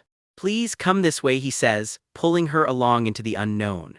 A door hidden inside a hidden space shimmers open before them. A secret door within a secret space? Penelope wonders aloud. Her eyes go wide with alarm as something shifts around them. Glowing crystal shapes drift past in the dark, like the room itself is breathing. "It's hot," she yelps, glancing around the strange glowing space. "What is this, a greenhouse or something?" Vinter just says this way and keeps walking. And there it is, a single black-purple rose blooming impossibly out of nowhere. A rose, she blinks. She can't make sense of it. Why would a flower just bloom here? "Oh," she breathes, something clicking into place. "That's the fragment I entrusted to you," Vinter says, nodding at it. This place and that shard are somehow tied together. The crystal fragment shimmers and cracks apart in the light. "This space is connected to my subconscious," he explains. "Which means if his mind is ever seized, or if he meets his end, this entire place and everything hidden inside it vanishes with him." Light and crystal swirl around them, fragile and beautiful. "Please take it," Vinter says, holding something out. Penelope blinks, caught completely off guard. She turns the purple rose over in her fingers, almost afraid to believe it's real. "Wait, I asked for the fragment, why give me a flower?" she asks, baffled. He just smiles. "It's fascinating though. Smooth, Marquis, real smooth." Her mind races. A flower blooming inside someone's subconscious. What could that possibly have to do with Vinter's heart? In memory, a lone silhouette stares at the strange little flower. "I couldn't figure out why it suddenly bloomed," he admits, because... He starts explaining, almost formally. "Roses typically symbolize love, don't they?" Penelope finishes, half to herself. "Turns out in this world, rose colors aren't just pretty, they're basically a whole love language." Red roses, he explains, mark the most passionate person, a heart lit up like a warning sign. Yellow roses embody a fervor kept bottled up, straining under the surface. Pink roses mean something more innocent, a young, unpolished kind of affection. And dark red roses, those mark a love twisted up with hate, a tragic combination. And purple roses, he says quietly, represent an imperfect person, or eternal love. A hand closes around the purple bloom and faintly a name is traced beside it. Yvonne. Foolish as I am, I realized it too late, Winter admits, eyes glassy with regret. The truth of why this flower bloomed here starts to surface, heavy and unspoken. Winter can't hold it together anymore, the tears finally fall. And which of the two my heart leaned toward, he finishes, reaching out to touch her pink hair. The answer was never really in doubt. Marquis, Penelope says softly, even if you don't fully trust me, please leave one fragment here with me. Winter's expression hardens. Layla didn't steal the shards of that broken mirror just to wield their power, he says. They're the key to freeing the clan sealed inside it. If she gets her hands on all the fragments, shadowy hands claw at the glass, those monsters get out, all of them. Facing Layla is my mission, Winter states, iron in his voice. No matter what happens, I will stop her. Penelope goes quiet for a beat, then asks the question that's been hanging over them. Has he decided where he's headed? I'm planning to head north for now, he says, then catches himself. He can't say he's going to Balta. The rest of the quest stays sealed. The north, I see, Penelope murmurs, turning it over. Well, if you're by his side, Winter tells her, I can rest easy about the rest. Her eyes glisten. He's alive, right? She asks quietly, the worry finally slipping out. She talks herself down. He's a capture target after all and insanely strong. He'll be fine, probably. Elsewhere, someone else carries his own burden, a mark searing into his back, vowing that once this quest is done and the ailment dealt with, then. If I offered to escort you there, you'd refuse anyway, wouldn't you? Comes the knowing tease. Penelope straightens up. I have a request for the Marquis, she says, and the chapter closes on exactly what that might be. Before they split up, Winter loads her down with gold and teleport scrolls, enough coin to practically buy a small island, and all she gives him back is a quiet thank you, take care. Instead of luggage, she is carrying the enchanted pouch Winter gave her, the one he jokingly called the space of the unconscious. Turns out the name fits her a little too well. She is thinking back to that greenhouse full of roses, remembering how ridiculously hot it was in there with him. And she admits it out loud. Every single time he held her hand, the warmth of it caught her off guard. Winter just goes quiet behind that mask, clearly not expecting to hear that from her. Warm, you say? He murmurs, reaching for her hand one more time like he needs to check for himself. Cut to some quiet backstreet building. She has clearly got somewhere new to be. She's on the move again, alone now, with pure game quest energy radiating off her. A teleportation scroll, she thinks. With this, I should be able to go straight to the quest location, right? She reads the fine print, tear the scroll and shout the destination, then rips it with a confident I'm off then, Arcana. Except nothing happens, well, nothing good. The system slaps her with an error instead. The area's sealed behind a magic barrier, no teleporting allowed. That's not fair, I just wasted a scroll. She yells at the sky and the system just shrugs back that she'll need another way in.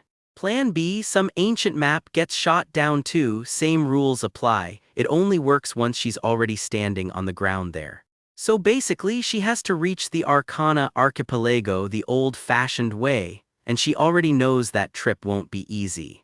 Damn game, she mutters, stuffing the useless scroll away. No shortcuts this time, she's doing this the hard way. Then she spots someone up ahead, sword at his hip, and her stomach drops. It's Derek, her brother, right here. Her brain short-circuits. Did he really track her down all this way over the whole roughed up his little sister thing? Before she can bolt, he's already got her, bellowing her name like a man who is done playing games. Wait, how did he even clock her? He walked right past her at the knight's holding cell without blinking. Did you really think hiding out here would work on me? He growls, hauling her close. She tries the old wrong person routine. He's not buying it, not with the tracking spell he personally carved into her. So you knew the whole time, she realizes, and he snaps that he's done playing along with her little disappearing act. He reads her affection color right there on the spot, yellow roses, apparently that means dangerous, bottled up feelings. Subtle, Derek, real subtle. Where exactly do you think you're running off to? He snaps, you're not even healed yet. He tries a softer approach this time, no anger, no interrogation, just come back. Just come home, he begs, and for once there are actual tears in his eyes.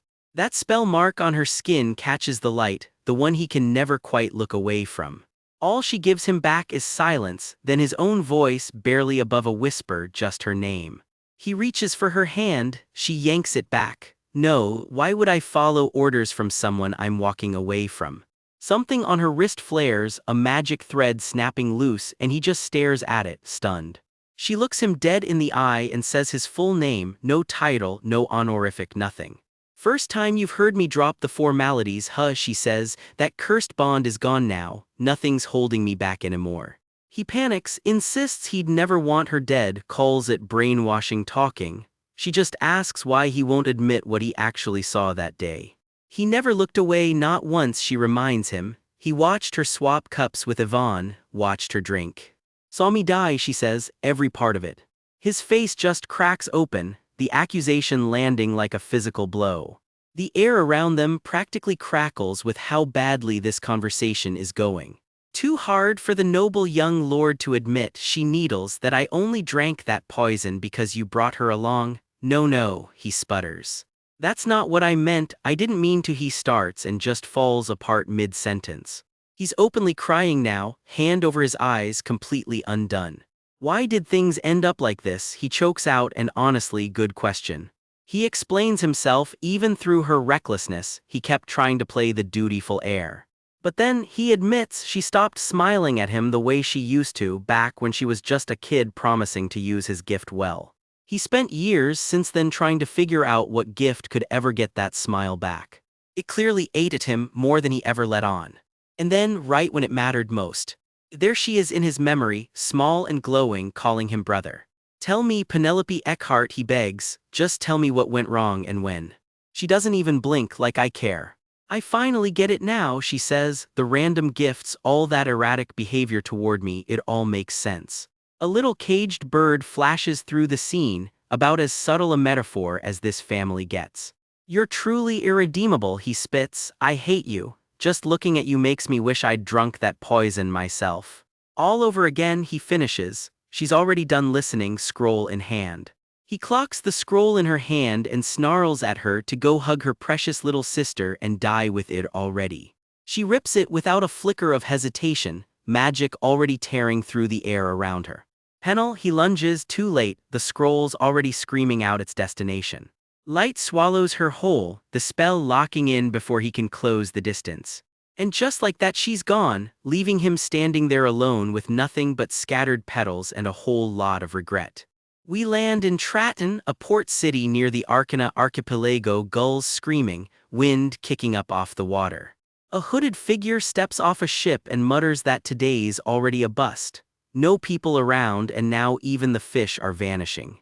Below decks, a scuffle breaks out. Some dockhand sizes her up and sneers that a rich kid's probably just here looking for busy work. She shuts the tough talk down cold. She's not here for work, she says, she's looking for something else entirely. Straight to business, she's buying passage on a ship bound for the Arcana archipelago.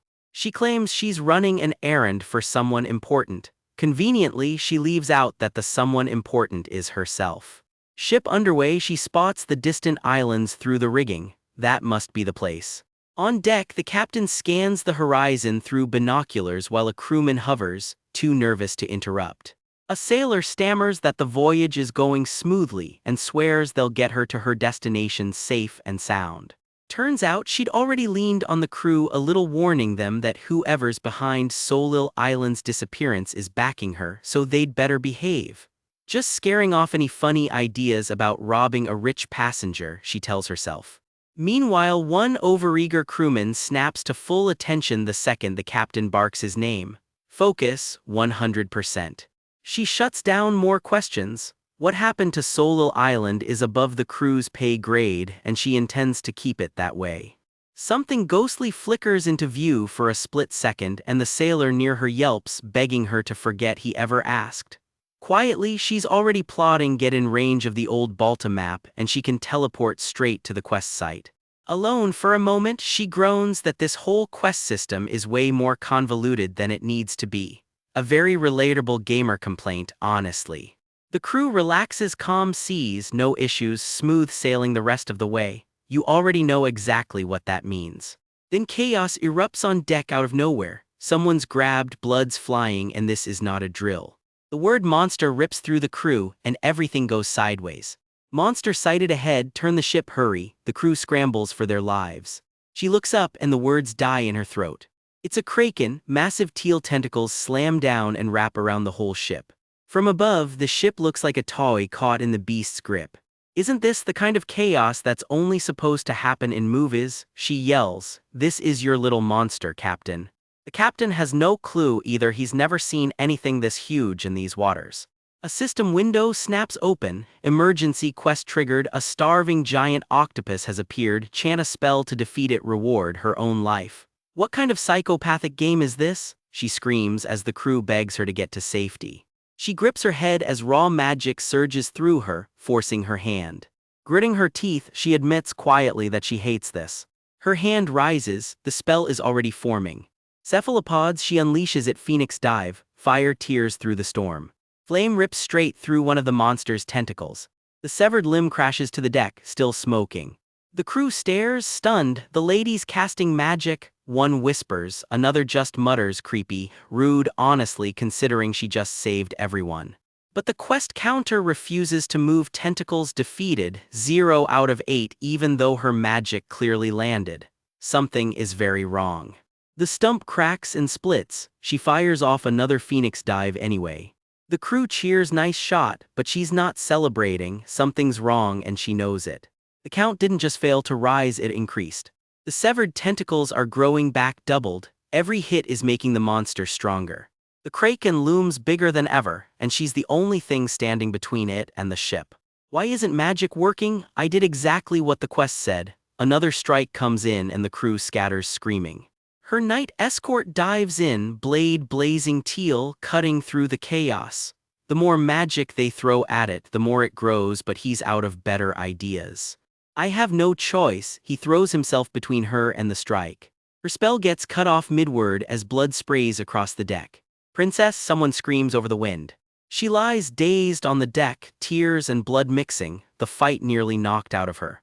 A golden light drops down beside her. Princess, are you there? A spirit bound to her magic has come to check on her. How is it always like this with you? The spirit sighs, equal parts exasperated and fond. Hit the stump with fire magic again, hurry, the spirit urges and she pulls herself back up. Hope flickers back across her face. Faux Phoenix dive, she unloads everything she's got left. The kraken shrieks in pain as flame finally finds its mark. The spirit watches over her, guiding every strike now. Well done, the spirit says as the kraken howls. The counter finally ticks up, tentacles defeated, 2 out of 14. 14, turns out the quest lied about the number 2. Keep going before it regenerates, don't stop. Another Phoenix dive rips into the beast. Last one, she winds up for the final blow. Phoenix dive slams home and the kraken's death shriek echoes across the water. A system window confirms it, emergency quest success. 14 for 14, the starving giant octopus is dead. But the fight left the ship crippled, it starts tipping hard, and everyone scrambles to grab onto anything solid. Drained past her limit, she loses her footing and goes down. Princess, her knight lunges to catch her before she hits the deck. He catches her, holding her close as the ship finally steadies. She fought the whole ocean and won, but she's out cold before she gets to enjoy it. The ship lurches hard in the storm and everyone's screaming to grab onto something. Penelope's eyes snap open in shock, she's about to go overboard. A blur of steel and light rips through the chaos, something violent is happening on that ship. Magic flashes bright, and the whole scene comes apart in a wash of color and panic. In the middle of it all, someone catches her, pulling her close as the light explodes around them. She stirs awake, dazed and blinking, she's alive, but barely processing it yet. His name slips out of her first, quiet and disbelieving, Callisto. His eyes are brimming with tears, he's clearly been terrified out of his mind. The second she's steady, he grabs her by the collar. Does she have any idea how dangerous it was to come here alone, Penelope Eckhart? He's shaking, somewhere between fury and relief, refusing to let go of her like she might vanish again. How did he even know it was her? She stammers and demands to know why he isn't up north like he's supposed to be. Not exactly his priority right now, he snaps back. Turns out some passing sailors fished them both out of the sea, no questions asked. He finally unloads it all. Whose rage was she trying to provoke? He tortured the mages for answers and rode like a madman for the capital, only to find the Marquis just standing there useless. Winter just stands there and takes it, calm and silent under the accusation. The anger finally cracks into tears. Why does it always have to be like this? He chokes out. So damn cruel, he mutters, and honestly you can't really argue with him. Even so, his hand finds hers anyway. Wasn't it enough that she deceived him once already, he murmurs. In her head, his words won't leave her alone. Did she know how desperately he held her hand and prayed for her every single night? It aches just thinking about it. Someone else is squinting at the scene, clearly unimpressed by the mess in front of them. Wait a second, hold on, was that whole other appearance just a disguise? Is this the real one? Did you hit your head on a monster or something? Comes the retort, of course that was the disguise. Magic crackles and peels away and there she is, pink hair spilling loose, disguise gone for good. Before she can even get a word out, he's already crushing her into a hug. He holds on tight, like letting go isn't an option anymore. How could he not recognize her? He says for her, he'd ditch meetings, wars, everything and come running with his eyes wide open. Your Highness, could you let go of this? She stammers, flustered. Don't do that again is all he says back, not loosening his grip one bit. Whatever it takes, he tells her, destroying the Duke's estate, walking away from his own title, he'd do it all for her. No, she cuts him off flat, just don't ever say that in front of her again. And if he keeps saying things like that, well, the red rose burns the hottest of them all. Penelope Eckhart, he starts, heart clearly hammering. The confession gets stuck somewhere around love and turns into a full-on choking fit. Smooth. Meanwhile, a rougher-looking crew is muttering nearby. Turns out the runaway they picked up is a girl, and somebody's already talking about grabbing her. A scuffle breaks out. Before anyone can panic properly, they realize it's just the ship arriving. Turns out they've reached the Arcana archipelago already. A kraken, of all things, apparently shoved the ship along and got them here early. Sure, why not? So they've arrived, she says, thoughtful. Shall we take a look around, princess? Comes the reply. She pulls out an old map. Of course someone like her would bring this thing along again. Wait, why is His Highness holding the exact same map as her? Oh crap, he mutters, which is never a good sign. There's a mark on both maps in the exact same spot. That's not a coincidence. Dead silence, which frankly says it all. This is her exact location, she says, holding up the proof and demanding answers. It's a duplicate, he admits. The original map's ownership traits just carried over onto his copy. Which means back on Solil Island, him showing up like a ghost was no coincidence. He knew exactly where she was the whole time. No wonder none of it made sense. He laughs it off, nervous. Don't misunderstand, princess, he insists. It wasn't intentional, just a tiny slip while inscribing her ownership onto it, he claims. Perverted stalker, she deadpans back, and honestly, fair. Lover, who exactly, she demands. Who else, he says, just the two of them. Are you serious right now, she fires back. From what she can tell, His Highness is suffering from severe delusions and needs to see the palace physician immediately. Denial or not, the way he's looking at her says otherwise. Soft, close, unmistakably smitten. The moment lingers a beat longer than either of them will admit to. That wicked tongue of hers confirms it, he says. That's definitely the princess he knows. Crazy, hey, what is even happening right now, she sputters. Crazy, hey, her insults toward royalty just keep getting worse, princess, he teases. What the hell, seriously, she mutters, cheeks burning. Wasn't he the one who called all this foolish emotional drama, who said he didn't care about being partners? She's not letting that go. Then why does he look so relieved right now, smiling like that? Caught red-handed. The moment passes, and it's time to get back to business. Everyone, thank you, she tells the crew, we'll teleport from here using magic. Take this, go fix the ship and treat the injured. Thanks to you, we made it out alive, the sailors call back, grateful. Now that they're actually here though, nobody's quite sure which way to go.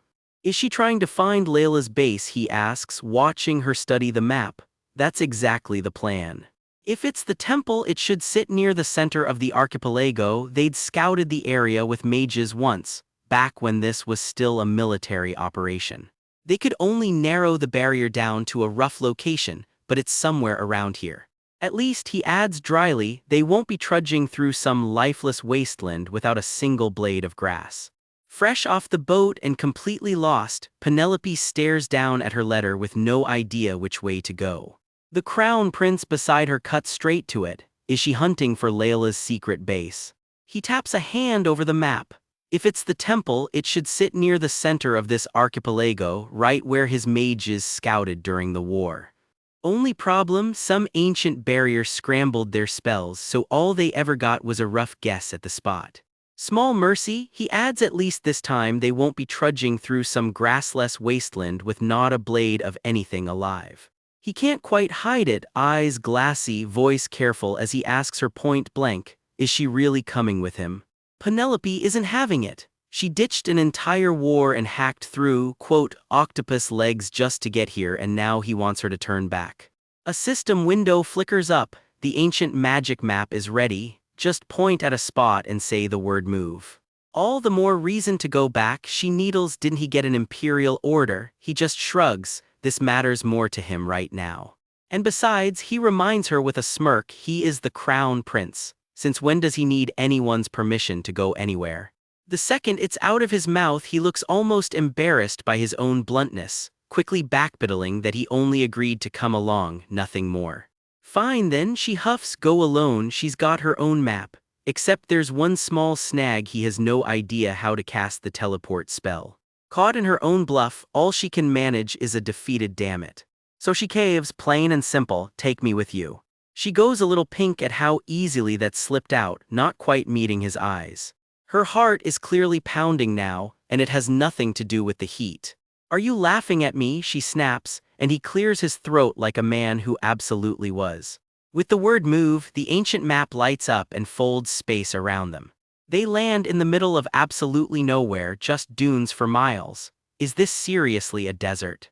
Sure enough, a dark structure pokes up out of the sand in the distance, the temple finally in sight. Between them and it, though, is a whole lot of empty sand left to cross. The mighty crown prince is already winded, huffing his way across the dunes. Give him a second, he begs, he needs to rest. Penelope just gives him a flat, silent stare. She clocks the battle-worn armor he never bothered to change out of. He waves it off, he's crossed worse deserts during the war, and she should worry less about looking cute and more about the job at hand. She presses him, he really did come straight from the battlefield for her, pretty much, he admits, then shrugs it off. If the Empire can't handle one rebellion without him, it deserves to crumble. She asks almost too casually if he's hurt anywhere. He just grins, teasing that it's been a while since she said anything this sweet to him. He nods to some charm she once gave him. He's not about to be careless with it just because he feels sorry for himself. She fishes a little, isn't he going to ask her anything? Like what, he asks, just stuff, she mutters, clearly hoping he'll take the hint. Ah, he says, like it just clicked. She means the rumor going around about the Duke's adopted daughter supposedly beating up the real daughter and skipping town. Apparently the young Duke Derek is tearing the whole city apart looking for her. She just groans, hasn't he had enough humiliation already? The man is disgustingly persistent. Callisto tells her not to worry about any of it. Slay monsters, crush Layla, whatever she wants to do, he's fine with it.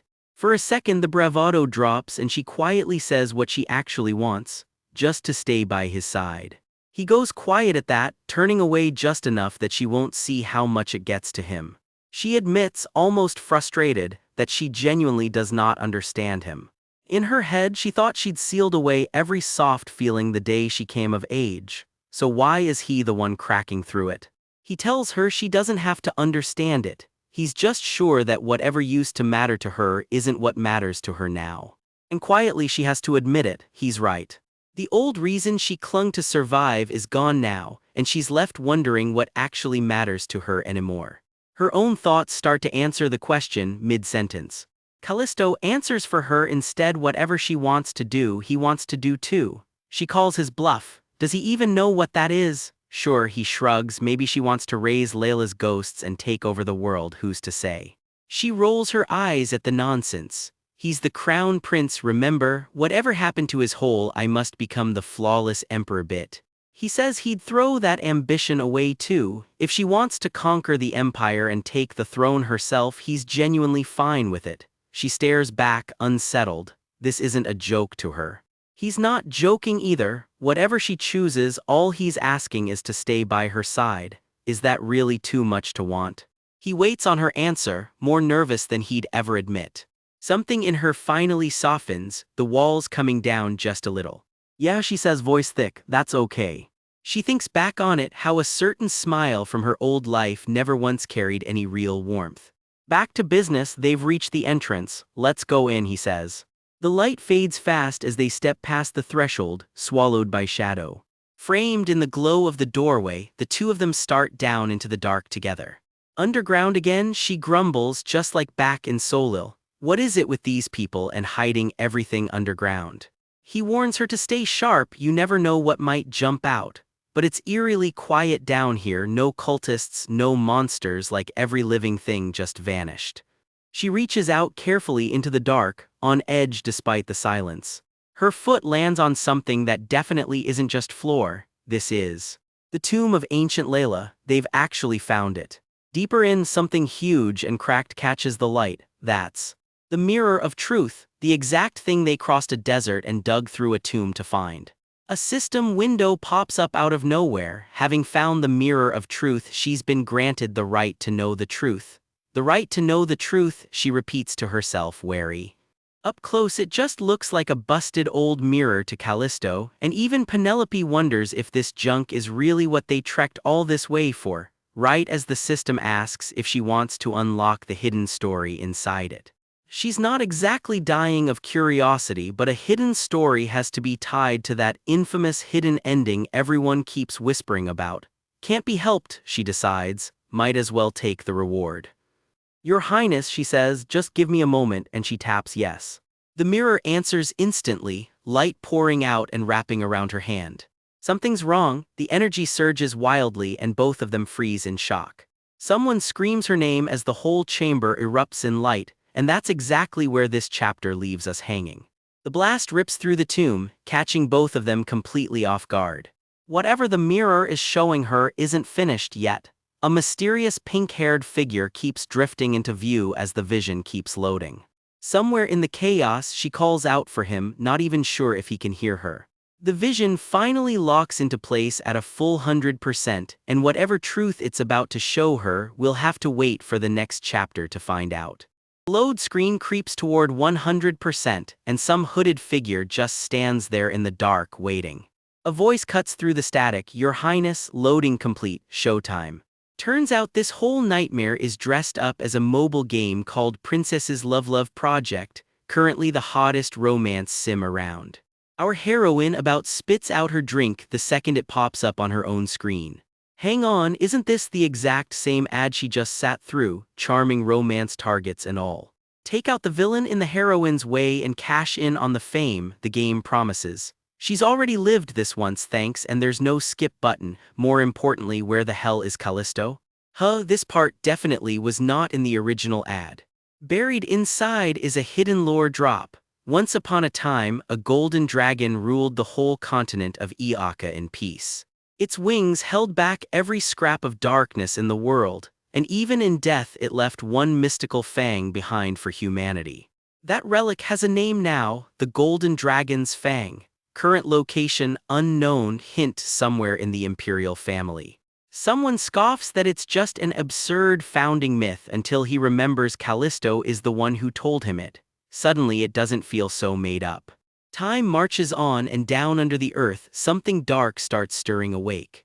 Again, a new tribe crowns themselves gods, names their nation Balta, and starts slaughtering people for sport. A war breaks out to stop them, led by none other than The ancient mages, obviously, achievement unlocked, save the world. As a last resort, they burn their own souls into a seal, locking the Layla tribe away for good. Except the Layla never stop clawing at that mirror and eventually crack it. One young Layla slips clean through the crack, her first words back in the world, "I'll kill them all." A voice out of nowhere lays it out plain, her whole family, her brothers, killed or locked away. She's the only one left standing. And her plan is not subtle. Take everything from them, families and siblings alike, and kill every last one. So young Layla starts getting stronger and stronger. Her real goal, break into the imperial palace and grab the one relic that can free her brothers. For years she hides in plain sight, hopping bodies, an infant one day, an old man the next. Until finally she finds the one. The perfect body to walk her straight into the palace. Yvonne. Fast forward to happily ever after mode, Yvonne arm in arm with the man she wanted all along. Right on schedule, Yvonne strolls into the Duke's mansion and meets, drumroll please, a fake princess carrying the blood of the ancient mages. Penelope Eckhart, the one name Layla did not expect to run into. Their eyes meet and something instantly feels very wrong. Turns out Penelope is a descendant of the ancient mages herself. Nobody saw that coming, least of all Penelope. Get out of my house, now. Penelope does not waste a second on manners. Here's the catch, her bloodline is too diluted to actually cast anything. But her instincts still scream danger the moment Layla walks in wearing Yvonne's face. Pop quiz, what exactly did Layla leave behind in that broken seal? The mirror of truth, and yes, that is correct. A curse of rejection baked into every mage who ever crosses it.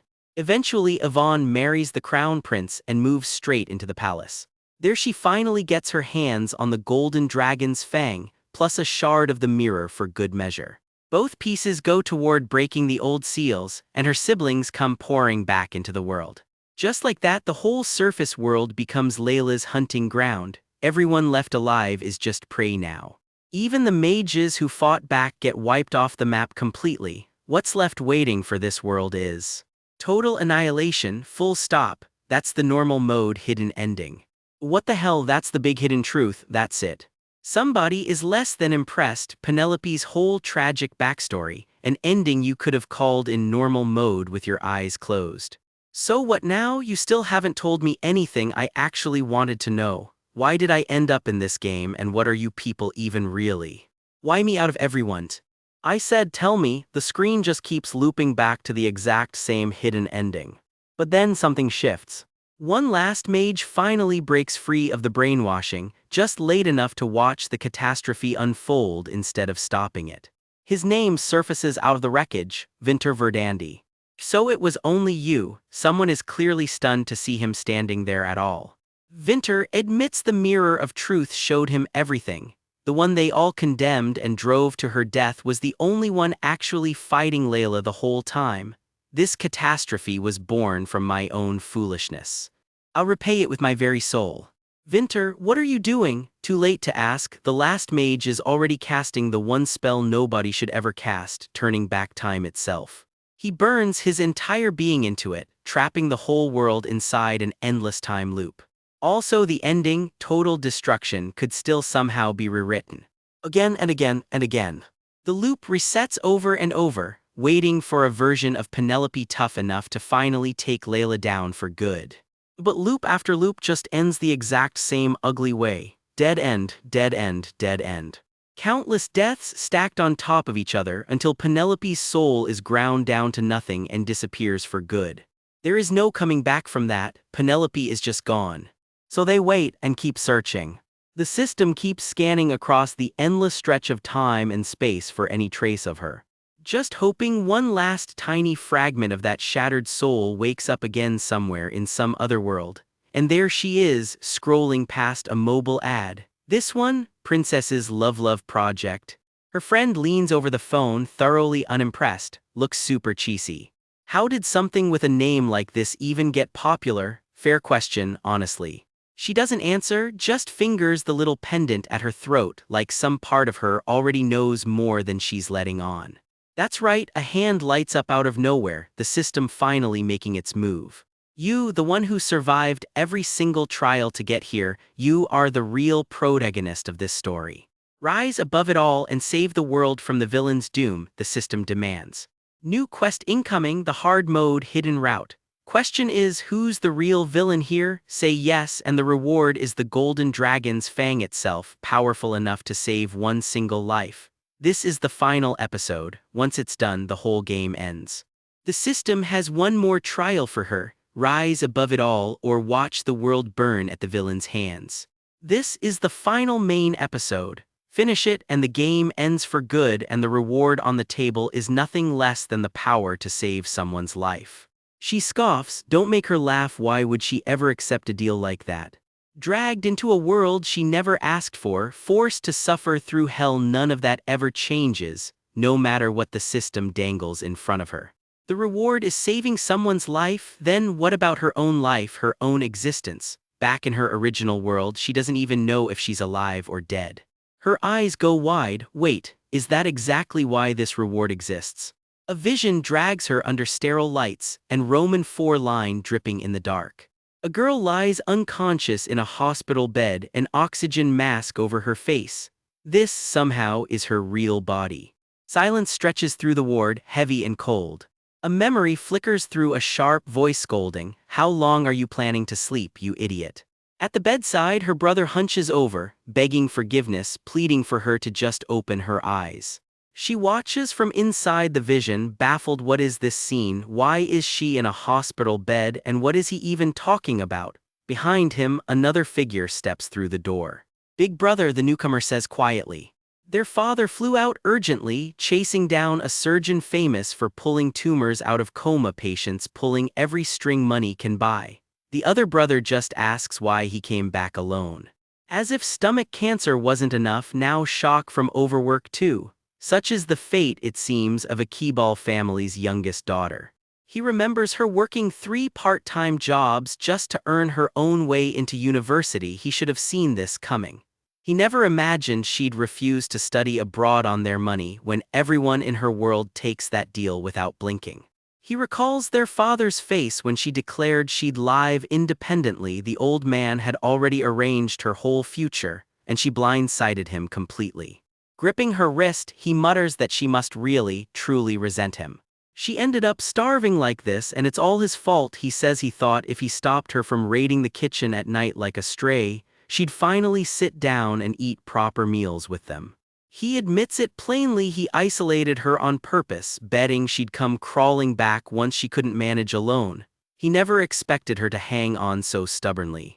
Desperate, he wonders if he could at least donate his own organs to save her, going half mad with regret over how he treated her. Maybe they're just worthless trash, he mutters, him, his brother, and their father alike. To her he says people like them could never even be worthy of being called family. He finishes as blood beads in the dark. Light fractures and the vision starts to tear itself apart. Her hair whips wildly as she wrenches herself back toward consciousness. Still, she's alive, and with that cold clarity comes the realization every bit of what she just saw was an illusion. She snaps back at the faceless figures. She never rotted away in some room, and she was never humiliated and cursed even after death by those bastards. That is not what really happened. It was all brainwashing, all fake, and yet. Tears spill down her face as she demands to know why now, of all times. Why is this happening now? She screams. Because of you, I ended up like this.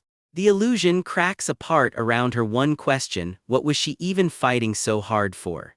All that struggling suddenly feels pointless. She despises them for only showing remorse now, and hates herself even more for feeling relieved that maybe she wasn't hated after all.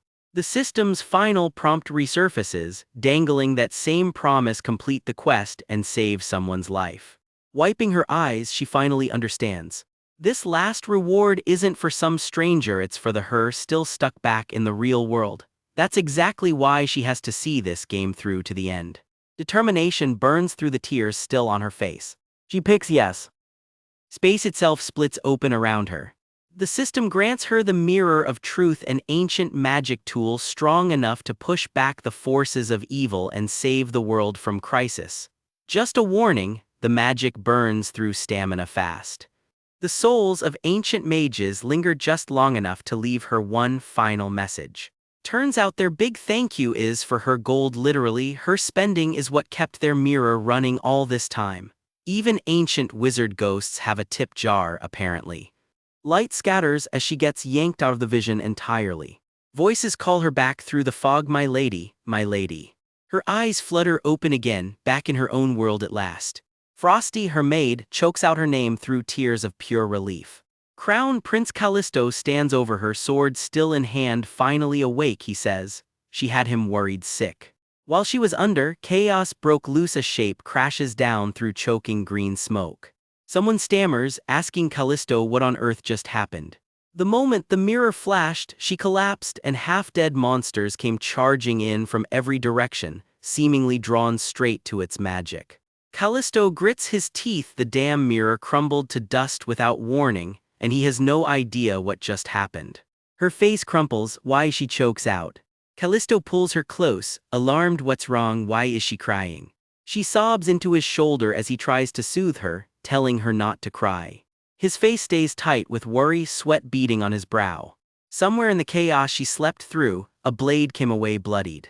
He wraps her fully in his cloak, holding her through the tears. It's all her fault, she insists through the tears. He just holds her tighter, not quite sure what to say. Still shaking, she can hardly believe what she just saw and what she just lived through. Wrapped in a blood-red cloak, Callisto pulls Penelope close and asks if she's finally feeling a little better.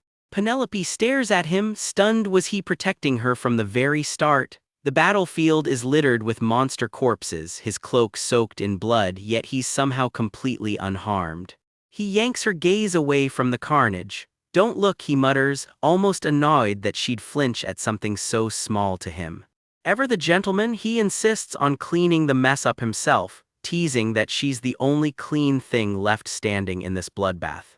He ruffles her for crying like a kid, then softens, admitting she looks a whole lot better than she did a minute ago. He promises not to pry, just asks her to stop chewing on that anxious little frown. Something about his gentleness cracks her open, and all she can manage is a quiet "Your Highness." He raises a brow, playing indifferent, but admits it's a strange thing indeed to hear from someone like her. She hesitates, says she'd rather not say, and he instantly backpedals, swearing he's listening, dead serious this time. He nods her on gently, giving her the floor to finally speak her truth.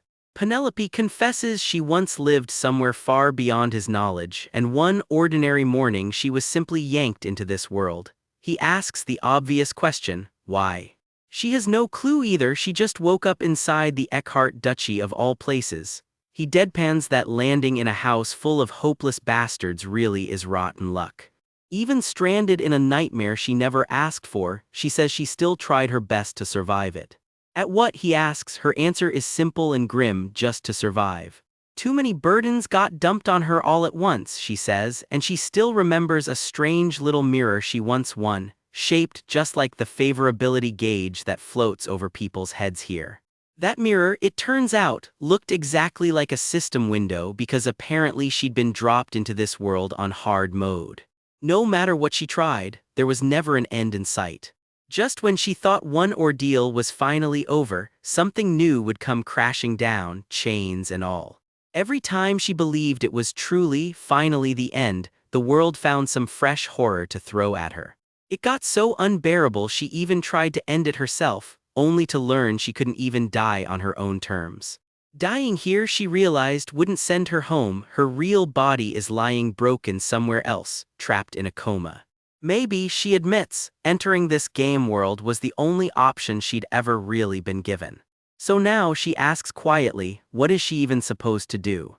He shrugs like it's obvious, she'll just have to live with him. She begs him to stop saying such terrifying things.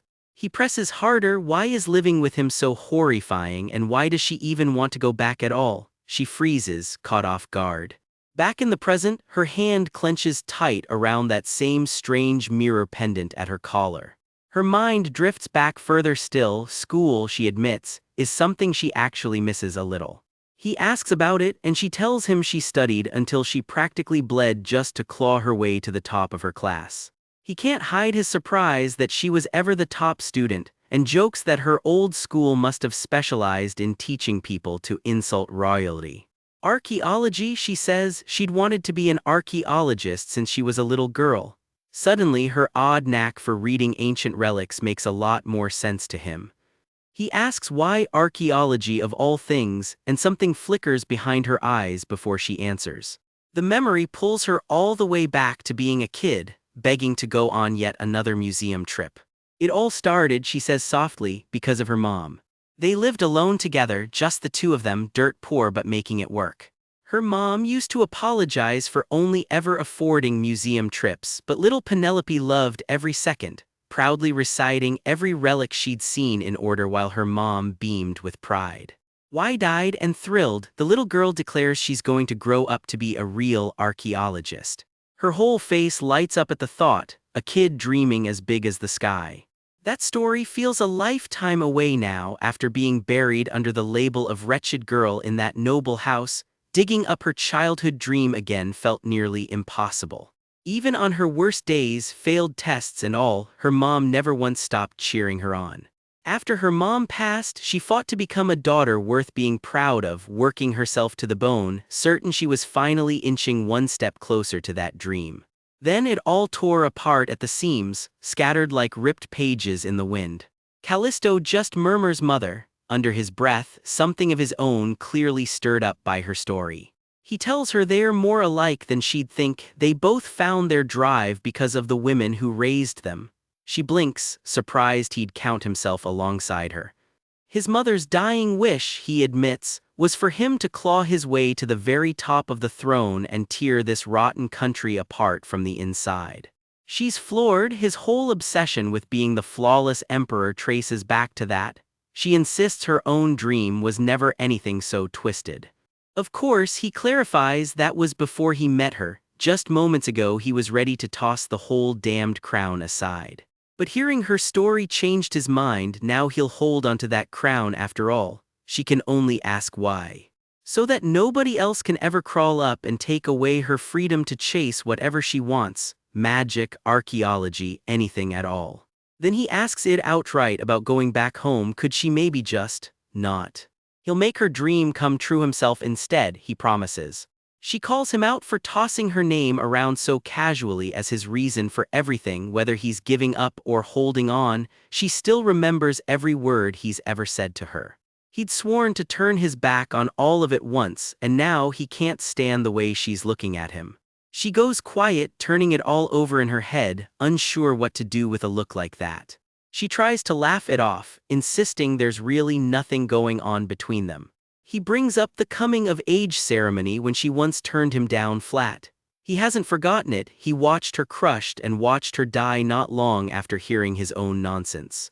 If she was that angry, he says, she should have just hit him, so why did she choose poison instead? She snaps back that it's entirely his fault every single time, his words cut like a knife. He sighs that there's never a moment's peace whenever he's around her. Always scowling, always mocking royalty at every chance, doing the unthinkable right in front of the crown prince himself. That's her, through and through. And yet, even so, he can't seem to look away. Petals drift past as she holds perfectly still, tears welling, bracing for whatever he's about to say. He tells her plainly, whether she's really who she claims to be or not, none of that matters to him anymore. And then he says it plain and simple, I love you, Penelope Eckhart. Our brooding crown prince stands alone with rose petals swirling around him, working up the nerve for something he's clearly been dreading. Real or not, it doesn't matter to me anymore, he murmurs, voice low and dead serious. Look at that stare, this isn't some polite palace pleasantry, he is dead set on saying his piece. And there it is, I love you, Penelope Eckhart, he finally says, putting the words out in the open. She freezes, hand trembling, and all she can choke out is a stunned why. Why now? Why is he saying this only now? She demands through tears after everything they've been through. Realistically, he reasons, they were always in the best position to be there for each other, maybe even happy together. The mood meter behind them ticks up to 76% because apparently even heartbreak comes with a scoreboard now. So why bring it up now? She presses, still reeling like she just fell for some delusion he built up in her head. Because I couldn't say it back then, he admits, voice cracking. The real hang-up, he confesses, is the word love itself. It terrifies him. Turns out even his own grandfather couldn't resist that word, and it cost his mother everything: her family, her power, all handed over to a prince who never deserved her. The memory plays out like a fairy tale gone wrong. His mother and that same undeserving prince, wrapped in cherry blossoms, blissfully unaware of how it would all fall apart. After enduring every storm just to raise him to the throne, who could have imagined he'd take a second wife right after the wedding? Betrayal runs deep in this family. The crown looms over that memory like a warning this family never learned to heed. Since birth, he was drilled to trust no one and to treat every soft feeling like a trap waiting to spring. So he built himself around cold, hard conditions instead of flimsy words, because words like those were exactly the trap his family kept falling into. "What feelings did you have?" she asks quietly, wiping her face. "It's humiliating to admit," he says, but he's already lost every shred of dignity in front of her, so why stop now? Was it back in the maze garden the day they first met? She can already feel where this is going, and honestly, so can you. Just thinking about her, he admits, was enough to put a stupid grin on his face. Even in council meetings, he'd catch himself smiling for no reason, and poor Four Eyes probably figured his boss had finally lost it. Every excuse she made to dodge his invitations just made him more restless, like some lovesick kid pacing for her attention. Nothing on any battlefield ever rattled him the way she does. He was convinced one wrong move would be the death of him, and with only 2% left before the hunting competition, honestly, fair. Then came the moment that broke him completely, the night she drank poison and hovered at death's door. Turns out he'd been quietly leaving his sword in her chambers this whole time. Her jaw drops. His sword, why? The air goes ice cold. Whatever he's about to say next, it is not going to be a light one. In case her breathing ever stopped, he explains flatly so he could follow her the very second it happened. That's she can barely get the word out. "Why would you even think something like that?" she demands, horrified. "Simply because I wanted to," he shrugs like it's the most reasonable plan in the world. She's furious he wanted the throne, and here he was ready to throw it all away. "Because I couldn't imagine living in hell without you," he says, and just like that, the anger drains right out of her. It hits her. If she had actually escaped that night, poison and all, would the Callisto she knows now even exist in this world? And what if, he presses on, "I told you I was too late. Too late to even find the will or the nerve to start something with you. Then what?" She cuts him off cold. "None of this matters to you anyway," she says. "Think of the mouse before the cat. Do whatever you actually want. And once we leave this place," she adds, "just forget you ever heard any of it." Yeah, that's not happening. You can practically feel the temperature in the room spike. "You absolute lunatic, how am I supposed to just forget this?" she explodes, grabbing him by the collar. "Ugh, princess, ugh," he wheezes, getting manhandled for his honesty. "You should have just kept your mouth shut," she cries. "You told me to just be partners. Do you have any idea how that felt back then?" "Wait, princess, why are you crying again? Are you mad at me?" he asks, utterly lost. "I don't know," she sobs. "I don't know anything anymore." And then, well, let's just say the argument found a much softer way to resolve itself. We'll leave the rest to your imagination. "Would it really be worse than finding out you're not actually the real Lady Eckhart?" he teases. "Fair point," she admits, right before smothering him in a headlock. MMPH, I can't breathe," he wheezes. "Well then," she says, wiping her face and gripping her scepter like she's already plotting something. "From now on," she declares, "I'm using this to kill Yvonne." "Yvonne who?" he blinks. "The real Duke's daughter, obviously." "Oh," he says, entirely unbothered. "Surely there's a better blunt weapon for beating someone to death," he offers, and immediately regrets it. Then quieter, "Once that's done, we might never get to be together again, so, even after all that, do you still love me?" She can't help needling him with thorny little jabs even now. Some habits die hard. "No matter where you run off to," he vows, "I'll chase you down just like I did today. My endlessly fragile, anxious mess of a self you," he starts, then just gives up trying to be clever. "I love you, Penelope, full stop." And that's the cue for the two of them to stop talking entirely. Let's just say the moment gets a whole lot more private from here, and the panel very politely looks away. Every stray strand of hair, every held breath, the art lingers here, so we will too, just for a beat. Whatever happens next stays firmly off screen. Use your imagination, folks. Sweet is the only word either of them manages afterward. Yeah, we'd say so too. It's so sweet, she thinks, that she can't stop the tears from falling, and this time they're the good kind. She curls into him, still crying, still smiling, finally letting herself have this. Morning breaks over open water, and reality comes crashing back in with it. She starts staring out at the horizon. So how exactly are we getting off this island? At least the caption dryly notes they've made it out of the grave. Small victories, right? So this is the after. Penelope and the crown prince catch their breath, staring out at churning sky and sea, not totally sure they are safe yet. Turns out not safe yet beats dead though. The prince cracks a grin. Hey, at least they clawed their way out of the grave this time. Penelope just stares at him, speechless. This man nearly died with her and he is already cracking jokes about it. They wash up on some deserted beach and the prince, ever the charmer, casually drops that he would not mind just living here with her forever. Smooth, your highness.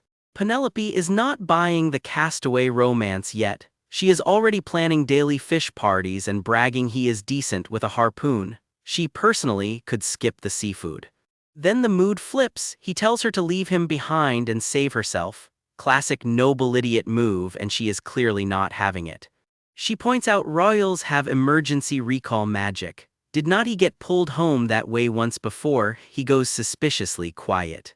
Turns out the capital island is sealed by a barrier that blocks magic entirely, which is exactly why he had to sail here the old-fashioned way to begin with.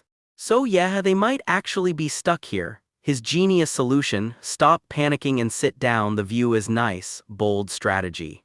Penelope goes quiet, staring out at the water, hoping someone notices the crown prince is missing and actually comes looking. For one quiet beat the bickering stops. Just the two of them close, with the tension between them doing all the talking. Just two shipwrecked royals on a beach waiting the world out together. Could be worse. The tide rolls in and the hours drift by. Still no ship, no rescue, just the sound of the ocean. Penelope finally breaks the silence with a question that has clearly been eating at her. Your Highness, do you know anything about the fang of the golden dragon? She just casually asks the future emperor about the empire's most legendary treasure. He fires right back. Why is she even asking about the emperor's treasure? Now it is her turn to look caught out. Here is the legend. Before the golden dragon fell into eternal sleep, it left behind a single fang, and whoever claimed it became the very first emperor. And apparently that same bloodline has been sitting on the throne ever since. Oh, and by the way, the fang is hidden inside the orb the emperor always carries, totally top secret. Penelope cannot believe he is handing out state secrets that casually. His logic, she asked, so why not? Should he also tell her exactly where the emperor's neck is? Please, sir, read the room. She admits the real reason for asking. The Layla tribe wants that fang, and she is worried it puts the emperor in danger. He is meanwhile browsing. Just slay the emperor like it is a menu option. Kill Layla, take the throne, let Penelope handle the boring paperwork beside him. Sounds like a plan, if a slightly deranged one. Only catch, they have to actually get off this island first. Fair point, he cannot really argue with that. They agree it is about time to find a way out, and then Penelope suddenly freezes. Wait, that orb, she knows this signal. It's been a while. Cedric Porter, comes a voice through the magic. Turns out contact through the barrier is possible after all, and Cedric is mid-report. The rebels were right on top of them when the commander mysteriously vanished and the whole operation nearly fell apart. So did we lose? The prince asks. We won, comes the reply, somehow the worst possible news for the guy stuck writing the victory report. The prince rewards him with full command from now on. Cedric's reaction is basically a scream into the void about not living long enough to retire. Being this man's aide is clearly a thankless job. Cedric is piling on more bad news. Cronier rebels were not enough, now Delman's remnants are stirring too. The prince just waves it off, skip the boring parts. Then Penelope catches something odd through the connection, a voice she swears she recognizes. while the prince casually orders Cedric to summon them both back with the mages. On the other end, a cloaked figure with a glowing orb reacts, so this too is because of the princess. Good work, comes the eerie reply. Penelope is stunned. Was not magic supposed to be dead here because of the barrier? Turns out the island's mana has been fading for a while now, probably ever since some massive mirror shattered. Wait a second, so he has been quietly teasing her about being trapped this whole time. The audacity. Just realized now, he smirks and she absolutely loses it on him. Somewhere, lectures about calming down and crying inside coffins are apparently relevant history. Magic flares to life around them and the world dissolves into light. The recall spell is finally pulling them home. Or, well, somewhere. The pull drags them through churning water and sky, destination unclear. They land hard and it is not the capital. Just cold, tangled forest as far as the eye can see. Penelope stumbles dizzy, half caught in the prince's arms. Where is this? Good question. He is asking the same thing, and the second he clocks the trees around them, his face sours. This forest of all places. Then knights come crashing through the brush, thrilled half to death. Your Highness, it's been a while, Princess Penelope Eckhart. Cedric shows up with the escort and the prince wastes no time interrogating him. Exactly where did he summon them to? Near the border, apparently the Befolia swamp forest of all places. Cedric snaps back that nobody asked, and he did mention the princess was with him. Someone is not impressed. He should have sent her straight to the capital or at least somewhere safe. With judgment like that, how is anyone supposed to win a war? Cue a full meme-worthy showdown. Cedric versus the prince, tempers flaring like it is a boxing poster. The prince gets right up in his face. If the princess had been hurt the second they landed, was Cedric planning to pay for that with his life? Penelope is very much done being used as the excuse for this fight. Why is she getting dragged into it? Someone finally suggests the obvious, since everyone is here anyway, how about some introductions? And just like that, the prince drops the bomb on his knights. This is Princess Penelope Eckhart, his future crown princess. Protect her with your lives. Penelope's jaw hits the floor. Nobody warned her that announcement was coming today. The knights are having a full crisis. Marriage, their prince, an actual princess willing to put up with him exists. Someone pinch them, this cannot be real. One by one they drop to a knee. Greetings, your highness, the princess. Just like that, she is royalty on paper too. The soldiers hail her as the future princess consort, swearing they will never forget her noble sacrifice. Dramatic, but hey, it is an honor to meet her. Then the sky itself rips open in blinding pink light and Penelope can only whisper one word before chaos hits. This is absolutely insane. The dust has barely settled and already the whole camp is bowing to Yvonne. Soldiers swear they will never forget her sacrifice, hailing her as the new crown princess standing tall beside her prince, Callisto. The crowd goes wild, chanting "Long live the crown princess." Under all that cheering, she just looks completely overwhelmed, eyes glassy with tears she is trying hard not to spill. Then something catches her eye and stops her cold. This is, she breathes, staring at whatever has just been placed in front of her. A blinding burst of light explodes off the thing in her hands and everyone around her gasps.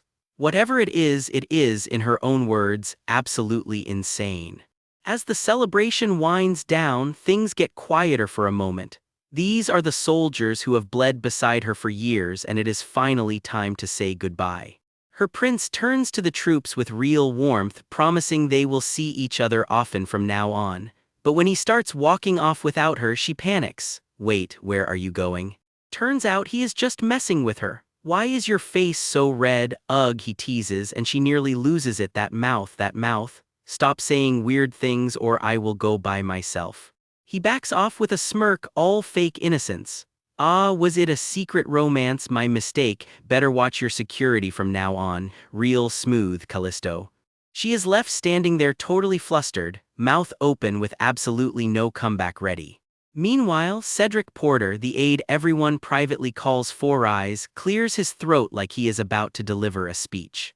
Princess, just so you know, I will not back down, he declares, reminding her he already gave her one chance to ask for his help. Callisto cuts in flat, Cedric Porter, shut your nonsense and stay away from my fiancé. She just stares at the two of them bickering, thinking exactly what you are thinking. What are these idiots even saying? The group presses on, straightening up as the tension from the exchange settles and they regroup for the road ahead. Someone produces a strange object, the very thing recovered from Layla's tomb. Can it actually cast magic? Nobody is quite sure. If it is teleportation magic, then... She wonders aloud, turning the odd little device over in her hands, already half bracing for this to be another one of Callisto's jerk moves. Your Highness, maybe I can use this to get us back, comes the suggestion, everyone eyeing the strange, glowing thing warily. Strange, sure, but it just might work. Until now, she has only ever been able to cast a spell when the system window popped up on its own. Standing alone in the forest, bracelet raised, she has to ask herself, should she even try? That is when everything goes wrong. A violent blast rips through the trees and she is thrown clean off her feet. Someone feels it first, a horrible, ominous pressure crawling over the whole group. What is this? Then the realization hits like a punch to the gut. It's an ambush. Steel flashes and blood sprays. Whatever is coming for them, it is already here.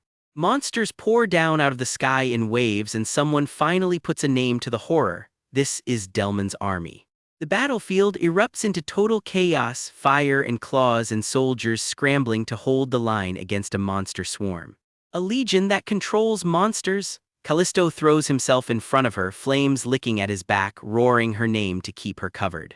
Fire rains down around them as the fight rages on, no room left to breathe, let alone think.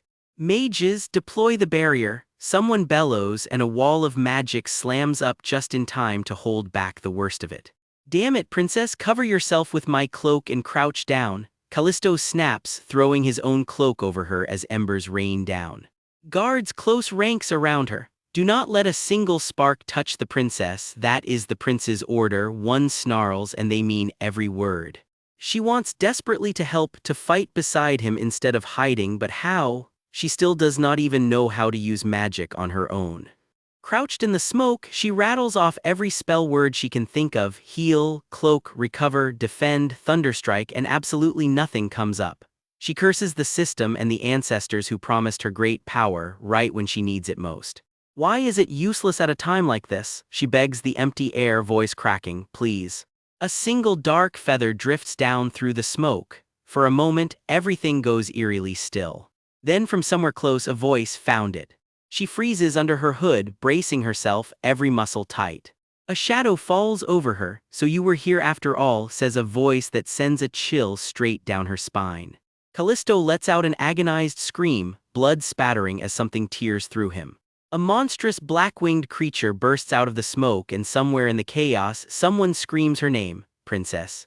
Time seems to stop. She is face to face with someone she never expected to see here and neither of them can look away. Eccles, she chokes out stunned. What is he doing here of all places?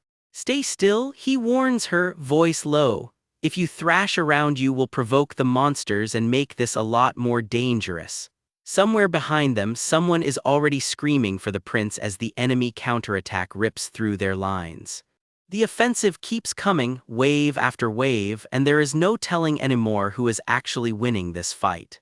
Prince, she repeats to herself, the word not quite making sense yet as the pieces start clicking into place.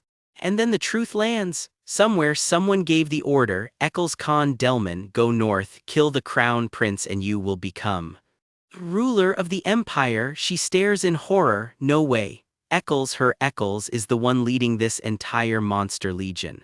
Penelope is the one confronting him now and she is furious. You did not just stab me in the back, you went completely over to Yvonne. She snarls, you know exactly what that kid is, don't you? I hesitated to even kill that bastard, Penelope admits bitterly, because I thought you might be sad about it. A twisted kind of mercy from a woman who does not do mercy. Right, you were always like this, Penelope mutters, half fond, half furious. You seemed to fall right into my plan and then you turned around and did everything your own way. Eccles says nothing, his face unreadable, unwilling to give anything away. He holds the wounded princess close, shielding her, the air between them thick with unspoken tension. If words won't make you let go, Penelope warns, a blade glinting far too close for comfort. Since I can't use magic here, she says coldly, I will just have to use this instead. The strike lands hard and everything goes still. The dust settles on a battlefield that has just changed everything, and the chapter cuts out right as the real fight begins. Cornered and out of magic, she eyes the blade in her hand. If she can't talk her way out this time, she'll cut her way out instead. The fight is already moving faster than she can think, steel flashing past strands of her own hair. Since magic's off the table, she tells herself she'll just have to find something else that works. And if talking her way out of this isn't going to work either, well, she's out of gentle options. Something drips down, dark and unmistakable. Whatever just happened, it left a mark. Something slams in out of nowhere, and for 1 second all she can manage is a stunned, wide-eyed gasp. The clash turns brutal fast, dark energy and blood spraying across the battlefield. More strikes rain down, one after another, each one carving a jagged red scar through the scene. She chokes out a ragged breath, barely hanging on as the storm keeps tearing around her. I'm sorry, Penelope says quietly, this is because of me. But she waves off the guilt on his face honestly. She'd feel a lot worse if the real reason he was targeted turned out to be something else entirely. What? Why? Callisto blinks, thrown. It hadn't occurred to him that he might be the real target here. Then it hits him. If that's true, it means someone out there already knows exactly what his one and only weakness is. His breath catches, my weakness. Penelope clicks her tongue, watching the enemy regroup. Yay, this one's got no intention of backing off. Fire and steel collide again, the fight kicking straight back into high gear. A brutal hit lands and she's thrown back with a scream. This just got a whole lot more dangerous. I'm already busy enough trying to kill that damn Layla, someone grumbles, cranking up a restraint device. Why do I have to roll around in the mud too? Nearby, Penelope begs through gritted teeth, please, just stop already. One hit isn't enough for you, is it, you lunatic? Someone shouts as the blows just keep coming. A massive magic circle rips open, pink light slicing clean across the battlefield. Her eyes well up mid-strike, pain, exhaustion, maybe both, but she doesn't look away for a second. Your Highness, the barrier won't hold, should we retreat? A soldier yells, someone mutters he's really losing it now, and then someone else spots a strange light cutting through the chaos. Princess, what is that? A message flares up in her mind. To wield the ancient blood magic, she needs the mirror of truth, and it'll cost her dearly. What? She breathes, stunned it's even an option. Her throat burns like it's on fire as strange magic circles start forming around her. I can use it now, she realizes. All she has to do is speak the words already circling in her head. Restraint, a blinding beam tears through the air as the spell fires off. The tree roots, someone screams as the ground itself seems to lurch to life. Roots whip through the battlefield, dark and merciless, dragging everything in reach down with them. The forest itself has turned against them now, twisted branches looming over the whole field. Subdue, she forces out through gritted teeth, blood trickling down her lip. This spell is costing her everything she's got left. The monster lashes back, roots slashing through the air like claws. Out on the field, the knights are still holding the line just barely. Penelope, a voice cuts through the chaos as someone finds her tangled in the roots, barely moving. His face is streaked with blood and tears as he fights through the roots to reach her. Whatever happens next, he's not leaving her behind. We open mid-chaos. Someone claws their way up out of the wreckage, blood dripping from a clenched fist, refusing to stay down. Penelope's eyes go wide. He just tore through solid tree roots like paper. Get back, someone screams, and for once she doesn't argue. A bloodied hand reaches out through the carnage. You can't tell yet if it's a rescue or one last desperate grab. Blood sprays across the frame. For one gut punch second, nobody can tell who's still standing. Then Callisto cuts loose, dark power and feathers tearing through the air like he's done holding anything back. Penelope can only stare, her own magic swirling around her, stunned by what she just watched him do. In her head she keeps replaying it. Icles was right there and then he just flew. Now she's wondering if letting him go alone was a mistake. Looking back, she's sure of it. Between her magic and Callisto's blade, they actually had a shot at ending this. The moment just slipped away. Cut to calmer ground, the Eckhart ducal residence, where a very different kind of mess is brewing. The butler announces himself at the door. "Come in," the Duke says, already impatient for news on the search he ordered. Buried in paperwork, the Duke barely looks up as his most trusted man steps inside. "Yes, Your Grace, first," the butler starts, and you can already tell this report isn't going to be good news. Lady Penelope's own maid, the one the staff quietly call Frosty, is still missing without a trace. "Should we send more people to search?" "Leave it," the Duke snaps. "The real headache is my runaway daughter and these useless sons of mine." Next up, Reynold. He rolled in drunk at dawn and still hasn't woken up. Drinking again? How many days has this been now? But somewhere in his memory, a quiet voice keeps apologizing like it's somehow her fault. Turns out the staff already pieced it together. Word is the young master got dumped, and everyone's agreed to pretend they never heard it. He was completely attached to that lady. Now that she's gone, of course he's drowning it in drinks. TCH, just like his father, pathetic, the Duke mutters, then, without missing a beat, and Derek. Word comes in that someone matching Lady Penelope's description was spotted. The Duke's reaction? Pure contempt, that simple-minded fool. At least the drunk one's easy to deal with, he grumbles, work's piling up to the ceiling, and Derek's still out there chasing ghosts. Useless his entire life, and now suddenly this? The Duke sneers. Does he plan to run across the whole empire with no brain in his head? Meanwhile, Derek, alone, drags a hand down his face, just one tired, broken little ah. A memory surfaces. Someone once asked, quietly, how that child was really doing. The answer wasn't good, covered in bruises, skipping meals, sick in bed. And just as someone starts explaining how it all began, the memory cuts out. Behind closed doors, the Duke knocks and calls out gently, "Yvonne, it's me, may I come in?" A voice catches itself mid-word before settling into Your Grace and nervously invites him inside. Over tea, the Duke checks in on her recovery, and Yvonne insists she's fine, barely hurt at all. She blushes, admitting she didn't expect him to visit and that it means more to her than she'll say. For a moment she's lost for words, just smiling through unshed tears at the unfamiliar kindness. The Duke watches her quietly, weighing something behind his calm expression.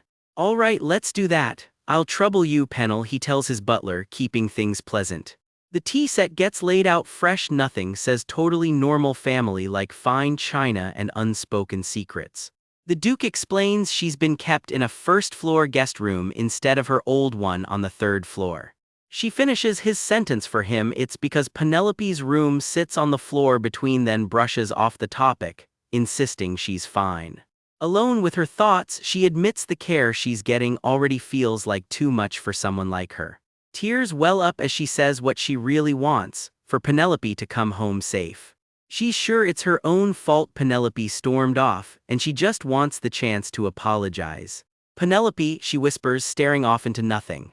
The Duke turns grim, asking his staff the question, eating at everyone, still no sign of her. Something about the look in Yvonne's eyes just now sent an unexplainable chill through him. He shakes it off, probably just his imagination, and promises her Penelope will come home safe soon. Then Yvonne surprises him, insisting none of this is Penelope's fault and asking him to be understanding with her. The Duke pauses, taken aback. "What did you say?" He didn't expect her to care about Penelope this much. She insists she holds no ill will at all, and the Duke changes the subject, asking if her room feels too cramped. She says she has more than enough, just a little lonely since the head maid's been out sick, though the new girl, Lee, has been keeping her company. The Duke goes still. "You haven't heard? That maid disappeared from the mansion last night." Yvonne's jaw drops. "Gone just like that? It looks like Lee ran off in the night." She spirals, wondering if Lee hated serving her that much, but the Duke's quick to tell her it's not her fault. He promises a new maid will be assigned soon and tells her not to worry about it. She thanks him softly, then adds she just hopes wherever Lee went, the two of them will be happy together. Odd, since nobody ever said Lee wasn't alone. The Duke's expression freezes. Wait, he never said the maid left with anyone. The two of them, those words just keep echoing in his head. He never once mentioned Lee disappearing with someone else, so how would Yvonne know that? A fractured memory surfaces. Someone once gripped his arm in the rain, blood on their lips, screaming a warning, be careful with that child, father. He forces the memory down and mutters for more tea, like nothing's wrong. The tea will get cold, please drink it, Yvonne, he says, and she obliges, none the wiser. Sitting across from her, his mind is somewhere else entirely, turning over every word she said. He tells himself to look closer, really look into the cup she's holding and the girl behind it. His eyes narrow, whatever answer he's looking for, he's determined to find it. Then, out of nowhere, she says it, now those two can be together forever, and asks why he's staring at her like that. The words hit him like ice water, his face goes white with horror. That same warning claws back into his memory, be careful with that child, father. No, he mutters, then abruptly claims he's remembered urgent work and has to go. Yvonne's stunned. What about the tea? He tells her he'll visit again once she's recovered more, already pulling away. His grip tightens hard around her wrist before he catches himself, and she yelps in surprise. Yvonne reminds him gently he did say if she needed anything, all she had to do was ask. He confirms he did, and she makes her ask, she'd like to go outside for a while. She wants to say goodbye to the people in the village she grew up in, faces she's missed since falling ill. Please, may I, she asks, and it's hard for him to say no to that face. Very well, he finally agrees. She waves off any escort, insisting she's always gotten around outside the mansion just fine on her own convenient that. I'll go alone and come back quickly, thank you, father, she beams. She clasps her hands together, practically glowing with gratitude. Watching her go, the Duke can't shake the weight sitting in his chest. He thinks of the daughter he ached for through all those lost years, right before his butler quietly checks in. Have you come out, your grace? Did your conversation with Lady Yvonne go well? The aide asks, and the Duke doesn't have a good answer. The girl this whole house waited years to get back, and now the Duke can only wonder, silently asking Penelope, when did you realize? His face goes cold as he calls for his butler, Penel. Have someone follow Yvonne, a mage who can track magic too, he orders. His butler is floored. Your grace, are you saying? But the Duke's already moved past it, prepare to summon every mage and elite knight immediately. Call Derek back at once. Through communication magic comes the next order, sharp and urgent. Declare an emergency at the Eckhart mansion, and unaware, Yvonne slips out the door and into the world beyond. Our story picks up on a quiet stretch called Upper Street, well past midnight, the kind of hour where nothing good tends to happen. Someone slips down a hidden back stairwell, careful not to wake the whole block. Magic crackles faintly against the stone steps. Whoever's leaving isn't being all that subtle about it. It's Vinter, the masked marquee people whisper about as the White Rabbit, working a spell in the dead of night. He mutters that he's exhausted, honestly losing count of how many sleepless nights he's clocked by now. Tonight's haul, an ancient monster's horn, a divine beast's wing, and Mercury pulled from Lake Eurytus. Because apparently saving the world comes with a truly bizarre shopping list. All of it is going towards something he calls the mirror of truth. In his head he lays out the stakes. The only sure way to stand against the threat called Layla is ancient magic, the kind his bloodline lost generations ago in a war. With that lineage gone, getting his hands on the mirror's power isn't a preference anymore, it's his only option. Quietly, he admits that if this plan falls apart, he may have to consider a last resort he clearly isn't thrilled about. All he can do, he tells himself, is everything in his power. His thoughts drift to someone he's worried about. He doesn't know what happened after she headed north, only that the crown prince apparently found out where she went. He packs up and slips into the night, glowing sigils fading behind him.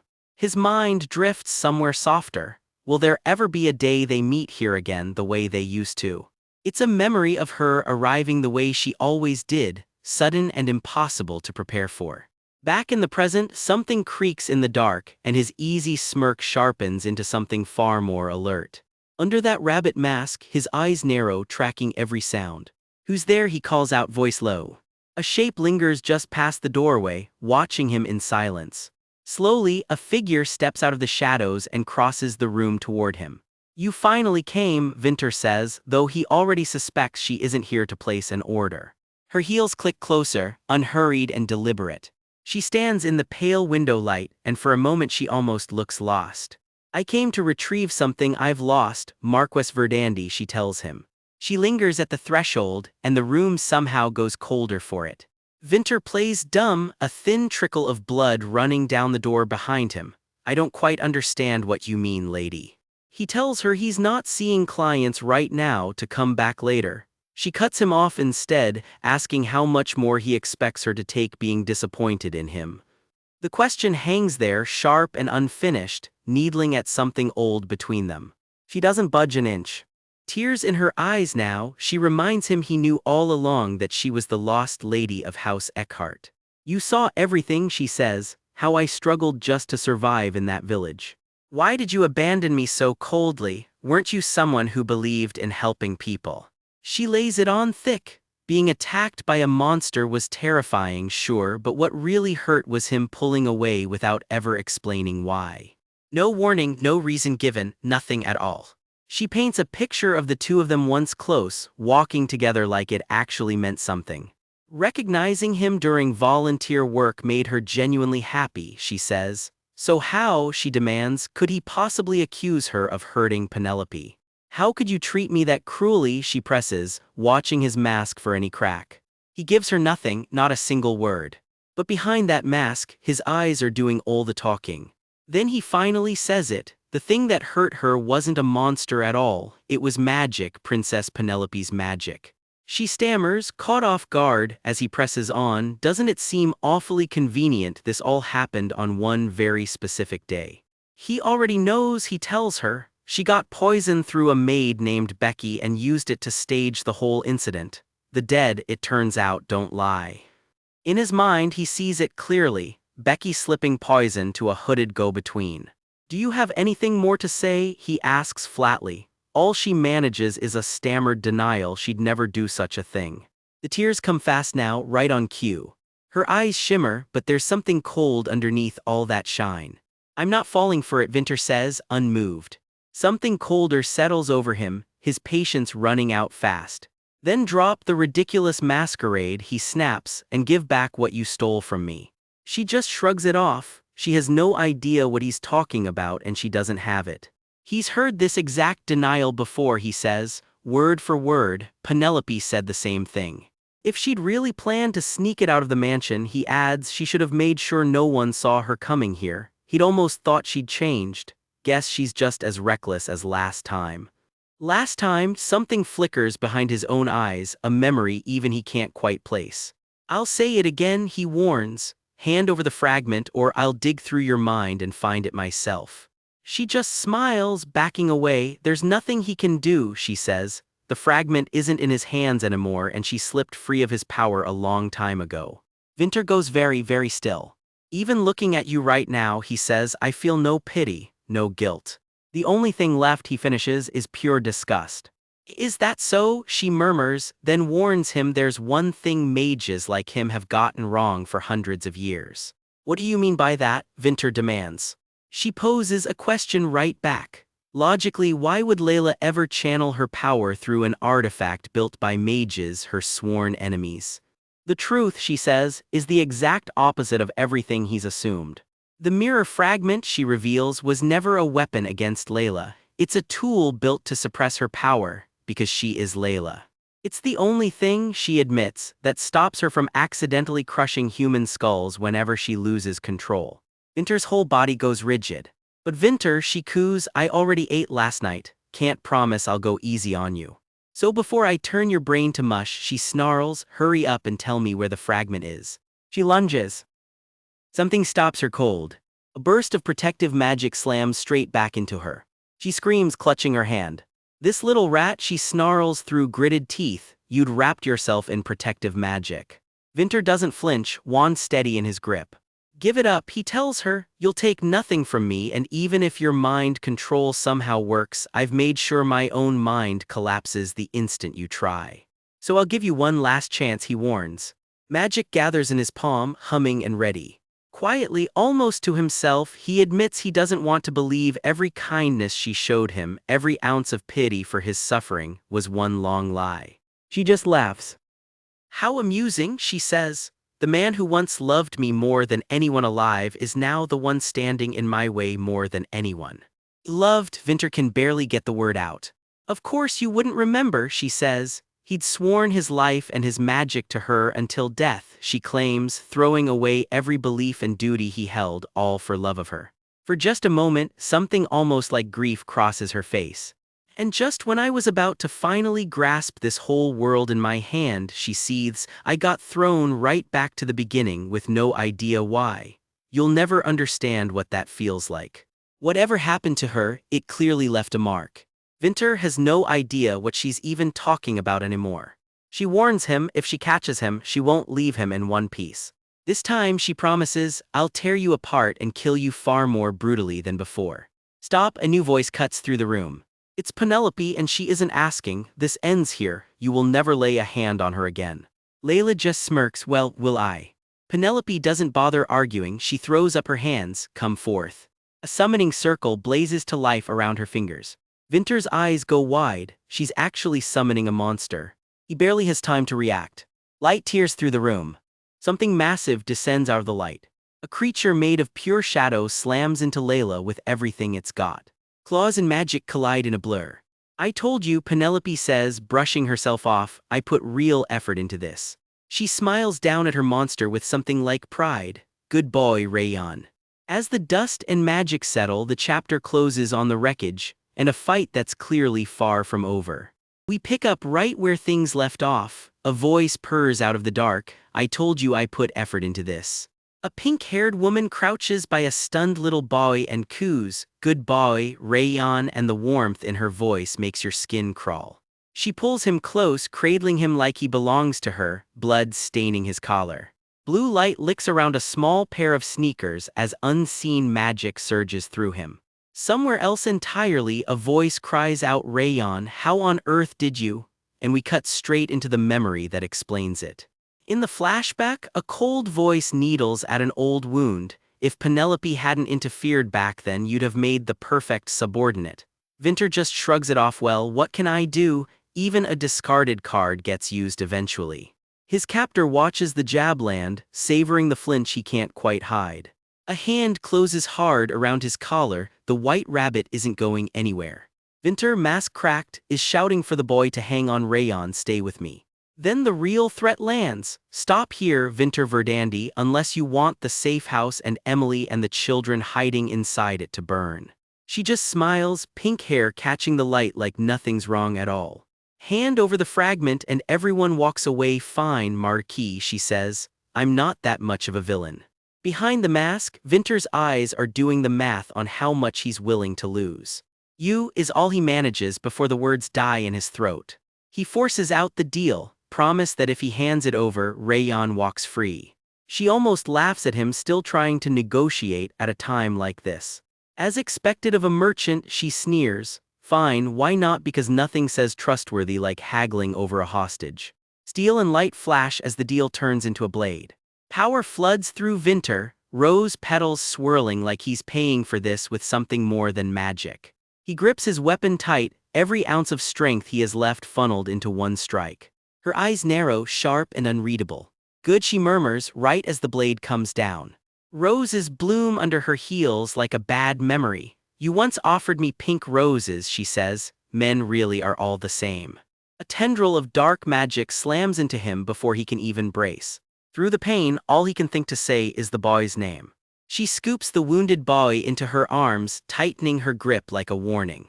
Vinter manages one last order to the kid. Go back to the safe house, wait for me, I'll come get you soon.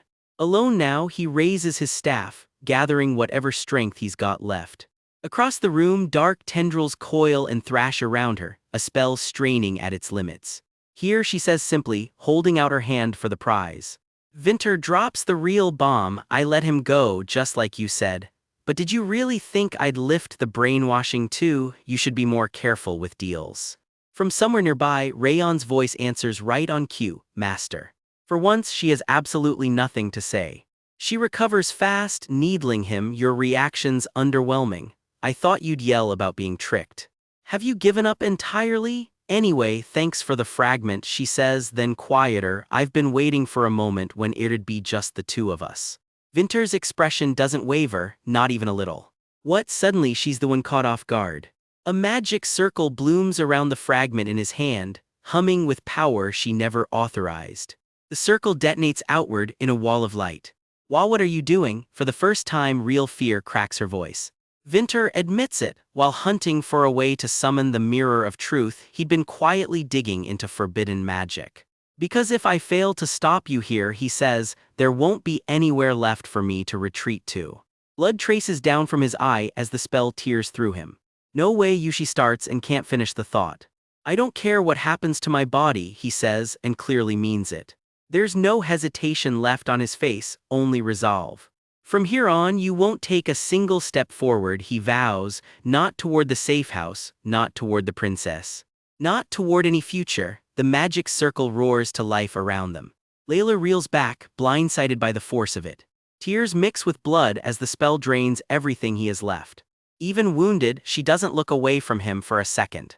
"The magic, it won't activate." "That's impossible," she shrieks, realizing something's gone very wrong.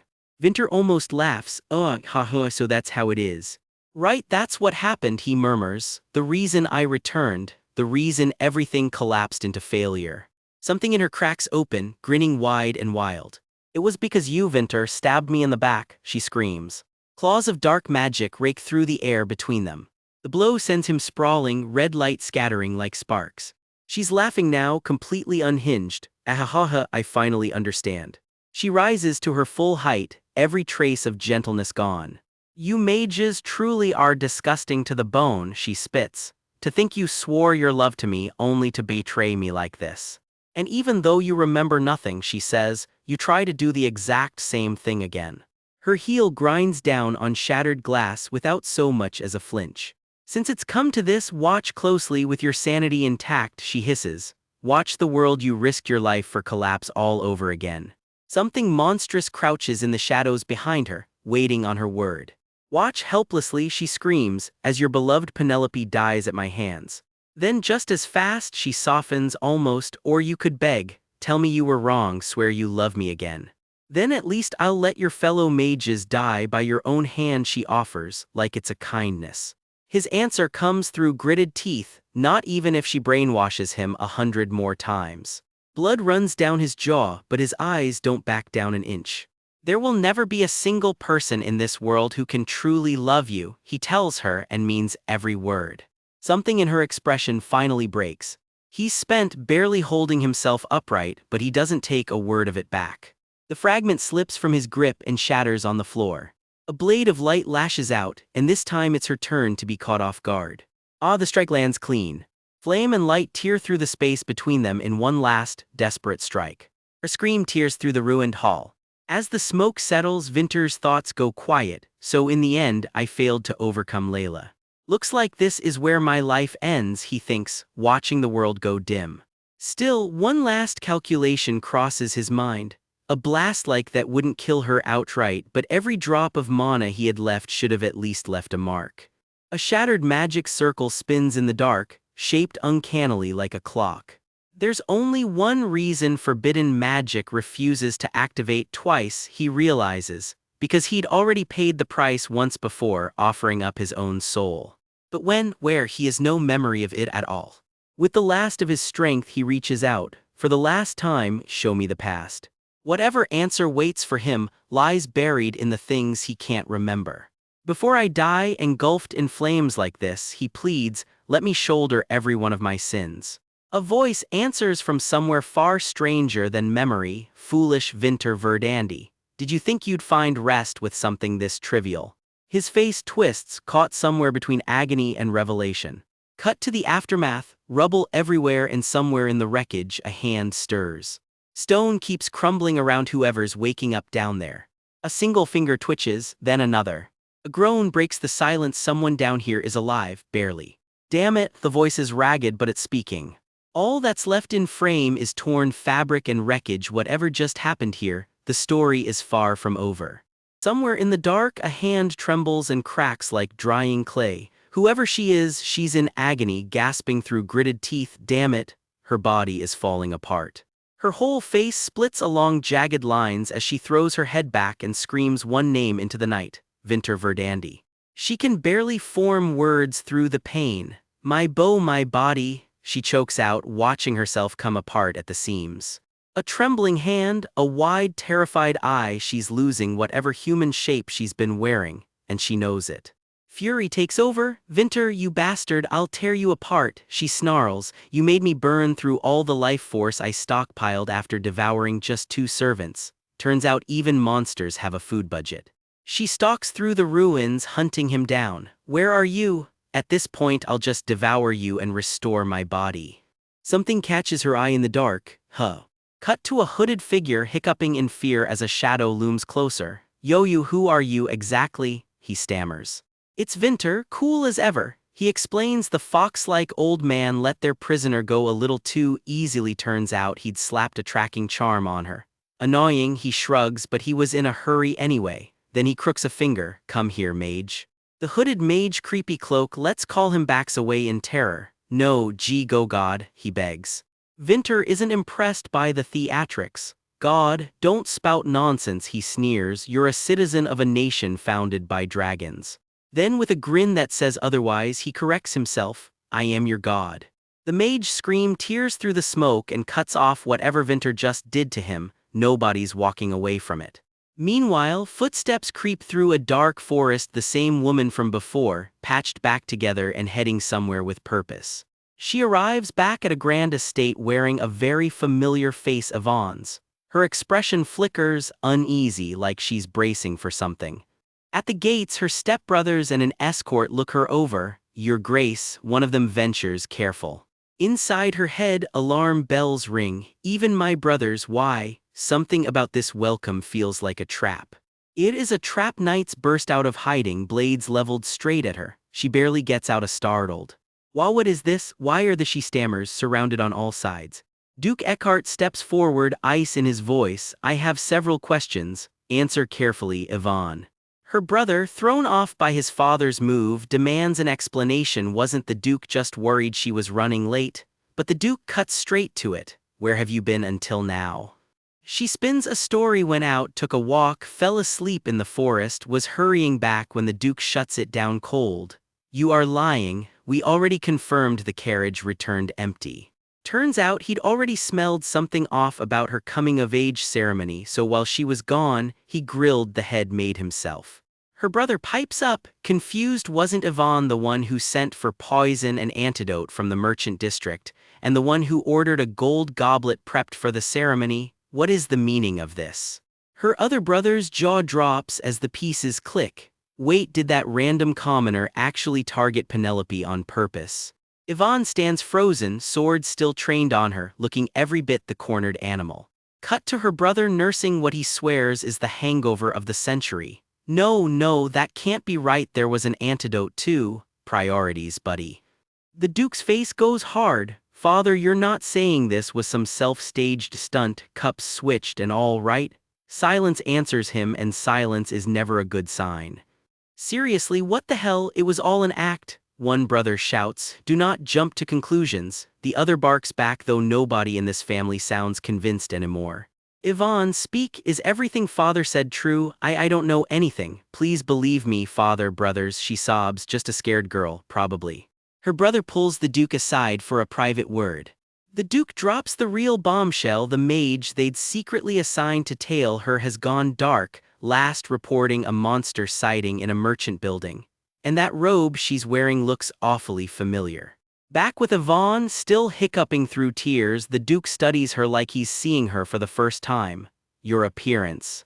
She glances down with an unsettling little smile. Why does it not reflect in water? The teacup in front of her sits still and empty of her reflection, not a trace of her looking back.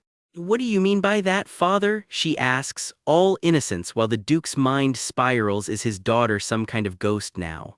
He demands it outright. Answer me, Yvonne. Tell me I was mistaken. Even now, show me you can reflect in water again. She buries her face in her hands, shoulders shaking with sobs that could mean anything. Something shifts in the Duke's expression, grief curdling into something else entirely. A low, broken laugh slips out of him as his sons stare, stunned. He.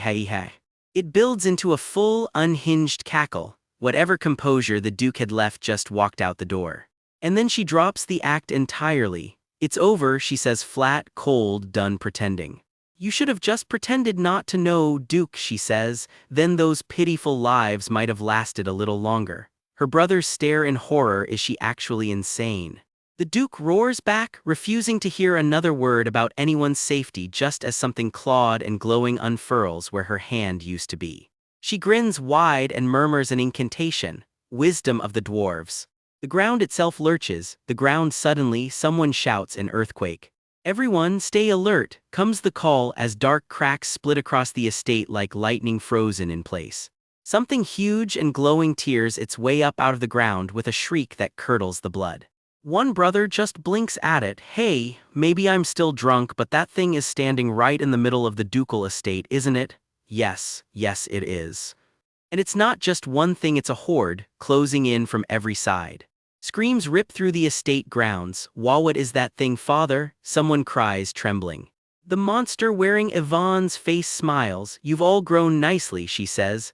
"I took plenty of walks around this estate just to plant you here." She's been seeding this attack for who knows how long. Now, she says, almost bored, "Wipe everything out." Her brother snaps into command mode. "All forces, stop the monsters and restrain Yvonne, no, that wicked thing." Her other brother, bloodied and furious, can barely process it. "What the hell is this? This is driving me crazy." The Duke, hurt and still barking orders, tells his men to warn the imperial palace and evacuate the estate. His son shouts for the other to shield their father. The Duke grits out, "Gah, my leg." One brother freezes for just a second, staring at the monster with his sister's face. "Yvonne," he mutters, torn between duty and blood. "What are you doing? Get a grip, brother." Someone shouts to snap him out of it, even as a gentler memory flickers through his mind. A hand reaches out to him through the chaos. "Brother, hold my hand." Before he can take it, he's blasted backward by a burst of raw power, sent flying. "Derek," the Duke cries out, and something on his hand, an old ring, an heirloom kept for exactly this kind of emergency, begins to glow. He unleashes it with a single word, "Wrath." Magic detonates across the battlefield in a blinding wash of light. Whatever this wrath is, it just changed the fight completely. A blinding magic circle rips open the air, all light and warning. Blood and raw magic spray out together as someone unleashes a spell she never should have touched. The backlash keeps tearing through the scene, wild and uncontrolled. Somewhere close by, a voice barely chokes out "P" before shock swallows the rest of the word. The magical storm keeps rippling outward, petals and light trailing after it like an afterimage. Across the way, two men completely lose it over whatever they just saw, one of them practically fainting with a nosebleed. A close-up lands on a tear-streaked face, stunned and shaking, still processing what just happened. Rewind, this is Penelope, cloak snapping in the wind, gripping a glowing relic as forbidden magic erupts around her. A little earlier, inside a carriage rolling toward the Eckhart ducal residence, the real story starts. Someone in the carriage gently asks Penelope if she really has to go back at all. Penelope insists she already explained herself, she needs to go back, so why is everyone acting like there is no time to spare? Crown Prince Callisto shoots back that she is one to talk, since she is the one who collapsed for 3 straight days after just a little magic. He needles her further, joking that she fussed so hard over appearances that half the knights did not even know where to look. Their guards nearby are quietly dying inside, muttering about staying positive, while Penelope swears she was not worried about other men's eyes at all. The mood snaps serious. Penelope admits she took the fragment, but there is no telling how Yvonne will react to any of this. Just like the system warned her, the ancient magic she keeps using comes with a brutal price. Callisto quietly hands over a stamina potion from the Imperial Mage, just in case she needs it. Penelope mutters to herself, wondering how many more rounds of magic it will take to beat this insane game's final boss, silently begging the potions to hold out. Callisto brushes off her worry about wartime stragglers, snapping that if she collapses again, nobody else is going to be the one who catches her. As they near her old home, Penelope can't help pointing out exactly what the Eckhart family put him through. Callisto simply says there was never a version of this where he let her go alone. A guard announces their arrival, addressing Penelope by a title that clearly was not hers before, "Your Highness." Word gets sent ahead to the Duke that the Crown Prince himself has arrived. A guard mutters something sour about beating one daughter while rolling out the red carpet for the other, then warns Callisto that something feels very wrong. Callisto's face goes tight with alarm, and Penelope's eyes well up as the weight of it hits her. No gatekeepers, no noise. Penelope notes just how wrong the silence feels. A guard suggests circling around through the garden instead, right as something claws through the quiet. A monstrous shriek rips through the estate grounds. That's a monster's howl, coming straight from the rear of the residence. Penelope curses under her breath. Of course it would be this. She bolts toward the sound, and Callisto shouts for her to get back in the carriage, insisting they head for the Imperial Palace instead. Penelope snaps that Yvonne has revealed herself. They have to go. Callisto argues he's sensing more than one presence out there, and charging in means burning through that dangerous magic all over again. She fires back that she doesn't care if the Duke's own men end up as monster feed. None of them are worth a speck of dust compared to what's at stake. Callisto cuts her off hard. It was never about them, it's about her body. Penelope's eyes well with tears at the outburst. In the quiet after, Penelope half jokes that if she collapses again he'll just protect her like always, won't he? He admits he's scared too. She remembers running from everything once, ready to give it all up, and how he came after her and dragged her back. After collapsing in a swamp, Penelope had dreamed of Callisto's own past, a boy once stranded alone in a cave during a hunting trial. The memory folds into something tender, the two of them wrapped together, lit like firelight. She muses that maybe, just like she once dreamed of becoming an archaeologist, he quietly dreamed of becoming a genuinely good emperor. Young Callisto, already crowned and composed, talks about destruction and war like it's nothing at all. But Penelope knows better. She's seen exactly how bright his smile gets further down the road. In a world finally free of Layla's threat, she just wants him to get to live calmly as the flawless emperor he could be. He did promise to let her do whatever she wanted after all. He promised to be on her side too, so she tells herself she can trust him to protect her, even if this whole wish is just her own selfishness. The memory blurs into static, feeling and light bleeding together. Callisto confesses that every single time her eyes close, he's terrified they won't open again. He holds her closer, like letting go was never an option.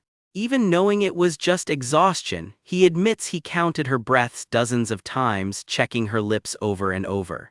Penelope can only manage a soft, caught-off-guard ah. He reminds her of the coming-of-age ceremony when he was sure she'd start bleeding out and slip away right in front of him. The two of them stay wrapped together, the moment softening into something private. It lingers there, quiet and intimate, the kind of scene this show only ever teases. Penelope realizes that's exactly why she's been so on edge lately, and he murmurs that this time, he'll go gently. Back in the fight, Penelope insists she's got the mage's potion in her, she won't go down that easily. Callisto isn't convinced, pointing out she's already getting wrecked because of him. Grim-faced, they push forward anyway. Present day, mid-battle, Penelope stands in the wreckage, magic crackling around her, monsters closing in. She groans that she absolutely hates mollusks, because of course after a giant octopus the next thing up is some worm-bodied praying mantis monstrosity. The strain catches up with her fast, a stray gasp slipping out right before the nosebleed hits. Callisto scolds her again for never once taking it easy like he asks. She shoots back that he knew full well she can't control it. He waves off the nosebleed as nothing, then fusses over her anyway, telling her to tilt her head back while he holds the handkerchief himself. Penelope insists she's genuinely fine, but he's clearly not buying it, so she gives in and tells him to quit being so cautious. He reminds her flatly, they agreed this time things would go his way. And we're back. Someone finally breathes out her name, Penelope, eyes wet with shock. A stranger nearby stares in disbelief, stammering out how she is even standing here. Another onlooker in formal uniform can only ask what in the world that magic even was, leaving things right where the chapter started. Derek is still catching his breath from the chaos when Penelope just strolls back in, and he cannot help but blurt out how she made it back so fast. The Crown Prince is not much calmer, turning back with narrowed eyes, still trying to figure out exactly what kind of magic just tore through the yard. Penelope calls him father, and after a long pause the Duke relents, agreeing to let her leave the ducal estate, gruffly adding, "Just don't push yourself too hard." Derek just stands there stunned, and Penelope cannot resist a little dig, sighing that she guesses she does not even register in the Duke's eyes. Someone razzes the Crown Prince for lounging around the estate instead of putting down the Northern rebels, and he claps right back, needling Derek for being the kind of cold-blooded bastard who would not care if Penelope ran off for good. Derek goes red on the spot, sputtering that is not what he meant and begging the prince to watch his words. Penelope, doing her best to explain herself, admits it just kind of happened and she ended up using magic, and she is sorry the grounds got wrecked because honestly that part was not really up to her. Privately, Penelope breathes easier. He listened to her warning about the teacup and did not end up brainwashed like she feared. He is safe, truly safe. There is a quiet, tender beat between them as someone murmurs how relieved they are that she is safe too, Penelope. Derek admits that her not being home today had felt like the best possible outcome, but he is more grateful than he can say that she came back safe. Someone calls her name softly and Penelope's eyes go wide, caught completely off guard. Reynold, looking half drunk and thoroughly unbothered, jokes that he must still be seeing things since when does Penelope wipe out monsters with magic using some weird stick? Someone barks at Reynold to get his hand off his own sword before he hurts himself, while off to the side someone else quietly admits they are glad everyone made it back safe too. A beat of stunned silence passes before someone points out dryly that this is hardly the time for a leisurely reunion. Then the mood shatters completely. The Duke cries out in alarm as something goes horribly wrong with Derek right in front of him. Suddenly we are somewhere else entirely, a hazy, fractured space where a single word echoes over and over, "Brother." A voice insists she does not resent him, that she missed him even after losing her memories always, and begs him to hold her hand. Derek answers into the haze, telling Yvonne that he is right here. Someone with Yvonne's coloring says they came to hold her hand only for the memory to twist. Did not she run off scared once, or did she come back, Penelope? A hooded figure drifts through the fog as a voice questions, uncertain whether this is really Penelope. The voice turns mocking, needling whoever got hit by its magic for still not coming to their senses, admitting the brainwashing will not work on Penelope, but it will absolutely work on the people around her. Derek's face flickers between recognition and dread as he mutters Yvonne's name, then asks, quietly horrified, what exactly this is. A strange, dark crystal pulses in the haze while a voice asks what all of this is even supposed to mean. The voice purrs at Penelope to look closer, and whatever she sees makes her flinch in shock. Back in the vision, the false Yvonne grips Derek by the chin, cold and possessive.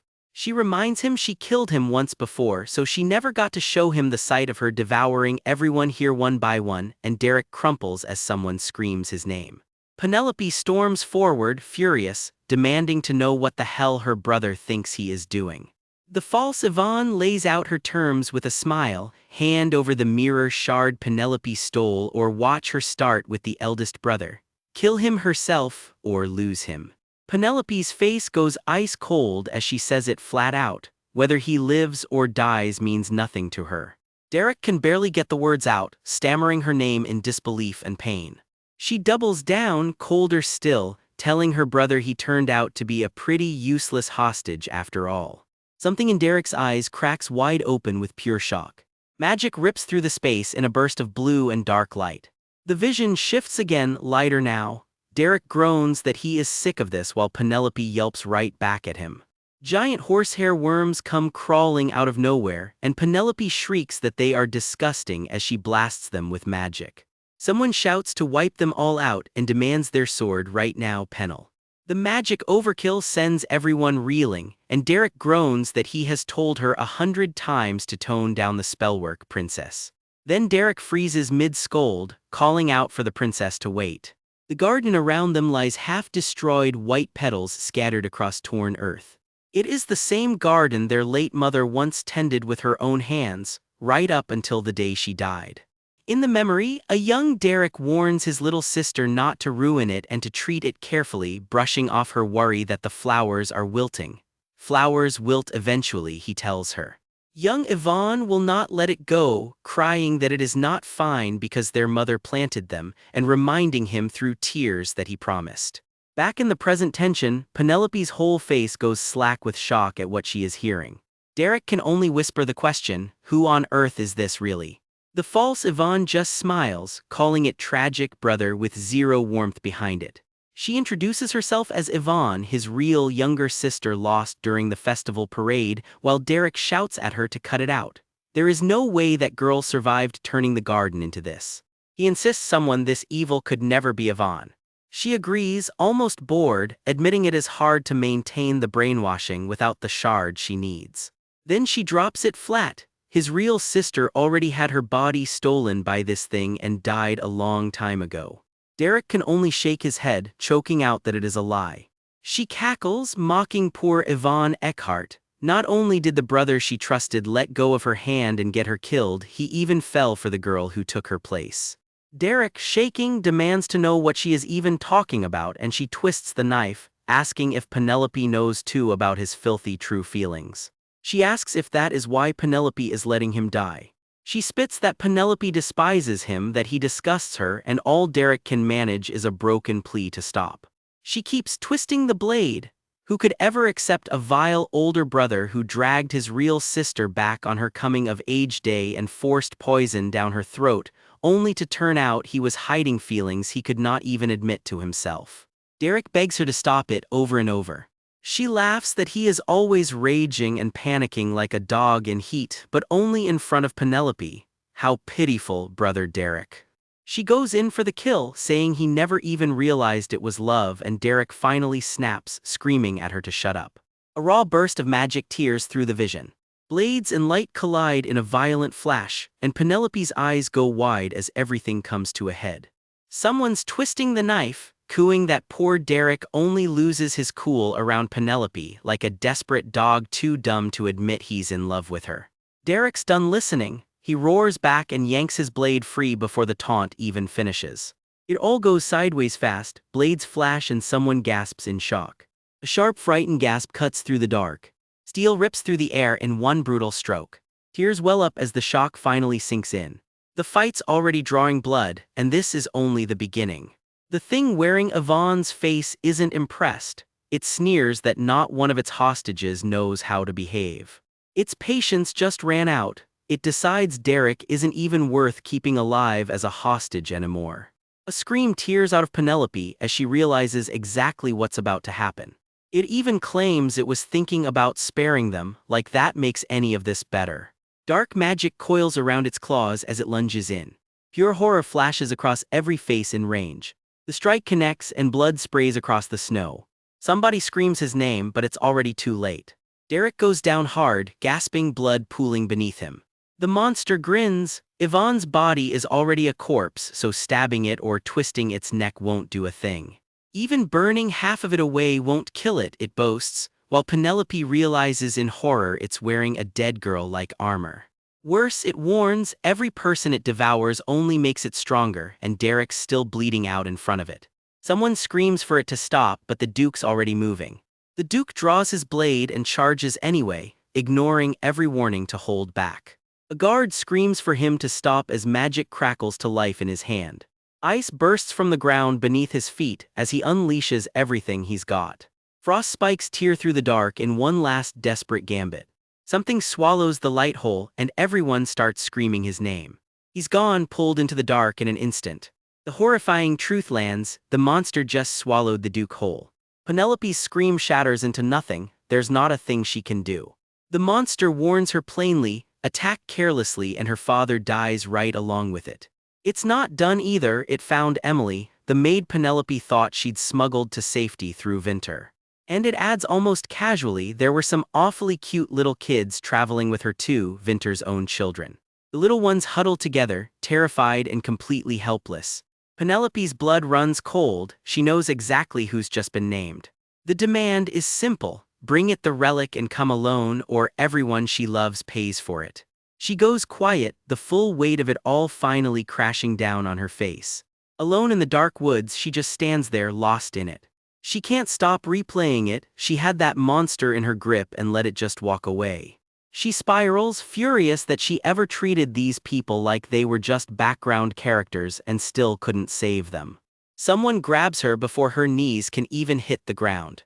It's Reynolds snapping at her that Eckharts do not kneel and she'd better remember it. She can only breathe his name, stunned. Father's still alive, he tells her, and their brother's fate isn't even confirmed. There's still a chance to save everyone. So she'd better quit looking like she's the one about to die. Got it. She knows exactly what this feeling is, guilt, for dragging everyone else into her danger. Somewhere along the way, she realizes she actually started caring about these people for real while Reynolds already barking orders to move the wounded. He checks on the injured, promises he'll be back, and says flatly that father and their brother are gone, so this fight is his now. Watching him take charge, she can't help but think, he actually looks like a real big brother right now. Yeah, she tells herself, it should be fine. She reminds herself that as hostages, they're worth more alive, which means there's still time as long as she gets there. But her mind keeps snagging on one name. She can't make sense of it, why he do what he did after everything between them. Stabbing his own sister with his bare hands after years apart, then taking a blade himself in return, and she hates that some part of her still cares. The Crown Prince reminds her coolly that Derek's still technically on the capture list. A guard nearly jumps out of his skin when Callisto appears out of nowhere. Who doesn't bother with pleasantries after what Derek did to her? Does he even deserve to be called her brother? It still feels wrong, she admits, and he tells her flatly she's too soft-hearted, that anyone else would have finished him off without blinking, and they both know exactly who'd actually do it. He suddenly changes tack entirely, leaning in close to check if her nose is bleeding. Before she can even answer, he's already pulled her in. Flustered, she insists it already stopped and begs him to let go. He ignores that completely and asks if she's actually taken the potion yet. She stalls, he orders her to drink it right now. She refuses, so she fires back that maybe he should drink it instead. He can't risk his fiancée collapsing again, he says, which only flusters her more as she begs him to quit babying her. Right on cue, someone bursts in furious at exactly what they've just walked in on. And just like that, the scene erupts into chaos all over again. We pick up right where things left off, a burst of chaos, and someone rounds on the culprit shouting, "What do you think you are doing right now?" Reynolds plants himself between them, glaring daggers at the Crown Prince. "Don't lay a hand on my sister," he snaps. Callisto just smirks back, calling Penelope his fiancée like the word costs him nothing. Turns out the tabloids already had a field day with that claim. The latest headline drags Callisto for chasing Penelope after getting publicly dumped. Penelope tries to make a break for it, but a voice calls after her, "Princess, where are you going now?" She's done with all of it. She'd rather hop back on that ship one more time than spend another minute near those hellish mouths running their gossip. Back home, someone corners Reynolds. Did he really just move in with that guy instead of coming back? He freezes, caught completely off guard. Once alone, the gears turn in his head. Looks like they conveniently filtered out the lover's part of that rumor for him. The mood snaps serious fast. They need to find Yvonne and get everyone who was captured out safe. "I'm coming too," someone else insists.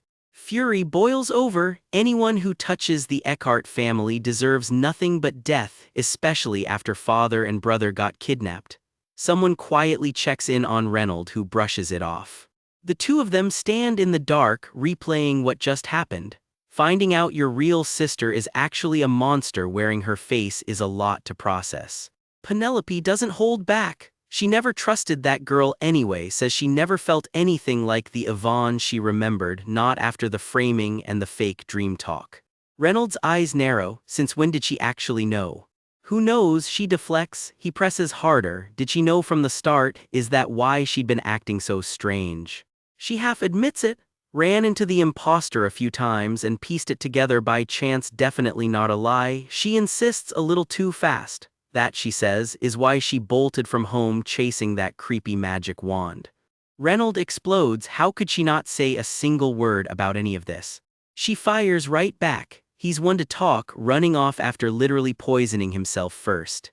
She was your real sister, Penelope argues. What would have even changed if I'd said something? Everything, you idiot, Reynolds snaps. If she'd just told them, they wouldn't have let her carry all of it alone. They could have figured it out together. Penelope's voice cracks, you're my sibling too. A heavy silence settles over them both, the anger finally draining into something softer. Then the real bombshell drops. Yvonne can brainwash people. Reynolds' jaw drops. So his own idiot behavior this whole time was basically mind control. That lunatic should have just used his brain, he groans. Penelope had no other choice, she explains quietly. She was terrified he'd end up like their eldest brother if she'd spoken carelessly. Reynolds storms off grumbling about father never breathing a word to his own son about something this serious, never mind that everyone else was busy nursing a hangover the whole time. Penelope starts laying out the plan from now on when a voice cuts her off, shouting both their names. A figure comes sprinting through the trees straight toward them. I'm back. A battered figure crashes into view wrapped in crackling blue energy, and everyone's jaw hits the floor. They can barely get words out. This is all they manage, completely stunned. How is he back already this fast? Nobody can quite believe it. It's father, alive and demanding answers of his own. He'd been swallowed whole by a monster. Did the thing actually just let him go? He starts to explain that is, but a sharp voice cuts him off cold. Stop. Come here, princess, he says instead, pulling Penelope in close, blade still drawn and everyone on edge. Someone holds up a mirror and the reflection staring back looks wrong, warped, broken, not quite right. So it really is true, comes the murmur. Word has it Layla doesn't cast a reflection in water or mirrors at all. Penelope catches herself and quickly waves it off, just double-checking. No offense meant, Duke. A stiff yes is all she gets back. Someone else isn't buying the reunion so easily, silently fuming. Shameless, really, how did he get back so fast, even for a man who used to wield a sword? Penelope, the Duke reaches for her and she flinches, caught completely by surprise. Your foresight was right, he tells her, holding up the very thing that saved his life. A dark, roiling orb hangs in the air around the amulet, rose petals drifting past, proof of just how close a call it really was. The moment the monster's stomach acid touched him, the amulet's protection spell kicked in and yanked him straight back to the forest on the estate grounds. You kept wearing it, he asks, stunned she never took it off. His face is still tight with emotion, the weight of what almost happened finally sinking in.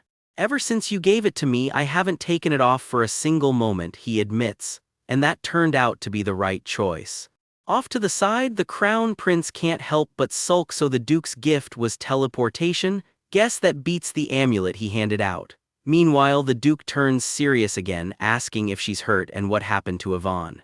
I'm perfectly fine, Penelope insists. That thing probably doesn't even realize I slipped out of the monster. Then, quickly, more importantly, are you hurt? He's not letting it go that easily. Didn't she have a nosebleed earlier? Is she actually okay? It was just a nosebleed, what's the big deal? She brushes off, but he can't stop thinking about how close she came to dying at the hands of the girl he once believed was his real daughter. A close-up on her hand tells the real story. The marks are still there. I'm sorry, he says suddenly. She blinks. Sorry for what? He struggles to get the words out. To be honest, I hesitated. Father, she says softly. He confesses the ugly part too. When that thing had him, he almost told it flat out that he didn't care who lived or died, that all he ever wanted was to be rid of her. Just so I wouldn't move the way she wanted me to, he explains the cruelty was a shield, not the truth. Penelope goes quiet for a moment, then says it plainly, he called her his daughter too. She has her own confession. She left home without a word and only left him worrying. And there was a moment she almost said something just as cruel back. I didn't mean it, she says. I never meant it. You came back safely, he says, voice thick, and that's just... He can't even finish the sentence. Lift your head, Penelope, he says gently, pulling the moment back together. A hand rests warmly on her shoulder, the tension of the whole night finally easing into something like peace. Her father's voice catches. It wasn't sincere, he admits, it really wasn't, but still you came back safely, so I'm just so... He can't even finish the sentence. For a beat, all we see is his back, silhouetted and still, gathering himself before he says what he really means. Lift your head, Penelope, he finally says, reaching down for her like he's done 100 times before. She looks up at him, eyes glassy, clearly not expecting tenderness after a day like this. And Eckhart never bows their head, he says, jaw set, no matter the situation. Family pride, apparently, comes with a strict dress code for posture. Then he grins and admits the real gossip after she gave him a gift. He showed it off to literally everyone he met and bragged nonstop. Yes, pardon, she stammers, and the tabloid clipping behind her says it all. The Duke's turned into a doting, easily teased softy for his troublesome adopted daughter. He waves off the rumors as nonsense from ignorant fools, and the story rewinds to the night before the hunting competition. Flashback mid-trial, blade in hand, she's fighting for her life and doing it with terrifying composure. And today's chaos was no different. She handled it, as always, calmer than anyone had any right to expect. Her composure finally cracks. He rests a hand on her head, and for once neither of them says anything. If you caused trouble, so what, he tells her. You're still young. If there are flaws, it's a father's job to work harder and cover for them. Well done, Penelope. He walks off, composed as ever, but the words are already doing their work on her. A hiccuping sob slips out. She wasn't ready for that kind of kindness today. No matter what you do, he says, half smiling through his own emotion, no matter what you think inside. There was never a single moment I wasn't proud of you, my daughter, and there it is, the line that undoes her completely. Cut across the city, two men go quiet at the same moment, both clearly bracing for bad news. In a gentler corner of the chaos, someone carries an exhausted, rescued woman to safety. No words needed, just relief. The embrace lingers a moment longer, quiet proof that not everything about tonight is a disaster. Elsewhere, Penelope pushes through the trees, jaw set. We need to find Layla.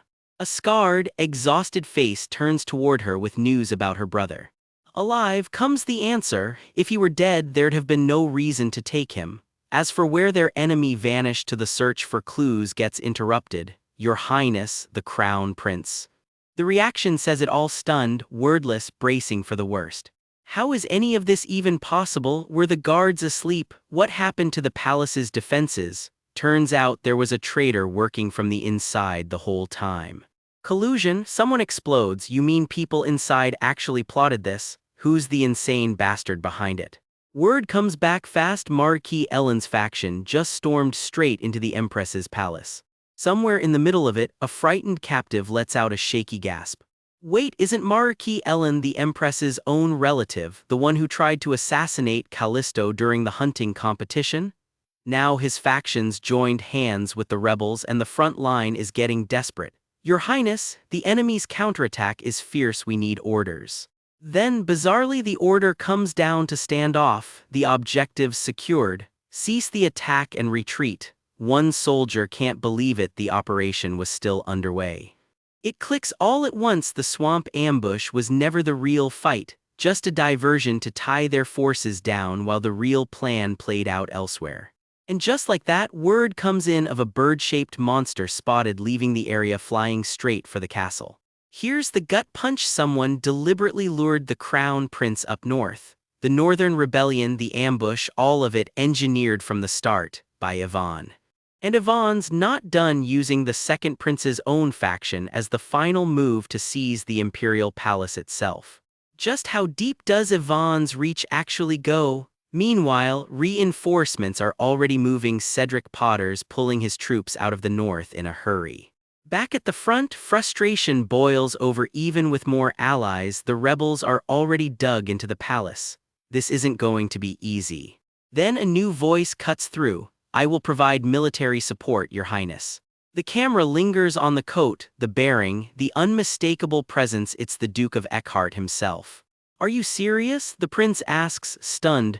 Eckhart's neutrality has never once been broken. Should I take this as your house backing me? Of course not, the Duke replies flatly. The real reason comes out. His own son is being held hostage. If that monster is really inside the palace, there's no version of this where he just stands by. Penelope adds the other half of the motive. Her family's still got a score to settle with Marquis Ellen. The Duke's fury resurfaces that man falsely accused his daughter at the hunting competition, then slipped away like a greased eel, hiding behind the Empress's protection the whole time. I see you tried hard to strip his title, the prince notes. In the end, though it failed, small mercies, thanks to the prince's help, they still managed to seize a huge chunk of the man's assets. Wait, there was a whole hidden story behind the hunting competition? Penelope, unbothered, just shrugs. There's plenty more she'd love to do to that particular rat, and it's nice knowing a whole house has her back now. Hands meet, alliance officially formed. I'll be counting on you, Duke. Princess, someone calls out and Penelope flinches, clearly not thrilled about where this is headed. I'll leave guards here, stay put, he tells her. Once we clean out the palace and get the hostages back, I'll come for you. I'm going to Yvonne's in that palace, she insists. No, he says flatly, why not? You know exactly how strong my magic is. It's not that you're weak, he clarifies. I know better than anyone how strong you're. He pauses. Crude magic is. She is not thrilled about that word choice. The real reason surfaces a palace full of rebels is nothing like a swamp skirmish. In that kind of chaos, there's only so much he can actually protect her from. She goes quiet, he softens instantly. Don't look so down, princess. Have I ever once gone back on my word?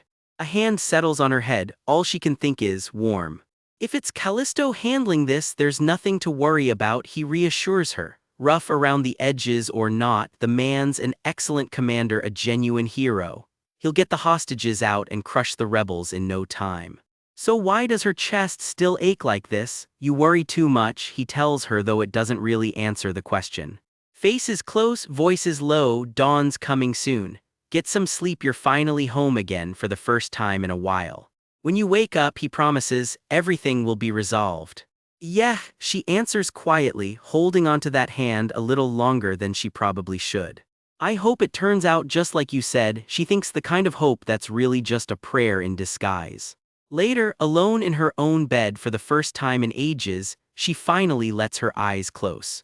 Then her eyes snap back open, wide and restless, as if she was ever actually going to be able to sleep tonight. Penelope's staring off, chewing on one nagging thought. By now, Callisto and her father must already be at the Imperial Palace, which is basically ground zero for Yvonne's uprising. Should she have gone with them? Something's nagging at her and she can't place it. And while she chews on it, we cut to a girl crumpled on the floor, dress torn, clearly having a very bad time courtesy of Yvonne. She pulls out the mirror shard she swiped off Yvonne. Cracked and broken, sure, but still humming with power. A memory surfaces, an old ally's own voice, urging her to bring the fragment and come find him if she wants to save everyone. And that's when it clicks. Yvonne isn't hoarding that fragment just to brainwash people. No, her real end game is something way bigger. Yvonne's already seized the Imperial Palace with her rebel friends. Armed with the mirror fragment and something called the Golden Dragon's Fang, she's gearing up to unleash her ancient kin on the whole world. Yvonne stares off, almost dreamy, murmuring about the key to finally freeing her sealed brethren. Penelope pieces it together, stomach dropping. Yvonne wants to shatter the Layla tribe's seal completely and gather everything needed to let them devour the world. She flashes back to that horrifying skeleton mage from the hunting competition. According to Callisto, it was trying to carve a portal straight into the palace, also an ancient Layla. That thing clawed and fought with its dying breath just to get its bony hands on the golden dragon's fang. Charming neighbors this world has. Penelope's shaken to her core. Every strange little clue from this whole ordeal was foreshadowing exactly this nightmare. She steels herself? No matter what, that fragment cannot fall into Yvonne's hands. First stop, Vinter. She needs to know if Emily and the kids are safe and what happened to the fragment she left in his care. She marches up to the guard post and the captain blinks in surprise. What brings you here, Crown Princess? They fuss over her, asking if she's unwell, if she has a message for His Highness, and swear they'll guard her with their lives. Sweet, but not exactly helpful when you're trying to sneak off. Playing it cool, she announces there's something wrong with the potion and demands an imperial mage, then takes a calculated step back, already plotting her exit. A jittery young mage scurries in, practically stammering just to ask why she summoned him. She sizes him up warily, that unsettling crown princess title still ringing in her ears, and asks his name, all business. He introduces himself as Jin. She's got a request, she says, though he's still hung up on that whole faulty potion excuse. Forget the potion, she tells him. She needs a teleport spell right now and not a word of it to the prince. Poor Jin nearly loses it. He's under strict orders not to let her leave, and if the prince finds out, he's convinced he'll grow a tail before he loses his head. Penelope's done asking nicely. If gentle persuasion won't work, she's got other methods. She raises the mirror like a weapon and asks flatly if he'd like to keep that head of his. Jin yelps, thoroughly converted to team cooperate. He caves, agreeing to lace her with tracking and protection magic first, begging her to be back before the prince notices. I told you I would, she says, thank you. Light swallows her whole as the teleport spell fires, and when it clears, she's somewhere entirely new. She takes it all in, wary and alert, clearly not liking what she's seeing. What is this, she wonders, then realizes with a start, this is the White Rabbit Merchant Guild. Wide shot and it's bad. The whole guild's been wrecked and someone's lying motionless in the rubble. Panic sets in. Did the teleport spell misfire? No, this is something else entirely. What on earth happened here? She calls out into the wreckage. She screams for the guild master, for Winter, dreading the answer. Magic gathers in her palm as she braces for whatever's coming. A jolt of energy rocks her, and her expression snaps from fear straight to shock. She casts Dispel and a glowing doorway tears open, a silhouette waiting just beyond it. Crystalline shards drift around her as she steps deeper into this strange, glittering space. Another wave of light crashes over her, and for a moment she can't even react. She steadies herself, murmuring under her breath, this place is. Around her, the ruined guild seems to spin and dissolve into swirling magic wind. It hits her like a slap. This is the ancient Layla's tomb. Impossible, she walked in through Winter's hidden door. Even the mirror of truth, shattered before, sits whole in her hands again, and the air's gone unbearably hot. Something is very wrong here. Then it happens, chains shatter and a figure bursts free in a violent blaze of purple energy. He's burning. Is he dead? He looks completely unharmed, which is somehow worse. She scrambles to remember how to cast water magic, desperate to put the flames out before it's too late. A calm voice stops her cold. There is no need, my lady. And there he is, alive. Marquis, she breathes, stunned to see Winter standing right in front of her. You're alive, he says, just as shaken. Where in the world are we? Then his eyes narrow. Before anything else, who exactly is that other person? He clocks the mirror in her hand instantly. It's changed shape, but he'd know the mirror of truth anywhere. It dawns on him, that strange, dark energy he'd sensed from her every so often wasn't sinister at all. It was ancient magic all along. A chilling voice cuts through the haze. There's no magic on earth that can put those flames out, and no way to save that man. Penelope's eyes go wide as the voice drops the real bombshell. This space isn't reality at all, my lady.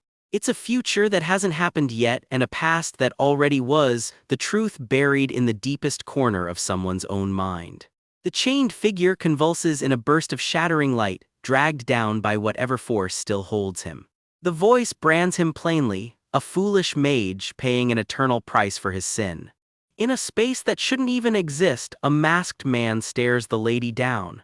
This space isn't real, lady, he says, and just like that, we're inside somebody's memory. The vision presses in close, a future that hasn't happened yet, and a past that was never meant to be, truths chained up in the deepest, darkest part of his mind. She drifts through the violet light, hair whipping around her, and all she can manage is 3 cold words, a foolish mage.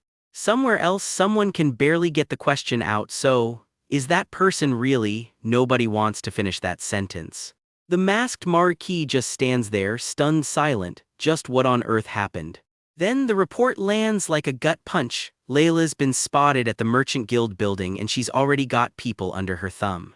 He starts from the top. To stop Layla, he says, he pulled out his last resort.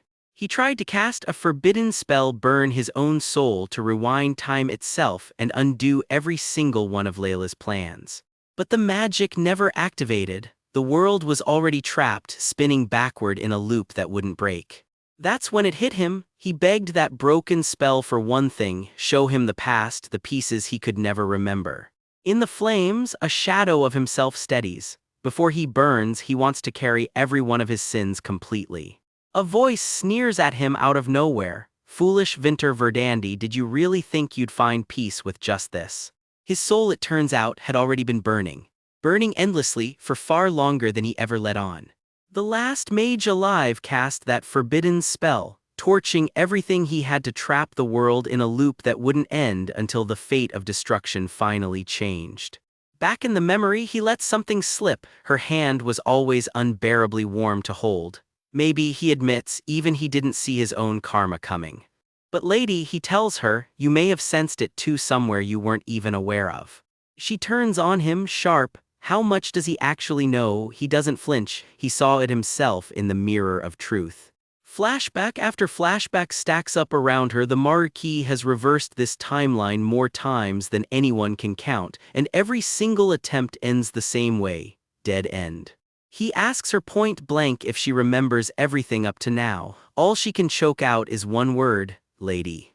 If she still has the mirror shard, he warns, she needs to hide fast. She just stares at him. What is he even talking about? By now, he figures Layla's probably already gotten her hands on the golden dragon's fang. If Layla collects every last shard and unseals her bloodline, this same nightmare repeats itself. Wouldn't it, he wonders out loud, be easier to just face the ending? She can't believe her ears. Is he seriously telling her to run away? What about Leon and the kids still being held captive? She snaps. Am I just supposed to let them die? Say something. He doesn't say a word. Something colder answers in her place, instead a short, humorless laugh that doesn't quite sound like her anymore. I didn't realize you'd be such a coward, the voice sneers, making no plan at all. All he can manage is a stunned whisper of her name. If I just run off and survive on my own like this, when will Layla find me? How am I supposed to protect the shards? What if everyone around me is already brainwashed? You want me shaking in fear for the rest of my life? I've been stuck in this world since day one, and honestly, I'm sick of it. Now I can finally see the end, and I know exactly how to finish this damned game. I'd rather swallow poison one more time than live through that. Then the real her cuts back through, steady and sure. I can't do that, Vinter Verdandi. He softens, guilty. The first time he reversed time, he says, he had no idea how cruel it would end up being for her. Standing alone, shaken, she pieces it together. The whole forbidden spell only ever had one premise: changing the fate of destruction. Only she, the one person with the power to actually change that fate, was doomed to suffer for it, over and over again.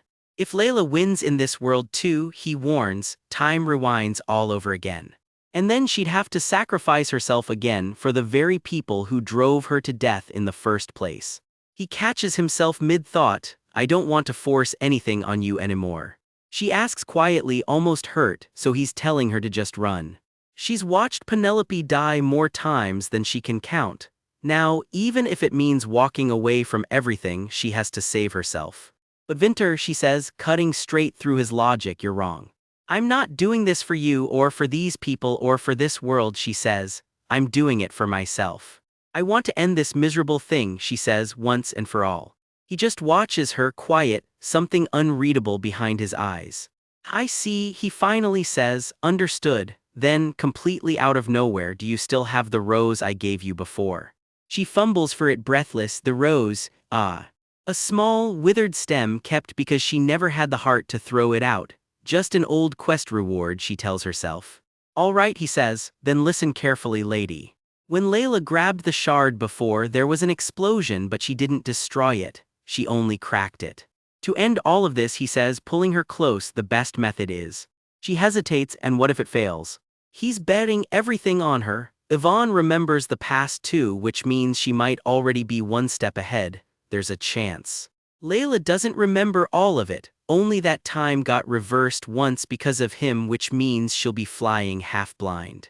Still, she worries out loud. What if I ruin everything? He cuts in, gentle, don't worry, lady.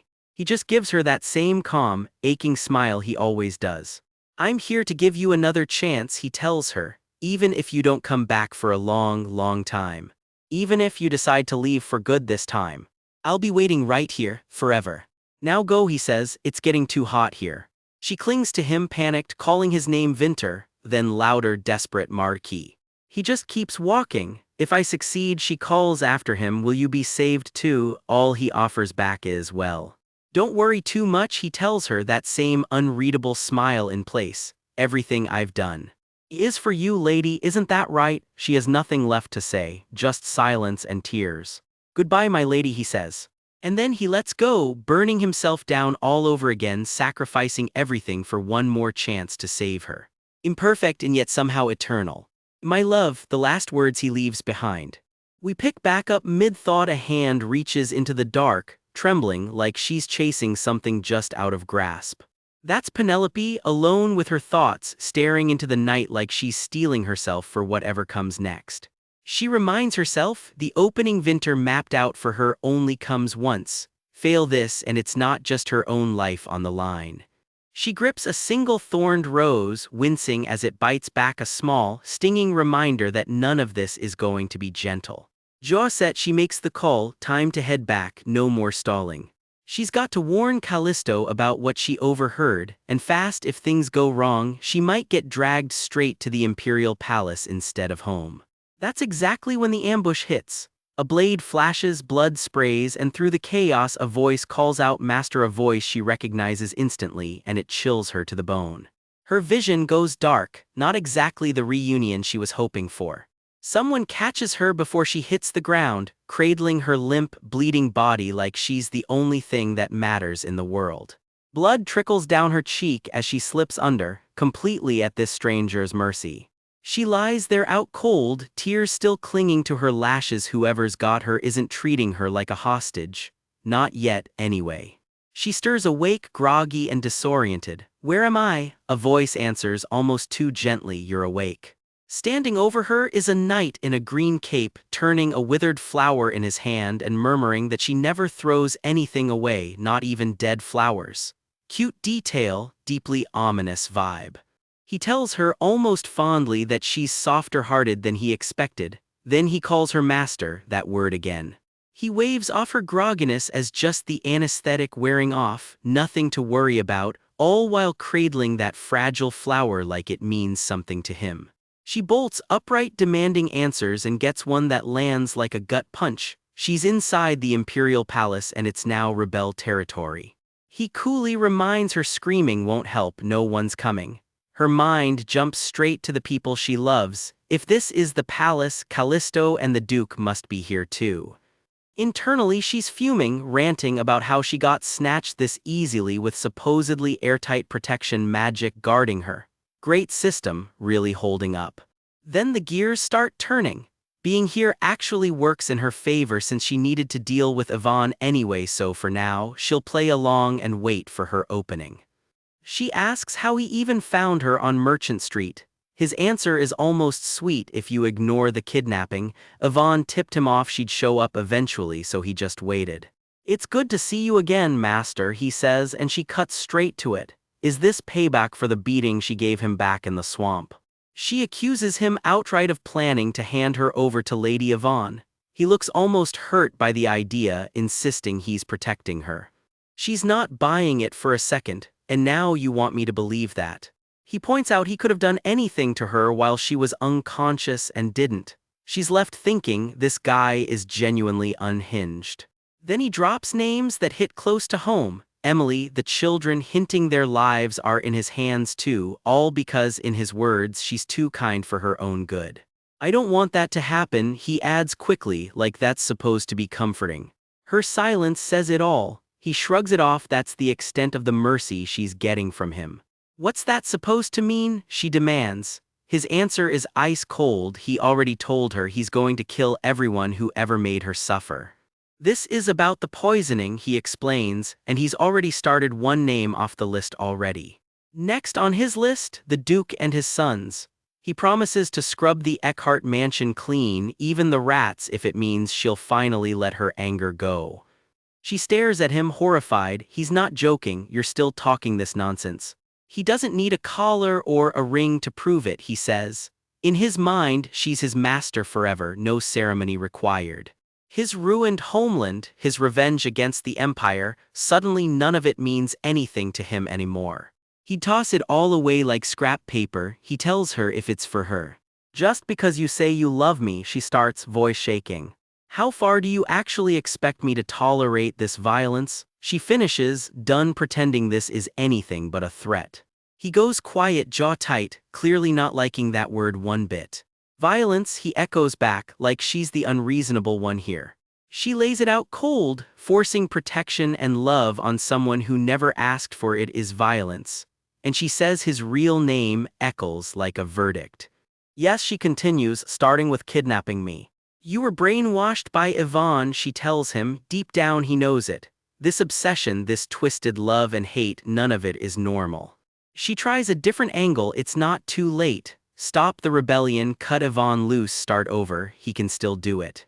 He cuts her off cold, even if the Empire burns down around them he will never love her. She screams back, the only question that matters, then why? Something finally cracks. He shouts that he endured years of being bullied like dirt just to claw his way into staying near her. Why can't it be him she loves? Eccles, she says quietly. He barrels on, he trained until his hands bled raw, all to become a knight worthy of standing next to her. He even sold out his own people and barely escaped slavery to get here, and after everything she was still impossibly far away. And yet why? He chokes out, the fight draining from his voice. Tears finally break through. Why do you keep pushing me away? He cries, all that rage collapsing into raw heartbreak. She just watches him, eyes glassy, hands trembling, with no easy answer to give a man this far gone. Love someone else, just not you, she starts, and he snaps back that if that's the truth, she should at least go back to lying to him like she used to.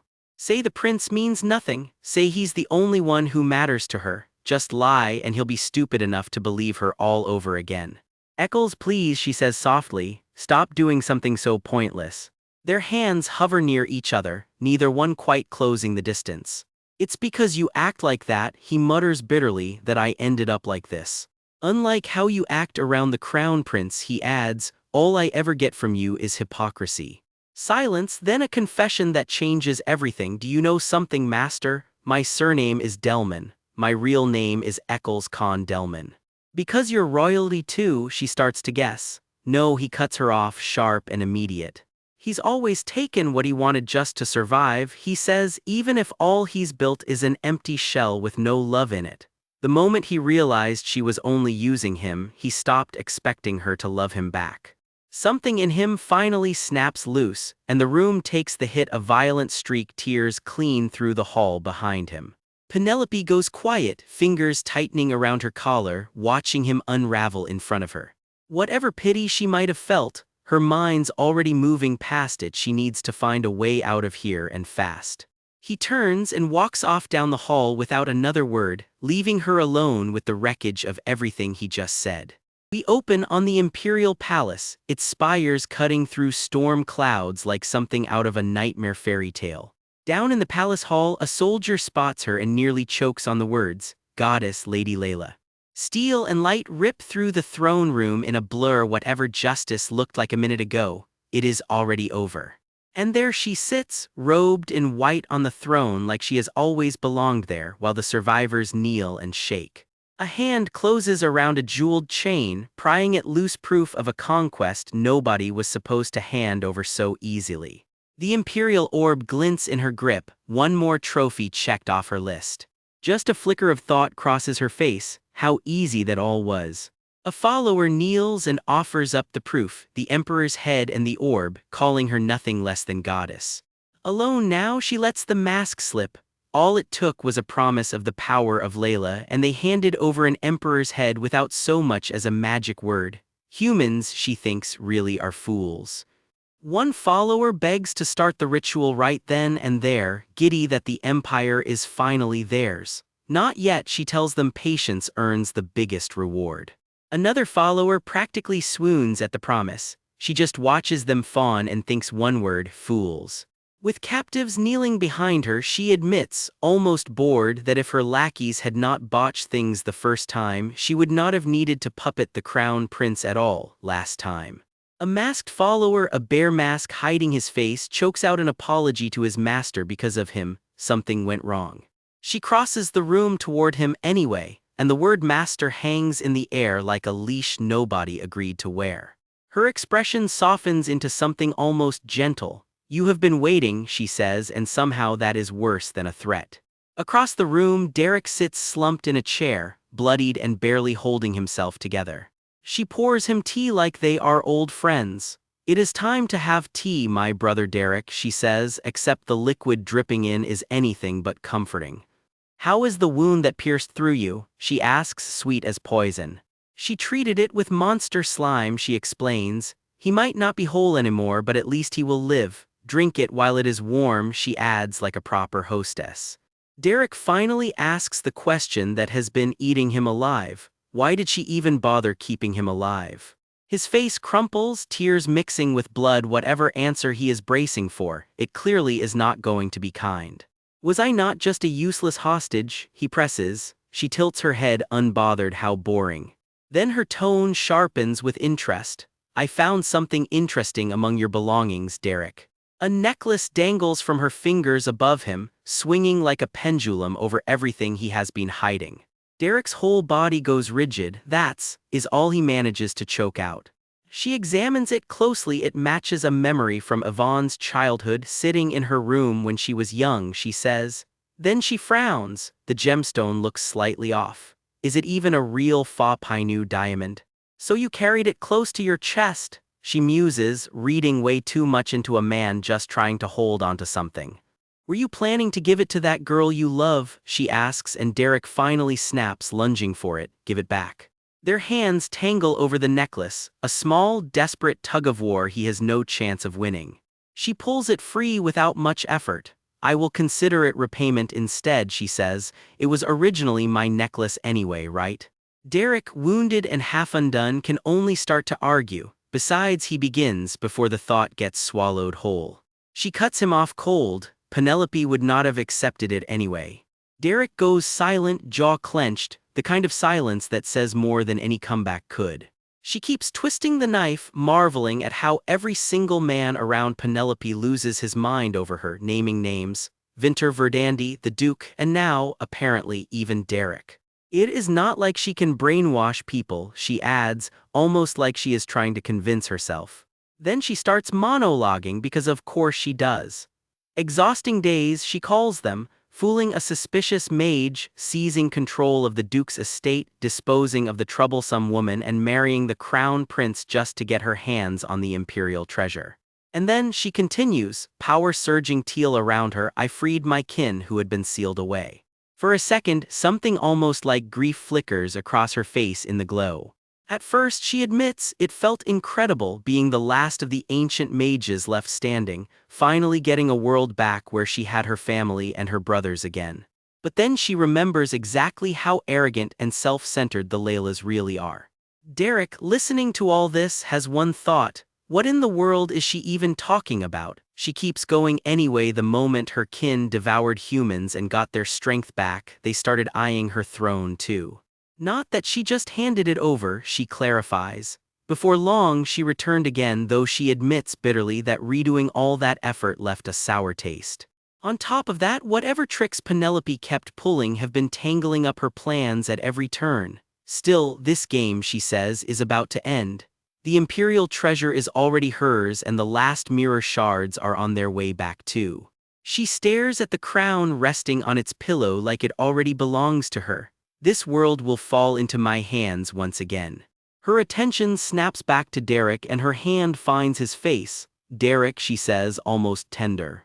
Derek Eckhart, she says, tasting the disgrace in his name. As a brother, as a man, his life as the flawless heir of a great house, she reminds him, is already ruined. A choked sound, something like shoo, slips out of him. She just smiles wider. So, my dear brother. Why not simply become mine, she offers, and for a moment their silhouettes almost look like siblings again. She knows exactly which nerve to press, reminding him he does not actually want to let go of the one little sister he has longed for even in his dreams. This body, these memories, they belong to the real Yvonne, she reminds him. Choose me, and the disgrace of being her brother gets washed clean away. Her expression turns dangerously inviting, daring him to just say yes.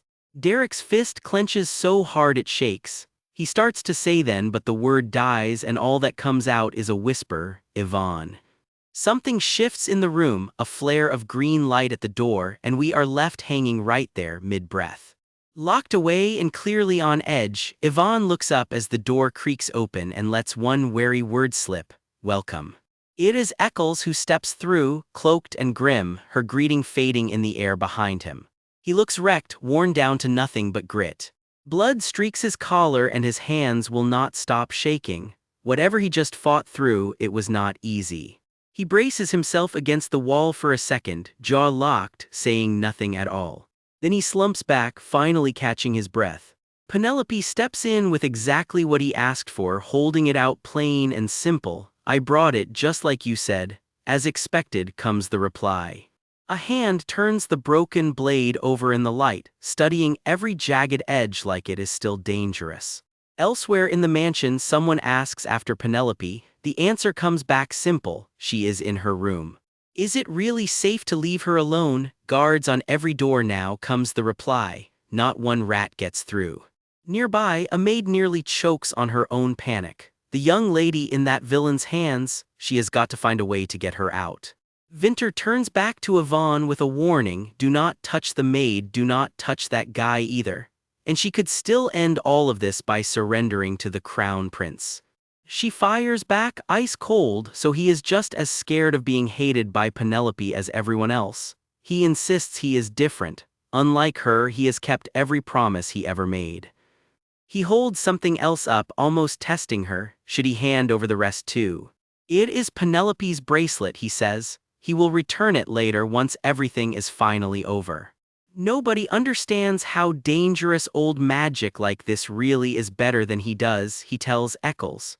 He will hold onto it himself and return it with the hostages when this is all done. Somewhere else in the palace, someone just stares into the middle distance, silent. Careful hands close around the shackle-like device, sparks catching in the dark. Penelope stands bound in a heavy collar of her own, jaw set, refusing to look afraid. It is really over now, she tells herself, fingers brushing broken glass and a fallen crown. Coming back gave her something nobody else here has, a second shot she does not intend to waste. Somewhere close by, someone else has quietly given up on avenging their kin under Layla's banner. What they want now is simpler, a world that answers to nobody but them. A soldier bursts in shouting for the goddess and the prince both. Whatever is happening, it is urgent. Imperial forces and the Duke's own mercenaries just smashed through the palace's west gate, he reports, breathless. And they are not stopping, they are headed straight for the main hall. Worse still, the Lady Eckhart, the one they had locked away, is simply gone. What? The panic on his face says it all. Cut to Penelope slipping through halls that clearly are not home, scanning every corner for a way out. That damn man has guards posted everywhere, she mutters. How is she supposed to get out of here at all? Somewhere close by, Callisto is already moving, betting that the tracking spell he set on her has told his people everything by now. She cannot stop thinking about how worried he must be. She vanished on her own and caused all this trouble. He is probably furious. Could she at least break a window and get out that way? She keeps moving, hunting for any opening at all. Something stops her cold. What did you just say? She grabs the nearest fire poker off the mantel. If nothing else, it is a weapon. Something is moving inside the fireplace itself. What on earth is happening in there? She jolts back as light and noise spill out of the hearth. Her eyes go wide, poker raised, bracing for whatever is about to climb out. A soot-covered figure hauls himself out of the fireplace, coughing and cursing under his breath. She freezes. It is actually him, Your Highness. Callisto, filthy and grinning through the exhaustion, greets her like they are at a garden party. Have you been well, my lady? Nearby guards completely lose it. Why is he climbing out of a fireplace, and what is even happening right now? He is already furious on her behalf, snapping at the villains who held her. How long did they think they could keep someone locked up like this? Can't you just let her go already? He snaps, and the men nearby quietly back off. Yeah, the rumors about his temper checked out. Once he calms down, someone finally asks the obvious question, why the fireplace? He explains simply, a secret passage. One known only to the imperial family, he adds, and admits he had the mages rig up tracking magic on her too since she never listens quietly. So that is what the protective spell was really for, she realizes. No time to explain the rest, he says, they will talk while moving. Her voice catches on his name, every bit of fear from the last few hours finally breaking loose. He takes her hand gently, they were only apart half a day and it already felt like too long. He guides her back toward the fireplace passage, stay low, it is narrow. She hesitates at the opening and he cannot resist teasing her. He already crawled through and cleared it out himself, even killed a few rats and centipedes along the way, so she has got nothing to worry about. That is exactly what she was worried about, thank you very much. She grits her teeth and crawls in anyway.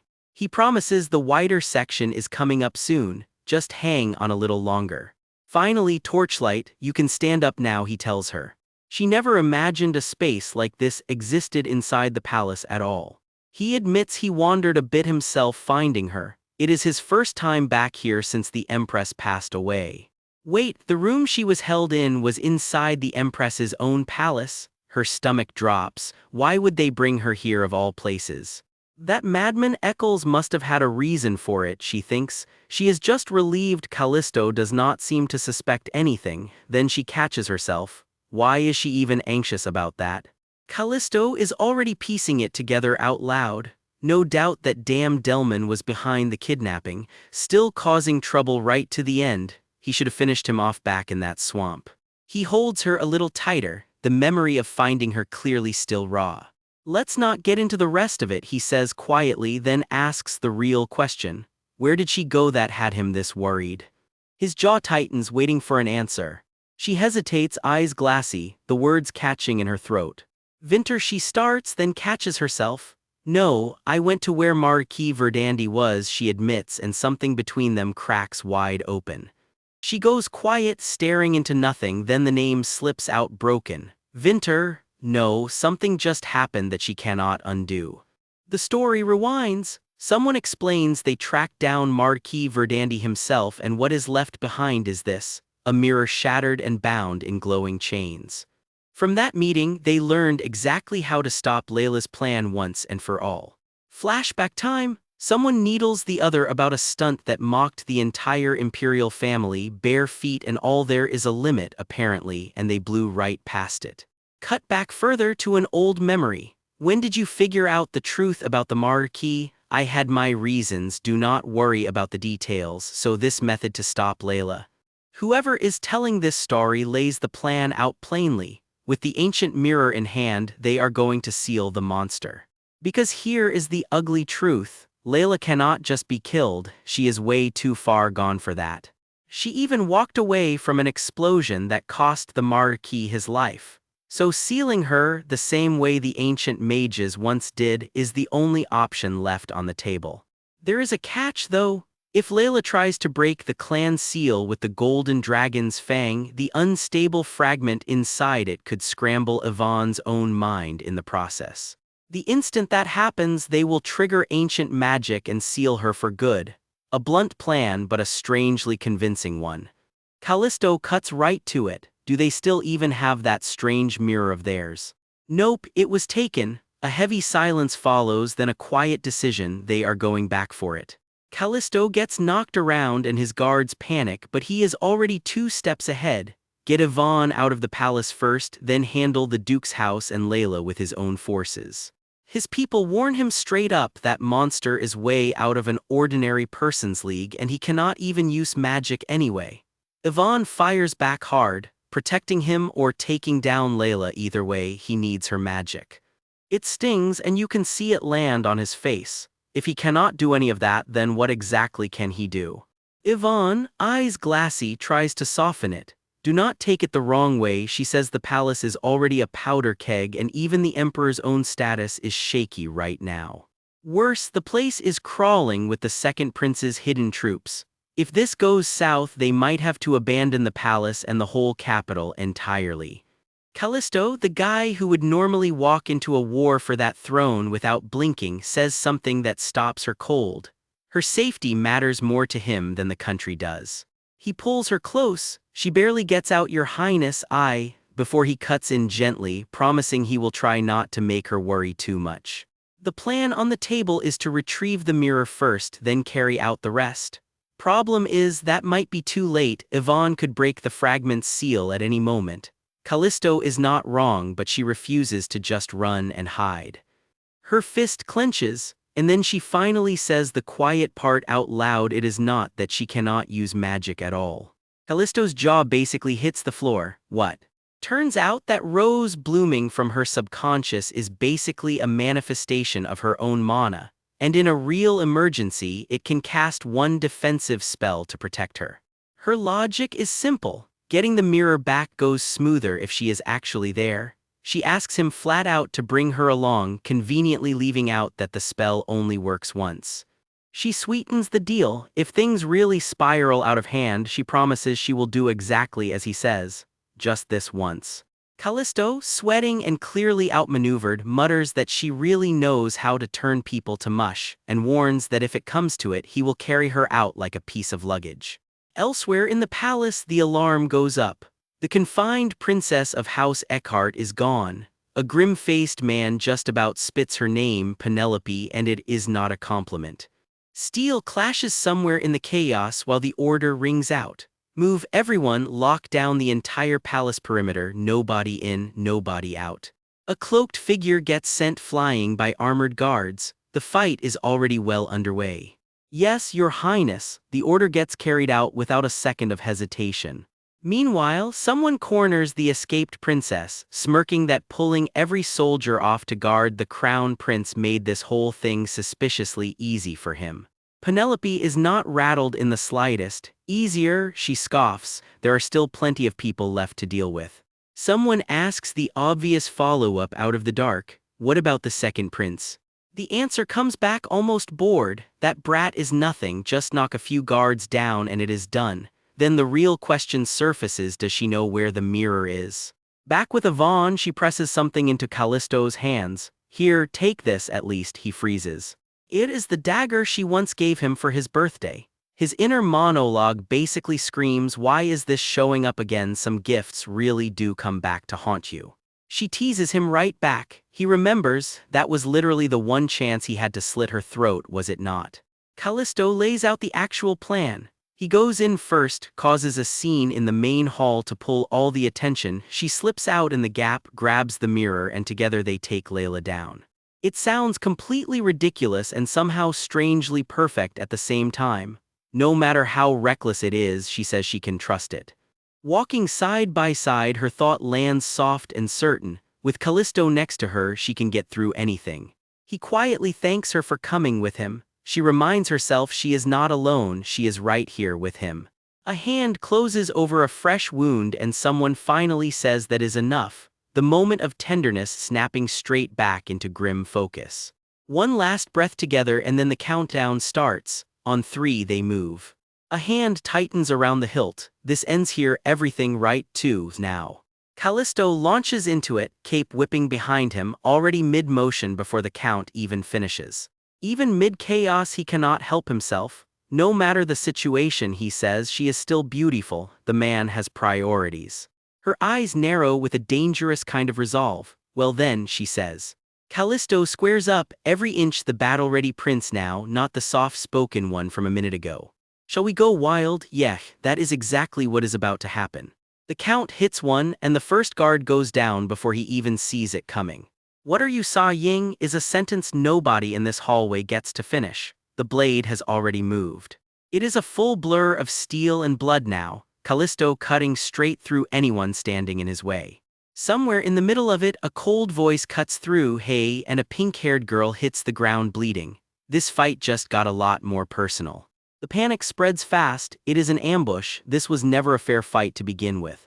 Word rips through the chaos, the crown prince is in the main hall, and suddenly every blade in the place turns toward him.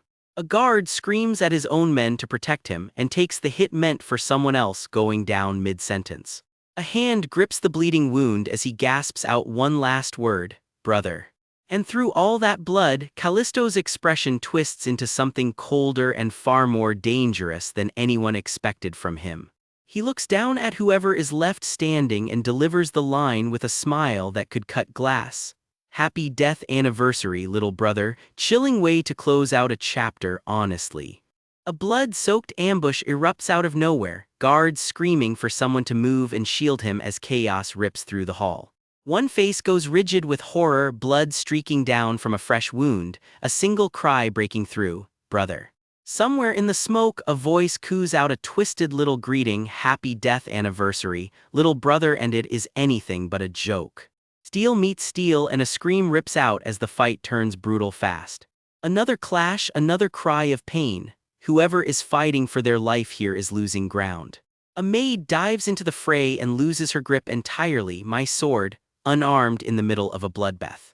Two bodies hit the ground together, one of them snarling a defeated damn it through gritted teeth. Whatever this fight was, it just went very badly. Cut back and we are watching calmer eyes now. Callisto, one crimson eye and a killer smirk, greets someone coldly. It has been a while, mother. Has Mardki Ellen been well? That politeness is a threat with good manners. Someone shrieks at him to put away his sword. He is standing in the sacred hall after all, how dare he draw steel here? Callisto does not budge. He just asks, sweetly, what exactly his one and only little brother and dear mother were doing in this so-called sacred hall in the first place.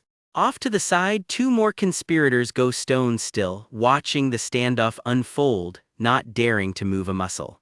A single pained gasp echoes down an empty corridor. Something or someone has just fallen.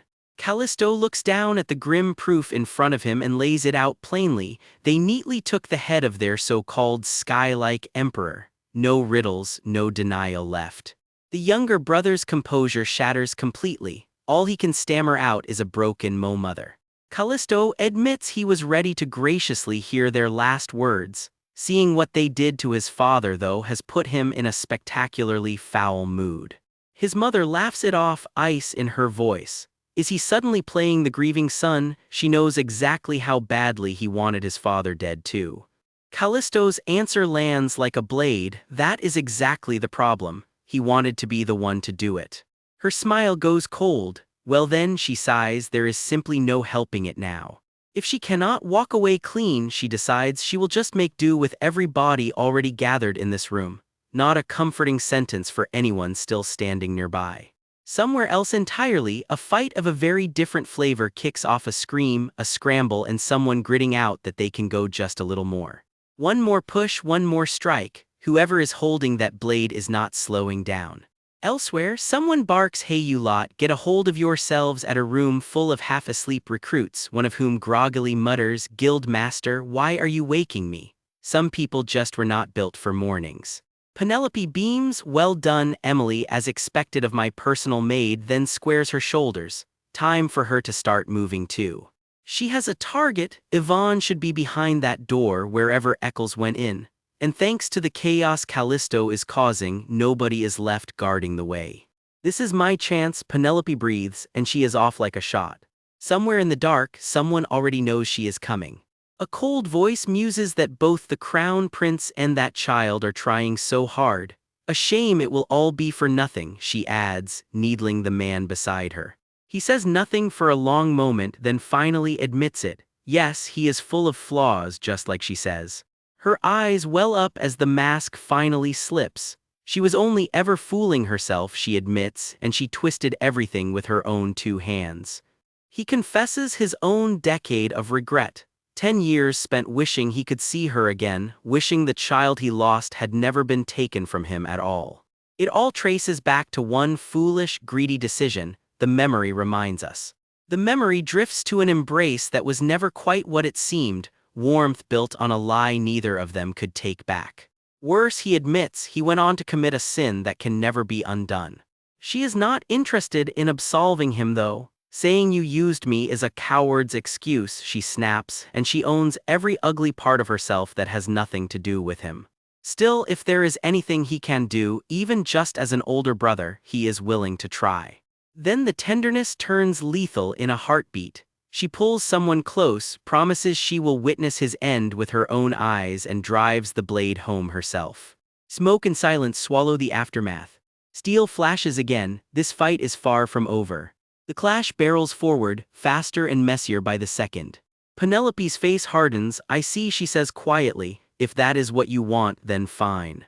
"Sincere or not," she says, "it will not play out like last time." Then she is shouting a single name into the fray: Yvonne. A hand closes around a jeweled crown, sparks scattering off the metal. This time, the voice behind it vows, everything will unfold exactly as she desires. A robed figure surges forward with something small and glowing clutched tight, steel already singing through the air. Someone drops away entirely, swallowed by a wash of golden light. Damn it, it is an underground sanctuary that only opens with the Emperor's orb, someone realizes in horror. She is planning to make her move down there, and they need to move now. A hand reaches out, wait together, but it is too late and blood hits the floor. Someone's eyes go wide with shock as the drops keep falling. Back at the estate, the head maid is seized by two men before she can even react. A hand ignites with raw magic and a single name tears out of someone's throat: Rayon. Somewhere else, confusion sets in fast. Wait, where did the princess go? A puzzled ally shrugs it off. If it is Penelope, she is clearly busy. She will not catch up right away anyway. Deep underground, a lone figure presses on through the dark, a stolen orb lighting the way. Turns out the legendary tomb of the Golden Dragon from the founding myth was real all along, hidden right beneath the imperial palace itself. Callisto catches up fast. He has no idea how she cracked the orb's secret, but there is nowhere left to run down here. She already knows his plan too, heard it straight from the princess. "Go ahead," she says, "try to break the seal and she will personally collect the head of every last Layla loyalist." Then, almost bored, she adds, "It will not even be necessary." Callisto pushes back hard. As imperial blood, surely she knows the Golden Dragon's fang can only be used once in a lifetime. "What exactly are you planning?" he demands. She only smiles in the dark and explains, "The fang is a miracle powerful enough to bring back the dead. Not that she has any intention of wasting it reviving useless relatives who would only slow her down," she adds coldly. She winds up, power crackling, ready to place every ounce of that stolen miracle straight into his body. Callisto goes down bleeding as the chapter slams shut on the worst possible cliffhanger.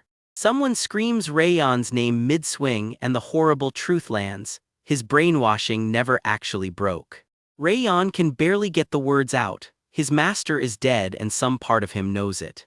He's convinced he caused the explosion that killed his own master. One of his fellow disciples begs Penelope to run and let her handle him. Penelope's had it. They still haven't recovered the mirror. This whole mess is driving her insane and she's screaming at Rayon to snap out of it. None of it was even real, he insists, but he still has to answer for it, and he collapses, swearing he'll deal with that wicked Layla himself. Grief cracks him wide open, and one last burst of magic snaps loose from his staff. As the smoke settles, Penelope steps away from the wreckage, and the scene shifts. One of the guild members blinks. "Wait, didn't the enemy take every one of their staffs?" "Don't be stupid," Penelope says. "Disciples of the Empire's greatest mage don't just let their staffs walk off. She's got every last one of them back." Her little guild mascots are floored. She just knocked the guy out cold. Crisis over.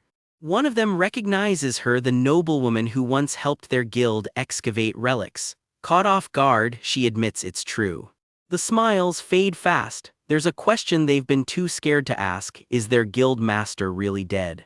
Penelope hesitates, and the silence says more than she wants it to. She's sorry, she tells them, even she doesn't know for sure.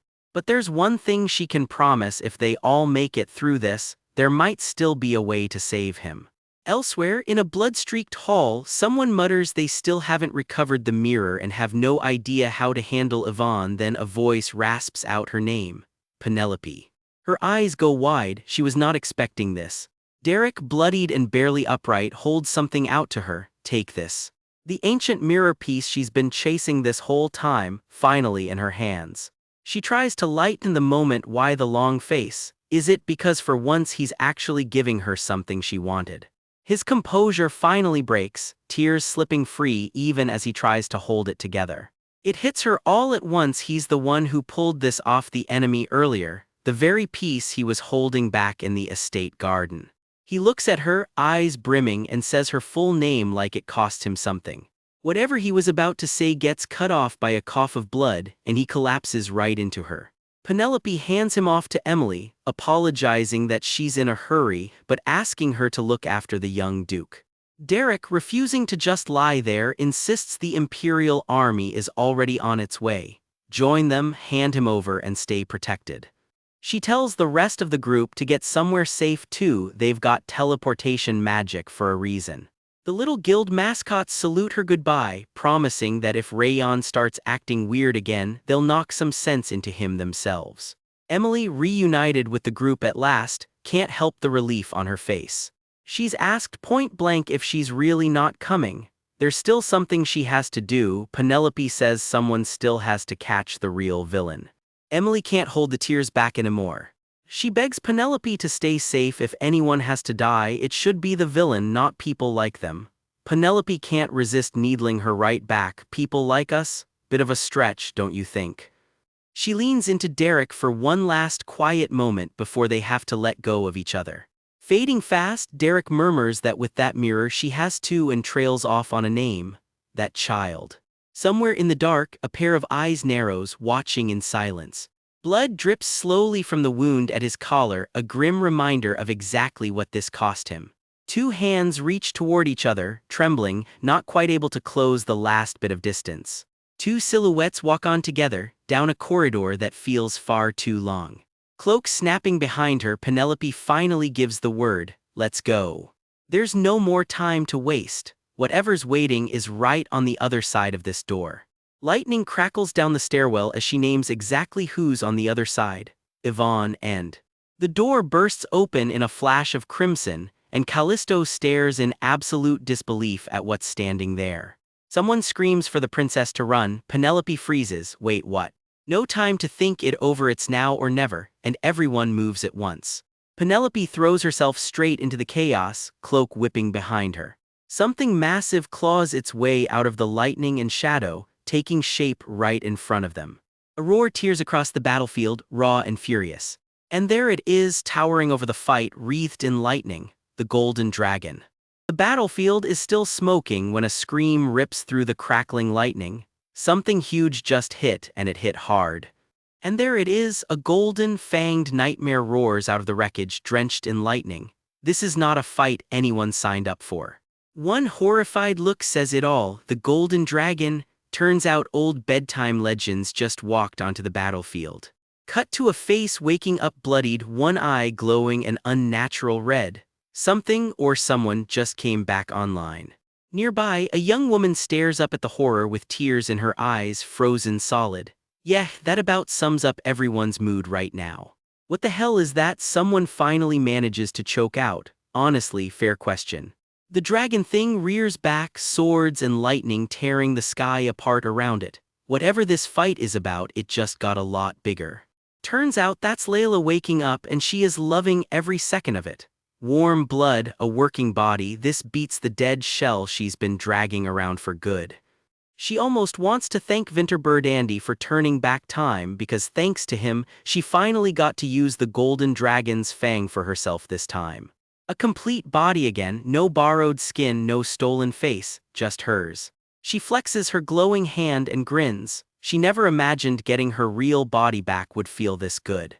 Elsewhere, panic. What happened underground, Your Highness? Someone shouts at Callisto, and one of his people breaks the bad news. There was a problem with the plan. Pardon, instead of using the golden dragon's fang to break the seal on her clan like they hoped, that monster used it to rebuild her own body instead. Worse, all that leftover life force in the fang just supercharged the Layla clan's nastiest trick, strong enough now to reanimate the golden dragon's bones buried under the Imperial Palace itself. So yes, Layla is now casually puppeteering an actual dragon corpse. Great, fantastic, love that for everyone. Someone puts it together in horror. If this worked, the whole plan to seal Yvonne away while she was vulnerable just fell apart too. Chaos erupts as the dragon lashes out and the group scrambles. Somebody's about to get hit. A face goes pale with disbelief. No way, he breathes, watching it happen in real time. An eye glows ember orange, reflecting the inferno building up in the dragon's throat. Not a good sign. Seriously, dragon breath? Someone yells, half laughing in disbelief. Why does this feel like it's happened before? Deja vu, and not the fun kind. Two of them scream bloody murder as the flames close in, faces streaked with blood and pure terror. Water, water, ice magic. No, we're too late. The counterspell doesn't make it in time. Penelope, someone screams as a hand reaches out, and then a raw, agonized cry rips through the smoke. Cut back, a battered Callisto lies motionless while someone begs him, "Your Highness, open your eyes." Somewhere hazy and half-real, a figure drifts into view like something out of a dream, or maybe the edge of death. Callisto blinks awake and of course cracks a joke about it. "What, are we meeting again in the afterlife already?" Bold choice for a guy who almost just died. "Unfortunately not yet," comes the reply. "Here, something's being handed to him." That rose, we're told, bloomed straight out of someone's subconscious, basically a crystallized piece of their own magic. Its power, one free defensive spell saved for the worst possible moment. The activation trigger, a scream. A close-up on wide, glassy eyes. Somebody just realized how close that call really was.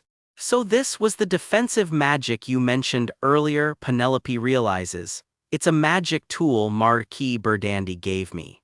Callisto, ever the drama king, immediately gets petty about it. "Of course, someone like me always comes second. Every time I give you something you toss it aside, but you'll keep anything from that bastard, huh?" Back in the present, Layla eyes someone with a smirk. "Still alive, huh?" She muses that they even pulled the mirror back somehow, some kind of ancient magic keeping them alive against her. Impressive, annoying, but impressive. Doesn't matter, she decides. No human walks away from a fight with a dragon anyway, she just has to wait this out. She tosses something aside. "I don't need this anymore, so you keep it safe like it's nothing." Behind her, a shadow claws itself upright with a bone-deep roar. The dragon isn't finished. Someone watching flinches hard, eyes going wide with fear. "Yvonne," someone shouts into the dark as a lone figure bolts away, running for her life. "Where the hell do you think you're running?" Layla snarls, and Yvonne lets out a terrified scream as she's caught. "Careful, princess," someone shouts, diving in to try to save her before it's too late. Meanwhile, one of the soldiers is losing it. "Good grief, that thing sounds like it's straight out of the kingdom's founding legends." Another chimes in, completely done with today. First a giant mantis, now a crazy dragon lizard too. The universe really is just piling it on at this point. Penelope rushes to Callisto's side, panicked. "Your Highness, are you all right?" Suddenly the roof he waves her off. "I'm fine." He studies her face for a second too long. "When I'm with you, it feels like I experience the strangest things, doesn't it?" She teases back, deadpan. "So you've started disliking me now."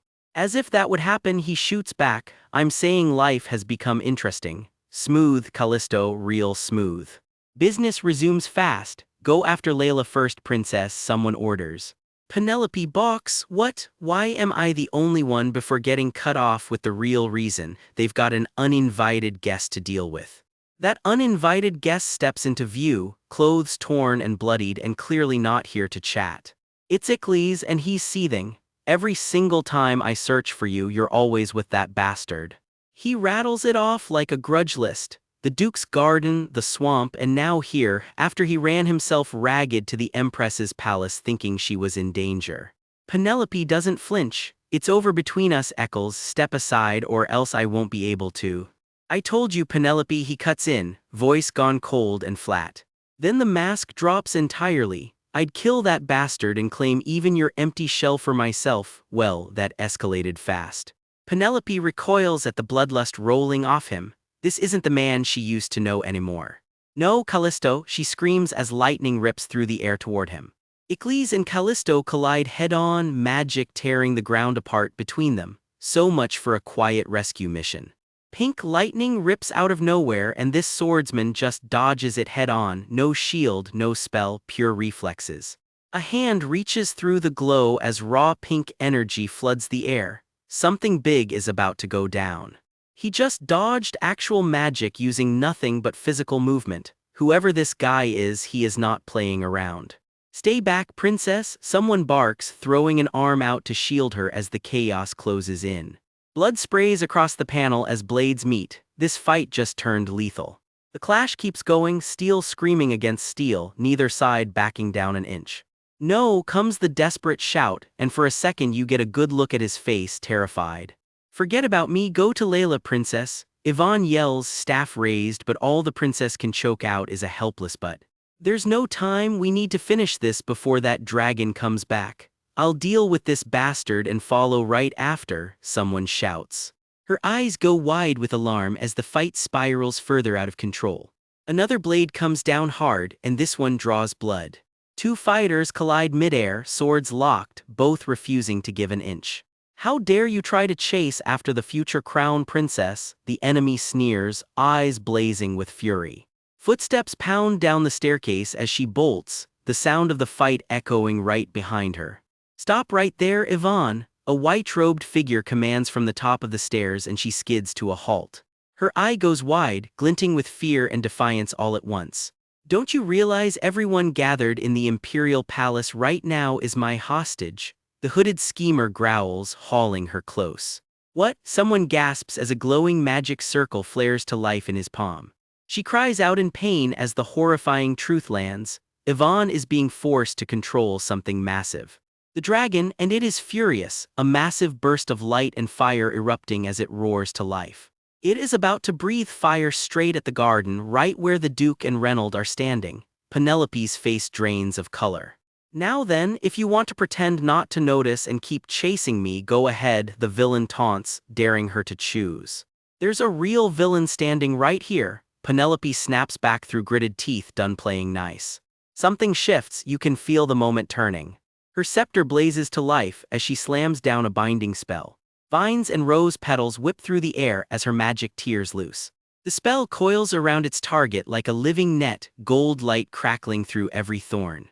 Petals scatter as the binding magic locks in, gold light burning bright against the dark. The dragon's eye snaps open through the swirling magic, still furious, still fighting the leash. Subjugation, she calls out, throwing everything she has into forcing the beast down. The spell explodes outward, vines and light wrapping tighter around the raging dragon. The dragon thrashes and snarls, refusing to go down without a fight. Keep fighting, Penelope grits out, purple magic wrapping around her like armor. She is not stopping now. Wah, Princess Penelope, a soldier wails, then catches himself for Her Highness the Crown Princess. Wait, what highness, what did he just say? Callisto, someone breathes, staring like they cannot believe what they are seeing. I'll kill you, the enemy states flatly, and he sounds like he means every word. I'll kill you, Crown Prince. Instead of running that mouth of yours, he snarls, closing in for the kill. Why don't you try and kill me? Callisto roars back, not backing down an inch. What are they even doing over there? One ally yells while another fires back that was underhanded. Never mind that he is the one who smashed a guy's head in earlier. Even mid-battle, these two cannot stop bickering. He grunts in pain, blood streaking down his face. This fight is taking a toll on everyone. Another blade flashes through the air, trailing light behind it. Steel meets steel again and again, the fight refusing to let up.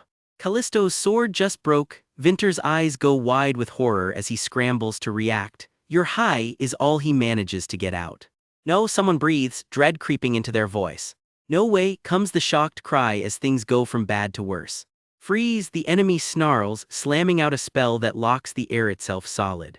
A blade of pure ice cuts through the frozen air, someone fighting back with everything they have got. More icy slashes rip through, the counterattack picking up speed. Vinter steadies himself, ice magic crackling along his blade, ready to turn the tide. Ah, I'm dizzy, Penelope mutters, swaying on her feet. All that magic is finally catching up to her. Casting that many ancient spells back to back has always done this to her before. Everything starts fading to white. The golden dragon's binding magic, someone realizes with dawning horror, right as a voice cuts through the haze. Lope, avoid it. Penelope, the scream tears through the air as a blade comes slashing down, right on the edge of disaster. Penelope's head spins, she just fired off every ancient spell she had at once, and her body is paying for it. This is the golden dragon's binding magic. It's worked before, turning everything white. This time something feels off. Voices cry out, warning her to get clear. The binding should have come undone by now, and it hasn't. A monstrous roar tears the air apart, and someone screams her name in pure terror, Penelope. Through the haze, a cracked voice calls out to her master. It's the knight bound to her by that very spell. His body is twisting into something huge and monstrous, jaws yawning wide above her. The binding is clearly failing. Even mid-transformation, he still manages to ask if she's all right. Shaking, Penelope asks him why he's still trying to protect her after everything. Eccles doesn't understand it either. After he drove shards of ice into her body, forced by whatever's controlling him, why does she still care? His mind drifts back to the day she first placed this sword in his hands. He remembers her smiling like a flower, whispering that he was her one and only knight. Every single one of those moments. In dying now, it finally clicks for him, all of that was love. She begs him to stop. Don't say it, Eccles, don't. But he keeps going. Since the day he was born, the one thing he actually wanted was never the empire or status or a way out. For one moment the monster's shell cracks, and his real face shows through tears and all. He thinks it was only ever her. With whatever's left of himself, he finally says it out loud, I love you. Her name is the last thing he manages before steel flashes and blood follows. The blade drips red. Whatever just happened out there, it's done now, one way or another. Someone screams for the princess as fire and chaos rip across the battlefield. The fight spills into open air, bodies thrown through fire and light. All Penelope can do is whisper his name into the smoke, Eccles. She coughs up blood, barely holding herself together as the flames close in. The dragon shrieks, thrashing in a wall of fire and light. Nearby, someone else screams to be saved, gasping through the smoke. Callisto's voice cuts through the chaos, calling her name Princess, Penelope. He grabs her attention hard. Look at me, you can't lose consciousness right now. She admits she's terrified. Quietly he admits he's scared too. That admission catches her completely off guard. What? Of course he's scared too, he says. Why wouldn't he be? He's only holding it together because she's standing right in front of him. Inside, he's shaking just as hard. And then something heavier slips out. He doesn't even know if he can face Yvonne after all this. He doesn't know how he's supposed to fight that dragon, and watching people die in front of him, he can't take much more of this. Someone snaps her back to focus. Forget the spiraling, just remember why she has to do this. He reminds her of something she once told him, standing at Layla's grave. And her mind drifts back to that day, the story she told Callisto about a life he knows nothing about, somewhere very far away. She'd studied her way to the top of her class, dreaming of becoming an archaeologist like her mom, and then, one day she was just dragged into this world instead. It hits her again. Everything she's done here has been about finding her way back home. Alone for a moment, she just stands there, letting that truth settle. He tells her flat out, even if she fails, it's fine, he'll handle the rest himself. Bold talk for a guy who just admitted he's shaking like a leaf. He lays out the plan. There's only one option left. Somehow, she has to beat Layla and end this whole nightmare. And until she does, someone has to hold that dragon back. And that someone, his face makes clear, is him. She shuts that down immediately. Way too dangerous. He clarifies, he's not saying he'll win, just that he'll buy her time. She points out he's already hurt. How is he supposed to do this? He just asks if she's forgotten something. He still has the thing she once gave him.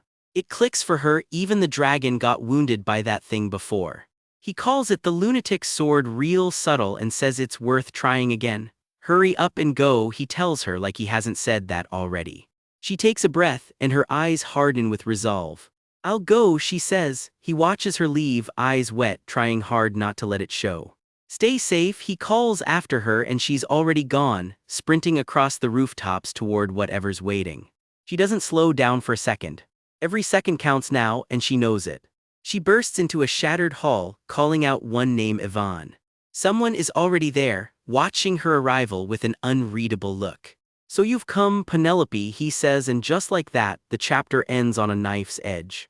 Penelope creeps through a dim, glass-strewn hallway, closing in on the one person she's been hunting through this nightmare. The shadows swallow the corridor whole. Somewhere ahead, something is waiting for her. A voice rips through the dark, screaming Yvonne's name into the void. Penelope steps into the light, staff glowing, and asks flatly if this twisted game of hide and seek is finally over. Her enemy just sneers back that if anything's being hunted tonight, it's rats. She tells Penelope she's impressed she made it this far without running away like last time. But in the end, she purrs, Penelope will still die by her hands all the same. Penelope's eyes go wide, but she doesn't back down an inch. Someone accuses Penelope of loving every second of the pain she's caused. Across the castle, a dragon's flames rage out of control, and panicked mages scream that the containment circle isn't ready. Worse, His Highness the Crown Prince has just thrown himself straight into the fire. Penelope's face goes pale and still. Penelope snaps back that of course it's fun, and demands to know who her enemy thinks she is to lecture her about pain, as a clawed shadow lunges from the dark. Layla twists the knife, mocking Penelope for never once telling her knight Eccles that she loved him before he died for her. Penelope screams back that Layla has no right to talk. She's the one who's been controlling the dragon this whole time. Layla stares her down, coldly saying she truly cannot understand her. All Penelope had to do, Layla needles, was lie and say she loved him. Then she could have used him however she wanted.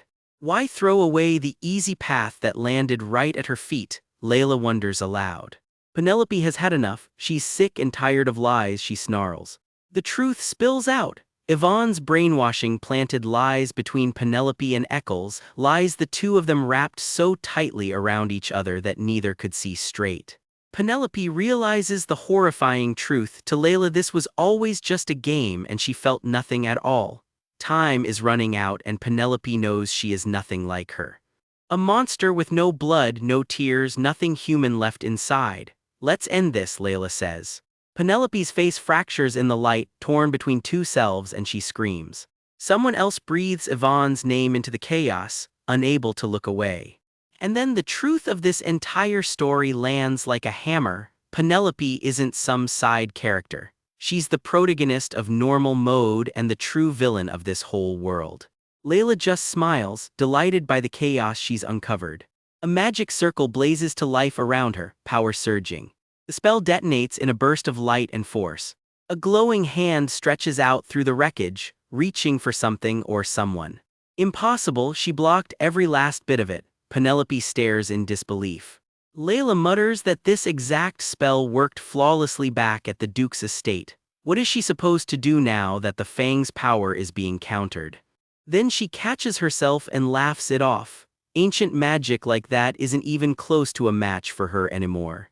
Here's the ugly truth. That monster fully restored her body using a golden dragon's fang, and the life force inside it supercharged the sinister power of the Taila tribe running through her veins. Even so, Penelope yells that this is way too ridiculous, throwing everything she's got into one more strike. The blow lands and rips a sharp gasp out of her. A scream tears out of her as the blast engulfs her whole. Penelope grits out that at this point, that fang is basically a cheat item.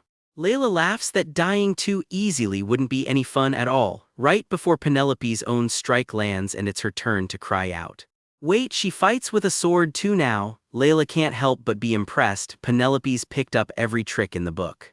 She warns her to struggle all she wants, because once she's exhausted, the kill will be as painful as possible.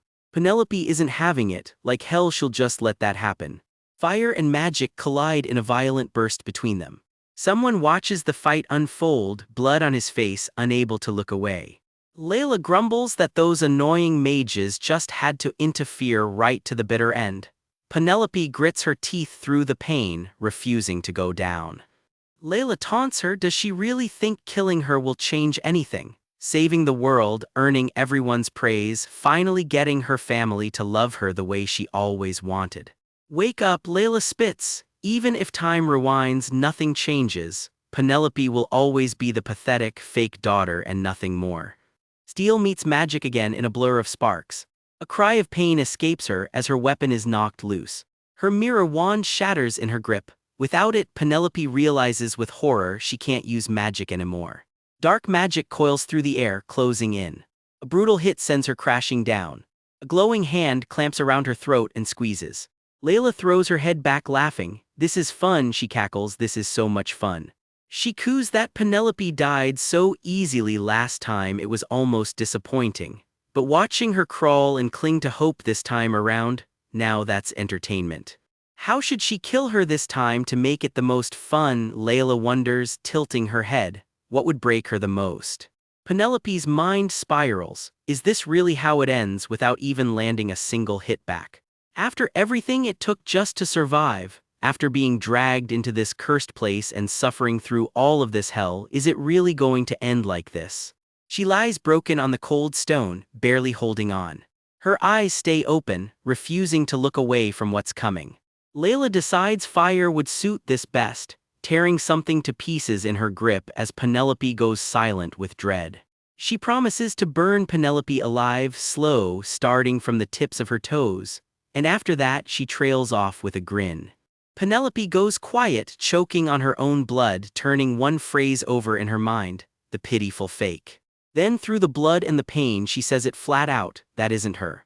It's probably Layla she's describing, Penelope fires back. A monster that's nothing without Yvonne's stolen shell to hide in. A voice cuts through the dark, spitting the insult right back, whoever this pitiful fake is, it sure isn't her. Penelope smirks through the blood on her lips and nods toward the monster. Yeah, it's probably her. For just a flicker, something like Yvonne's own fear surfaces in those stolen eyes. The monster sneers that without Yvonne's body to hide behind, Penelope's nothing but a fake with no shell of her own. Rubble crashes down around them and Penelope freezes mid-breath. Wait, what? The monster coos that rewinding time wouldn't change a thing because then and now, Penelope's still nothing to her.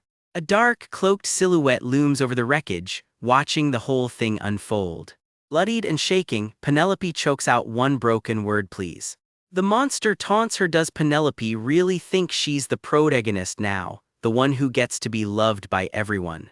Then why, she sneers, didn't Penelope bother freeing her real family this time around? Penelope's eyes go wide. That jab landed harder than she'd like to admit. She holds the stare anyway, refusing to look away even as her hands start to shake. Penelope grits out just a little more, bracing through the pain, while the monster coos that she clearly couldn't stand watching everyone adore someone else. The monster promises to rip away everyone Penelope fought so hard to win over. That precious family is already in her grip, because to her, Penelope is nothing. And that pathetic fake daughter routine, she adds with a sneer. Penelope could at least try to hide the jealousy a little better. She keeps needling. Penelope was insanely jealous of her, and without all that precious brainwashing to prop her up. Not even her own people would love her. The monster finishes, twisting the knife. The monster's smile turns colder, burning her alive slowly. She decides just won't be enough anymore. Since Penelope wants it so badly, the monster purrs, she'll show her that memory again. Two figures merge into a haunting silhouette. A hand closes around a jagged shard of mirror, dark magic crackling off the broken glass. Got you, the monster crows. Penelope slipped this trap once before at the Eckhart estate, but she won't be so lucky twice. She screams that she'll throw Penelope straight into her worst nightmare and let her struggle miserably until she dies. A hand punches clean through the cracked mirror, teal light spilling out like something's about to give. Power floods through Penelope's grip on the shard, her eyes blazing as the trap finally clicks into place. A ring of magic snaps shut around the monster before she even registers what's happening. Why can't I move? The monster stammers right before Penelope's voice cuts through. It worked. Turns out they never could destroy the cursed mirror fragment outright, so they cracked it instead just enough that the moment the monster tapped it to break her seal, that crack would blow her focus wide open. Penelope admits she knew provoking the monster would tempt her into brainwashing her with it. The whole plan hinged on Yvonne using the golden dragon's fang on that fragment to force the opening. Except that plan already fell apart. Yvonne never used the fang on it, and Penelope's own mirror shattered clean in half instead. But the crack was still there, and Penelope bet everything that the second the monster touched that fragment at all, the same opening would appear. She was right. There's one more thing the monster got dead wrong about her, Penelope growls through gritted teeth. She's not doing any of this to save the world or win anyone's love. Penelope spits. that was never the point. The real reason, she admits, gripping the blade tight, is that she just hates her. Steel meets steel as the two of them collide again, neither one willing to give an inch. The monster just laughs it off. She rebuilt this body from scratch with the golden dragon's fang. Stab her, snap her neck, burn half of her away, none of it will actually kill her. Warm blood pumps through a body that finally feels alive instead of just borrowed skin, and the monster savors every second of it. The two of them crash together in midair, a blur of motion neither can afford to lose. This whole rigged game is complete garbage, the monster screams, lashing out in a rage. Rich, coming from the one who's already cheated death twice. Penelope hits the ground hard, blood soaking through her clothes, but she doesn't stay down. She grits her teeth through the pain, forcing her shaking hand to move. A human body, she reminds the monster, was never built to cheat death forever. Maybe she's just forgotten that, Penelope adds, after spending so long squatting inside other people's corpses. The blow lands clean, and for once, it's the monster who's reeling. Something in the monster's expression finally cracks real fear for the first time. All she ever wanted, she admits, voice breaking, was to actually live surrounded by people who loved her. Last time around she had it all: the Duke, her brothers, everything, until she lost her nerve, abandoned them, and the very family she'd brought back from the dead turned around and tried to kill her. She thought this life was finally going to be her chance. So why is everyone so obsessed with Penelope? She screams. What did someone like her even do to deserve it? Why did Penelope have to take everything from her all over again? Penelope just stares back, unmoved. What exactly does this monster even have to be bitter about? Because the truth is, Penelope's the one who died over and over, dozens and hundreds of times, dragged into this world against her will with every single loop. That love and belonging the monster keeps whining about, Penelope never asked for any of it. She's the one who had everything and burned it down with her own two hands. The words just hang there, and for a moment the monster has absolutely nothing to say back. But one thing, Penelope says quietly, is completely obvious now. Between the one who had everything and threw it all away, and the one who died having nothing at all. Which one do you really think deserves to win? She asks. The monster doesn't answer. No, the monster whispers, horror creeping across her stolen face. That's impossible, she screams. She'll just go back, start over again, and this time take Penelope and everyone else down with her. Penelope's voice drops to almost nothing. Goodbye, Yvonne. Her hand ignites with magic as she finally lets the finishing blow fly. The monster's scream tears through the air, one raw and desperate no. Her body erupts into shards of light and glass, unraveling piece by piece. And just like that, whatever was left of the monster wearing Yvonne's skin finally comes apart for good. High above the burning city, the dragon's wings just stop mid-flight. Something has gone very wrong, and everyone down below can feel it. Fires rage through the ruins as someone screams that now's their chance to gather every mage they've got and put out the flames, and there's Derek, bloodied and shouting, but alive. For one blurred heartbeat, amid all the smoke, someone holds someone else close, a flash of tenderness in the middle of chaos. Someone can't resist needling Derek over it, getting captured all by yourself like an idiot. You only survived thanks to that maid. Ouch. Derek's face says it all: split lip, bandaged shoulder, and zero patience for the roast he's currently receiving. Somebody finally cracks and yells, "Are you all right, Derek?" Followed by an exhausted, "Thank goodness you're alive at least." Blood drips into the settling dust. Whatever just happened out there, the battlefield knows the real cost. Cut to Penelope, sprawled in the wreckage, hair fanned out, barely conscious after the fight of her life. Blood at her throat, breath ragged. She's alive, but this battle clearly took everything she had left. A hand reaches through the drifting petals, searching for her in the wreckage. For a long moment, nothing moves, just petals falling silent over a battlefield gone still. The last flicker of magic fades out. Whatever monster they were fighting, it's finally actually done. It's over, Penelope breathes, lying beside him in the rubble like she can't quite believe it herself. And here's the weird part: she braced for relief at finally killing that damn monster, for satisfaction at clearing the quest. Instead, she feels nothing at all.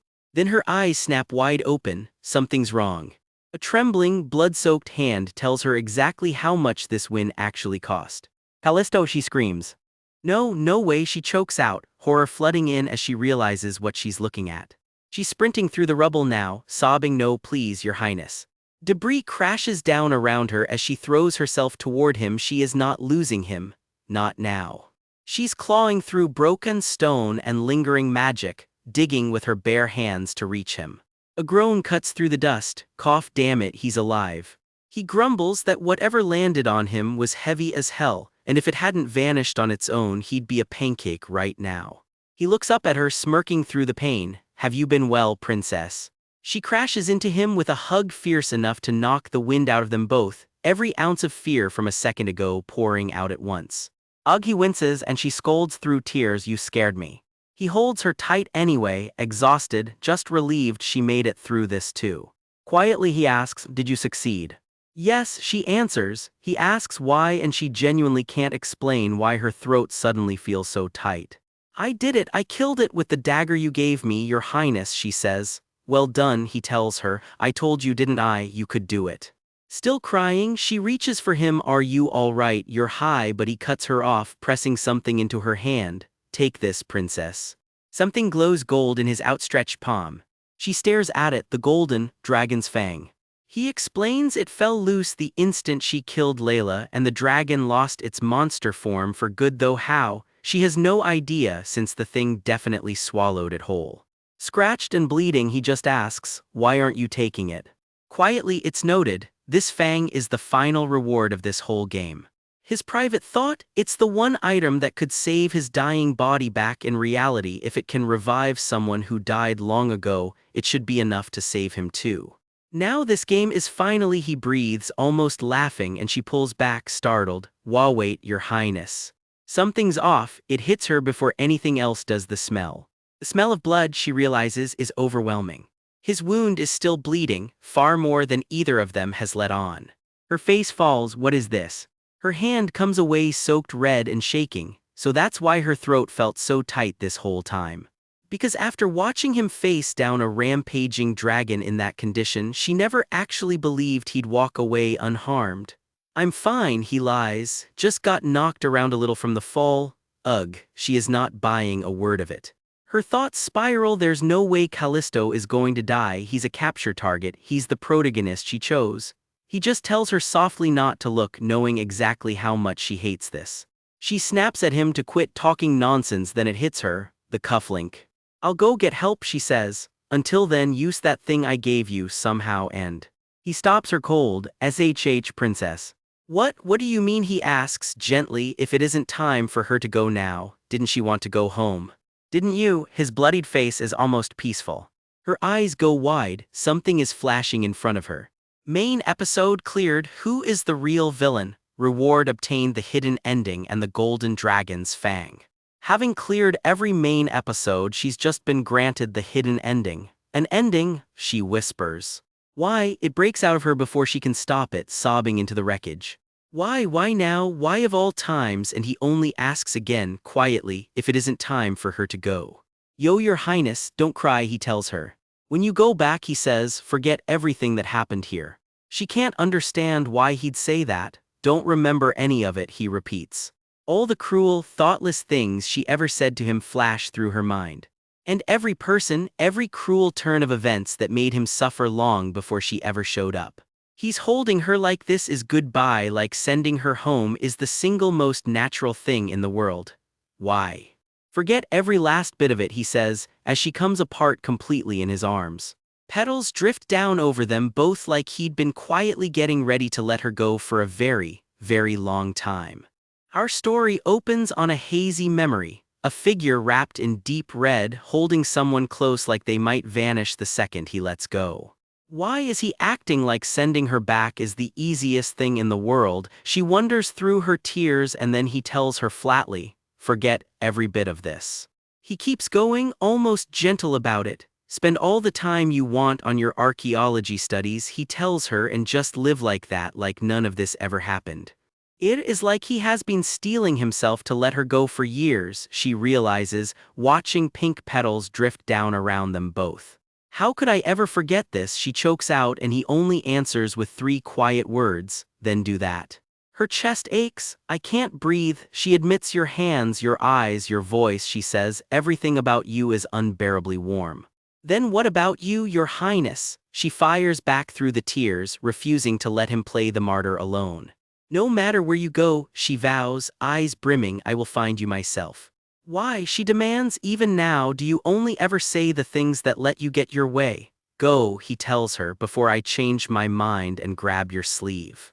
Your Highness, someone cries out, and in the middle of the chaos she finally lets the words out loud, I love you. Penelope, he breathes, saying her name like it's the only word he knows, holding her like the world is ending. This goodbye, he promises against her hair, is only for a little while. No matter where you are, he tells her, I will come chasing after you again and again until you're finally sick of me. Out of nowhere, a system prompt appears. You have more than earned the right to achieve what you desire. Leave this place with your reward, yes or no. Even cosmic escape hatches come with paperwork, apparently. She stares at the prompt, tears still falling, torn between everything she has ever wanted and everything she is about to walk away from. The memory fades to black, and for a moment she is just a small shape drifting alone in the dark. The time I spent in this world, she murmurs to herself, replaying every bit of it one more time before she decides. Petals drift past her collar and the choker at her throat, the last pretty details of a life she is about to consider erasing. Every step of it felt like walking along the edge of a cliff. She remembers those hellish days when just surviving was the whole plan. The reward screen flickers back into view, the same offer waiting patiently. Accept and walk away for good. If I take this, she thinks, I can finally escape this damned game, but then a colder thought hits her. What if Callisto dies the moment I leave? The question hangs there unanswered as she goes limp and falls through the dark. If I go back, she wonders, watching light swirl around her, can I actually forget all of this? Forget it all, a voice tells her, go back to being the person you were before you ever came here. And live, he asks quietly, like no one ever stood by your side at all. And spend forever waiting for someone who's never coming back, she finishes for him, the thought alone hollowing her out. On the other side of the memory, he is crying too, the mask finally slipping. His outline dissolves into the haze, just a shadow of the man she can't quite let go of. Their hands find each other anyway. It was because of you, she admits, that I made it this far. Not one bit of it was easy. She remembers every day here was terrifying, painful, and more than once she wanted to just give up. But somewhere along the way, something started cracking open her personal hell. She just wanted someone who loved her enough to pull her out of it. If you want to leave this place, he tells her, I'll let you go. And without missing a beat, she answers back, I love you. He just looks at her, stunned, like nobody has ever said that to him and actually meant it. They hold each other in the falling petals, the words still hanging in the air between them, I love you. Face to face, breathless, he finally admits it too, I don't want to lose you. A system window cuts in, clearing the final main episode will end the game for good, and the reward, the golden dragon's fang, can save one life. Leave it to a video game to bury the fine print in the final boss fight. The love, the warmth, all of it, she thinks, holding onto him even if it only lasted a moment in this hell, it is too sweet to let go of now. So, she starts watching a hazy vision of a couple walking hand in hand, a life that might have been. Another flicker of memory, a version of herself in plain, ordinary clothes, the life she would have gone back to if she had said yes. Can I finally, she wonders, let myself be a little happy too? For once, her face softens into something that looks like real peace. Then just as fast, the tears come again, the weight of the decision finally catching up to her. Her hand drifts to the choker at her throat, steadying herself for whatever comes next. I love you too, he finally says back, holding her like he means to keep his word this time. So, she says again, and this time it sounds like the start of a plan, not a goodbye. Something dark and clawed reaches out of the frame. Whatever they are about to do, it isn't going to be gentle. Since we're in love, she says, steel creeping into her voice through the tears, we're doing this together. Let's make this work, he agrees, and a streak of red hair whips past as they both brace for it. Light rips across the frame in one clean strike, raw power finally let loose. Gold energy floods the scene, her hair whipping in the surge of it. The light keeps building, brighter and wilder by the second. A system message confirms it, using the final reward, the golden dragon's fang. And just like that, 3 words appear: the game will now end, an entire nightmare officially over. Time jumps forward and the story lands on a rebuilt imperial capital, its spires catching the daylight. Peacetime, it turns out, looks pretty good on this empire. An escort announces the arrival. "Duke, we've reached the crown prince's palace." A sharp-dressed young man with glasses meets them at the door, all smiles. "Welcome, Duke Eckhart. Meet Four Eyes, the crown prince's ever-cheerful aide, Cedric." "This way, please," Cedric says, leading him inside, and the Duke can't help but ask, "How are things holding up at the Imperial Palace these days, Sir Cedric?" The Duke doesn't sugarcoat it. Reconstruction is still in full swing. He says that battle left the place in complete ruin. "Don't go spreading rumors," the Duke warns him. "I'd rather people not say House Eckhart sided with the Crown Prince's faction." Four Eyes just laughs it off. "Of course not." Cedric turns serious for a beat. The fight for the throne and the war against Layla are finally over. He says the whole empire can breathe again. The last of the rebels and the second prince's people are almost mopped up too, and he thanks the Duke's house for the backup. Down a quiet hallway, someone else gets the news. "Go on in," a voice tells him. "She's been waiting for you." He steps through the door, and for the first time in what feels like forever, he just looks at her. "You've been well," he manages. "Penelope," he says, like her name is the only word left worth saying, and in the falling petals, we're finally right back where this whole story started. The Duke steps into the room and speaks her name, soft and full of things he never quite learned how to say. Penelope turns at the sound of his voice, caught off guard to see her father standing there. "Ah, you've come, father," she says, keeping her voice steady even though the visit clearly unsettles her. The Duke explains he's come about the Empire's treasure, the golden dragon's fang, too dangerous to leave sitting in the palace with things still unsettled. "That's only natural," she agrees, watching the ornate case now entrusted to her house. She can't help asking about the crown prince. Is he still the same as he was? "Do not worry," she tells him. "He carries the blood of the Ioka imperial family. There's nothing to fear." An awkward throat clear breaks the silence as the Duke notices something between her and someone else entirely. "Since when have you two been like that?" he asks, clearly caught off guard. She hesitates, and his face falls into open shock at just how long this has apparently been going on.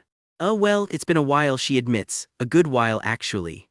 "I'm sorry I couldn't tell you sooner," she says, then catches herself grumbling about that ill-mannered before biting her tongue. "I see," is all he manages, processing it all in the middle of the Imperial Palace. He sighs. "Judging by this, you still have no intention of coming home, do you?" "For now, no," she answers, "and whatever comes next, I want to decide that for myself." "I'm sure you've thought everything through, Penelope," he says quietly, letting it go. Her thoughts drift to Yvonne. That child can finally rest in peace now, she thinks. The Duke says nothing for a long moment, his face unreadable. "Thank you, Penelope," he finally says. The camera lingers on the necklace at her throat, a quiet keepsake of everything she survived. After that day when everything finally came to an end, she never went back to the Duke's estate. She stayed in the Imperial Palace instead. Yvonne's body was recovered from the ashes, finally given the rest she deserved. With Layla, the last of her bloodline, finally gone, the entire clan vanished from the world and peace returned at last. She admits she was a little afraid the Duke might resent her, now that he couldn't even see the body of the daughter the so-called villainess supposedly took from him. But it didn't seem that way. In his own quiet fashion, the Duke had made peace with his daughter's death. In all that chaos, one thing still nags at her: Eccle's body was never found. And as for Callisto, that's a story all its own. "I saw the Duke off safely, Princess," Cedric reports, and she thanks Sir Cedric, relieved he's finally dropped the "Your Highness" after all this time. If today, perhaps," Cedric starts, then loses his nerve completely and shakes it off. The scene drifts, time slipping quietly by. She walks the palace halls with quick, purposeful steps, heading somewhere she clearly needs to be. Her footsteps echo down the corridor, urgency written all over her. She arrives at a bedside where someone lies still beneath the sheets, recovering from wounds that nearly killed him. After being saved from the very brink of death, The physicians and palace mages explained it plainly. The dragon's poisonous aura was still in his body, and he'd wake on his own once it finally purged. But what if she'd been too late? What if she'd missed her only chance to save him? What if she'd hesitated too long before making her choice? She's afraid, she's anxious, and it won't let go of her. The endless stream of uneasy thoughts leaves her breathless, everything in front of her blurring. She takes his hand. "I'm here," she whispers. Come back to where I am." She remembers his own words back to him, "Chase after me until you're sick of it." Am I? She wonders, barely daring to hope. Still dreaming, comes a murmur and her heart stops. If this is a dream too, she thinks, I think it might actually hurt a little. Of course not, comes the answer, and a hand closes firmly around hers. She gasps as he pulls her in, awake and very much real. He wraps her into a tight embrace, holding on like he's terrified she'll disappear again. What are you doing?" she stammers, as he murmurs that he finally feels like he can breathe again. "You can't do this, you're still badly injured." She scolds, though patient that he is, he can't even hug her as hard as he clearly wants to. "I said I'm alright," he insists, "it really is you." For a moment neither of them says anything, just taking each other in. She breathes, quiet and overwhelmed. "If you no longer existed," he admits honestly, "I was terrified." He confesses something darker too, that he'd almost thought it would be better to just die like that. "You said you'd come find me, didn't you?" she snaps, furious he'd even think that. "Then why are you saying something different now?" she demands. "You told me you'd chase me down no matter where I went. I believed you, and I went through hell to save you. So what was all that supposed to mean?" My mistake, princess," he backpedals fast. "Please don't be angry, hum." He really does know exactly how to make someone's heart go weak. "I was the same, truly," she admits quietly. She'd been just as scared of losing him. She stands there a moment, composing herself. "Tell me," he presses, "why didn't you leave? You wanted to go back so badly. You're so easy to read," he adds with a grin. "Just because it would have been such a waste of money," she deflects. "You never say what people actually want to hear." "What money?" he laughs. "So you hate that?" he teases. "Not at all, I'm just happy to have such a rich lover," she shoots back, flipping instantly. "Thank you," he says softly, "for staying." Is that really the face someone makes while saying thank you? He teases gently, wiping at her tears. "I'm so happy you didn't leave that I could cry," she admits. "But I'm afraid I made you give up something, that I forced you to stay." She goes quiet, searching for the right words. "If someday you regret it," he asks softly, "and cry because you want to go back, what should I do then?" "Your Highness," she says, "look at me." "I didn't give up," she tells him firmly. "I made a choice." "A choice? That's right," she says. "I weighed going back against staying here, and I chose what I truly wanted." She's quick to add she never wanted to cling to people who only cried for her after she was already dead. They can regret it for the rest of their lives, those idiots. "I'm apparently the owner of a diamond mine now, living off endless gifts from the crown prince," she jokes. "How else could I afford this lifestyle?" He can't quite tell if she's serious. "Well, besides," she admits, softer now, "if I'd gone back, there was no telling when your Highness would even be able to come chase after me." "Just like you said," she shrugs, "I'm materialistic to the core." "Don't worry," he says, "however much you love your money and jewels, I'll take responsibility for you. Should I just hand you the key to the Imperial Treasury while I'm at it?" "Why are you suddenly talking about the Treasury?" "Why not? You beat Layla and won the Imperial Treasure. You're basically qualified to be Emperor. Maybe I should become history's most infamous evil consort and help you empty it," she jokes back. As if he laughs, "Honestly, you just cannot stop joking." "Penelope," he says, suddenly serious, "say it to me one more time." "While I was hovering between life and death," he tells her, "I kept hearing your voice. Let me hear it just once more." She leans in close, and for once there's nothing left to argue about. The moment settles into something tender and private, so we'll leave them to it. Her eyes fall shut, at peace for what feels like the first time in a very long while.